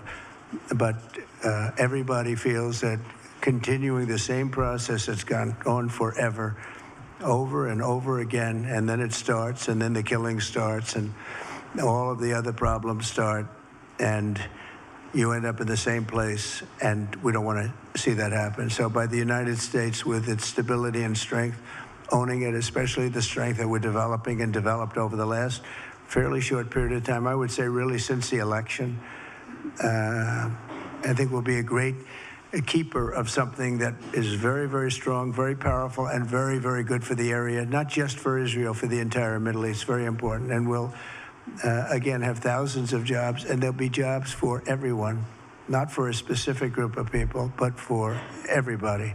Okay, please. I think peace between Israel and Saudi Arabia is not only feasible, I think it's going to happen. I think if we had another half a year in your first term, it would have already happened. True. Many, many more. I agree. Many more nations. I think you can't prejudge and pre-guess how we'll achieve it, but I'm committed to achieving it, and I know the president is committed to achieving it, and I think the Saudi leadership is interested to achieve it. So we'll give it a good shot, and I think we'll succeed. Yeah, please go ahead. First of all, President Trump, did you hear from Prime Minister Netanyahu at your meeting guarantees that ceasefire will hold, including phase 2, and Prime Minister Netanyahu, why are you refusing to set up a national commission to investigate the failure of October 7th? Well, I can't tell you whether or not the ceasefire will hold. We've done, I think, a very masterful job. We weren't helped very much by the Biden administration, I can tell you that. But we've gotten quite a few hostages out. We're going to get more out. But we're dealing with very complex people. And we are going to see whether or not it holds. We certainly want to have more come out. They've come out damaged in many ways, very damaged people. But they're going to get better, and they're going to be strong, and they're going to have a good life. And we hope to get as many as possible out. Whether or not it holds, I don't know. We hope it holds. We hope it holds. I think that at the appropriate time, which I think will enable us to really investigate what happens, what were the causes of the failures, by an independent commission that will be accepted by the majority of the people. We don't want it accepted by one half of the people and not the other. I think we should have it, and we should find out exactly what happened. I'm insisting on it. And believe me, it'll surprise a lot of people when it happens. Kelly, go ahead. You are outlining something that is really quite striking tonight. You are talking about... Thank you, Mr. President, Mr. Prime Minister. You are talking tonight about the United States taking over a sovereign territory. What authority would allow you to do that? Are you talking about a permanent occupation there, redevelopment? And Mr. Prime Minister, do you see this idea as a way to expand the boundaries of Israel and to have a longer peace, even though the Israeli people know how important that land is to you and your citizens, just as the space is inherited by the Palestinians as well? I do see a long-term ownership position, and I see it bringing great stability to that part of the Middle East and maybe the entire Middle East. And everybody I've spoken to, this was not a decision made lightly. Everybody I've spoken to loves the idea of the United States owning that piece of land, developing and creating thousands of jobs with something that will be magnificent in a really magnificent area that nobody would know. Nobody can look because all they see is death and destruction and rubble and demolished buildings falling all over. It's just a terrible sight. I've studied it. I've studied this very closely over a lot of months, and I've seen it from every different angle. And it's a very, very dangerous place to be, and it's only going to get worse. And I think this is an idea that's gotten tremendous, and I'm talking about from the highest level of leadership, gotten tremendous praise. And if the United States can help to bring stability and peace in the Middle East, we'll do that. Bibi? I mentioned again tonight our 3 goals, and the 3rd goal is to make sure that Gaza never poses a threat to Israel again. President Trump is taking it to a much higher level. He sees a different future for that piece of land that has been the focus of so much terrorism, so many attacks against us, so many trials and so many tribulations. He has a different idea. And I think it's worth paying attention to this. We're talking about it. He's exploring it with his people, with his staff. I think it's something that could change history. And it's worthwhile really pursuing this avenue. Yeah, please, go ahead. Go ahead. Right. A question for you. Can you hear me? Yeah. So before rebuilding Gaza again, obviously we'll take out all the hostages, and one of them is Don Alexander, an American who is alive. How will you be assured that you will take out all the hostages and then rebuild? We're working very hard to get all the hostages. The word is all, and we are working very hard. So far, it's been moving along fairly rapidly, pretty much on schedule. I'd love to have them all out at one time, but we're taking them out, and tomorrow more are being released, and over the days more, and then we'll go into a phase 2. But we'd like to get all of the hostages, and if we don't, it will just make us somewhat more violent. I will tell you that, because they would have broken their word. Mr. Witkoff and his entire group have been working 24 hours around the clock, and they want them out, and promises have been made to them, and we'll see whether or not those promises will be kept. But we want all the hostages, that's right. How much time do you think it will take? Do you support Israeli sovereignty in Judea and Samaria, areas which many believe is the biblical homeland of the Jewish people? Well, we're discussing that with many of your representatives. You're represented very well, and people do like the idea, but we haven't taken a position on it yet. But we will be we'll be making an announcement probably on that very specific topic over the next 4 weeks. Go ahead, please. Please. Thank you so much, Mr. President. You just said that you think all the Palestinians should be relocated to other countries. Does that mean that you do not support a two-state solution? It doesn't mean anything about a 2-state or 1 state or any other state. It means that we want to have, we want to give people a chance at life. They have never had a chance at life because the Gaza Strip has been a hellhole for people living there. It's been horrible. Hamas has made it so bad, so dangerous, so unfair to people. And by doing what I'm recommending that we do, it's a very strong recommendation, but it is a strong recommendation. By doing that, we think we're going to bring perhaps great peace to long beyond this area. And I have to stress, this is not for Israel. This is for everybody in the Middle East, Arabs, Muslims. This is for everybody. This would be where they can partake in terms of jobs and living and all of the other benefits.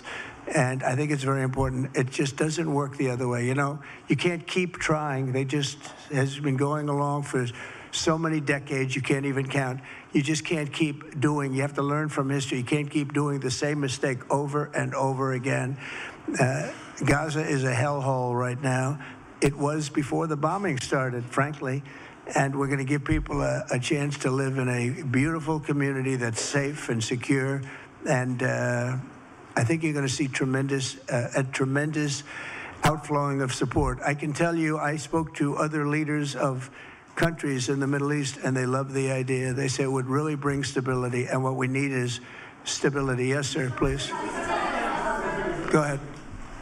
Thank you. Are you still committed to imposing sanctions on the ICC, despite the move being stalled in the Senate? And please, a question for the Prime Minister as well. The President has been very clear about his desire to achieve a deal with Saudi Arabia. How do you settle this if Israel is required to renew the war against Hamas in the future? Go ahead, baby. I think everybody understands that just as the President fought and defeated Al-Qaeda and ISIS, that we can't leave Hamas there because Hamas will continue the battle to destroy Israel. They'll do, you know, when in this temporary ceasefire, one of their leaders comes out, you know what he says? We're going to do October 7th again, except we'll do it bigger. So obviously, you can't talk about peace neither with Hamas or in the Middle East if this, toxic, murderous organization is left standing. Any more than you could make peace in Europe after World War II if the Nazi regime was left standing and the Nazi army was left standing. You want a different future? You got to knock out the people who want to destroy you and destroy peace. That's what we're going to do. I think that will also usher in, actually, the peace with Saudi Arabia and with others. And I think there will be others, too.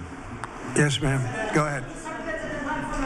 My name is Afghan woman, as a high expectation from you. Do you have any plan to change Afghanistan situation? Are you able to recognize Taliban? Because I'm an Afghan journalist, Afghan Suffolk woman. Any comment about Afghanistan? What's your future plan for Afghan people, especially Afghanistan? I have a little hard time understanding you. Where are you from? Actually, it's a beautiful voice and a beautiful accent. The only problem is I can't understand a word you're saying. But I just say this, good luck, live in peace. Go ahead, please. That's okay, yeah, please. Prime Minister, you said earlier today that it was tough for you to implement these sanctions on Iran, but you did indicate that you were willing to negotiate with them. What would that look like, and are you in conversations with them? And the same for the Prime Minister. I hated doing it.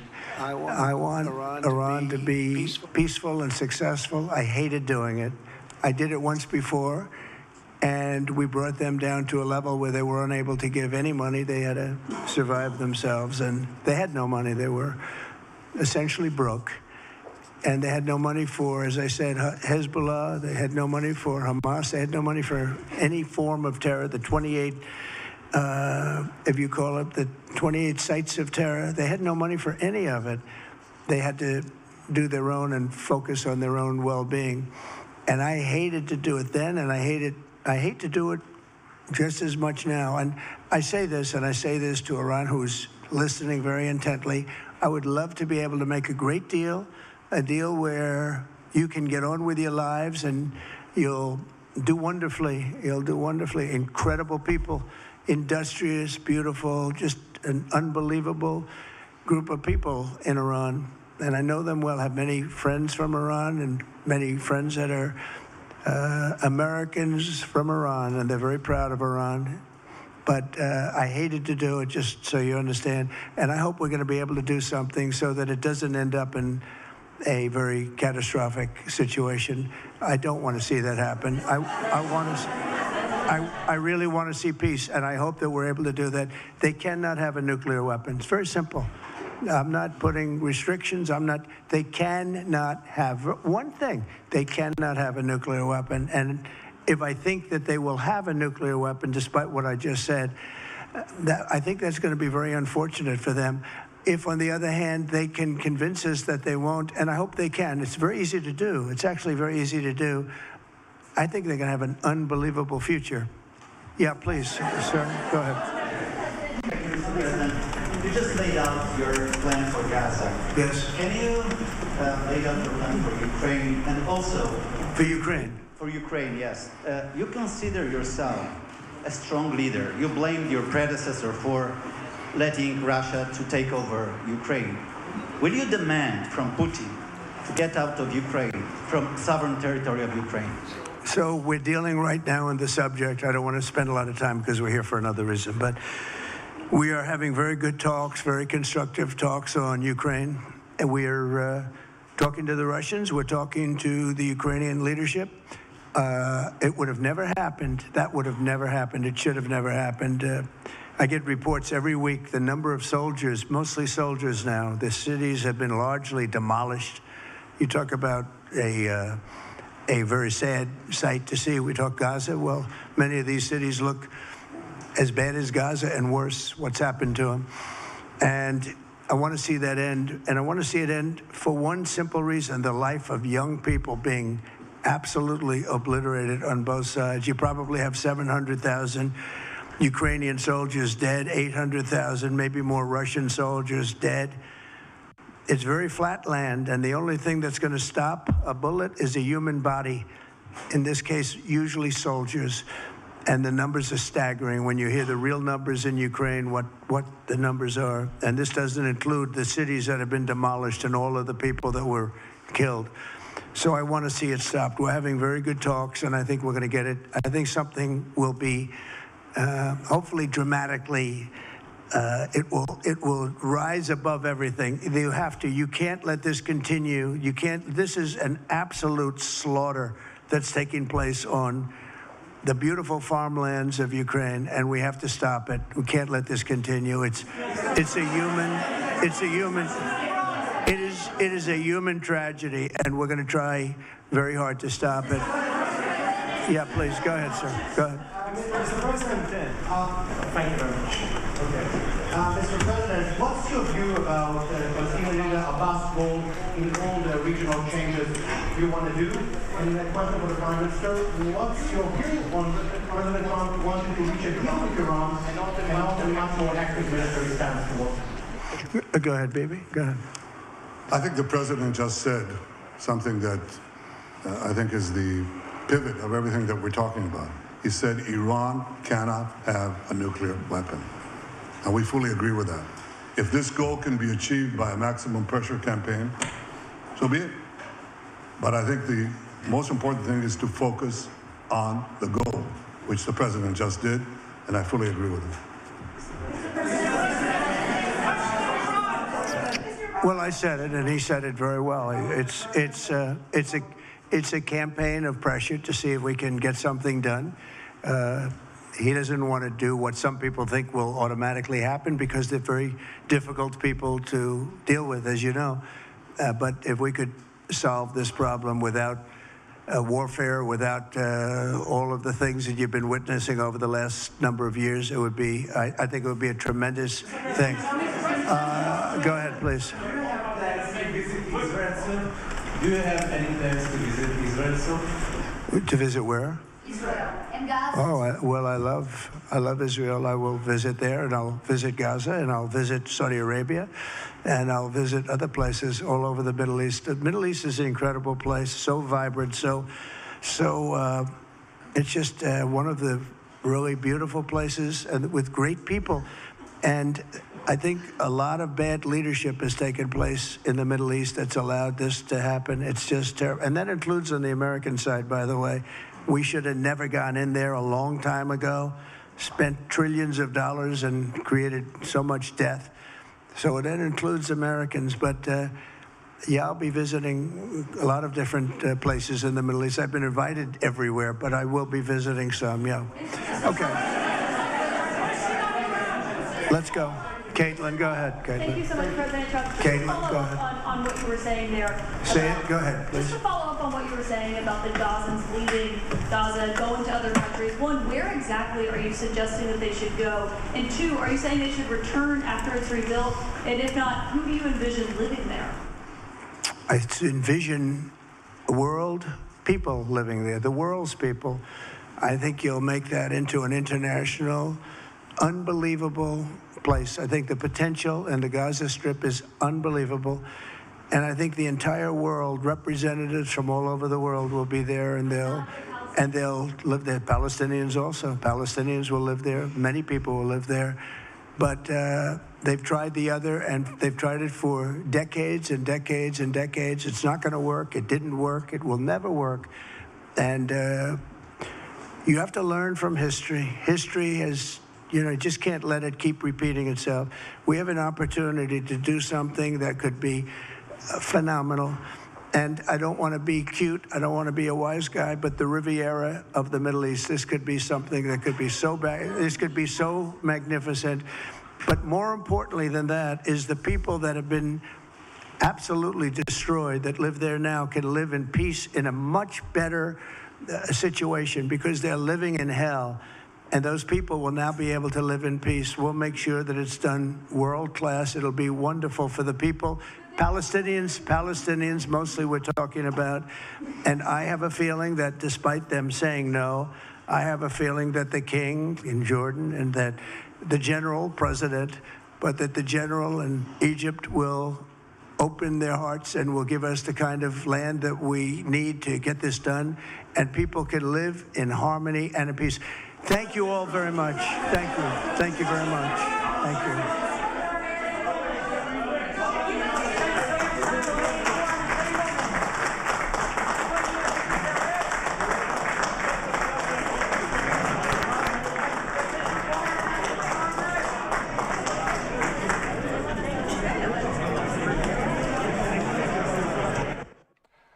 All right, Andrew Kraft here now in the anchor chair, and you have been just watching this very, very newsy press conference between President Trump and the Israeli Prime Minister, Benjamin Netanyahu. Just want to welcome all our viewers in. It's 5:30 here Mountain Time, 7:30 there in Washington, there in the East Room of the White House.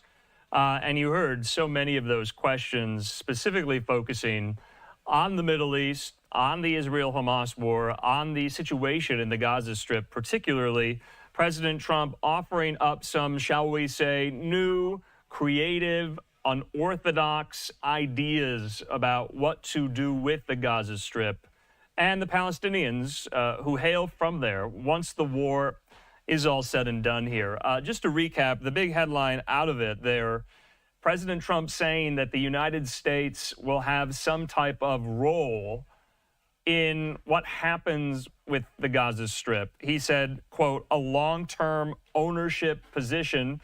Now, when he was asked whether or not that includes U.S. troops, he hedged, wouldn't commit fully there.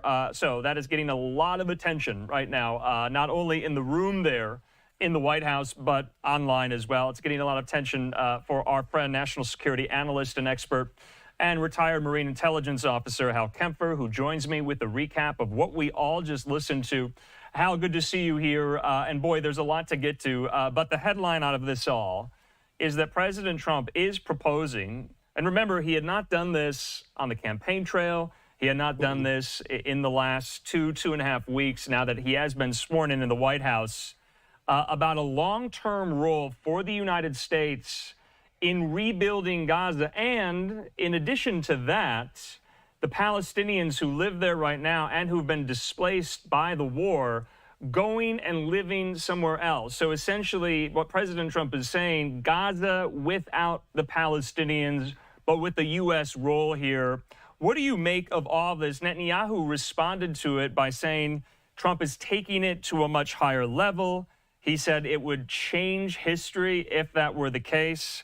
And then when he was asked on whether or not Trump believes in still the policy of the United States about a two-state solution, he didn't want to get into that. But if the United States were in Gaza, you wouldn't need a two-state solution, would you? So there's a lot to tease out here. Hal, your first thoughts? Stunning. When he first said it at the press conference, I had to listen. I go, maybe he misspoke. What he meant to say was Israel, and he said the U.S. No. He said the U.S., and then he came down and really explained. Apparently, they have been talking about this extensively. It was very clear. I saw Bibi Netanyahu's physical reaction, and first I thought maybe he was caught off guard, that maybe he thought that President Trump had misspoken. He didn't correct him in his remarks. And then it became very clear, no, this is exactly what we're talking about, is that the U.S. would go in there and take, quote, an ownership position, unquote, with Gaza. In other words, it would become, I don't know how they would do this legally, but it looks like he's talking about Gaza would become a U.S. territory. This is stunning. I frankly, I have to go back to the end of World War II and World War I to find comparable situations where the U.S. stepped in and took over these areas far afield and made them U.S. territory. And you know, in the Pacific, we did it after World War II. You know, countries are now independent, like Palau, Marshall Islands, Micronesia. Those are U.S. territories for a very long time. Okinawa in Japan was a U.S. territory for a very long time. These things did happen after World War II, but I've never seen anything put forward quite like this. And let's just say there's a lot of diplomacy, a lot of negotiation that has to happen, because you would have to have pretty much almost all the Arab leaders across the Middle East, not Iran, but you'd have to have certainly the King of Jordan. You'd have to have the President of Egypt would have to fervently agree.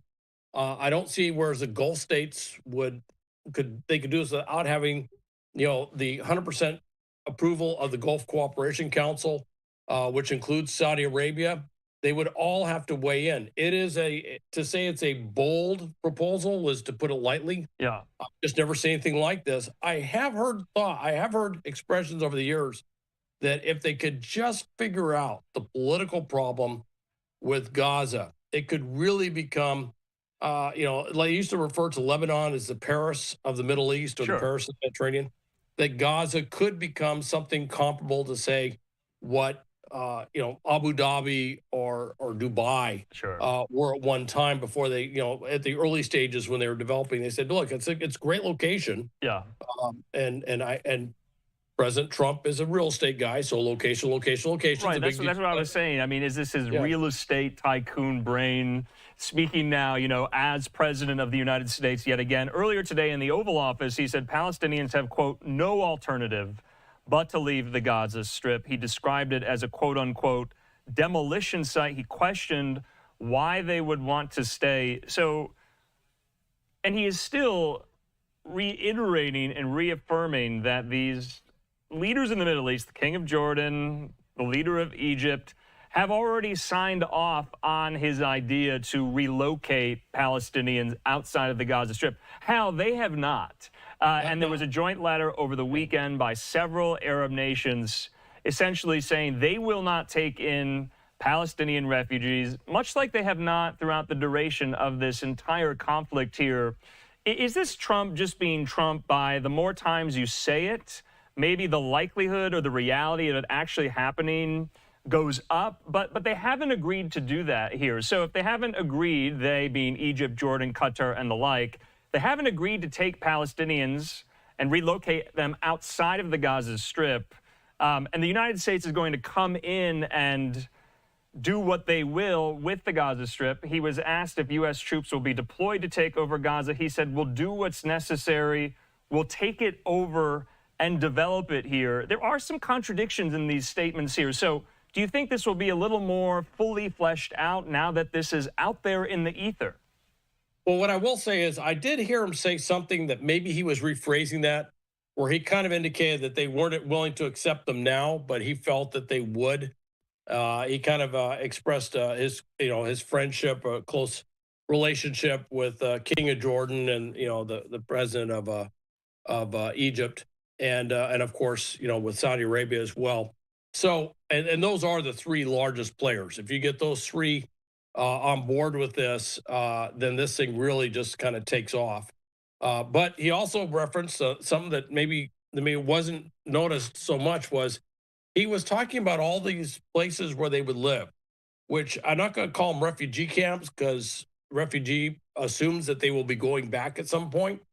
But he's talking about these places where they would move to, and talked about Middle East investment. And that might have been a nod to Saudi Arabia, to say that maybe Saudi Arabia has quietly had discussions about, if this were to come about, maybe they could put money up. Yeah, as you may recall, Saudi Arabia has a plan that was really something out of almost science fiction. This massive city that they were going to build right on the border of Jordan and Saudi Arabia. This huge, long rectangular thing that shoots back several miles, and it really is just it's a stunning thing to see in terms of the arts rendition. The question I always had was, who's going to be there? Well, this might be some of that thought, and the Saudis do think big. When they think of doing stuff, they think very, very big in terms of real estate development. So I can't rule out that there's some thought. What I can tell you, though, is having spent time in the Middle East, in Saudi Arabia, Kuwait, Bahrain, I mean, how will they respond to what was just said there at this press conference? Those states there in the region. I mean, what do you think they're thinking right now? They don't want more Palestinian refugees. I can tell you that. I imagine that if I was in Kuwait, about what he said we don't about want the any more United Palestinian States' refugees. role, about the United States' role, Hal. That is entirely new. That's a head scratcher. I imagine at this point, unless there was some heads up given to them, they're walking away going, "We've never heard this before." Okay. That's never been discussed. I mean, the discussion up to this point had been that and I was almost slow walked in. Is you kind of heard, hey, the place is devastated, nobody can live there, and there were some real strong truths there, which is, look, the buildings, which I thought was very interesting. It was kind of a real estate sort of appraisal thing, which is the buildings are destroyed, and even the buildings that aren't completely destroyed, they're unstable, they'll collapse, and that's true. A lot of those buildings that are standing, they're not safe. It's not safe for people to move back into. The other thing you brought up was sanitation, which is that's something that occasionally makes the news, but not probably as much as it would. Lack of clean water, lack of any sewage system to speak of. In many ways, it is simply it's uninhabitable in most of Gaza, and so that's a huge problem. So there was going to have to be something on a major scale to happen anyway, just to get people to live on a reasonable way. This is, but I got to tell you, for the countries around there, I imagine at first you're going to see a little bit of pushback from a number of countries, but with some of these things that President Trump has put out there, he throws it out there, there's pushback, and then for some reason it seems to take hold. Yeah. And so it may become the proposal du jour, so to speak. Yeah, I mean, Hal, it's so interesting because obviously right now it's entirely theoretical and hypothetical here. The war is still going on, although there is a ceasefire in place. He was asked whether or not he's confident the ceasefire will hold. He said we'll just have to wait and see. And it is holding, and more hostages are being released, and that's good news. But right now we're talking about something kind of purely hypothetical, even though, Hal, that President Trump just kind of floated it out there and then doubled down on it repeatedly when asked about it. But I want to ask, and this is somewhat of a political question. We have a live picture there outside the White House. You can see a pro-Palestinian demonstration. You see some Palestinian flags and the traditional headscarf, the keffiyeh there, worn by many of these demonstrators. How the political question, lastly, I want to go to is, for those supporters of the president, for those who voted for him in the last election, when he made promises that he did not want to expand the footprint of the United States in foreign lands, i.e. start new wars or gain new territories, what do you think they're thinking, especially with all the talk about Greenland and the talk about retaking back control of the Panama Canal, and now this latest idea of the United States having a presence and a role in rebuilding Gaza, the Gaza Strip, without Palestinians, apparently. He said anyone can come in. What do you think his supporters are saying who voted for him, who didn't want an expansion of that U.S. footprint on the world stage? Some of them have to be kind of wondering, because this puts the U.S. in a sovereign territorial way in a part of the world we've never been before. We have been over in the Middle East a lot. I've been over the Middle East quite a bit. All right. And certainly we have fought a number of wars, very long duration wars throughout the Middle East, Central Asia. But this actually puts us as a stakeholder, if you will, owning a key piece of terrain in what is a very volatile region. It is really, and when you add on to this, the Greenland proposal, the sort of, I don't know if you want to say trolling Canada to be the 51st state or something like that. And then you talk about taking back the Panama Canal. I'm sure some of his supporters are wondering, this is like a new manifest destiny in terms of where the U.S. is going in terms of acquiring new territory. It's big. You know, it's interesting. Sometimes I've heard the expression of the Chinese Belt and Road Initiative and what China does. They said, if you really want to understand it, go back and look at the British Empire in the, in the 18th century. And they said, all of a sudden things will become clear. I'm starting to look at this and say, this does have certain manifestations of what the British Empire used to do, taking a foothold in a key area, not taking the whole area, but taking a foothold in a key area where they could extend their influence. And for the U.S., it really is, it's fascinating. You know, we're one of the things strategically, militarily, Iraq is problematic. Iraq, we have a presence there, but the government is predominantly Shiite. They lean towards their relationship with Iran. And even though we have basing rights there and we have a very large base that I've spent some time at, that we've used for a number of things, that probably won't last forever. Okay. And we probably got to look for another footprint in the Middle East. And so this opens up another footprint opportunity that probably wasn't there before. So again, it's very preliminary. I'm just kind of throwing things out there because, frankly, I'm still kind of trying to absorb what the president has just proposed. So, Hal, I just wanted to ask you lastly, I mean, now that Netanyahu is there and he was speaking alongside the president, I mean, what is he going to say behind the scenes to Trump about that very idea? Because you and I, throughout the duration of this war, have talked about the day after. What's going to happen with the Gaza Strip?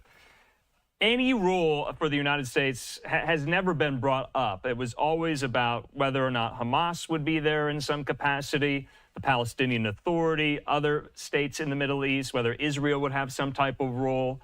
Never the United States. Do you think Netanyahu is going to talk to him about this idea? He and his advisors, do you think they'll throw cold water on it? Do you think they'll try to talk him out of it? Or do you think that he will take the idea and move forward with it and want to work together with Trump on it? Or will he dismiss it outright? I think Netanyahu, well, he said from the press conference, he seemed to be somewhat in concurrence with it, from what I can gather. The interesting thing is it solves a lot of problems. You know, the issue was, look, the Arab countries in the Middle East were not thrilled with the idea of putting peacekeeping forces into Gaza after that. That had never been met with any great reception, from what I could gather. All right.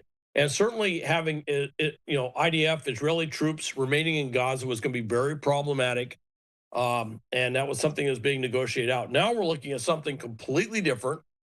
You know, the Arab countries say, well, that's great. We don't have to put our troops in harm's way, dealing with the problem of a resurgent Hamas trying to reestablish itself in the Gaza Strip. Solves a problem for them on the one hand. The other problem, though, of course, is they're going to have to house or put up some sort of thing to keep Palestinians on their own territory. That's another issue. But it does solve that problem. And it solves a problem for Israel in that they have a very reliable security presence in Gaza, one that they can say, look, we're absolutely sure that they're not going to let a resurgent Hamas or PIJ or anything else attack Israel from the Gaza Strip. So in that regard, it solves a lot of problems. Although, as we've discussed, it creates other issues that are going to take a long time to resolve and to work through and negotiate. All right, Hal Kemper, as always, we can't thank you enough. We were going to talk to you a little bit later on tonight about not only this press conference, but also Secretary of State Marco Rubio's trip to Central America, which you and I have discussed offline, which has somewhat yielded some results here, both in Panama and also El Salvador. We'll get to that another time, Hal. Can't thank you enough, but of course, preempted by news that Trump makes. That seems to be the theme in the last 3 weeks here. Hal, good to see you. Good to see you, Andrew.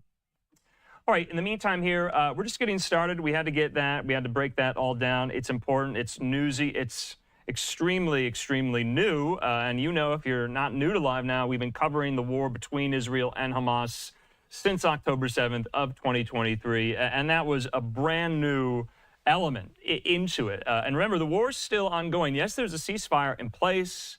But once that ceasefire is over, whether or not the first phase will last, remember, it's 42 days in length, we just don't know what will happen. And many of Netanyahu's detractors are there outside the White House gates right now. You're looking at them. Of course, some of them hoisting Palestinian flags. You see some of the signs there, and viewer discretion is advised on some of the signs, of course. Can't always control these images that we get available to us. But this is right outside the White House gates. I believe it's near Lafayette Square there. We do have a live picture also outside the White House where Netanyahu and Trump welcomed each other. They did what in journalist jargon is known as a quick pool spray in the Oval Office, taking questions from reporters, and then you just watch live that joint press conference. So what we want to do right now, we want to take a quick commercial break. I'm Andrew Kraft. Good to be with you. Was off yesterday. A lot more to get to. We'll see you after the break.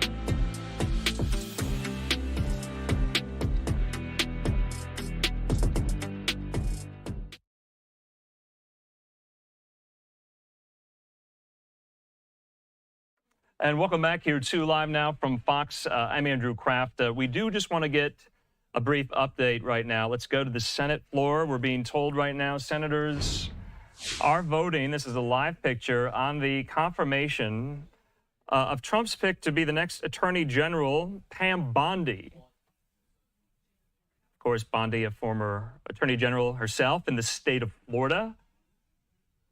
So we're trying to get a vote count right now on whether or not this likely will pass. But of course, you know, this is kind of second time's a charm for President Trump with this specific pick. As you know, he tapped former Congressman Matt Gaetz to lead the Department of Justice. And then, of course, Gaetz ultimately withdrew from consideration for the position after a number of different matters, especially including the release of the report compiled by the House Ethics Committee into some of these allegations against his personal behavior specifically here. So I want to go back out live. We do have this picture there on the Senate floor. And so you can see there. All right, so we are seeing some reports of her confirmed. My producer's getting the vote tally very, very soon here. But in the meantime, I just want to put up these names that you have here of the now cabinet that is slowly coming together for President Trump. Of course, you know, Rubio unanimously confirmed as Secretary of State, then John Ratcliffe at CIA, then Pete Hegseth at the Pentagon, then Kristi Noem at the Department of Homeland Security. then Scott Bessent at the Treasury Department, and then Sean Duffy at the Department of Transportation. As you know, his first day on the job was the tragic mid-air collision between that Army Black Hawk helicopter and the American Airlines regional jet. We also have some more confirmations as well. Let's take some just in the last few days. And that, of course, includes former Georgia Republican Congressman Doug Collins, friend of Live Now, to be the next Secretary of Veterans Affairs. And we also have yesterday Chris Wright as the next Secretary of Energy. So we're working on getting some confirmation that this confirmation is confirmed for Pam Bondi as the next Attorney General of the United States. So once we get that, we'll bring that to you. In the meantime here, I want to bring into the conversation our friend there at the Washington Examiner, Christian Daytok, who was just at that White House joint press conference between President Trump and Bibi Netanyahu. He joins me. Christian, good to see you here. And boy, this was quite newsy.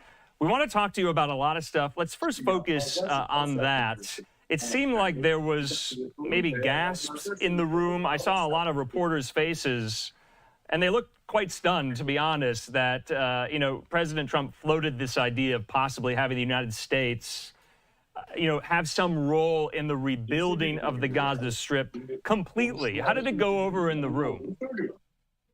Well, I hope I wasn't one of those faces that seemed too surprised, Andrew, but it was quite shocking. And let's be straight, this wasn't just President Trump talking about the U.S. having a role in rebuilding Gaza.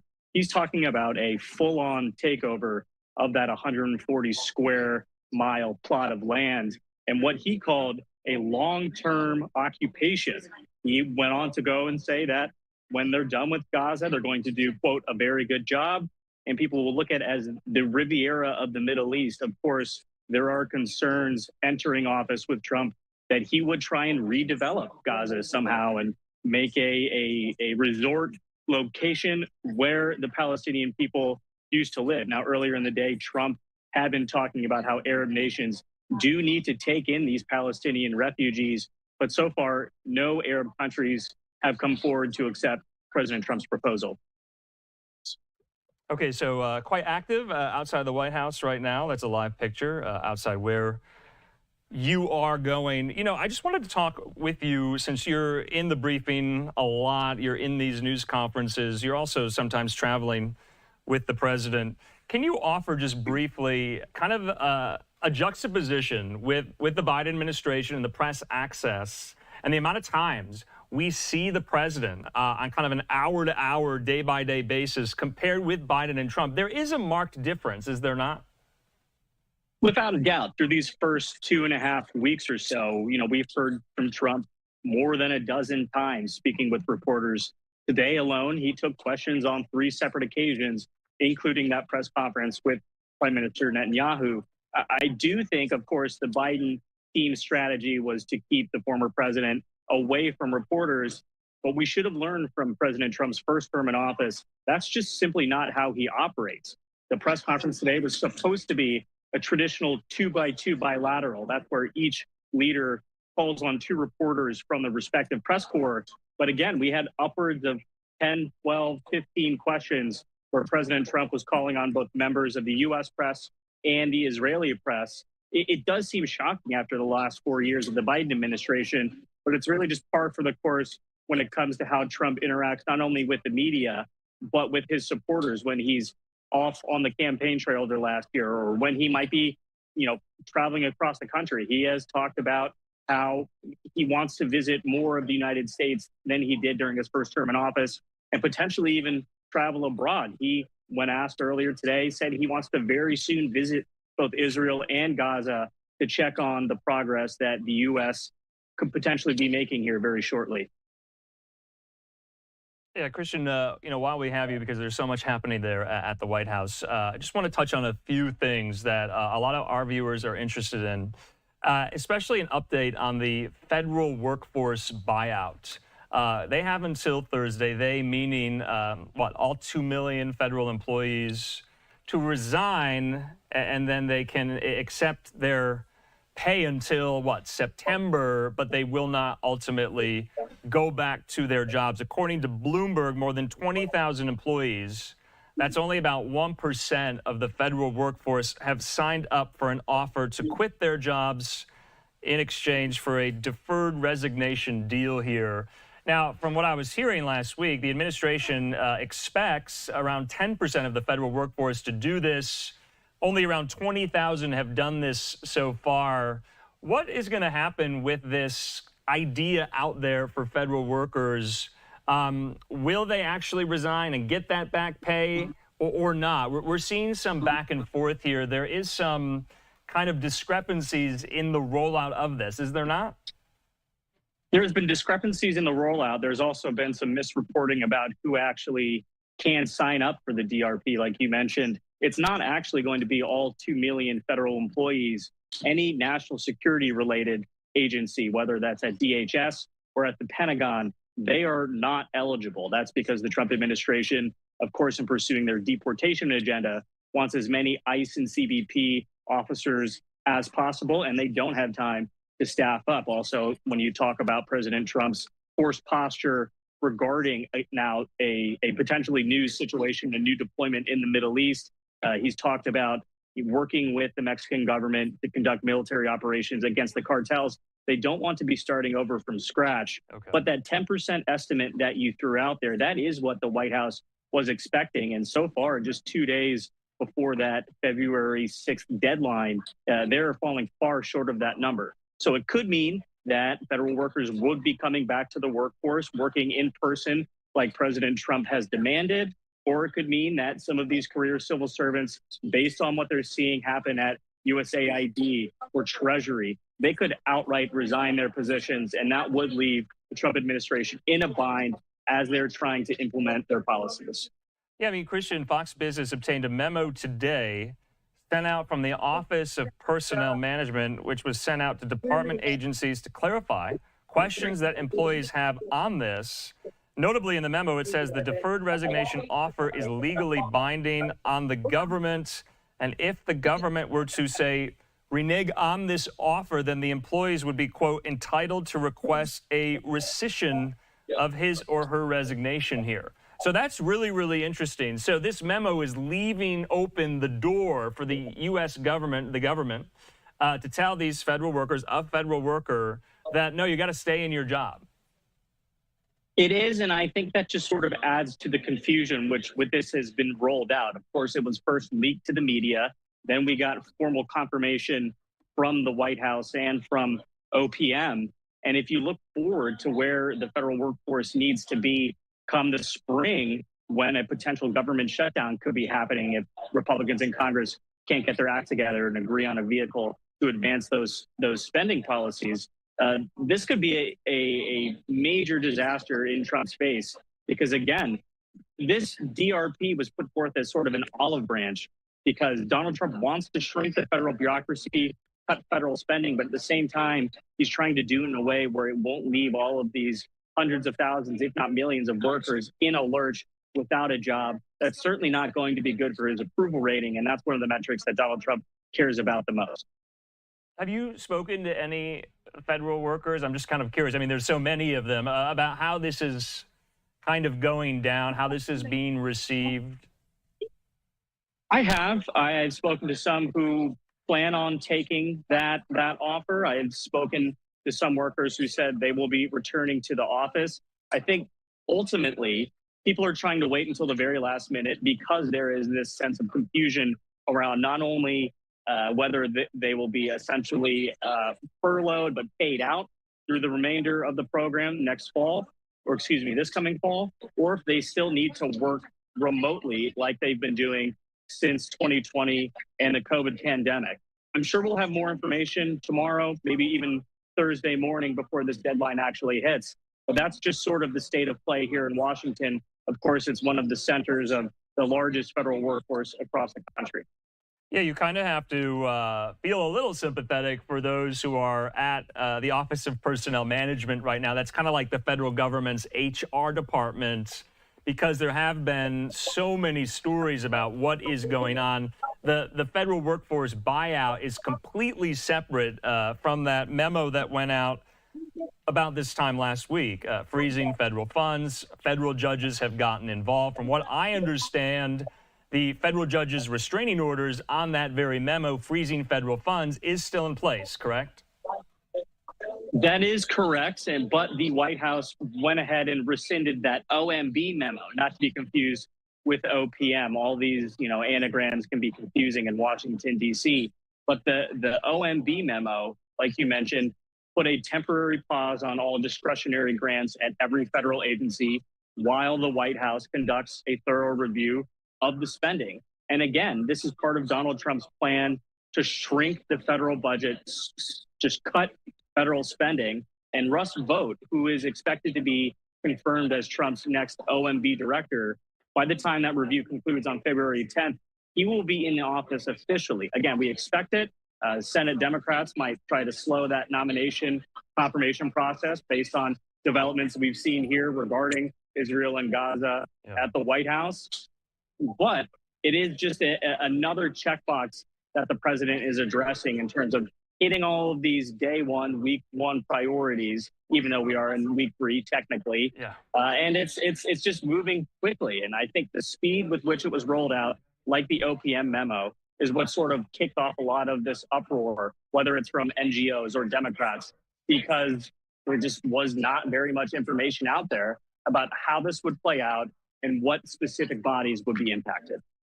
All right, Christian Daytok, we're going to have to leave it at that. With the Washington Examiner in the White House briefing room, Christian, can't thank you enough. Good to see you. Thanks, Andrew. Be well.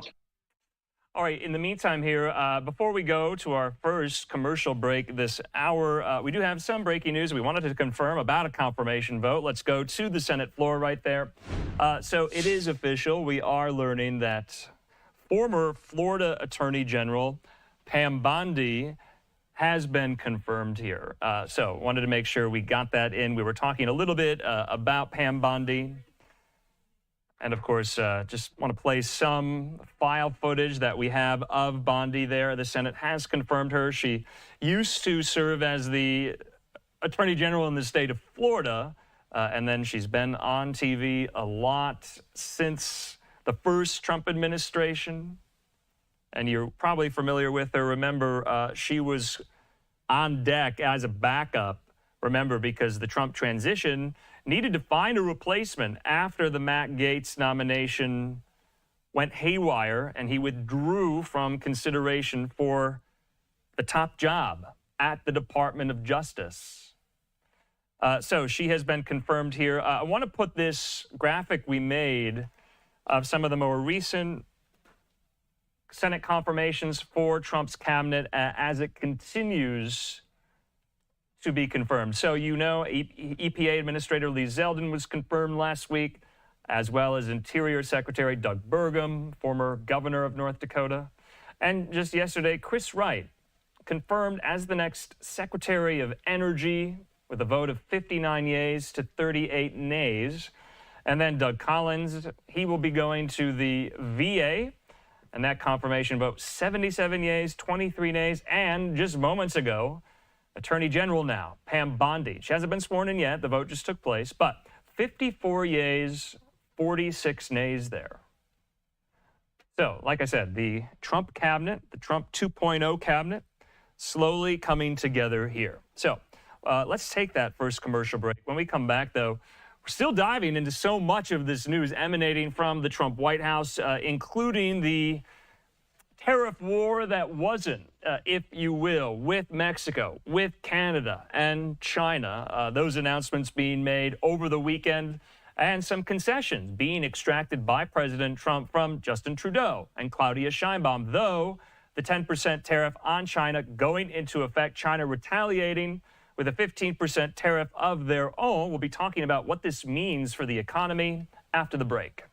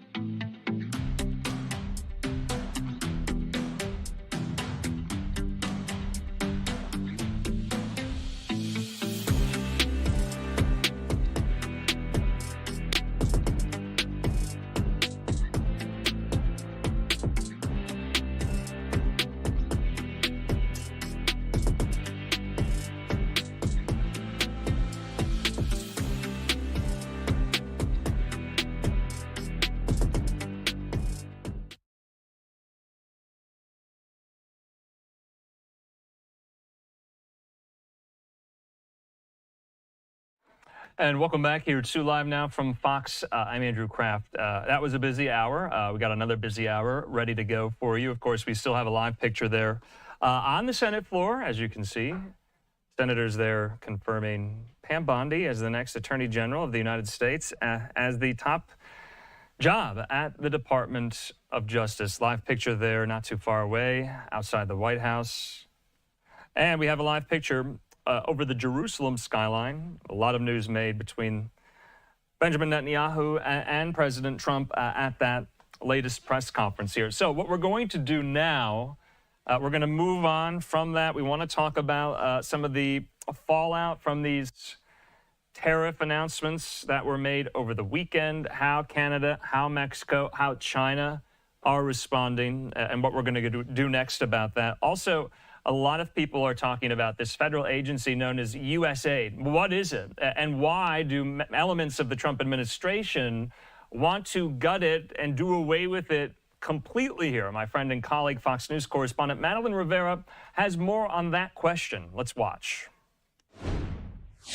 AID supporters outraged after Elon Musk said this week President Trump had signed off on shutting it down. Now the agency is under review, authorized by its new acting director, Secretary of State Marco Rubio. This is not about getting rid of foreign aid. There are things that we do through USAID that we should continue to do. Is that better through the State Department, or is that better through something, a reformed USAID? Launched in 1961 by former President John F. Kennedy, the United States Agency for International Development was seen as a way to counter Soviet influence through American goodwill. Now, Republicans say the agency has been used as a slush fund, doling out money on wasteful initiatives like $20 million for a Sesame Street workshop in Iraq and $6 million to fund tourism in Egypt. What we have seen with USAID is just a blatant disregard for what Americans want to see. Democrats argue dismantling USAID will undermine the United States' position on the world stage, leaving opportunities for Russia and China to seize. They're also slamming its takeover as an abuse of power. It's illegal to do that because it's contrary to a congressional appropriation and a statute creating the agency. Colorado-based economic consulting contractor Causal Design says it gets about 70% of its revenue from USAID. Without that funding, its CEO says he could begin layoffs as soon as this month. We can look at things to improve, but let's do it while we're working. There's no need to stop business and to stop industry. House Speaker Mike Johnson did not say whether President Trump can shut down USAID without congressional approval, adding he doesn't have all the details yet to make a determination. In Washington, Madeline Rivera, Fox News. Madeline, thanks so much. Let's bring into the conversation now our friend there at the American Institute for Economic Research, Lydia Mashburn-Newman. She joins me. Lydia, good to see you here. We have lots to get to. Let's start with USAID. Politico has this piece this afternoon, and they report this. I'm reading from the piece that the Trump administration is making moves to place nearly all of the U.S. Agency for International Development's Washington-based staff on leave. Now, a person familiar, according to their reporting, with the situation said that some 1,400 people will be notified on top of about 600 who were placed on leave starting Sunday night. We know also, based on some of the reporting out there, that those foreign-based workers and staffers for USAID might be told to come home very, very soon here. I want to talk. This is a massive federal agency with regard. In their remit is the disbursement of foreign aid for X, Y, and Z here. Does it take an act of Congress to whole cloth eliminate a federal agency, or does the executive branch, the president, does he have the authority to do that? I'm not a lawyer. I don't think you're a lawyer. I know you're an economist here. But I think that is the main question, especially when we're not just talking about USAID. We're talking about this piece in the Wall Street Journal. Trump said it at the press conference about the Department of Education, that he might want to eliminate the department there. So you're seeing kind of this carte blanche swiping of the pen, or soon-to-be swiping of the pen, of getting rid of elements and rungs of the executive branch. Can he do it? Those are great questions, ones that a lot of folks are asking, including in Washington as well as among folks just across the nation. To remove a branch, to remove an agency wholesale, some have argued that some things could be done unilaterally through executive order, and I believe Trump is looking to take as many avenues as he has available to him to either limit the funding, which he can have a great deal of authority over, especially through components that are designed to reduce debt. The president has some latitude there, but there are some legal, I am not a legal scholar, as you mentioned, I'm an economist, but I have spent a great deal of time with legal scholars and in Congress myself. So there are arguments to be made that really Congress is the one who has to remove these agencies or departments wholesale, whether Department of Education or USAID. But I think this highlights one of the greatest challenges, and maybe one of the reasons why the American public have been so concerned and then swept Trump into the White House, is that Washington doesn't really have an incentive to remove any agencies or any departments, because as you saw in the reporting, there are a number of folks who are in the halls of power that can benefit from these existing agencies. And there's a lot, especially with the USAID grants in particular, and happy to go into those further as well. But there's definitely debate to be had. The Supreme Court has weighed in some ways, but this is maybe a fight that President Trump and his folks are willing to have, to say, hey, the American people elected us to rein this overreach of government in, and we plan to do just that and not be constrained by previous law that may have benefited Washington insiders. But it's not just that as well. Isn't it also that some of the funds that USAID uses to operate, I mean, those are congressionally appropriated funds already. I mean, you're hearing from some Republicans, too. I want to put this up. Senator Jerry Moran from Kansas, he says, I urge Secretary Rubio to distribute the $340 million in American-grown food currently stalled in U.S. ports to reach those in need. He says time is running out before this life-saving aid perishes. So that's just one example of some of the, I guess I would call it, Republican concern about what's going on with USAID. And to many of the people who voted for the Trump-Vance ticket, who want to see a cut in the budget, who want to see a cut in the deficit and the debt, the intentions might be there about trimming here and there. Of course, that's the remit of the Department of Governmental Efficiency here, led by Elon Musk. Are they cutting in the right places, and are they doing it efficiently, or is it ad hoc, do you feel? Yeah, so I think they are going in and kind of bringing a data-centric approach, having seen many people, many different administrations come into power trying to say that they want to rein in government. The technology approach that Elon Musk is bringing in is somewhat unusual, as well as the rapidity with which he is trying to take action. It is something that most of the federal workforce is not familiar with. It's something that most of Washington, D.C. is not familiar with, the rapid pace by which he's trying to get information. You're seeing some of this where even some citizen journalists are going out there and exploring some of these grants that are being made by USAID, finding the information that's out there and matching it with employer identification numbers. And what they've been finding is that we have hundreds of millions of dollars going to these nonprofit groups, many of them who have either former or sometimes current senators and elected representatives on or affiliated with these organizations. And so it raises a great deal of, raises many questions. You have Congress who did appropriate these funds, but you also have members of Congress who are benefiting from these funds, or so the data seems to be saying. So it makes us wonder, when we put sunlight on these types of programs, we might not like what we see, and it might be a little painful to make changes, but we have $335 trillion worth of debt. We're running massive deficits year after a year. So at some point, going in and drilling down into the detail of this data and figuring out where this money is going, a lot of it going overseas and then making its way back into the coffers of highly connected individuals. It does smack a little bit within a representative republic and a democracy that we have here. It just smacks a little bit of some perhaps cronyism, if not outright corruption. So it's worth exploring further. So I thought that was an interesting move because, maybe USAID is essentially on life support as a federal agency. I mean, maybe they're not going to, do away with it whole cloth, because Secretary of State Marco Rubio over the weekend was named as acting administrator of U.S. aid. Do you see that as a lifeline to the agency or not, or maybe a nail in the coffin? I do think that Senator Rubio, or now Secretary of State Rubio, he's probably more, one might describe him as more circumspect than Elon Musk when it comes to these things. So he may be a little bit more of a steady hand at the wheel. But I know that he is also still trying to follow President Trump's remit, which is that they want to go in and find waste where there's waste, to find efficiencies where there are efficiencies. It may make the process slower, maybe a little less fraught with criticism. It would be in line with some of the legal challenges that could be there, that you keep the agency running, but maybe you tighten the belt a little bit. Okay, Lydia, while we have you, because you're so knowledgeable, we want to get into the maybe tariffs that weren't from over the weekend. And correct me if I'm wrong, and let me know if that's an apt way to describe. And I'm not talking about the Chinese tariffs. I'm talking about what happened with Canada and Mexico. Originally, Trump signed those executive orders. He implemented a 25% tariff on imports from Mexico and on Canada as well, except energy, Canadian energy, that was a 10% tariff there on Canadian energy imports.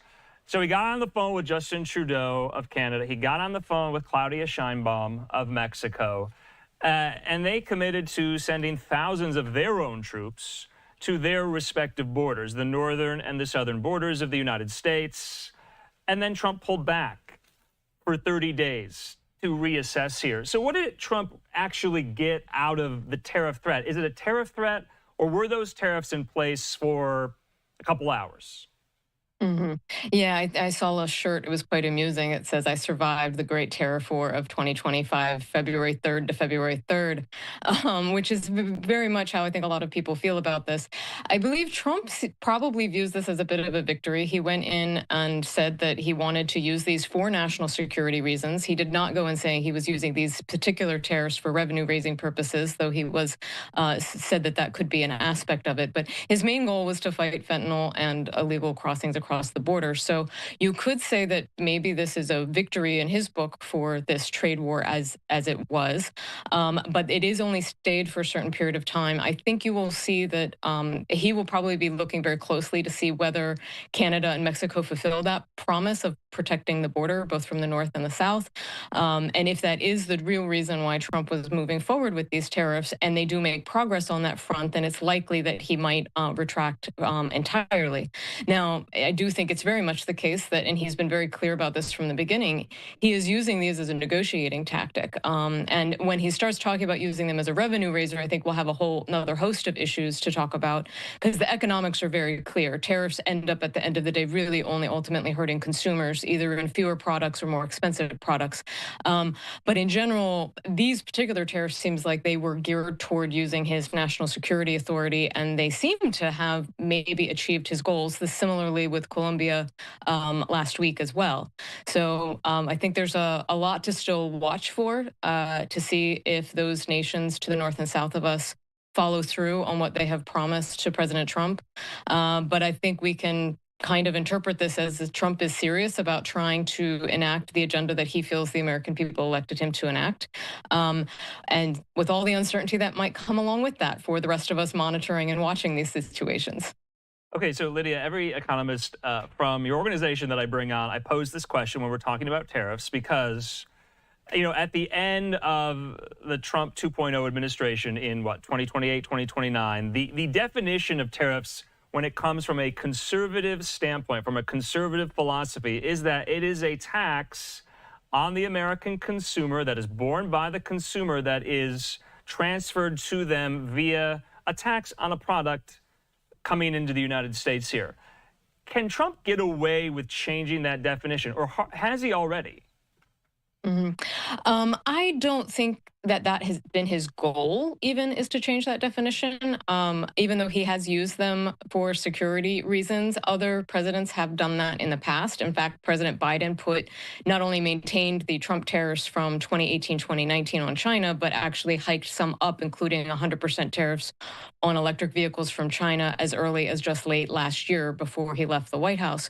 So I think it is true that presidents will continue to use tariffs as long as Congress continues to give them that authority for national security reasons, or maybe somewhat contorted economic reasons.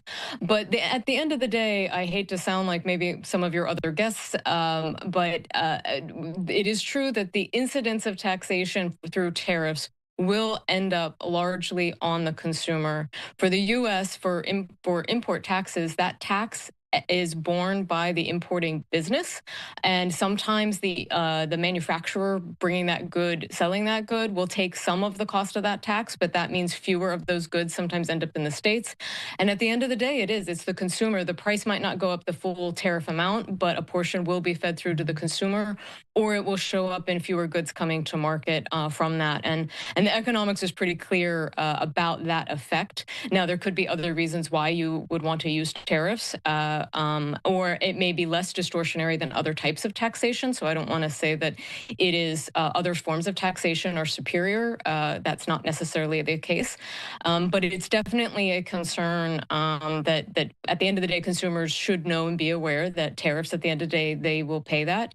It may even be a preferential tax in that at least the consumer does see that. A lot of our other taxes are hidden through types of different fees, or even payroll withholding is kind of somewhat hides the income tax or the full cost of the income tax to the average American taxpayer. So one could argue that tariffs might have their place, especially as a transparent taxation form, but we should be clear that it is essentially a sales tax.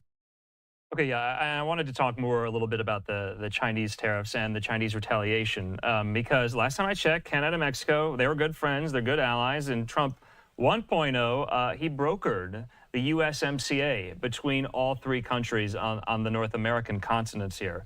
And so he levied taxes on them at 25%, but only on China at 10%, China retaliating in kind today. They put 15% tariffs on imports into China of U.S. coal and liquefied natural gas. China added 10% tariffs on oil, agricultural machinery, some cars and trucks here. Some context from our colleague at Fox Business, Edward Lawrence. He said this, that China retaliation tariffs, they're not really a huge deal for the U.S. economy, but why levy more of a percentage of tariffs on our friends and not on China, an adversary? What was going on there, you think, strategically? Yeah, so from a headline standpoint, it sounded very much like the Trump administration was harming our neighbors more so than China. But just to reiterate, China has had tariffs on it since the first Trump tariffs back in 2018 and 2019, and many of those tariffs were retained by the Biden administration. And so it was a 10% additional tariff. It was not a 10% from zero. And so that is part of the reason that was stated. I believe Trump even mentioned that in his press conference last Friday, was it? So many that he's given since it's hard to sometimes keep track of the days, but that accessibility is appreciated. But so what we are seeing is that China is responding. A lot of folks seem to think that it really is. They're responding in a way that's targeted and meant to be not necessarily conciliating, but they're not trying to escalate the trade war. So they're kind of just responding in kind, if you will, by being targeted with their 15% increases. Now, China has other restrictions on U.S. goods and imports of U.S. goods, so that don't always come in the form of tariffs. There are lots of restrictions on ownership of their businesses that we don't necessarily have in the United States, where we have a lot of we have a lot of U.S. dollars coming from China that invest in our businesses that we don't have restrictions on. So China has other ways of maybe perhaps countering some of the tariff actions, but from a direct one-on-one or from a tariff war perspective, this very much seems like China's trying to calibrate carefully. And I'm interested to see if that conversation between President Xi and President Trump does take place. Well, to that point, Politico reported today they were speaking with Trump's trade advisor, Peter Navarro, that Trump will speak to Xi today. So I haven't seen a readout from the White House about that phone call. I would imagine this was front and center as part of that conversation. Lydia, as always, can't thank you enough. We'll chat soon. Thanks for having me. All right, in the meantime here, wanted to make sure we got that conversation. And like I said, there is a lot going on, and we're bringing on these very knowledgeable guests to help you make sense of it. Because, like I said, there's a lot of news, but we're going to cover it all here on Live Now from Fox. In the meantime, we're at the bottom of the hour. When we come back, We're going out there to the Big Easy. Our colleagues standing by. They're getting ready for Super Bowl 59 this weekend between the Chiefs and the Eagles. We'll be out to New Orleans in just 2 minutes.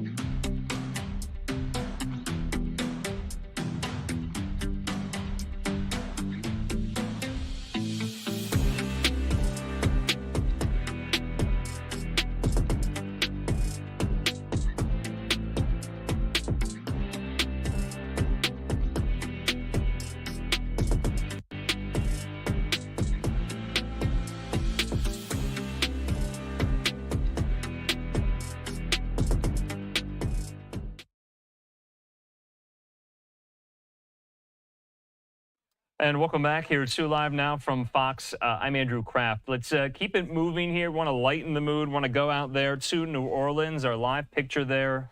Over the New Orleans skyline, you can see the Caesars Superdome there in the distance. Well, the biggest night in football. It's less than a week away, and thousands of fans are making their way to the Big Easy. The NFL is putting the final touches on the Superdome in preparation for Sunday's game. Well, our colleague and friend, Fox News multimedia reporter Bowen Kedrovich, he's standing by live outside of the Superdome with more, and he joins me. Bowen, this is a great posting. It's great to live in a city where the Super Bowl is taking place. So you're very lucky if you're a big football fan here. What have you seen in the city? Hey, Andrew. Well, a lot of people have already made their way to New Orleans, a lot of football fans. You just take a walk downtown or in the French Quarter, you are definitely going to see a lot of people sporting Chiefs and Eagles gear. Now, the city is expected to host over 100,000 visitors for the Super Bowl, and the NFL is already keeping people entertained. Just last night, they hosted their opening night event at the Superdome, where players from Kansas City and Philadelphia took questions and talked about the upcoming game. Fans were able to get a first look at the Super Bowl stadium after its recent renovation. The NFL says there is still work to be done after opening night to prepare for Super Bowl Sunday. We'll have a larger crowd anticipated for game day, so we'll make sure the rest of the entries are prepared to open, making sure our security's buttoned up and the staff are ready to go. We have a couple trainings and walkthroughs to make sure the thousands of staff members that are also coming to work on game day are prepared to go. State and federal officials say safety is a top priority for the Super Bowl, especially after the New Year's Day terrorist attack in New Orleans. The Homeland Security Secretary, Kristi Noem, walked through the Superdome yesterday. She was joined by the NFL's Chief of Security and Louisiana Governor Jeff Landry. Secretary Noem looked at checkpoint areas outside of the Superdome and toured the Operations Center for NFL security. She says DHS will have agents working alongside other federal and local law enforcement agencies during the game. If you see something, say something, means grab a local law enforcement officer, a security personnel, someone that you see that is there to protect the public, and our communications plan will ensure that everyone is well informed to deal with it. Secretary Noem says that there are no credible threats to the Super Bowl. Andrew, I'll send it back to you.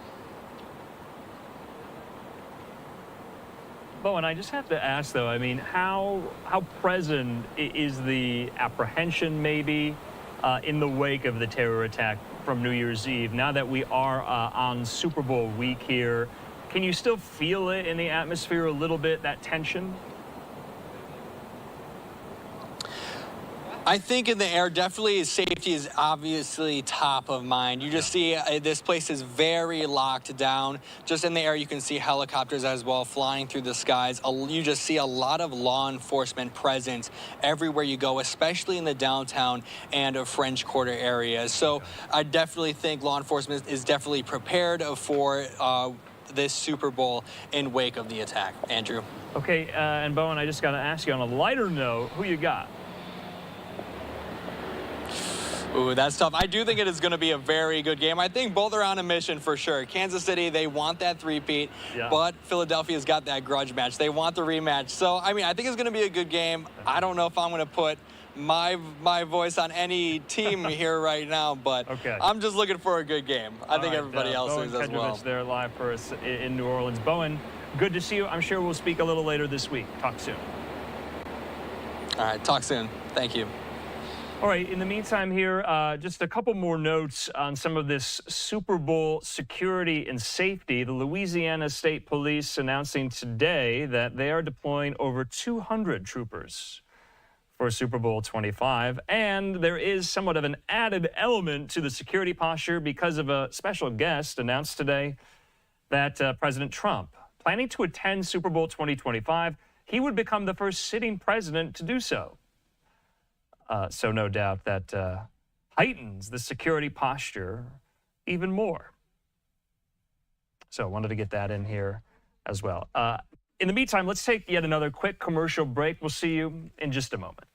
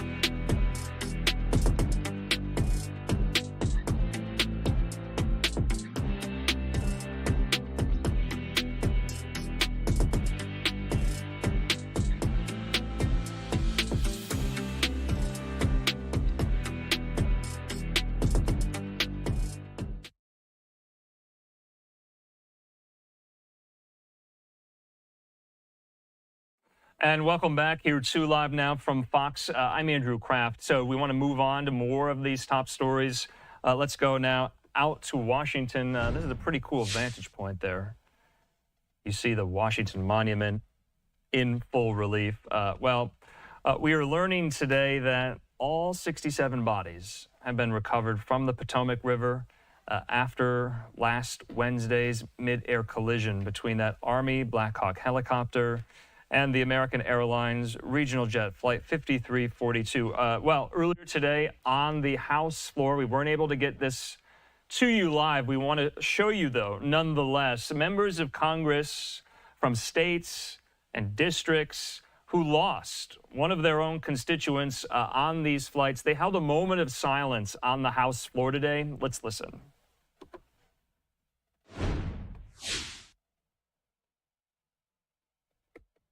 Together, we represent the districts and states impacted by the heartbreaking crash of Flight 5342 at a United States Army Black Hawk helicopter.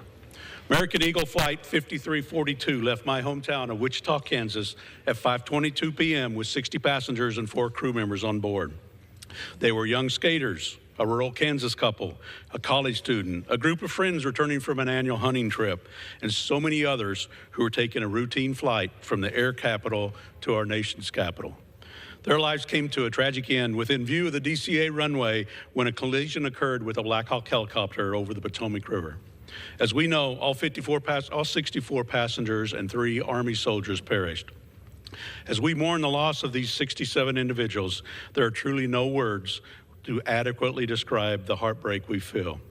We grieve with the families and friends they left behind and pray for those in our districts who are still in shock at the loss of their loved ones. Together, we commit to finding answers and to working to ensure another tragedy like this doesn't happen again. In homes, churches, and community gatherings across the country, Americans have paused to honor the 67 souls who perished last week. Tonight, on this first meeting of the full House since the tragedy, we will do the same. Mr. Speaker, I ask the House observe a moment of silence to remember the lives lost and the family and friends left behind. The chair asks all members in the chamber, as well as members and staff throughout the Capitol, to please rise for a moment of silence.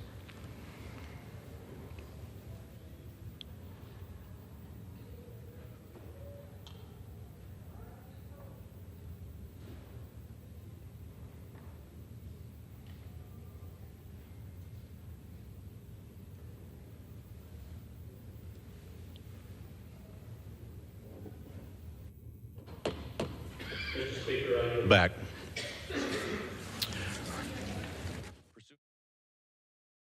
All right, there you have it. You heard there many members of Congress on the House floor now back in session since the deadly midair collision last Wednesday over the skies of the Potomac River near Reagan National Airport, taking the opportunity to hold a moment of silence for all 67 victims of these crashes. And we know, and we brought you the news just now, that according to DC Fire and EMS, all 67 bodies have been recovered from the Potomac River. And that member of Congress there, that was Republican Congressman Ron Estes.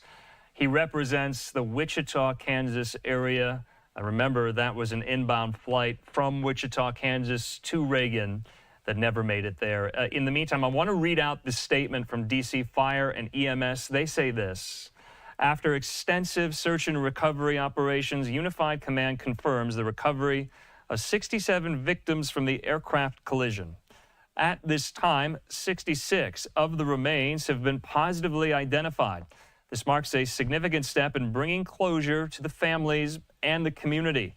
They say this effort was made possible through the tireless work of DC Fire and EMS, the Metropolitan Police Department, the Metropolitan Washington Airports Authority, police and fire departments, fire and police departments across the National Capital Region, the U.S. Army Corps of Engineers, the U.S. Navy Supervisor of Salvage and Diving, and the U.S. Coast Guard.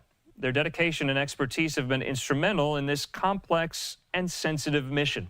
They say the Office of the Chief Medical Examiner continues its work to ensure the dignified identification of remains and support the families through this process. So a little under a week since this horrible tragedy took place, all 67 bodies have been recovered from the wreckage and from the Potomac. In the meantime, back out live there to Washington, the investigation continues into this mid-air collision. I want to put up some new reporting in from Fox News correspondent Jennifer Griffin at the Pentagon. She has this according to the NTSB. Let's take this. All right, so this is what we know. According to the NTSB, Jennifer Griffin reports that the Black Hawk helicopter was flying at 300 feet when crash occurred. She says this is 100 feet higher than the 200-foot ceiling for helicopters flying in the National Capital Region. And she goes on to quote some of these sources at the NTSB, saying that the NTSB has also been provided updated information that shows the air traffic control tower display at DCA is fed by the Potomac TRACON. The TRACON fuses information from multiple radar sensors and ADS-B data, providing the best quality flight track data to air traffic control. She says, according to the NTSB, that this data showed the Black Hawk was at 300 feet on the air traffic control display at the time of the collision. So remember, that was a key question. Remember, according to Transportation Secretary Sean Duffy, he said both the flights on the night of the collision were on standard flight paths. But what about the altitude? The NTSB essentially saying that the Black Hawk helicopter was flying at about 100 feet above its cleared altitude in that restricted airspace. Now, remember, since the crash, Reagan National Airport has restricted the airspace to any helicopter traffic. We also know there's some key questions going on about staffing levels inside the air traffic control tower at Reagan. Sean Duffy, the Secretary of Transportation, confirming the tower at Reagan was short-staffed on the night of the mid-air collision. All right, in the meantime here, we do want to take yet another quick commercial break. I'm Andrew Kraft. When we come back, though, we'll be diving into some of the confirmation battles playing out there in the Senate to make up President Trump's cabinet. We'll also have a pretty major update a little bit later on in replay out of North Philadelphia. Law enforcement officials there updating us on the deadly medevac crash, that flight crash on Friday night that left 7 people dead, 6 people on board the flight, and 1 person on the ground below. So, like I said, we have a lot more to get to. We'll see you after the break.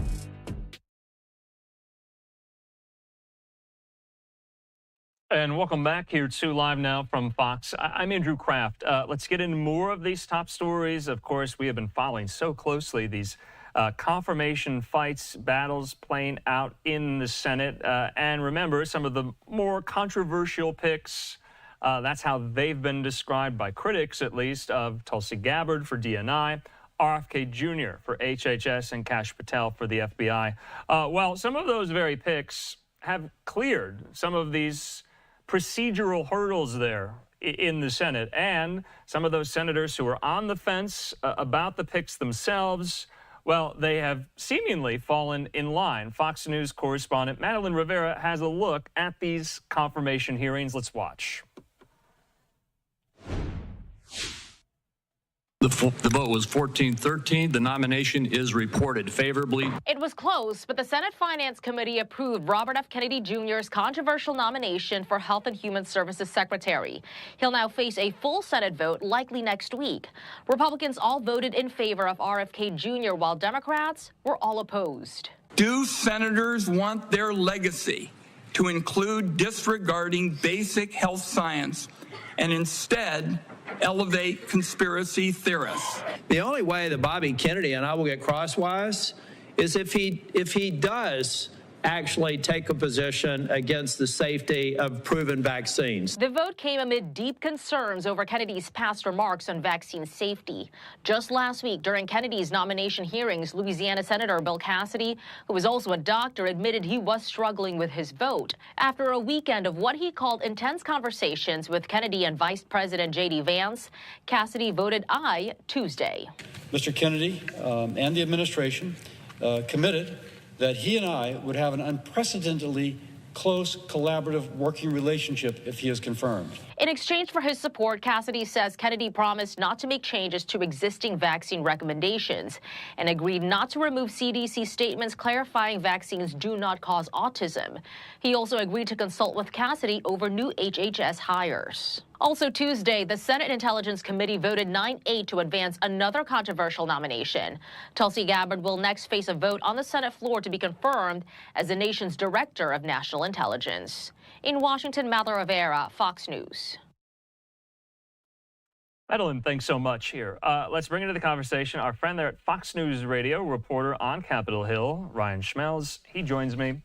Ryan, good to see you. You have been guiding us through these confirmation hearings and votes, and you're going to continue to do just that. Let's talk about Robert F. Kennedy Jr. first.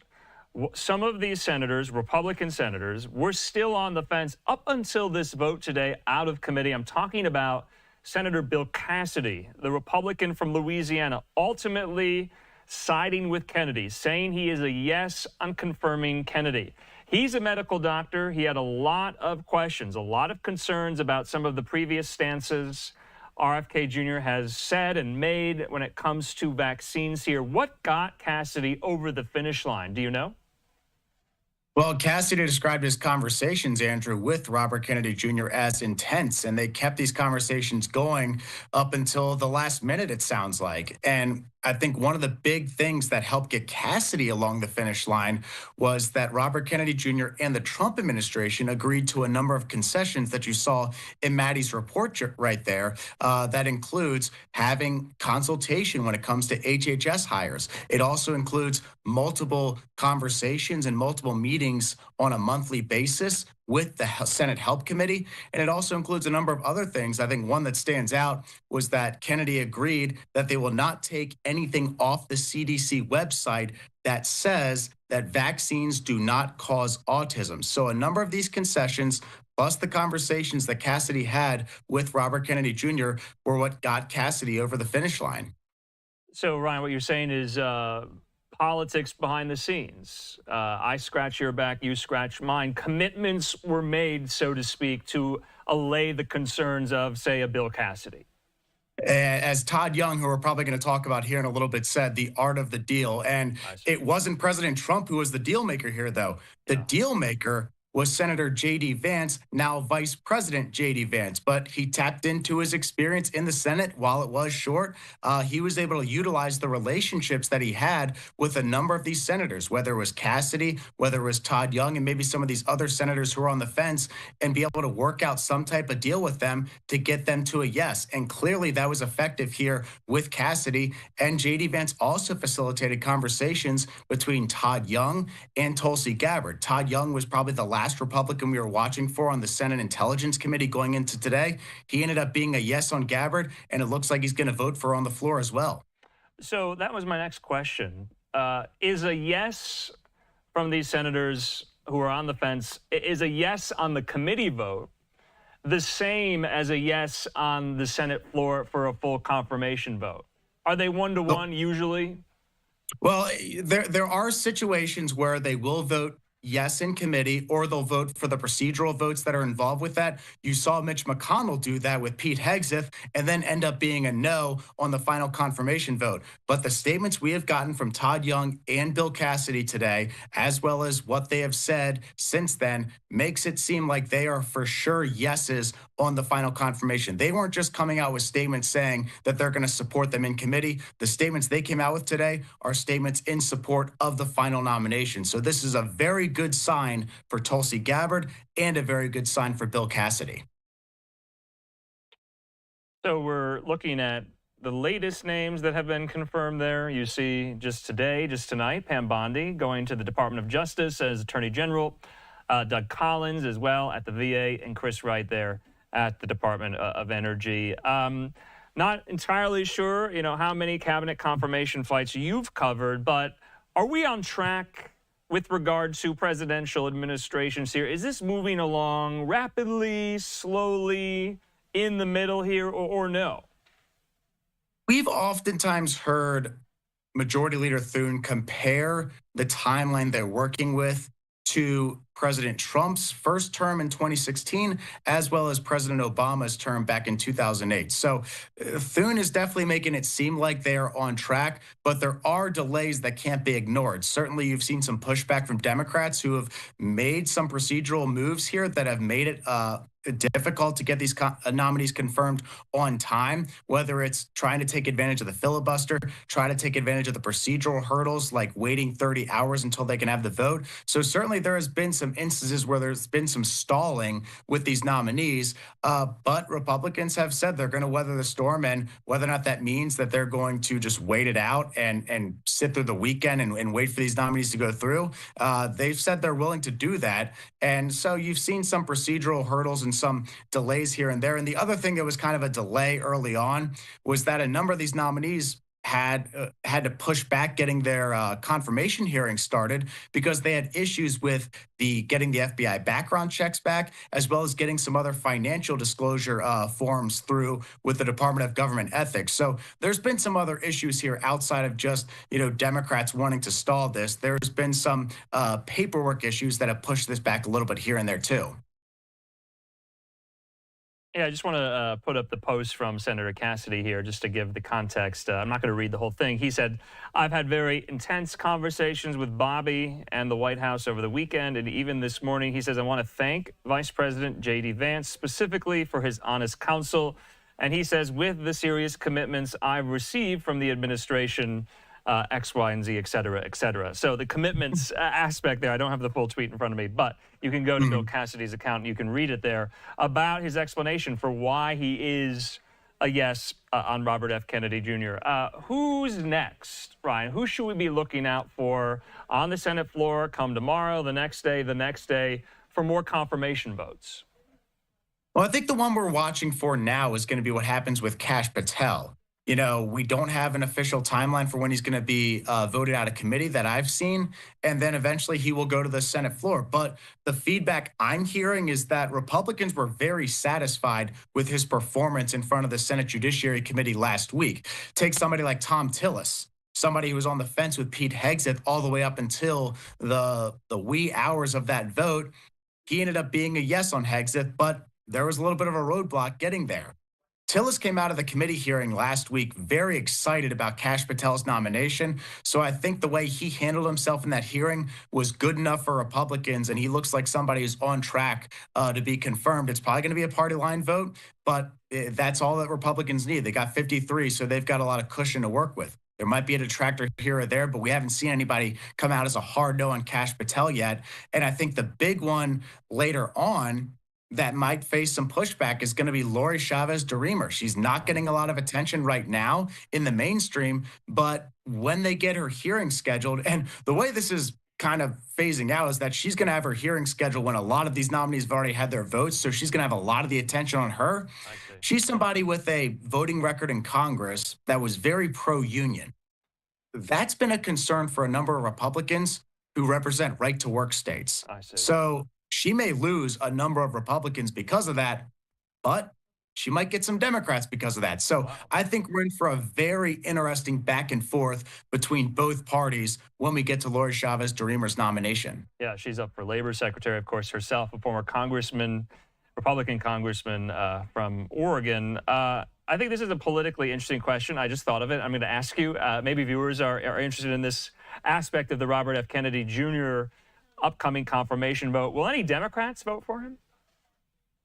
We thought that was a possibility going into this, and we felt the same way about Tulsi Gabbard. But the way that their hearing shook out and the way that Democrats have responded and made public statements so far, highly unlikely. You know, it was interesting. John Fetterman was actually asked about this off the Senate floor earlier today. And so it said, well, how are you going to vote? And he says, why does it matter? They've got the job. So what does it matter how I vote on this now? But I think he's still somebody we could watch for to be a possible yes, maybe on these nominees. But he said some negative things about RFK here and there that I've seen. So we'll see. But I just think the possibility of Democrats getting on board with them right now is very low. And one thing that's interesting, too, that I looked up today, I went on to went to the Heritage Foundation scorecards for Tulsi Gabbard's time in Congress. Her lifetime score at the Heritage Foundation is like a 10%. Bob Good, who Donald Trump primaried and wanted out of Congress, had like a 99%. Yeah. So that's an interesting dynamic there, just to say the least. Yeah, it just shows you how some of these political alliances and allegiances have been scrambled in the Trump era. Ryan Schmaltz, as always, thanks so much. We'll talk soon. Thanks, Andrew. Have a great night. All right, in the meantime here, we're in a new hour, 7 o'clock here Mountain Time, 9 o'clock there in Washington. We thank Ryan Schmelz there with Fox News Radio. Let's continue on Capitol Hill. We heard from Senate Republicans today on a whole host of priorities led by Majority Leader Thune there. Let's listen. Twice the rate of 2021 and 2017. And that's really important for the foreseeable future, that we allow the president to get his people in place so they can begin to implement his agenda. So that will continue to be our focus here in the United States Senate. As we are doing that, this week we also have Israeli Prime Minister Benjamin Netanyahu visiting the Capitol.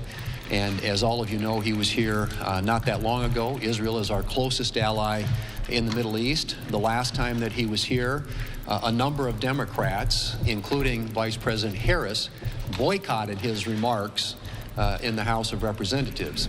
This time around, his visit follows a time when the Democrats here in the Senate basically, through their vote, gave legitimacy to an illegitimate court because they didn't want to defend Israel's right to defend itself or American citizens from the actions of the International Criminal Court, which is an illegitimate court. So the Republicans are here and ready when the Democrats decide it's time to actually work in the interest of and defending America's greatest ally in the Middle East, Israel. Republicans have been consistent in doing that for the last year through the war with Hamas. Democrats have not. But we are ready to go to work and ensure that our allies' interests all around the world are protected. And we hope at some point to have the Democrats join us in that effort. Senator Capito. Thank you. Well, thank you all for being here. And, you know, we know from the election in November that one of the biggest issues in front of the American people is what's been going on, particularly at our southern border. And I just wanted to highlight some of the victories that President Trump has already had in the very short time that he's been president. He declared a national border emergency. He has resumed construction of the border wall. He has deported, as we see, numbers of illegal immigrants, particularly those who have criminal records. And he has entered into negotiation with tariffs in Canada in Mexico, which has resulted very successfully on both of those countries, our friends and our neighbors, enlisting in his cause and our cause to make our border safe, not just from illegal immigrants coming in, but also from the flow of fentanyl that's killing Americans at a rapid pace. We've also confirmed Kristi Noem as the Cabinet Secretary for the Department of Homeland Security, and we passed the Laken Riley Act, which he signed just last week. So, what's been the result of this in just a short period of time? Illegal border crossings have dropped 60% in this short period of time. We also know that the Border Patrol recorded 582 illegal crossings at the southern border on a single day last week, whereas the single-day crossing number had peaked at 11,000 in a single day in December of 2023. I think you can see that the president's policies and our ability to back him up here in the Senate and the House has resulted in a real tightening of our border, a real shrinking of the numbers, and I think give the assurances to the American people that not only does he mean business, but he means results at the same time. Senator Scott. President Trump also had the agenda to stop the weaponization of government. And tomorrow in the banking hearing, we will have a hearing on debanking and how the Biden administration weaponized the regulatory environment to stop banking industries and individuals. And we'll have a serious conversation about that tomorrow. Thank you. Questions? You, as you mentioned, you're almost double the pace where the Republican Senate was back in 2017 during Trump's first term in terms of confirming nominees. What's the difference between now and then? Has the president called you up to express his appreciation to you? Well, we have conversations with the president on a regular basis, but I think part of it is just the understanding that we're going to keep grinding through these. And the Democrats, you know, have tried, as you know, to delay the process, but I think it requires determination and persistence and a willingness to be here to do what's necessary to be done to get the president's nominees through. So we're going to continue that approach, and hopefully the Democrats will work with us. I don't anticipate that's going to be the case, but as you know, that's why we've had to been required to file cloture on a number of the nominees, and my guess is that'll continue to be the case, but they should understand that this is what we're going to do, and we're going to get these people in place, and we're going to do it as quickly and as efficiently as possible. Senator, the Congressional Review Act allows you to repeal regulations passed by the previous administration. When are you going to start using the Congressional Review Act to repeal regulations, and what regulations are the first items on your agenda to repeal? We have 10 or 15 potential CRAs that we're reviewing and looking at. Which one gets queued up first? It'll be a function, frankly, in many ways, of us working with the White House, determining what their priorities are, and with the House of Representatives. A lot of times those CRAs originate in the House and then come over here. But we'll see that there's a lot of consideration being given right now to which candidates are eligible for CRAs and how to prioritize them. But be assured that we will use our time, when we're not working on nominees, to do everything we can to repeal a lot of the heavy-handed, onerous, burdensome regulations of the Biden administration, which we think are strangling our economy and making it harder for businesses in this country to grow and create jobs. Do you believe that the White House has the authority to unilaterally close a federal agency such as USAID without congressional approval? I don't think that, with my understanding, I don't think they're closing an agency, but I do think they have the right to review funding and how those decisions are made and what priorities are being funded. I think that's probably true of any administration when they come in. There are lots of programs authorized and funded through that agency, some of which I think are operating in the way in which they were intended, and some which aren't. And I think that's the determination the administration is in the process of making, and trying to determine, again, how the various programs that are authorized and funded under USAID, how those dollars are being spent, and whether they're being spent wisely and well and consistent with the purpose for which they are intended. And I think, as you perhaps saw yesterday when Secretary Rubio responded to some questions around this subject, indicated that for a very long time, Congress has been trying to get answers about USAID, those programs, how they're funded, why they're funded, what they're being used for, and have not been able to get that information. So it's in need of reform, it's in need of transparency and greater accountability, and I think that's what the administration is trying to achieve. One more. Yep. With some House Republicans pushing for deeper spending cuts, whether it's reconciliation or government funding, is that something you can do realistically in the near future, whether it's through DOJ or through just Congress in general? I think it's a combination of DOJ and Congress. I think there are things the administration can do, as you already have seen through executive order, but there will be times in which, obviously Congress is going to have to go to work and work with the administration to find ways to spend less, to spend more effectively, more efficiently, and to ensure that the American people's tax dollars are being used wisely and well. And so I think, yes, we want to be a part of that process. We will, through budget reconciliation, looking for ways that we can scrub federal programs and find ways to spend money more efficiently and get us on a more sustainable fiscal track, which I think right now is, as you look at the deficits and the debt in the foreseeable future, that picture's not a good one. And so it's high time that we had this conversation. DOJ is a part of that, and I also think that Congress, particularly through the budget reconciliation process, will be a part of that as well. Thanks.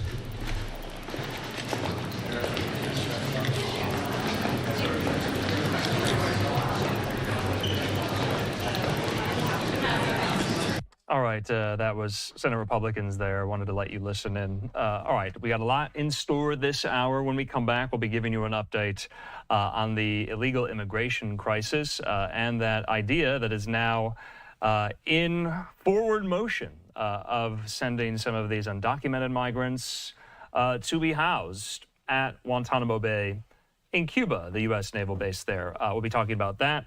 We'll also be talking about Elon Musk's role in the federal government. What type of government employee is he? Is he getting paid? And some of the actions that he has been quite outspoken about with regard to the federal workforce and some of these federal agencies and departments. Here we'll also be diving into Secretary of State Marco Rubio's first foreign trip as Secretary of State to Central America and some of the news that has come out of places like Panama and El Salvador. So all of that in store in this hour. We'll see you after the break.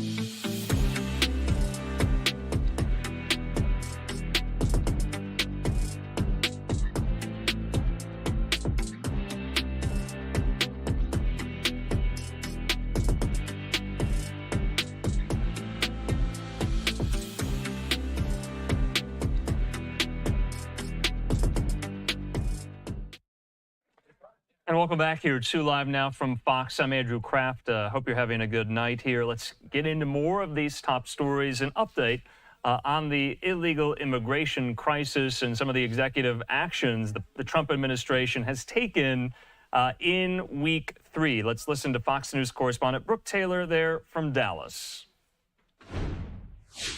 Illegal migrant flight to Guantanamo Bay with about a dozen illegal migrants happening today, according to the Pentagon. They will be held in the detention facility set up for the post-9/11 detainees. President Trump has said the most violent of illegal migrants will be taken there. On Monday, Defense Secretary Pete Hegseth and Border Czar Tom Homan visited troops in El Paso, highlighting their mission. Guys and gals of my generation have spent decades in foreign countries guarding other people's borders.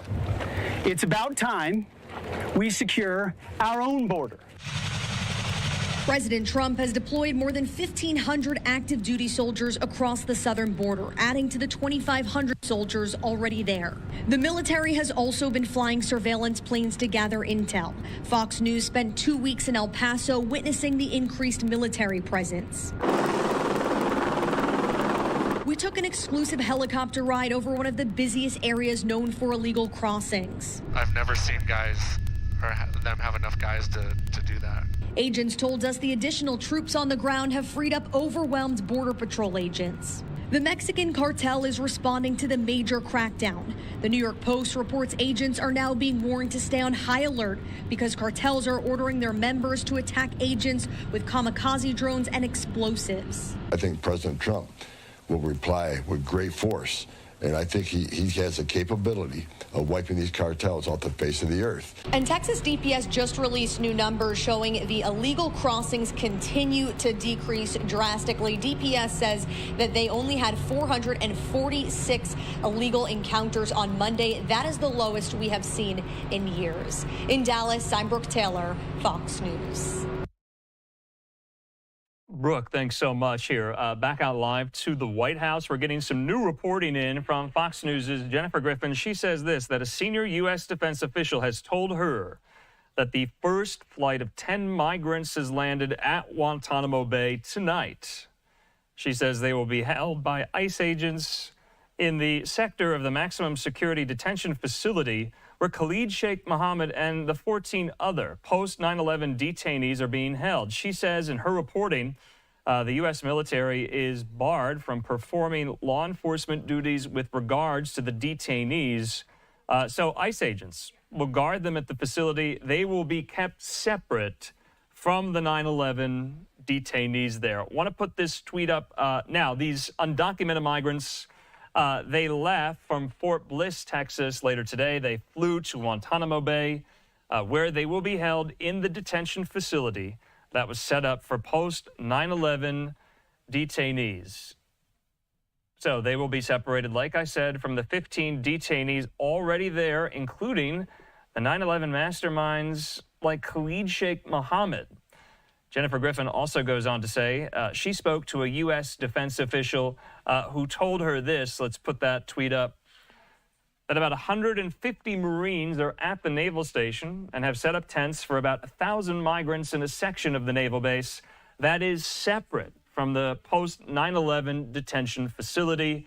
She reports those facilities are not yet ready for an onslaught of 30,000 migrants. That's the number we've been reporting that could go there to stay and wait for relocation and deportation here. So wanted to get this all in. I know you've been following it very, very closely here. But let's take yet another quick commercial break. That was just a border update, if you will. We'll see you after the break.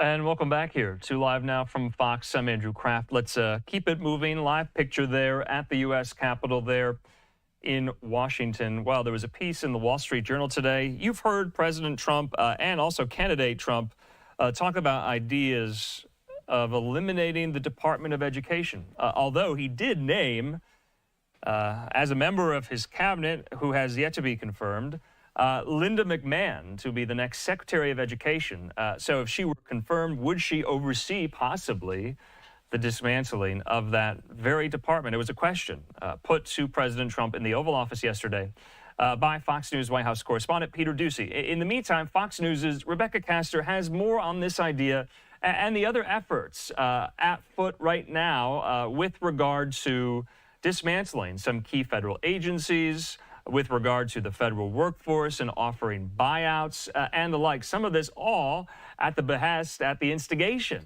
of Elon Musk. Let's listen. We're going to be giving back to the states. Let the state run education. That's President Trump's vision for the Department of Education. And White House officials confirmed to Fox News he'll take steps later this month to review and possibly defund the agency.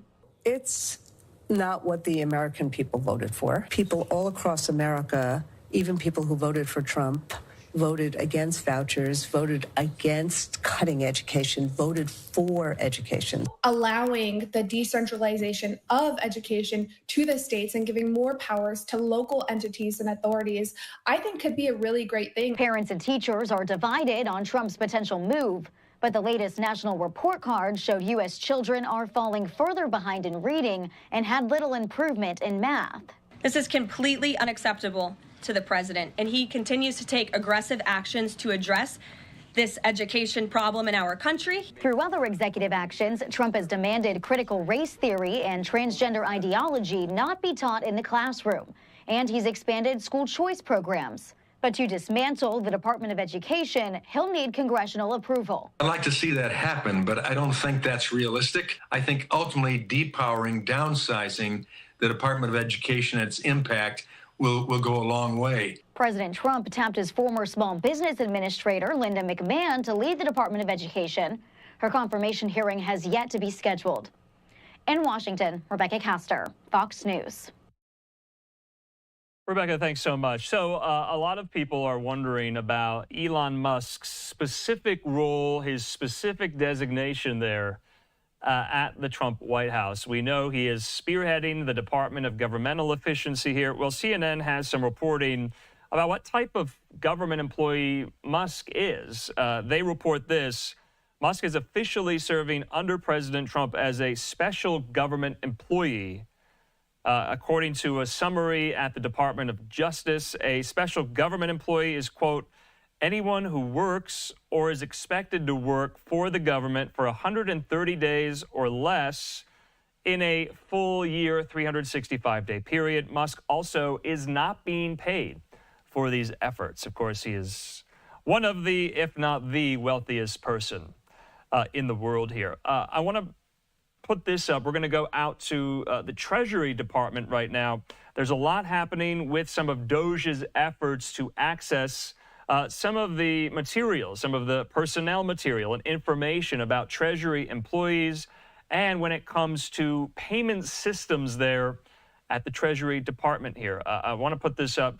Two of these major government public sector unions are filing suit seeking to block DOJ access to the Treasury Department payment database. And in my hand right now, this just came through the transom. I have right here, this is a letter from the Treasury Department to members of Congress who are worried about DOJ's access. Some critics of their moves here would say it's unqualified access, that they don't have access to some of these personnel databases, data files with regard to as well the payment systems here. I'm reading a little bit from the letter. It goes as follows: that the Treasury Department's Bureau of the Fiscal Service operates vital payment systems for the federal government, and those systems should promote financial integrity and operational efficiency. The letter goes on to say that the ongoing review of Treasury's systems is not resulting in the suspension or the rejection of any payment instructions submitted to Treasury by other federal agencies across the government. Well, some Democrats in both the House and the Senate, they appeared outside of the Treasury Department today, saying essentially that Elon Musk was not elected. This is somewhat of an anti-Elon Musk rally, and they are saying as much that they are going to bring back the power to those who were elected. They say Elon Musk was not elected here. Let's listen. They're really up in arms about this. Let's watch. Messing around with this building back here. I want to thank you for joining us. But I've got some questions. Did Elon Musk win any electoral college votes this last November? No! That's right. Did Elon Musk have the authority to operate a secret government that has access to our Social Security numbers and our Medicaid checks? No! That's right. So let me ask, is what is happening a takeover by an unelected billionaire? Yeah! No one elected Elon Musk. But with President Trump's blessing, he has given himself tremendous power with no oversight and no accountability. Musk has shown us he wants to slash Meals on Wheels, shutter preschools, end school lunches for kids in need, while he's steering our government to help himself and his companies. And it's just one piece of the Trump-Musk plan to take money away from us, the people, and replace it with tax cuts for billionaires. Did you vote for that? No. It's outrageous. It must end. That's why we're here today. It's why on Sunday night, over 50,000 people joined us on a live stream to take action and call on their members and their senators to fight this. And our elected officials are listening. Many of them are here with us right now. We're about to hear from many of them who are using their unique power to defend the people from this hostile takeover. And we're going to start with a good friend of ours, Representative Maxwell Frost. Show me what democracy looks like. This is what democracy looks like. We are here today as elected members of Congress. We're here today because an unelected billionaire and his team have been given full and unfettered access to our taxpayer money and our government. We just tried to enter the Treasury building as members of Congress, and we will, because we need to provide oversight to Elon Musk and his team. We don't know what they're doing behind these closed doors. The people deserve transparency. The fact that an unelected billionaire has all your private information is a problem. He has access to all of our information, our Social Security numbers, the federal payment system, which means he's calling the shots on our taxpayer money. You mean to tell me a man worth over $400 billion is going to decide what happens with my grandma's Social Security check? There's absolutely no oversight as to what he's doing.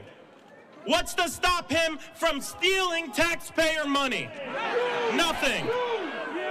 That is why we're here as House Democrats, to hold the line and fight for our constituents. Listen, they campaigned across the entire country telling people they were going to fight for working people, but they lied. They want to use the government to further enrich these corrupt billionaires and corporations. They want us to believe that the reason we can't pay for our health insurance, the reason we can't cover rent, the reason kids are dying on the streets due to gun violence, the reason there's so much wealth inequality and that so many people live paycheck to paycheck is because of the immigrant, or because of the trans person, or because of your neighbor. they lied. It's because of corrupt billionaires like Elon Musk and corporations, not our fellow working people. I'll end by saying this. We might have a few less seats in Congress, but we're not going to be the minority. We're going to be the opposition. We're not going to allow them to steal from our people, from working class people. And we will fight, we will provide oversight, and we will win. Let's go! Let's give it up for Representative Frost. Next up, we have the wonderful Representative Jasmine Crockett from Texas.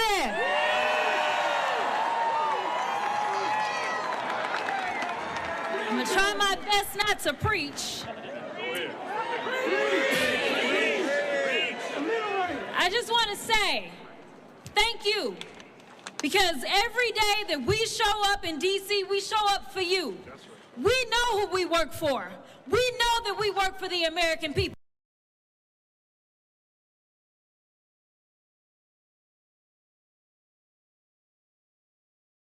This is why I'm not going to be able to preach, because I probably won't be able to stop cussing. But let me tell y'all something. I know some of y'all have been frustrated, and you've been saying, where are the Democrats? Where are our leaders? Well, I'm here to tell you that we ain't never left y'all, all right? We are here. We are also going to make sure that they uphold the law. We are not going to sit around while you go ahead and desecrate our Constitution, or you look at the laws that have been passed into law and say, never mind, we'll just ignore that. Instead, we are going to be in your face. We are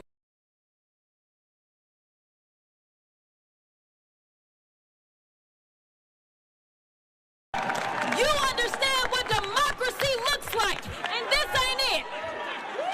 So let me tell you something, Mr. Trump. You gonna learn a few lessons from us.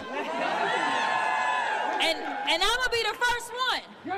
You and your little friend off of Twitter, y'all about to find out, all right? Now let me be clear. What Maxwell said is true. Our job is to conduct oversight. We both serve on the oversight committee.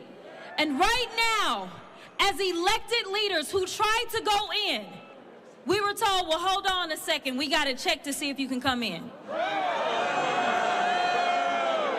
Now, y'all know he likes to pal around with Putin, right? He's trying to turn us into Russia. Yes, he is. But I got news for him. We, the people, will not go.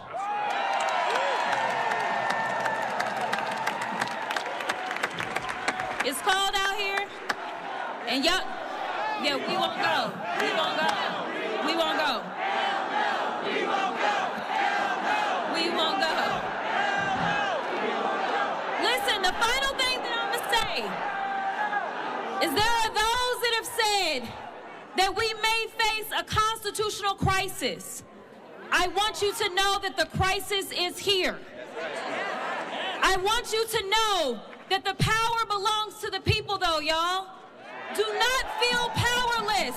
In this moment, as the vice president said as she conceded the election, she said, dark times may be ahead of us.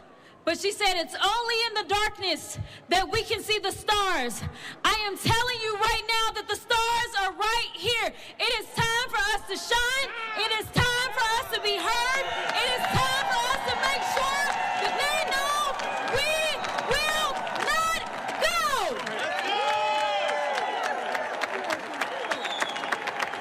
Thank you.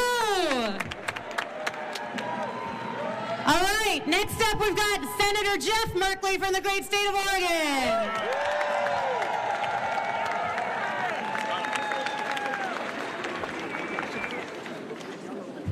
When we fight, we win. When we fight, we win. When we fight, we win. All right, we're ready to fight, so let's get at it. So, did anybody vote for a government of billionaires for billionaires? No! Are you ready to stand up and defend our democracy? Yes! What we're in the face of right now is an authoritarian takeover of our country, and we say, hell no! Hell no! Hell no! The first thing that an authoritarian dictator wants to do is take down the inspector generals. That's what he did, and we want them restored. We want the inspector generals back in. And then reinstate. And then what happened?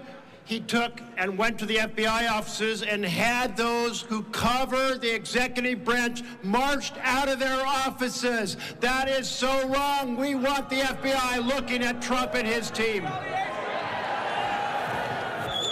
And then, of course, replace the regular news with propaganda. You see, take the mainstream press, throw them out, put in the right-wing crazies to mislead the American people. How about we make sure the American people know through every possible network that this authoritarian takeover is happening and that it's not okay, and we're going to make that happen.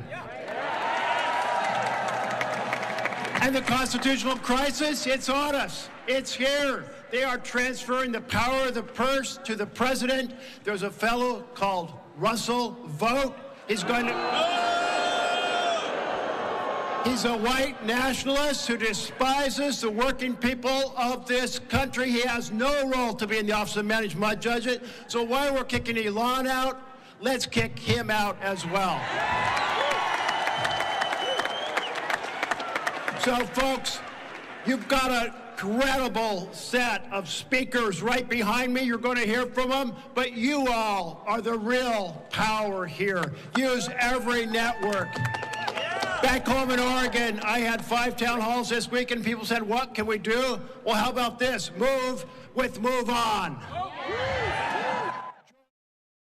All right, so you've been listening to prominent Democrats there. That's Senator Jeff Merkley from Oregon, also Jasmine Crockett, the Democratic Congresswoman from Texas, and Maxwell Frost, one of the youngest members of Congress, the Democrat there from Florida. So in the meantime, they were standing outside in that group of the Treasury Department today amid some of this reporting that the new entity, DOGE, the Department of Government Efficiency, led by Elon Musk, has gained access to some of the Treasury payments systems and access to some of the personnel information, taxpayer information there at the Treasury Department. So much so that led members of the Treasury Department just tonight to send a letter clarifying all of this to members of Congress here. Well, speaking of yet another federal agency that is undergoing quite the culling as we speak, that's USAID. I want to put up this tweet here from our colleague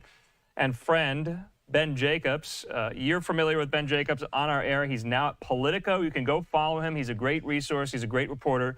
He just got this from a source that USAID just put out the following all-staff email, putting all employees on administrative leave. I'm going to read from some of the email saying that on Friday, February 7th, 2025 at 11:59 p.m. Eastern Standard Time, all USAID direct hire personnel will be placed on administrative leave globally, with the exception of designated personnel responsible for mission-critical functions, core leadership, and specially designated programs.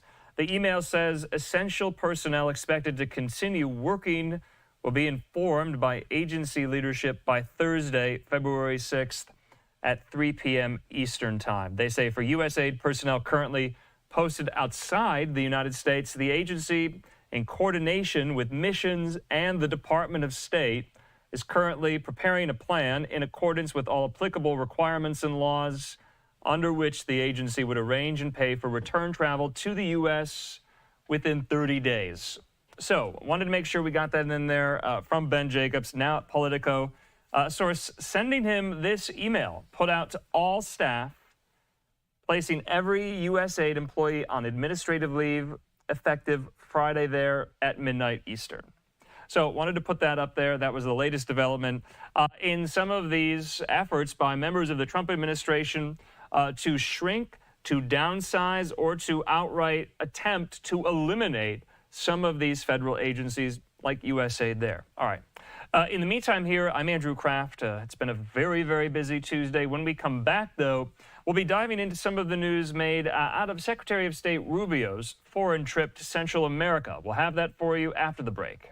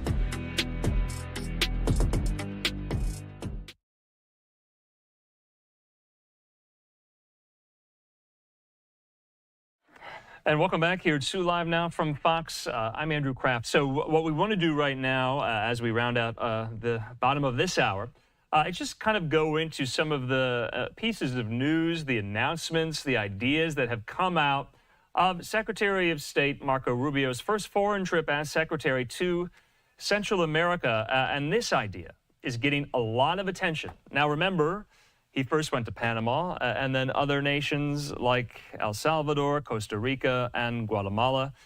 Well, while in El Salvador, according to the Associated Press, Rubio says that El Salvador's president, Nayib Bukele, has offered to accept deportees from the United States of any nationality, as well as violent American criminals now imprisoned in the United States.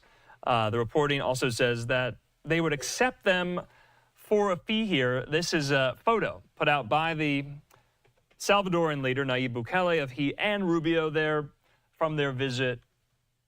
I believe this was yesterday, because then from El Salvador, he traveled to Costa Rica, and I believe he's now in Guatemala on this multi-nation tour here in Central America. We also have this photo from Rubio. Let's put that up.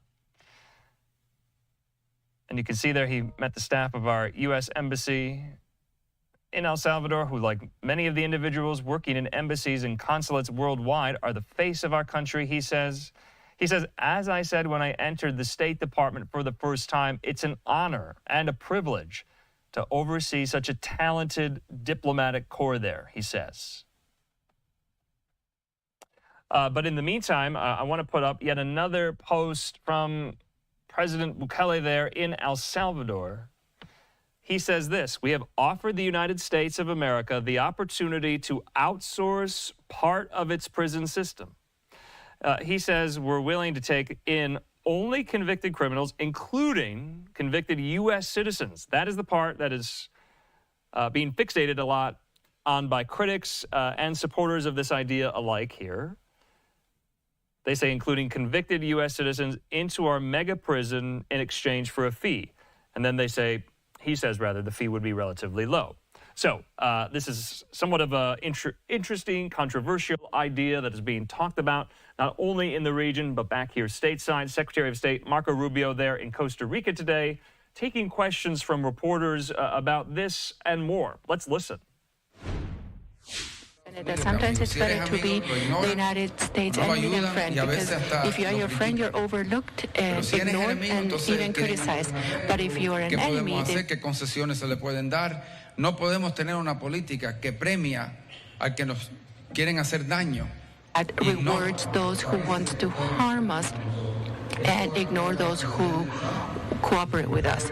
This is going to change under President Trump's administration, and I hope that today's visit is the initial signal that say that President Trump will be a friend to their allies and will work together with their allies, especially when it's a country like this that we take as an example, as a model that we would like other countries around the world to follow. If I may briefly say a few words in English. Lo quiere hacer en inglés también, un inglés perfecto. He speaks perfect English, by the way. Briefly, it's important to be here in Costa Rica. It's a country that I believe is a model for what we want to see other countries in the region become, and frankly, the world. And there's so much to work together on. First, I want to congratulate and thank the President. They've been very firm on the security of their 5G system, allowing trusted vendors to bid on it. It's important. 5G is going to be critical technology for the development of all of the industries that are going to drive the 21st century. But it has to be secure. And when you confront companies that are not secure, they're backed by governments like the government of China that likes to threaten, that likes to sabotage, that likes to use economic coercion to punish you. And they've been very firm, and I think they deserve a lot of support in confronting that and in carrying out a process of responsibly bringing 5G, which is going to be essential to future economic development. This is a country that's also facing a cybersecurity issue. It's very serious. 110 million cyber attacks a year. For a country of this size, it's extraordinary. And they have faced it very bravely. We're going to continue to work on what we're already doing together to help them secure their telecommunication systems and more broadly against cyber attacks. I think it's also important to understand that oftentimes, unfortunately, when you confront elements such as these, there are efforts to undermine your institutions by individuals in the government that should be working in the national interests, but instead have found, for some reason, to become complicit with malign actors. And so we're going to try to work in cooperation with you to impose costs on those within the country who use their positions of authority to undermine the interests of the people of Costa Rica and in favor of a malign foreign actor. And the issue of narco traffickers, this is not a country that produces drugs because of geography. It is a place where people, these elements, try to traffic drugs. And you've done extraordinary work in preventing those drugs from getting out. And we're going to continue to work with you on providing the technologies that these waivers are about today to prevent the exportation of drugs. But when you confront these groups, they become violent and they become vicious. And so we want to see how we can work, perhaps by allowing more DEA and FBI resources to conduct investigations together with your police and your law enforcement to identify and help you capture and arrest them and bring them to justice.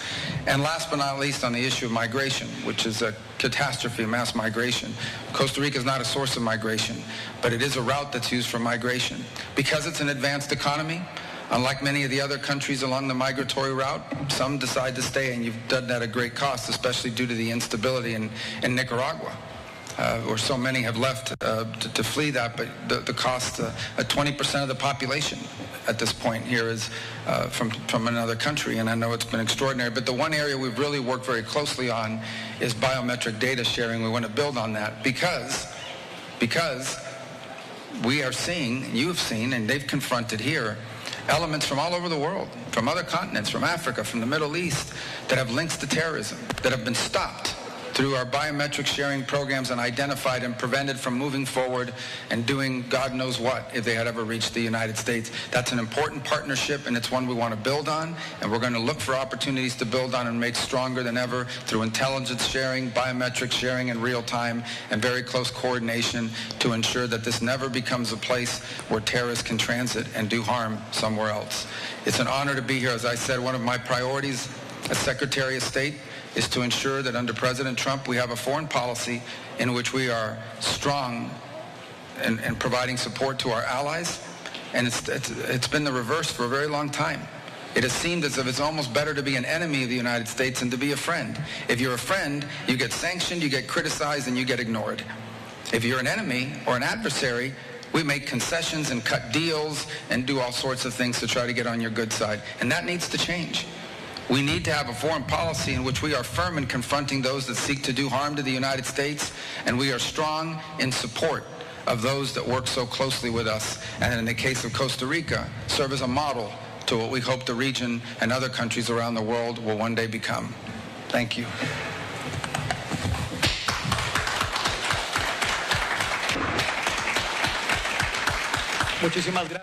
Okay, so Secretary of State there, Marco Rubio, with the Costa Rican leader today, touting some of the kind of bilateral agenda items both countries have worked on when it comes to illegal migration, when it comes to drug trafficking, specifically fentanyl as well.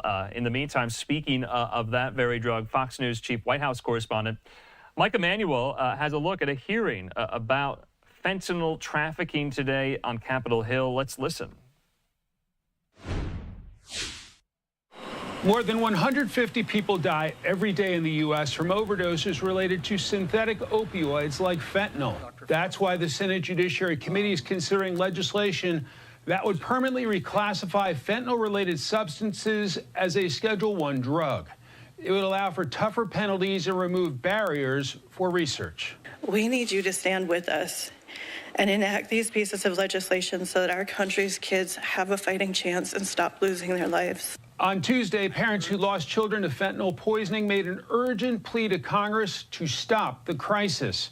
Republicans say China and weak border policies under the Biden administration are to blame. It's time to make this temporary scheduling permanent so that the drug cartels do not have the opportunity to flood our country with even deadlier versions of fentanyl. It is part of the reason why President Trump's tariffs against Beijing took effect today. But experts say finding a solution is more complex. The pill presses, it's not doing any one thing, it's doing 12 things simultaneously. And Democrats argue the Trump administration's recent policies could further fuel the crisis. I'm also gravely concerned about the negative impact of mass removals of senior career law enforcement at Department of Justice and FBI on it and our ability to hold traffickers accountable. The president is delaying tariffs on Mexico and Canada after both countries agreed to do more to stop the flow of drugs and migrants. In Washington, Mike Emanuel, Fox News. Mike, thanks so much. The next piece of news we're going to deliver to you is somewhat related to the battle against fentanyl. And remember, those precursor chemicals that make fentanyl that largely come from China, and that largely come from China via the mail here. Take a look at this. This is a pretty big announcement. Jennifer Griffin has it. That the U.S. Postal Service is suspending packages from China and Hong Kong until further notice. You see there the temporary service disruption effective February 4th today. The Postal Service will temporarily suspend only international package acceptance of inbound parcels from China and Hong Kong posts until further notice. They say, note the flow of letters and flats from China and Hong Kong will not be impacted there. So just international package acceptance of inbound parcels from China and Hong Kong, effective immediately, temporarily suspended there. So thought that was pretty interesting. This is all of a piece of this foreign trip to Central America by Secretary of State Rubio.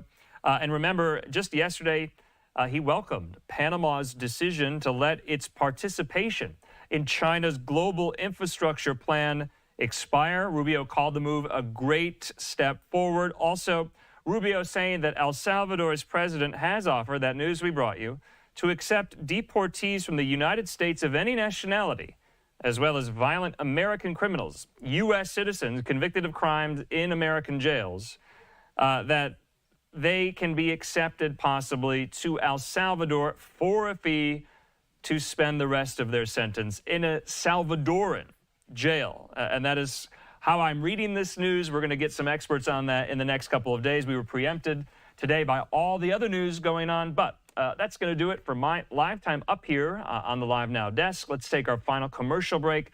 When we come back, though, my colleague Christina Evans has you covered for the next 3 hours or so. And when we come back, we're going to watch again. President Trump signs some of these executive orders with regard to the Middle East, with regard to Iran, there in the Oval Office today. We'll have it for you after the break.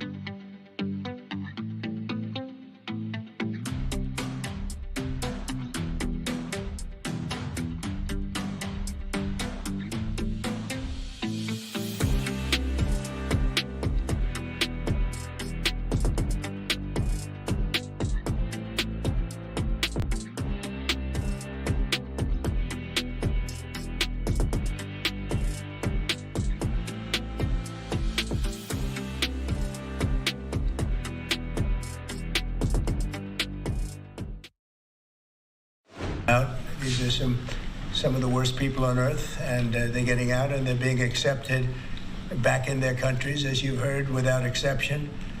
So a lot of people thought that was not going to happen, but it's happening very full force.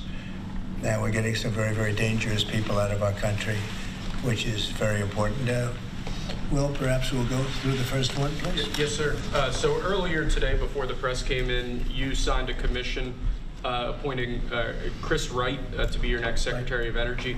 We have another commission prepared for your signature, sir.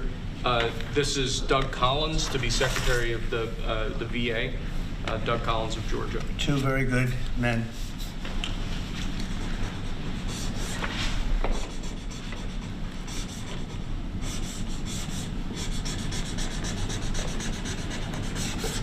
Okay. Thank you, sir.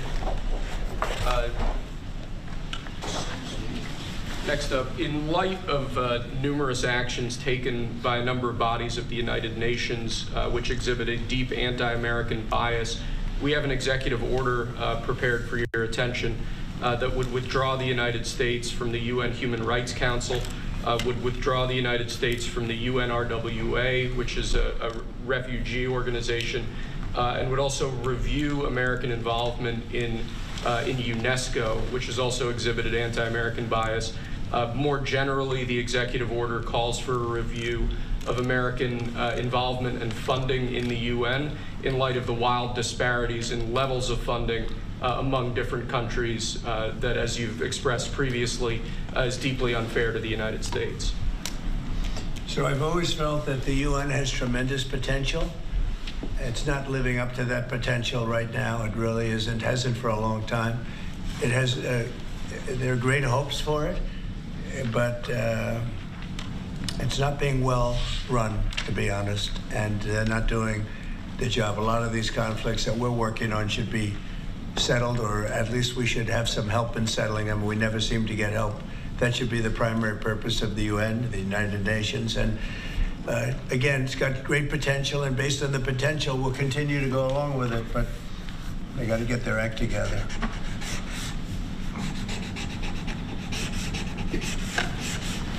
What would they need to do, sir, to get their act together? Well, they got to be fair to countries that deserve fairness. They have some countries, as you know, that are outliers, that are very bad, and they're being almost preferred as countries to those that do their job and are doing a good job, and they have to really, they're going to end up losing, a lot of countries, they're going to end up losing their credibility like other organizations, and then they're going to be nothing.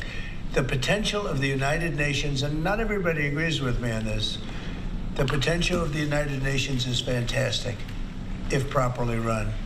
So we'll see what happens. How much money are you willing to take away from them? Well, we're taking away a little bit, but we're not looking to take away money. This is so important that we're really, as you know, the United Nations is largely funded by us. But, and it shouldn't be, it should be funded by everybody, but we're disproportionate, as we always seem to be. But it's something that if it ever lived up to the potential, in 10 minutes it would make up the difference. That's the kind of power it could have. Right now it doesn't have that power. Next, sir, this is a national security presidential memorandum that seeks to impose maximum pressure on the government of the Islamic Republic of Iran. Many of these provisions are similar to actions that your administration took during your first administration. The basic idea here is to have every department and agency, or many departments and agencies in your government attempt to sanction and control Iranian activities, particularly relating to the Iranian nuclear program and the Iranian export of terrorism through support of various proxy groups abroad. And the intent here is to give you all of the possible tools to, I'd say, engage with the Iranian government to ensure that going forward they're less of a malign actor on the world stage. So this is one that I'm torn about. Everybody wants me to sign it. I'll do that. It's very tough on Iran. It's what we had before. We would have never had the problem. You would have never had October 7th. We would have never had the problem had the election gone a different way, which it should have. But this one, I think, more than made up for it. I think we're doing things, and it shows that more than made up for it, much more historic. The Iran situation, hopefully, I'm going to sign it, but hopefully we're not going to have to use it very much.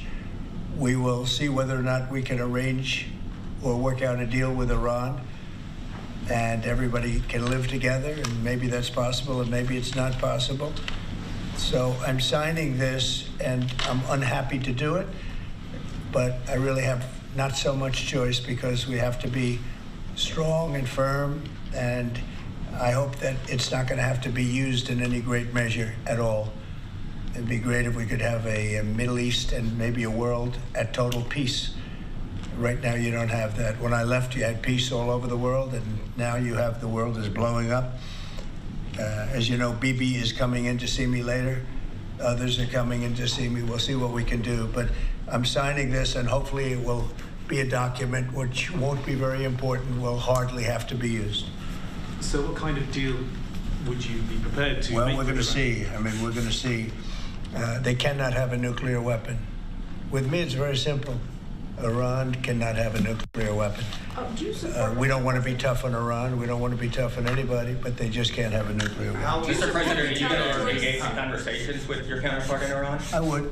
Do you want to block the sale of Iranian oil to other nations?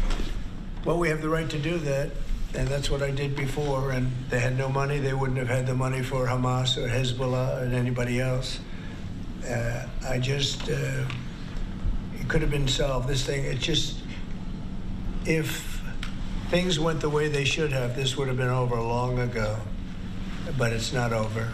How close do you think Iran is to developing a nuclear weapon? I think they're close. I think they're close. They're too close. But again, you could go back 4 years. I would have said they would have had it during this intervening period.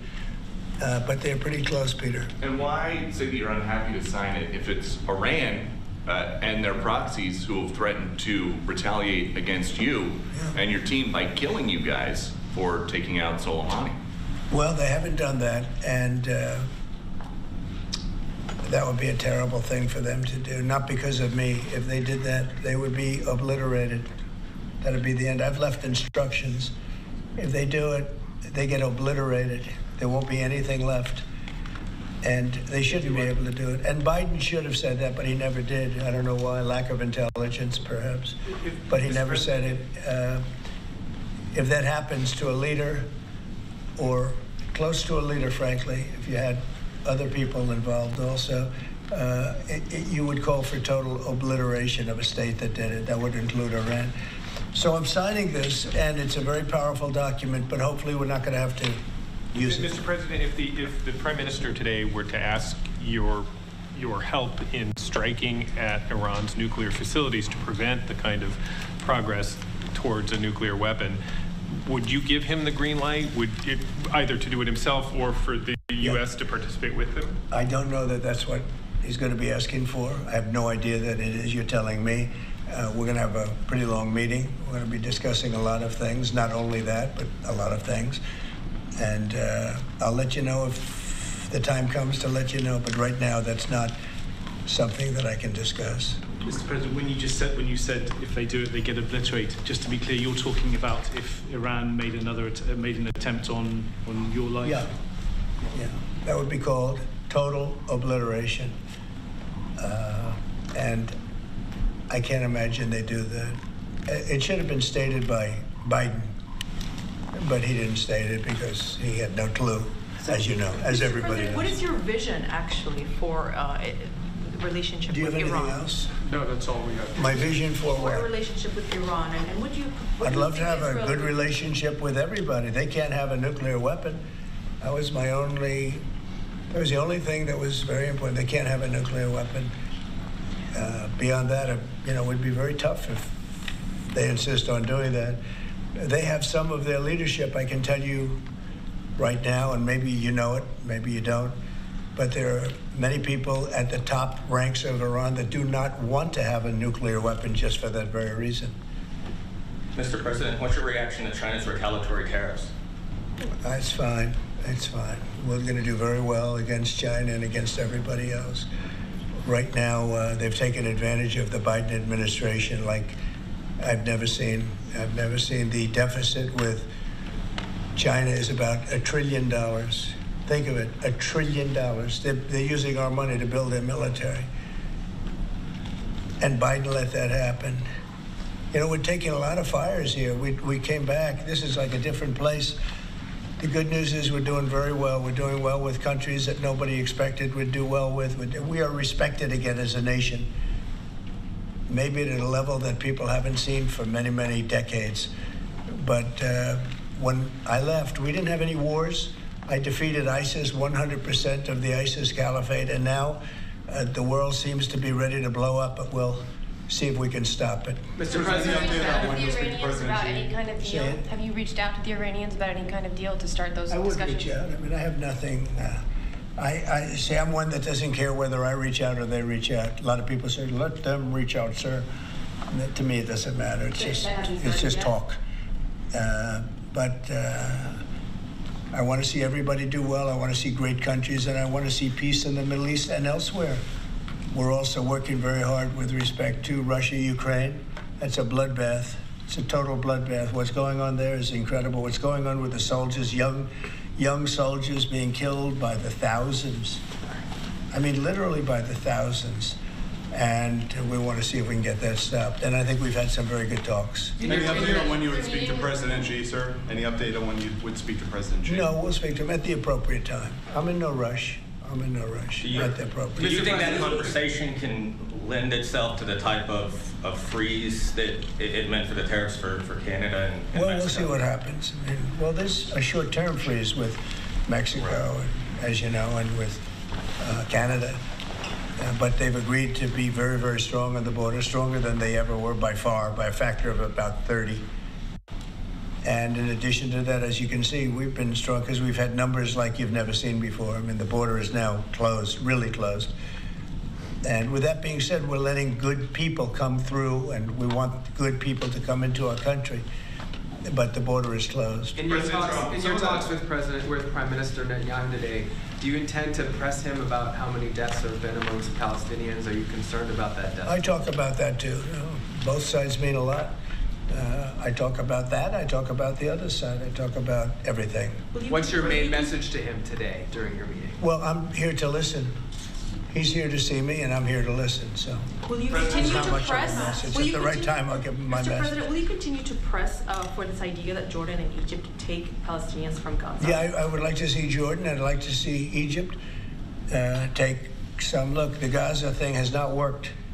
It's never worked, and I feel very differently about Gaza than a lot of people. I think they should get a good, fresh, beautiful piece of land, and we get some people to put up the money to build it and make it nice and make it habitable and enjoyable and make it a home. They don't want to leave, though. Palestinians say they don't want to leave. I don't know how they could want to stay. It's a demolition site. It's a pure demolition site. If we could find the right piece of land or numerous pieces of land and build them some really nice places with plenty of money in the area, that's for sure, I think that would be a lot better than going back to Gaza, which has had just decades and decades of death. Where would those pieces of land be? Well, they could be in Jordan, and they could be in Egypt, and they could be in other places. You could have more than two, more than one, but you could have more than two, and you'd have people living in a place that could be very beautiful and safe and nice. Gaza's been a disaster for decades. Would the U.S. pay for that? I don't think the UN would pay, but I think there's plenty of people that would in the area. They have a lot of money. They certainly have a lot of money. Some of the countries over there, they'd like to see it. I know that Saudi Arabia wants to see peace. I can see that. And many of the countries there, as far as I'm concerned, they all want peace. I think, maybe I'm wrong on this, but I think Iran would like to see peace too. They've had enough. Don't you think they've had enough? But the leaders of Egypt and Jordan have said bluntly they have no interest in doing this. Well, they may have said that, but a lot of people said things to me. They said they wouldn't take anybody back in Venezuela, and right now they're flying them right back into Venezuela. And a lot of people, and they're doing the right thing in Venezuela. The Panama Canal is an active discussion right now, and they said things about that. And virtually everything that's been said has been incorrectly stated based on the result. Doesn't that amount to forcibly displace, or wouldn't that amount to forcibly displacing those people from Gaza? I don't think so. I think if they had the opportunity, they'd love it. If they had an alternative to Gaza, they have no alternative right now.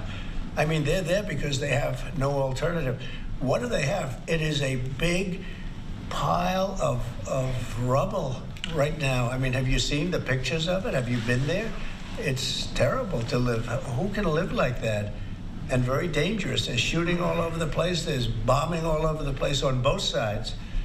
Now, I would think if they had an option of moving to an area, either in a large group or various smaller groups, and take care of the close to 2 million people, I would think that they would be thrilled to do it. They have no, when you say about the Gaza Strip, they don't have an option.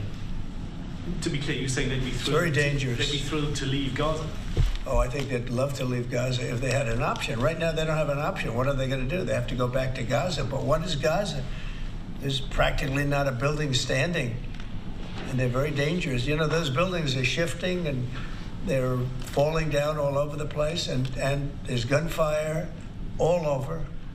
It's going to be that way for a while. Mr. President, wouldn't it have made more sense to evacuate people while the war was? All right, as you see there, we were listening in as President Trump was signing executive orders there in the Oval Office earlier today. Also answering a lot of questions on the back end. It's been a very busy day there in our nation's capital in Washington, D.C. On the other side of our 2-minute break, we're going to dive into the meeting between President Trump and Israeli Prime Minister Benjamin Netanyahu. Stay right here with us on Live Now.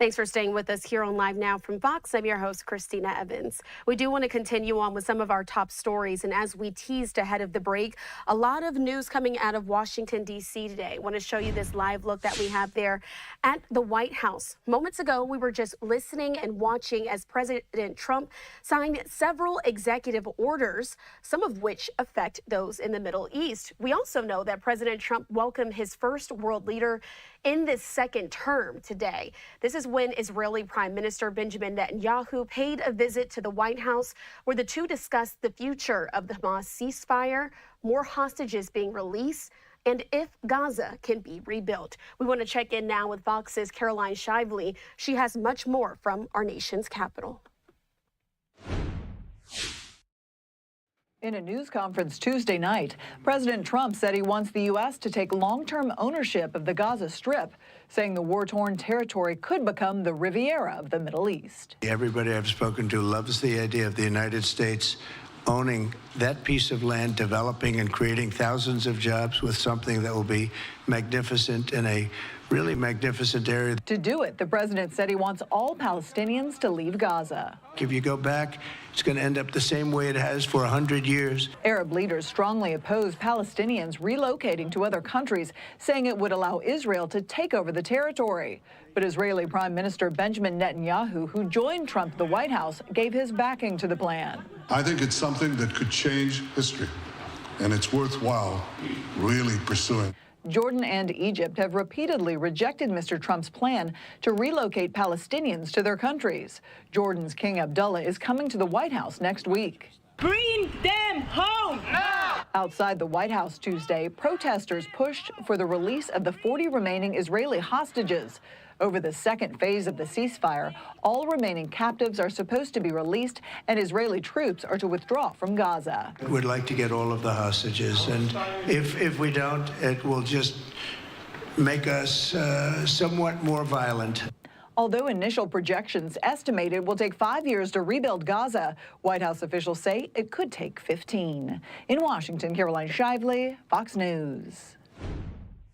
Our thanks to Caroline Shively for that report. And as you see now, taking a live look there in Jerusalem. So, of course, as she broke down there in that story, President Trump and Israeli Prime Minister Benjamin Netanyahu met today, where they talked about the idea of the U.S. taking ownership of the Gaza Strip and redeveloping that territory. If you aren't aware, Trump says that they talked about relocating some of the 1.8 million Palestinians, leveling the Gaza Strip, and suggested it could become the Riviera of the Middle East.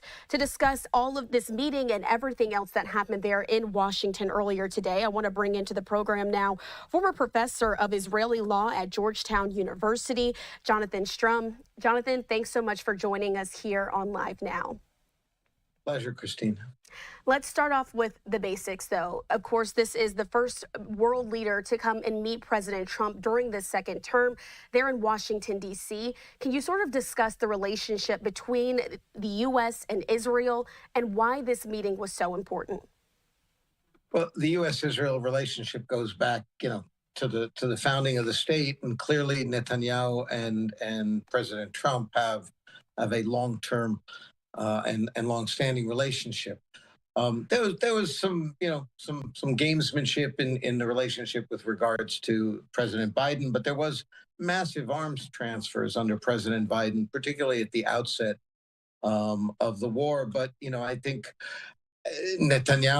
Trump clearly pushed Netanyahu to agree to the first ceasefire, which resulted in the release of the initial set of Israeli hostages and release of many Palestinian prisoners.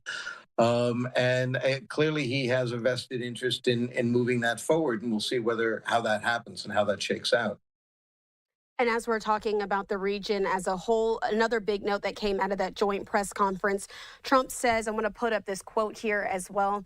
This is from his mouth. He says the U.S. will take over the Gaza Strip, and we will do a good job with it, too. We'll own it. We'll be responsible for dismantling all of the dangerous unexploded bombs and other weapons on the site, level the site, and get rid of the destroyed buildings. Level it out is how he ended that statement.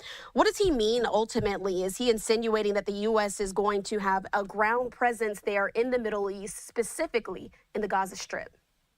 Well, I think that's really yet to be seen. I think that is clearly what he's insinuating. I don't think, however, that means that we're talking about U.S. troops. It's more likely to be U.S. contractors coming in to do whatever it is that they decide that they want to do, and whether that's leveling it and building and rebuilding. It was a little difficult to clearly get whether we're talking about the United States, because that's generally not what America First has been looking at. On the other hand, there is a massive rebuilding project in Gaza. 80+ % of the buildings have been destroyed. Later in one of the press conferences, the president also talked about getting the Saudis or the UAE or others to pay for it. Clearly, I would think he wants American contractors to get those jobs and get the work. I think there's still going to be a very difficult problem, which is, what do you do with the people that are there? And that's the biggest question. I also want to put up this tweet as well from the Fox News correspondent Trey Yingst. He's been positioned there in the Middle East, watching as all this unfolded, saying, quote, President Trump is doubling down on the United States, quote, owning the Gaza Strip. And just for a bit of context here, Gaza is a 139 square mile strip of land that, of course, shares border with Israel and Egypt. It's been fought over for several years. Palestinians have been refugees for the last few decades since Israel gained control of it in the 1967 six-day war with Egypt, Jordan, and Syria. Can you get into a bit more detail about the history of the Gaza Strip, and that, of course, in general there in the Middle East, the relationship between Palestinians and Israelis? Sure. Well, initially, Gaza was going to be part of what was going to be part of the mandate of Palestine, and the Egyptians took it over actually in 1948 and ran it under military administration for 19 years, including a dusk to dawn curfew. The Israelis did take it in 1967. They, in fact, tried to get Egypt to take it back during the Camp David Accords, and Egypt said no. There are currently roughly 2.2 million people living in Gaza. Many of them still living in refugee camps, and there are the border with Egypt that's one of the things that was fought over, the Rafah border, which was in the southern part of the states, but it's very difficult to see what is actually going to happen there, because at the end of the day, there's still 2.2 million people there. Now, one of the interesting things is that over the last 10 years, the population increase in Gaza was in the top third of the world, but it wasn't in the top. So it was roughly about in the top third of the world. There, since 1967, there are over 1 million new residents of Gaza. I mean, people were born in Gaza or moved to Gaza during the conflict. I mean, Gaza was also the site of the first Palestinian, when Yasser Arafat came back to Palestine after the Oslo Accords. He was initially in Gaza, not in the West Bank. Later, he moved to the West Bank. So, it's one of the most densely populated places on the face of the earth, and now it is extraordinarily devastated by this last war. I mean, like I said, roughly 80% of the structures in Gaza have been destroyed. And when we're talking about that devastation as a whole, it's important that the area is rebuilt. But let's talk about what the implications are if the Palestinians were to be removed from the region. Of course, this would be a very polarizing act. How would other countries that are nearby, including Jordan and Egypt and Syria, respond to that act? Well, let's put Syria to the side for a second, because there probably won't be very much involved. Here's where I think that the president has a problem. It's really unlikely that the Jordanians are going to agree to take in more Palestinian refugees. Already 50% of Jordan's population is Palestinian. There are roughly 2.4 million Palestinian refugees in Jordan. Jordan has an additional 800,000 Syrian refugees who may start to leave, may start to go home now that Bashar al-Assad is gone. But it's very unlikely that the Jordanians will agree, because it'll just change the population in Jordan, and it would likely end up in a few years with the end of the Hashemite kingdom, and certainly Jordan doesn't want that. I don't think Israel or the United States that it's in the United States or Israel's interest. Plus, Jordan, like Egypt, is a poor country. Now, Egypt is another problem. Egypt is the most populous Arab country, roughly 106 million people, and they too have an enormous amount of refugees, but the October War, the Gaza War, really destroyed two main sectors of the Egyptian economy: tourism, where they got foreign currency and foreign exchange, and then traffic through the Suez Canal. Because of the Houthis firing on merchant ships, most ships started going around the coast of Africa, not through the canal. So Egypt, since October 2023, has lost almost all of its sources of foreign currency and foreign exchange. And so I just don't see where they're going to put them as a poor country to start with over 100 million people. Where are you going to put them where you can provide schools and housing and healthcare for 2.2 million people, or whatever number of people end up leaving? So I think that's kind of going to be the Achilles heel of this plan. I heard it floated from one space that maybe they'll go to Indonesia. But again, how do you transporting whatever the number is, 1.5 million, 1.5 million, 2 million people, would be the largest relocation of people in the world, certainly since the Second World War. And I just see that as a very difficult challenge. And I want to also show right now a live look there in Jerusalem. Let's talk a bit about the ceasefire situation that is currently in place between Israel and Hamas. It's holding, not without its own challenges, but it is currently holding. We're seeing the exchange of both hostages and prisoners. Do you feel that these comments that came from the White House and these meetings today could affect that schedule at all? Could it throw any irons into the fire as it pertains to the ceasefire deal that's been held in place, that so many folks around the world have been looking and waiting for this moment? I was a little surprised that the president said that it might not last, because I think the president put a lot of pressure on Netanyahu before he became the president to actually get to that deal. Certainly the people in Israel, the vast majority of the people, something like 70% of the people, want phase 2 to go through and get the Israeli hostages back, even at the cost of releasing thousands of Palestinian prisoners, including people with blood on their hands. At the same time, Netanyahu faces tremendous political pressure. One of his cabinet members from the ultra-right and the ultra-nationalist group, Bezalel Smotrich, has said his group would leave the coalition if they did, and if they didn't go back to war, and the second phase went forward. Now, there's a problem with that, because under the first phase, a lot of the people have come back from southern Gaza, have come back into northern Gaza. So you have an entire population who's moved back to the northern part of Gaza, which will make it difficult to restart the war, but certainly not impossible. So I think that certainly the Israeli population is looking for the second phase to go through. There are Israeli negotiators back in Doha, in Qatar, negotiating that second phase. But we also have to recognize that as a result of the ceasefire, even though Netanyahu kept repeating that his ultimate goal is the destruction of Hamas, Hamas is now back in charge in Gaza. And there's no way to sugarcoat that. And it's one of the problems that Prime Minister Netanyahu has. He doesn't really, he's a tactical fighter. He's not a strategic fighter or a strategic thinker.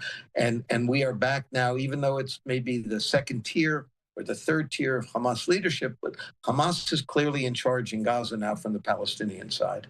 And we've been showing some of those hostages that have been released and now coming back home across the Gaza Strip. We also, though, have to talk about the comments that Trump made as well, as it pertains to Gaza, and possibly a visit from him. How unprecedented would this be if a sitting president goes to the Middle East, particularly an area that was just a war zone? Well, let me take that in two parts. First, let's recall that President Biden came to Israel days after October 7th while the war was going on. I think it would be very difficult for President Trump to go to Gaza. I think securing Gaza would be extraordinarily difficult, and I'm guessing that his people won't allow that. But I would expect him to go to Israel, to Jordan, to Egypt, to the UAE, even possibly to the Palestinian Authority. There is certainly. I don't think that anybody can guarantee his safety in Gaza, but it's an extraordinary offer, and it should be viewed. It should be viewed as such. But, again, let's not forget that President Biden went during the middle of the war. Certainly something, yes. At the outset of the war. Yes, exactly. And certainly something, as we've been watching, as these presidents have been making their moves and their notes on their lasting impacts that they want to leave in folks' minds as it pertains to these conflicts in the Middle East. I do want to, before I let you go, of course, we know that President Trump did sign 2 executive orders today as it pertains to the Middle East. Can you sort of break down the details of these executive orders? I know one specifically was geared at Iran. Yeah, so President Trump signed an executive order to put maximum pressure on Iran vis-a-vis the nuclear program in Iran, and just to give a little bit of a framework, the President Trump in the last administration had left the Iran nuclear deal, the JCPOA. The problem, at least from my perspective, is that the Iranians, there was no then restrictions on the Iranians. And the Iranians, according to the Wall Street Journal and the United States intelligence agencies, has now begun to weaponize a nuclear weapon, and they're 7 days from fissile material, from what we call breakout. But there is increased pressure to try to make sure that Iran can't export oil. Russia and China are the 2 biggest buyers of Iranian oil. So we'll see what kind of effect these new sanctions will have. The other one was that the president withdrew the United States from the UNHCR, the United Nations High Commission on Refugees, and I believe it was also on UNRWA, citing them to be anti-American organizations. UNRWA, of course, is the United Nations Refugee Agency, which has its own problems because many members of Hamas were employed by UNRWA, and UNRWA always manages to feign. I didn't know there were UNRWA tunnels under Hamas tunnels under our headquarters in Gaza. They're sort of like the see no evil, hear no evil, speak no evil. But there always seems to be a connection between UNRWA and Hamas. On the other hand, there's no other agency to deal with humanitarian aid towards the Palestinians, and UNRWA is the only organization that is geared solely towards one group. UNHCR deals with refugees all over the world. UNRWA is the only organization that is solely dedicated to Palestinian refugees. Some would argue that it's helped perpetuate the Palestinian refugee issue. So those are the two main things. Neither one was necessarily a surprise given where everybody was. Jonathan, we appreciate you for adding, again, some of your expertise in this area. Before I let you go here on Live Now, do you have any thoughts about what we should be looking out for in the next few weeks and months as the impact of some of these statements and executive orders goes into effect? Well, I think the key thing to see is to see what happens, what the reaction in the Arab world is going to be to the president's proposal to, take the Palestinians out of Gaza to another location. We'll have to see, because that's clearly not something the United States is going to want to fund. nor is it going to want to fund the reconstruction. So we'll have to see what the Saudis have to say, what the UAE has to say, and everybody else. We know what the reaction from the Palestinians is going to be. That they're going to oppose it. We pretty much know that the Europeans are going to say no. We're going to have to see what the critical Arab states have to say about that. Certainly a reaction that we'll be on the lookout for. Again, Jonathan Strum, a former professor of Israeli law at Georgetown University. Thanks so much for being with us here on Live Now. My pleasure, Christina. All right, we did want to get that story in for you here on Live Now. And if you missed, again, the statement that has now been heard around the world at this point, this was during that joint news conference held between Prime Minister Benjamin Netanyahu and President Trump. Trump said the U.S. will take over the Gaza Strip and we will do a job with it too. We'll own it and be responsible for dismantling all of the dangerous unexploded bombs and other weapons on the site, level the site and get rid of the destroyed buildings, level it out. End quote. So did want to get that in for you here on Live Now from Fox. We're going to take this time to step away for a 2-minute break. But on the other side, we're going to listen into a portion of that news conference. Stay right here with us.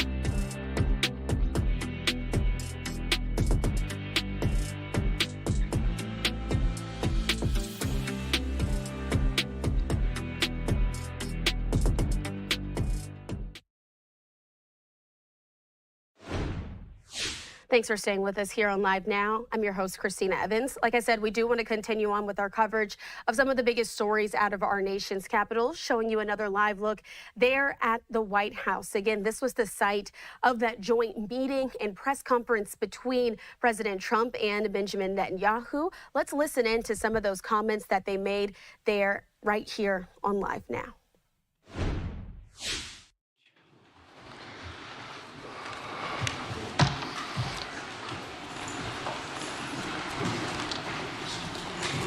That's a lot of press. Congratulations. You bring them out. You really bring them out.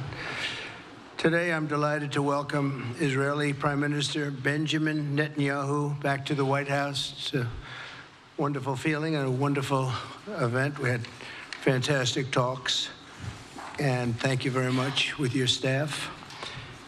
He's the first foreign head of state to visit during our administration. And Bibi, I want to say it's an honor to have you with us.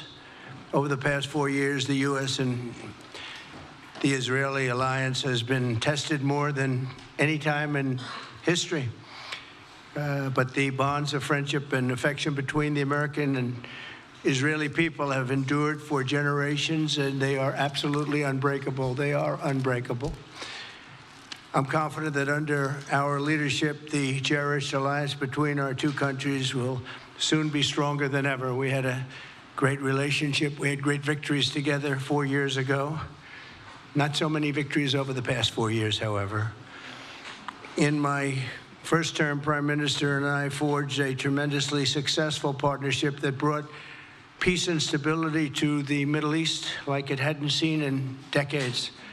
Together, we defeated ISIS. We ended the disastrous Iran nuclear deal, one of the worst deals ever made, by the way, and imposed the toughest ever sanctions on the Iranian regime.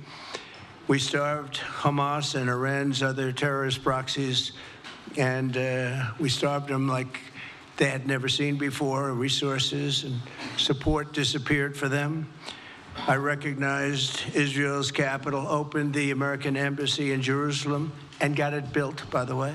Built it too, just not only designated it, but got it built at a price that nobody's seen for 40 years. We got it built, it's beautiful, all Jerusalem stone, right from nearby, and it's something that's very special. And recognized Israeli sovereignty over the Golan Heights, something that they talked about for 70 years, and they weren't able to get it, and I got it.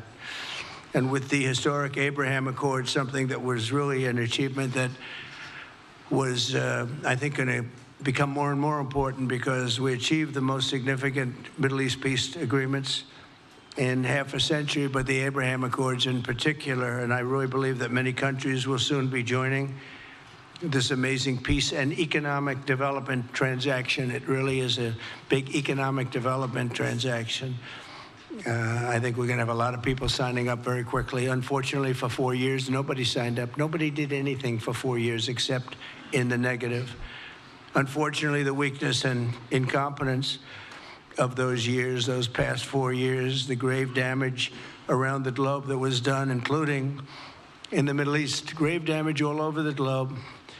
The horrors of October 7th would never have happened if I were president. The Ukraine and Russia disaster would never have happened if I were president.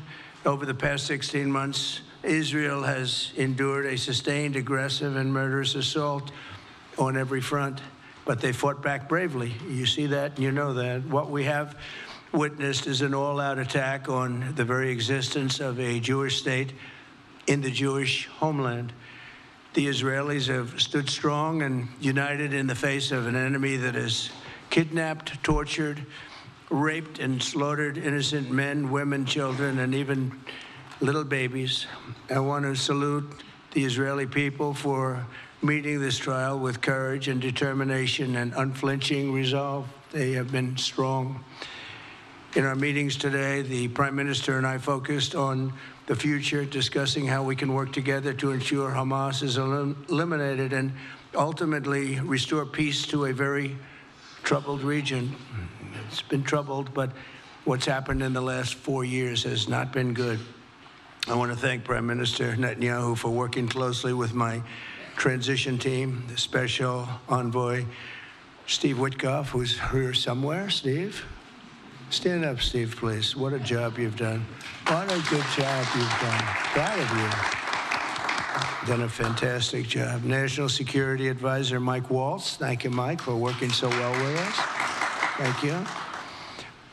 We have, in addition, Marco Rubio, who is on the phone right now, listening to every single word that we say, and he's going to be great. And Pete, congratulations. And Scott, congratulations. I see you're here. And Caroline's been doing a great job. She's really probably talked about more than anybody here. She's done a fantastic job, and thank you very much, Caroline. We're proud of you. But we'll only be satisfied when all of these problems are solved, and we have the team to solve them, and that's going to happen. And it's going to happen, I think, very quickly. I also strongly believe that the Gaza Strip, which has been a symbol of death and destruction for so many decades, and so bad for the people anywhere near it, and especially those who live there, and frankly, who's been really very unlucky. It's been very unlucky. It's been an unlucky place for a long time. Being in its presence just has not been good, and it should not go through a process of rebuilding and occupation by the same people that have really stood there and fought for it and lived there and died there and lived a miserable existence there. Instead, we should go to other countries of interest with humanitarian hearts, and there are many of them that want to do this, and build various domains that will ultimately be occupied by the 1.8 million Palestinians living in Gaza, ending the death and destruction and, frankly, bad luck. This can be paid for by neighboring countries of great wealth. It could be 1, 2, 3, 4, 5, 7, 8, 12. It could be numerous sites, or it could be one large site. But the people will be able to live in comfort and peace, and we'll make sure something really spectacular is done. They're going to have peace. They're not going to be shot at and killed and destroyed like this civilization of wonderful people has had to endure. The only reason the Palestinians want to go back to Gaza is they have no alternative. It's right now a demolition site. This is just a demolition site. Virtually every building is down. They're living under fallen concrete that's very dangerous and very precarious. They instead can occupy all of a beautiful area with homes and safety, and they can live out their lives in peace and harmony instead of having to go back and do it again. The U.S. will take over the Gaza Strip, and we will do a job with it, too. We'll own it and be responsible for dismantling all of the dangerous unexploded bombs and other weapons on the site, level the site and get rid of the destroyed buildings, level it out, create an economic development that will supply unlimited numbers of jobs and housing for the people of the area. Do a real job, do something different. Just can't go back. If you go back, it's going to end up the same way it has for 100 years. I'm hopeful that this ceasefire could be the beginning of a larger and more enduring peace that will end the bloodshed and killing once and for all. With the same goal in mind, my administration has been moving quickly to restore trust in the alliance and rebuild American strength throughout the region. And we've really done that. We're a respected nation again. A lot's happened in the last couple of weeks. We are actually a very respected nation again. I ended the last administration's de facto arms embargo on over $1 billion in military assistance for Israel. And I'm also pleased to announce that this afternoon, the United States withdrew from the anti-Semitic UN Human Rights Council and ended all of the support for the UN Relief and Works Agency, which funneled money to Hamas and which was very disloyal to humanity. Today, I also took action to restore a maximum pressure policy on the Iranian regime, and we will once again enforce the most aggressive possible sanctions, drive Iranian oil exports to zero, and diminish the regime's capacity to fund terror throughout the region and throughout the world. We had no threat when I left office. Iran was not able to sell oil. Nobody was buying oil because I said, don't buy it. If you buy it, you're not doing any business with the United States. And Hamas was not being funded. Hezbollah was not being funded. Nobody was being funded. There would never have been an October 7th. 2 weeks ago, I once again designated the Houthis as a terrorist organization. They're trying to destroy world shipping lanes, and that's not going to happen. And over the weekend, I ordered airstrikes against senior ISIS leaders hiding in the caves of Somalia and took them out.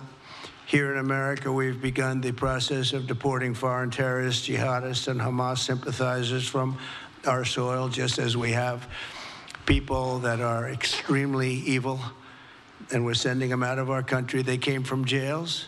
They came from mental institutions and insane asylums, and they were dumped into our country. They're gang members.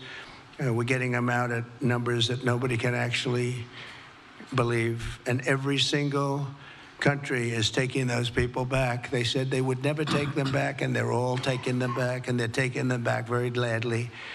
And I recently signed an executive order combating the vile wave of anti-Semitism that we've seen in the aftermath of the October 7th attacks.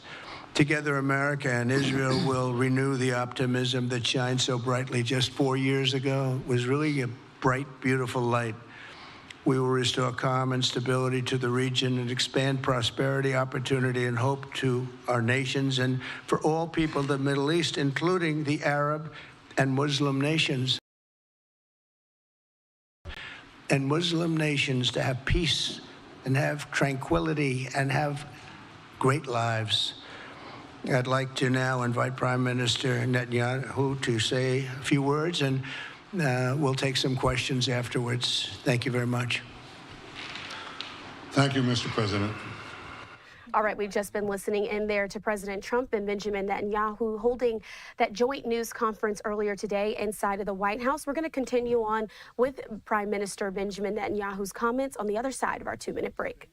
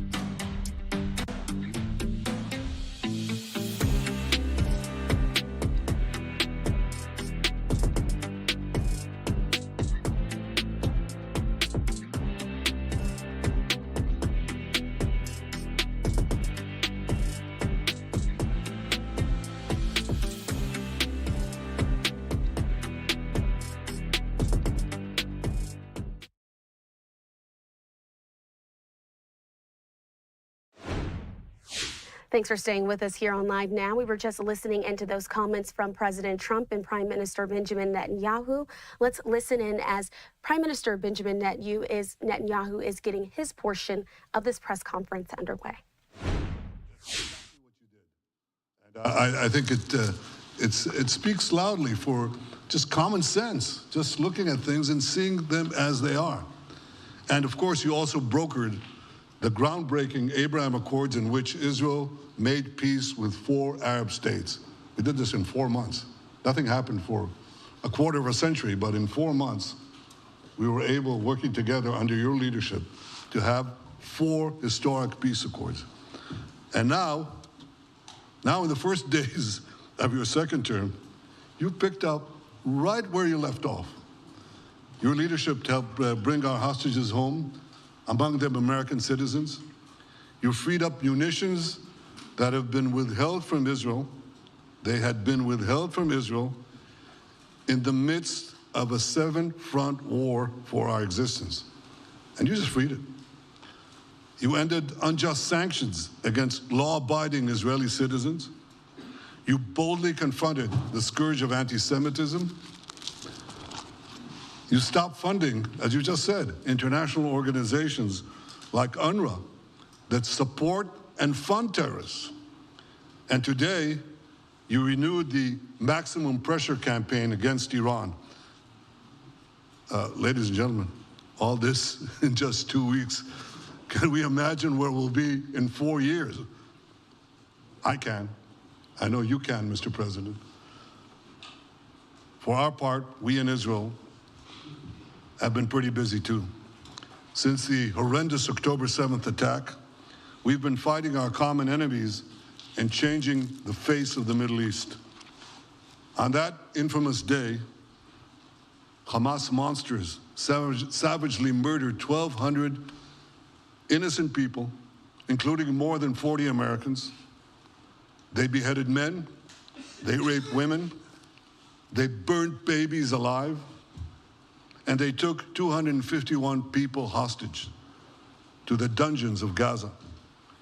And after this worst attack on Jews since the Holocaust, Iran and its henchmen in the Middle East were absolutely ecstatic. Haniya praised the massacre. Sinwar said that Israel was finished. Nasrallah boasted that Israel was, here's what he said, as feeble as a spider's web. Well, Mr. President, Haniya is gone. Sinwar is gone. Nasrallah is gone. We've devastated Hamas. We decimated Hezbollah. We destroyed Assad's remaining armaments. And we crippled Iran's air defenses. And in doing this, we've defeated some of America's worst enemies. We took out terrorists who were wanted for decades for shedding rivers of American blood, including the blood of 241 Marines murdered in Beirut. We accomplished all this with the indomitable spirit of our people and the boundless courage of our soldiers. The Bible says that the people of Israel shall rise like lions, and boy did we rise. Today, the roar of the Lion of Judah is heard loudly throughout the Middle East. Israel has never been stronger, and the Iran terror axis has never been weaker. But as we discussed, Mr. President, to secure our future and bring peace to our region, we have to finish the job. In Gaza, Israel has 3 goals: destroy Hamas's military and governing capabilities, secure the release of all of our hostages, and ensure that Gaza never again poses a threat to Israel. I believe, Mr. President, that your willingness to puncture conventional thinking that has failed time and time and time again, your willingness to think outside the box with fresh ideas will help us achieve all these goals. And I've seen you do this many times. You cut to the chase. You see things others refuse to see. You say things others refuse to say. And after the jaws drop, people scratch their heads and they say, you know, he's right. And this is the kind of thinking that enabled us to bring the Abraham Accords. This is the kind of thinking that will reshape the Middle East and bring peace. We also see eye to eye on Iran. That's the same Iran that tried to kill us both. They tried to kill you, Mr. President. They tried through their proxies to kill me. We're both committed to rolling back Iran's aggression in the region and ensuring that Iran never develops a nuclear weapon. Mr. President, ladies and gentlemen, Israel will end the war by winning the war. Israel's victory will be America's victory. We will not only win the war, working together, we will win the peace. With your leadership, Mr. President, and our partnership, I believe that we will forge a brilliant future for our region and bring our great alliance to even greater heights. Thank you. Thank you very much, baby. Very nice. Thank you. And J.D. Vance, everybody. J.D., please, Vice President, stand up.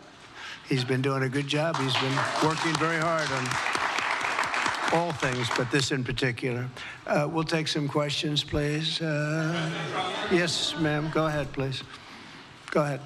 Yeah, go ahead. Mr. President, can a normalization deal with Saudi Arabia be achieved without the acknowledgement of a Palestinian state? That question for you too, Mr. Prime Minister. And Mr. President, given what you've said about Gaza, did the U.S. send troops to help secure the security vacuum? So Saudi Arabia is going to be very helpful, and they have been very helpful. They want peace in the Middle East. It's very simple. We know their leader and their leaders very well. They're wonderful people, and they want peace in the Middle East.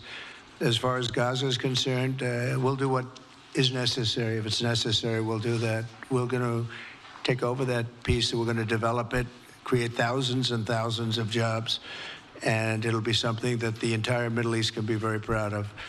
But everybody feels that continuing the same process that's gone on forever, over and over again, and then it starts, and then the killing starts, and all of the other problems start, and you end up in the same place, and we don't want to see that happen. So by the United States, with its stability and strength, owning it, especially the strength that we're developing and developed over the last fairly short period of time, I would say really since the election, I think we'll be a keeper of something that is very, very strong, very powerful, and very, very good for the area, not just for Israel, for the entire Middle East, very important. And we'll, again, have thousands of jobs, and there'll be jobs for everyone, not for a specific group of people, but for everybody. Okay, please. I think peace between Israel and Saudi Arabia is not only feasible, I think it's going to happen. I think if we had another half a year in your first term, it would have already happened. True. Many, many more, I agree, many more nations. I think you can't prejudge and pre-guess how we'll achieve it, but I'm committed to achieving it. I know the president is committed to achieving it, and I think the Saudi leadership is interested to achieve it. So we'll give it a good shot, and I think we'll succeed. Yeah, please, go ahead.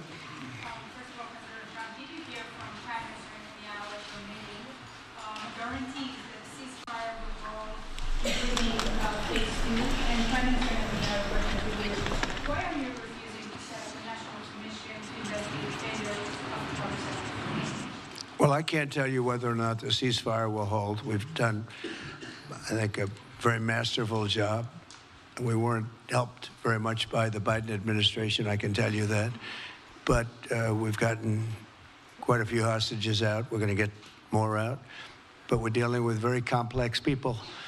And we are going to see whether or not it holds. We certainly want to have more come out. They've come out damaged in many ways, very damaged people. But they're going to get better, and they're going to be strong, and they're going to have a good life. And we hope to get as many as possible out. Whether or not it holds, I don't know. We hope it holds. We hope it holds. I think that at the appropriate time, which I think will enable us to really investigate what happens, what were the causes of the failures, by an independent commission that will be accepted by the majority of the people. We don't want it accepted by one half of the people and not the other. I think we should have it, and we should find out exactly what happened. I'm insisting on it. And believe me, it'll surprise a lot of people when it happens. Kelly, go ahead. You are outlining something that is really quite striking tonight. You are talking about... Thank you, Mr. President, Mr. Prime Minister. You are talking tonight about the United States taking over a sovereign territory. What authority would allow you to do that? Are you talking about a permanent occupation there, redevelopment?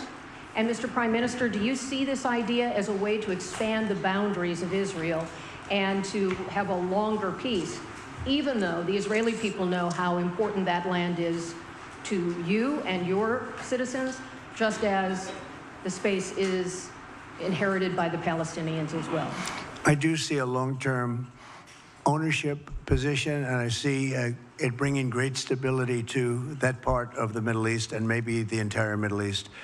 And everybody I've spoken to, this was not a decision made lightly. Everybody I've spoken to loves the idea of the United States owning that piece of land, developing and creating thousands of jobs with something that will be magnificent in a really magnificent area that nobody would know. Nobody can look because all they see is death and destruction and rubble and demolished buildings falling all over. It's just a terrible sight. I've studied it. I've studied this very closely over a lot of months, and I've seen it from every different angle. And it's a very, very dangerous place to be, and it's only going to get worse. And I think this is an idea that's gotten tremendous, and I'm talking about from the highest level of leadership, gotten tremendous praise. And if the United States can help to bring stability and peace in the Middle East, we'll do that.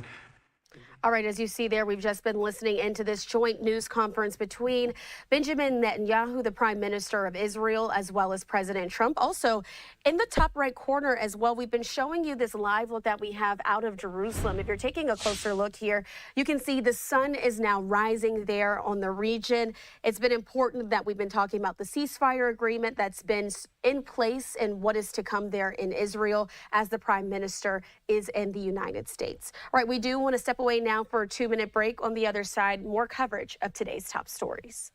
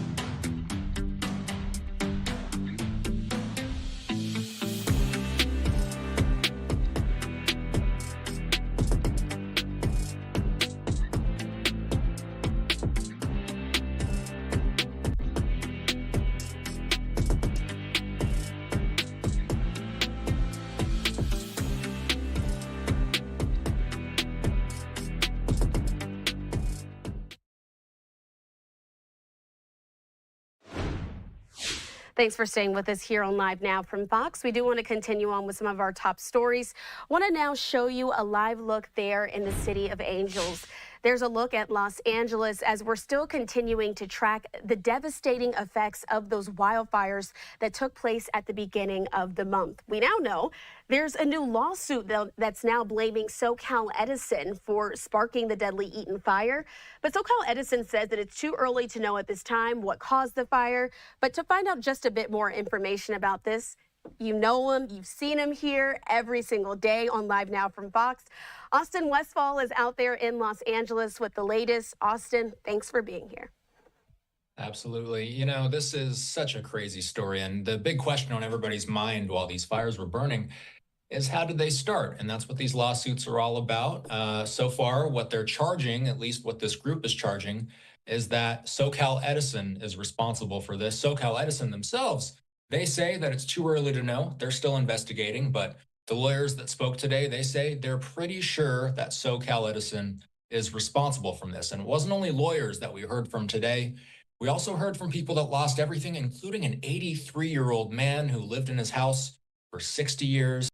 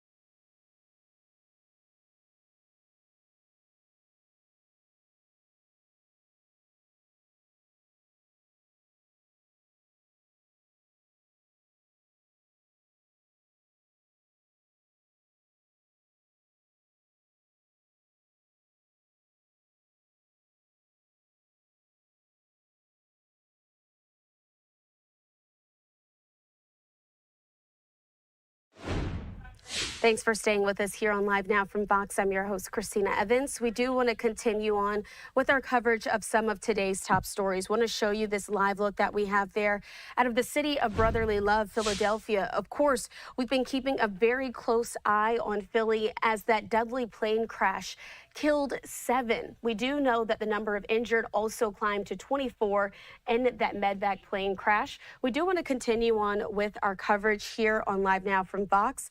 Just a bit earlier today, we heard from city officials in Philadelphia with the very latest. Let's listen in to that here on Live Now.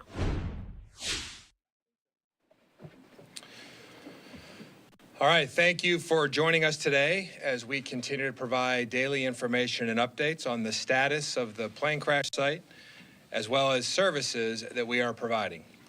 This continues to be an ongoing investigation, and the scene remains active. I'm Managing Director Adam Thiel, and I'm joined here by a number of colleagues from city government. This is truly going to be a briefing and an update, so we are not going to recapitulate everything that has happened over the past several days.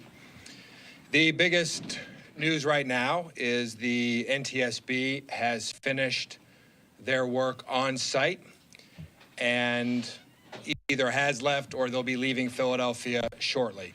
I have to say, just an incredible amount of teamwork with NTSB. You've heard us saying days to weeks for this investigation. That is still true, and we'll talk about that in a moment.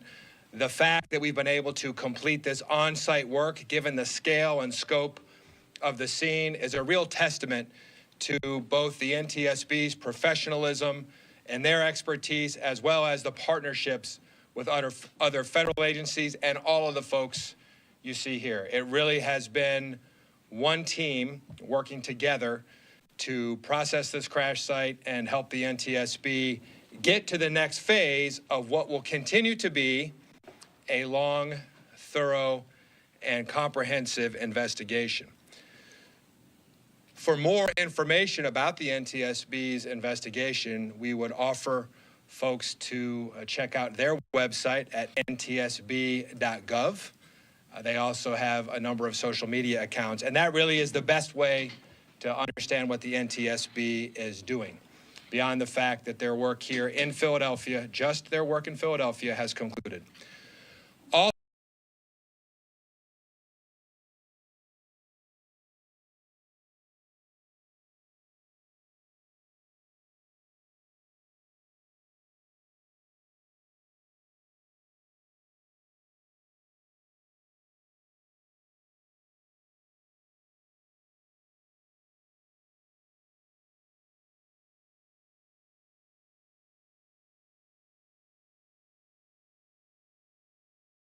Also ongoing is our forensics investigation, led by the Philadelphia Police Department with assistance from our medical examiner's office and a number of other partners.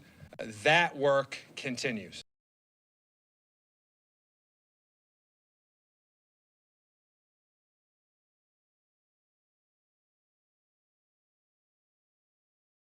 That very difficult and laborious and important work continues. That is also, though, being moved off-site, so we can start to restore the area of this tragic incident back to activity.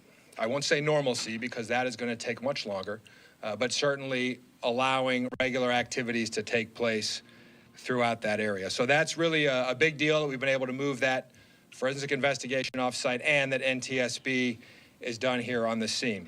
So now we are at the point, really, we've been doing some of this as we've gone along, as we've had areas across this very large scene made ready for cleaning. Now we will have crews from a number of city agencies continuing to work overnight, from our streets department, our clean and green team, CLIP, a number of others, PennDOT, streets, on and on and on. We'll be working literally through the night to clean the streets, to ensure that we have done thorough damage assessment on all of the infrastructure, and all of that infrastructure is currently operating. You've heard us say that before. So we really want to make sure that we're going to be able to, as daylight comes, hopefully start to get everybody back into that area. We don't necessarily anticipate that with first light we'll have all the businesses open. Hopefully that will happen at some time tomorrow, although that is still going to be a very dynamic. We know that we still have residences that have been damaged, that folks are not going to be able to go back to, and hopefully everything restored. We're not quite there yet. We're getting closer and closer, much faster than we ever thought possible, thanks to the incredible teamwork across all of our interagency and intergovernmental, and frankly, our private sector and not-for-profit partnerships. Our L&I Emergency Services team, with assistance from the fire department, our urban search and rescue, PPD's community outreach teams, our Department of Commerce team. Everybody knows about our community town hall that will take place Wednesday, tomorrow, February 5th at 7 p.m. at Souls Cone Elementary School. That's 7001 Horrocks Street in Philadelphia. There, the Parker administration will provide more information about the crash to residents, along with links to services and outreach tables for what folks might need in that area as we try to bring it back. And I know we will bring it back, because we know this is a strong and resilient city. We know that our Northeast is strong and resilient as well. This is still going to be a long process. Director Morales, a brief note about the shelter status. Thank you, Managing Director. Yeah, just one brief update and then one reminder. Working with our partners at the American Red Cross and the School District of Philadelphia and the Salvation Army, we're glad to announce that the 2 households that were being served at the Samuel Felds High School are being serviced another way, which allows us to close the shelter as of 6 p.m. tonight. And so services remain for anybody who has been impacted by this. They can contact 1-800-RED Cross. But we will not physically be at Samuel Felds High School as of 6 p.m. tonight, which is a good thing. It means we are entering kind of a more medium to long-term phase and able to really meet individuals' needs. The reminder is as updates about resources change, you heard a lot of, we have a lot of optimism about, what could be back tomorrow. We encourage everyone to sign up for Recover PHL, the city's text message service. You can text RECOVER PHL to 888-777. We're pushing text messages to all of those subscribers daily and pointing them back to the city's blog, which is being kept live as well. Thank you.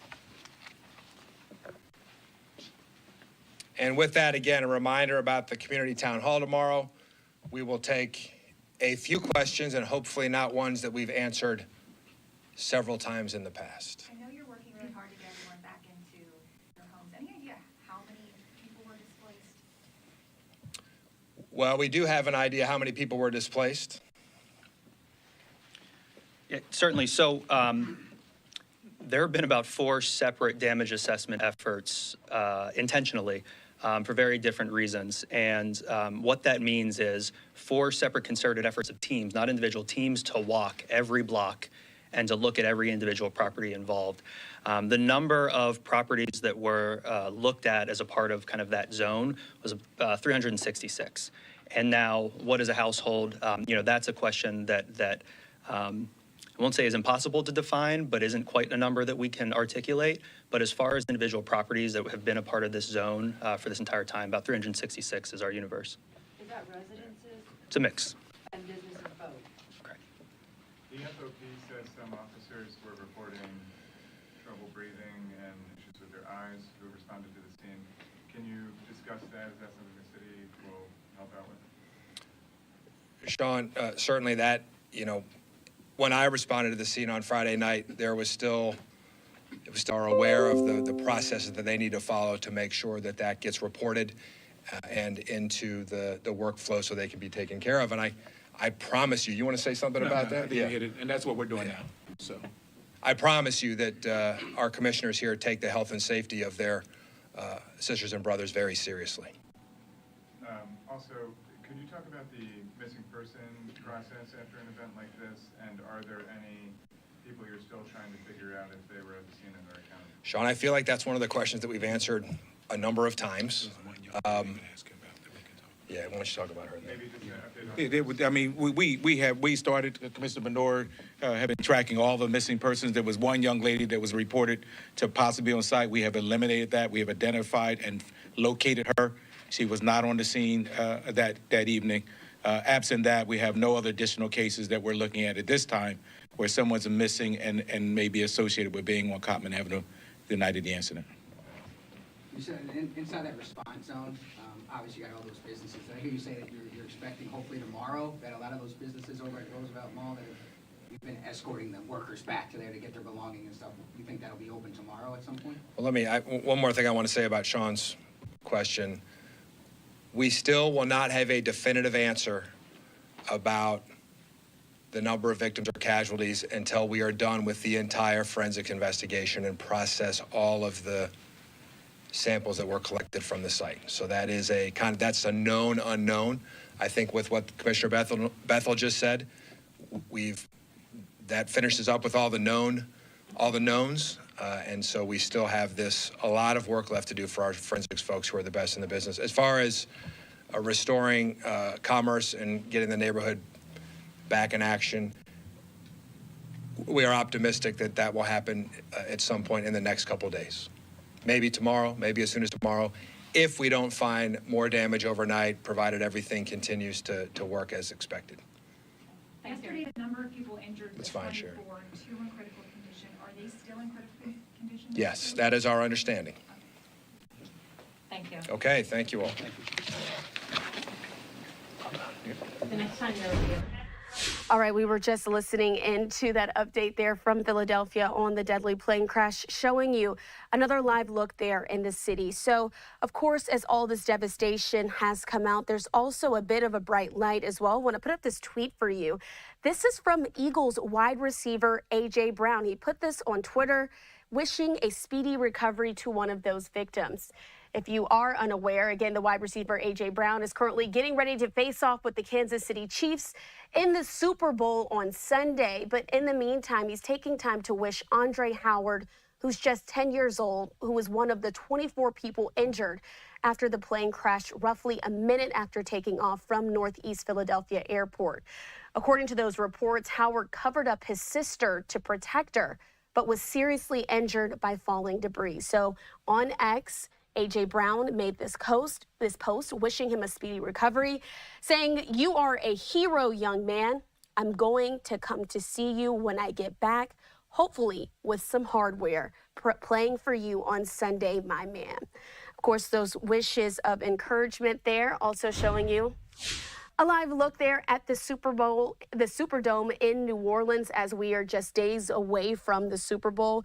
Again, the Eagles will be facing off against the Kansas City Chiefs. Did want to get that in for you here on Live Now from Fox. We're going to step away for a 2-minute break.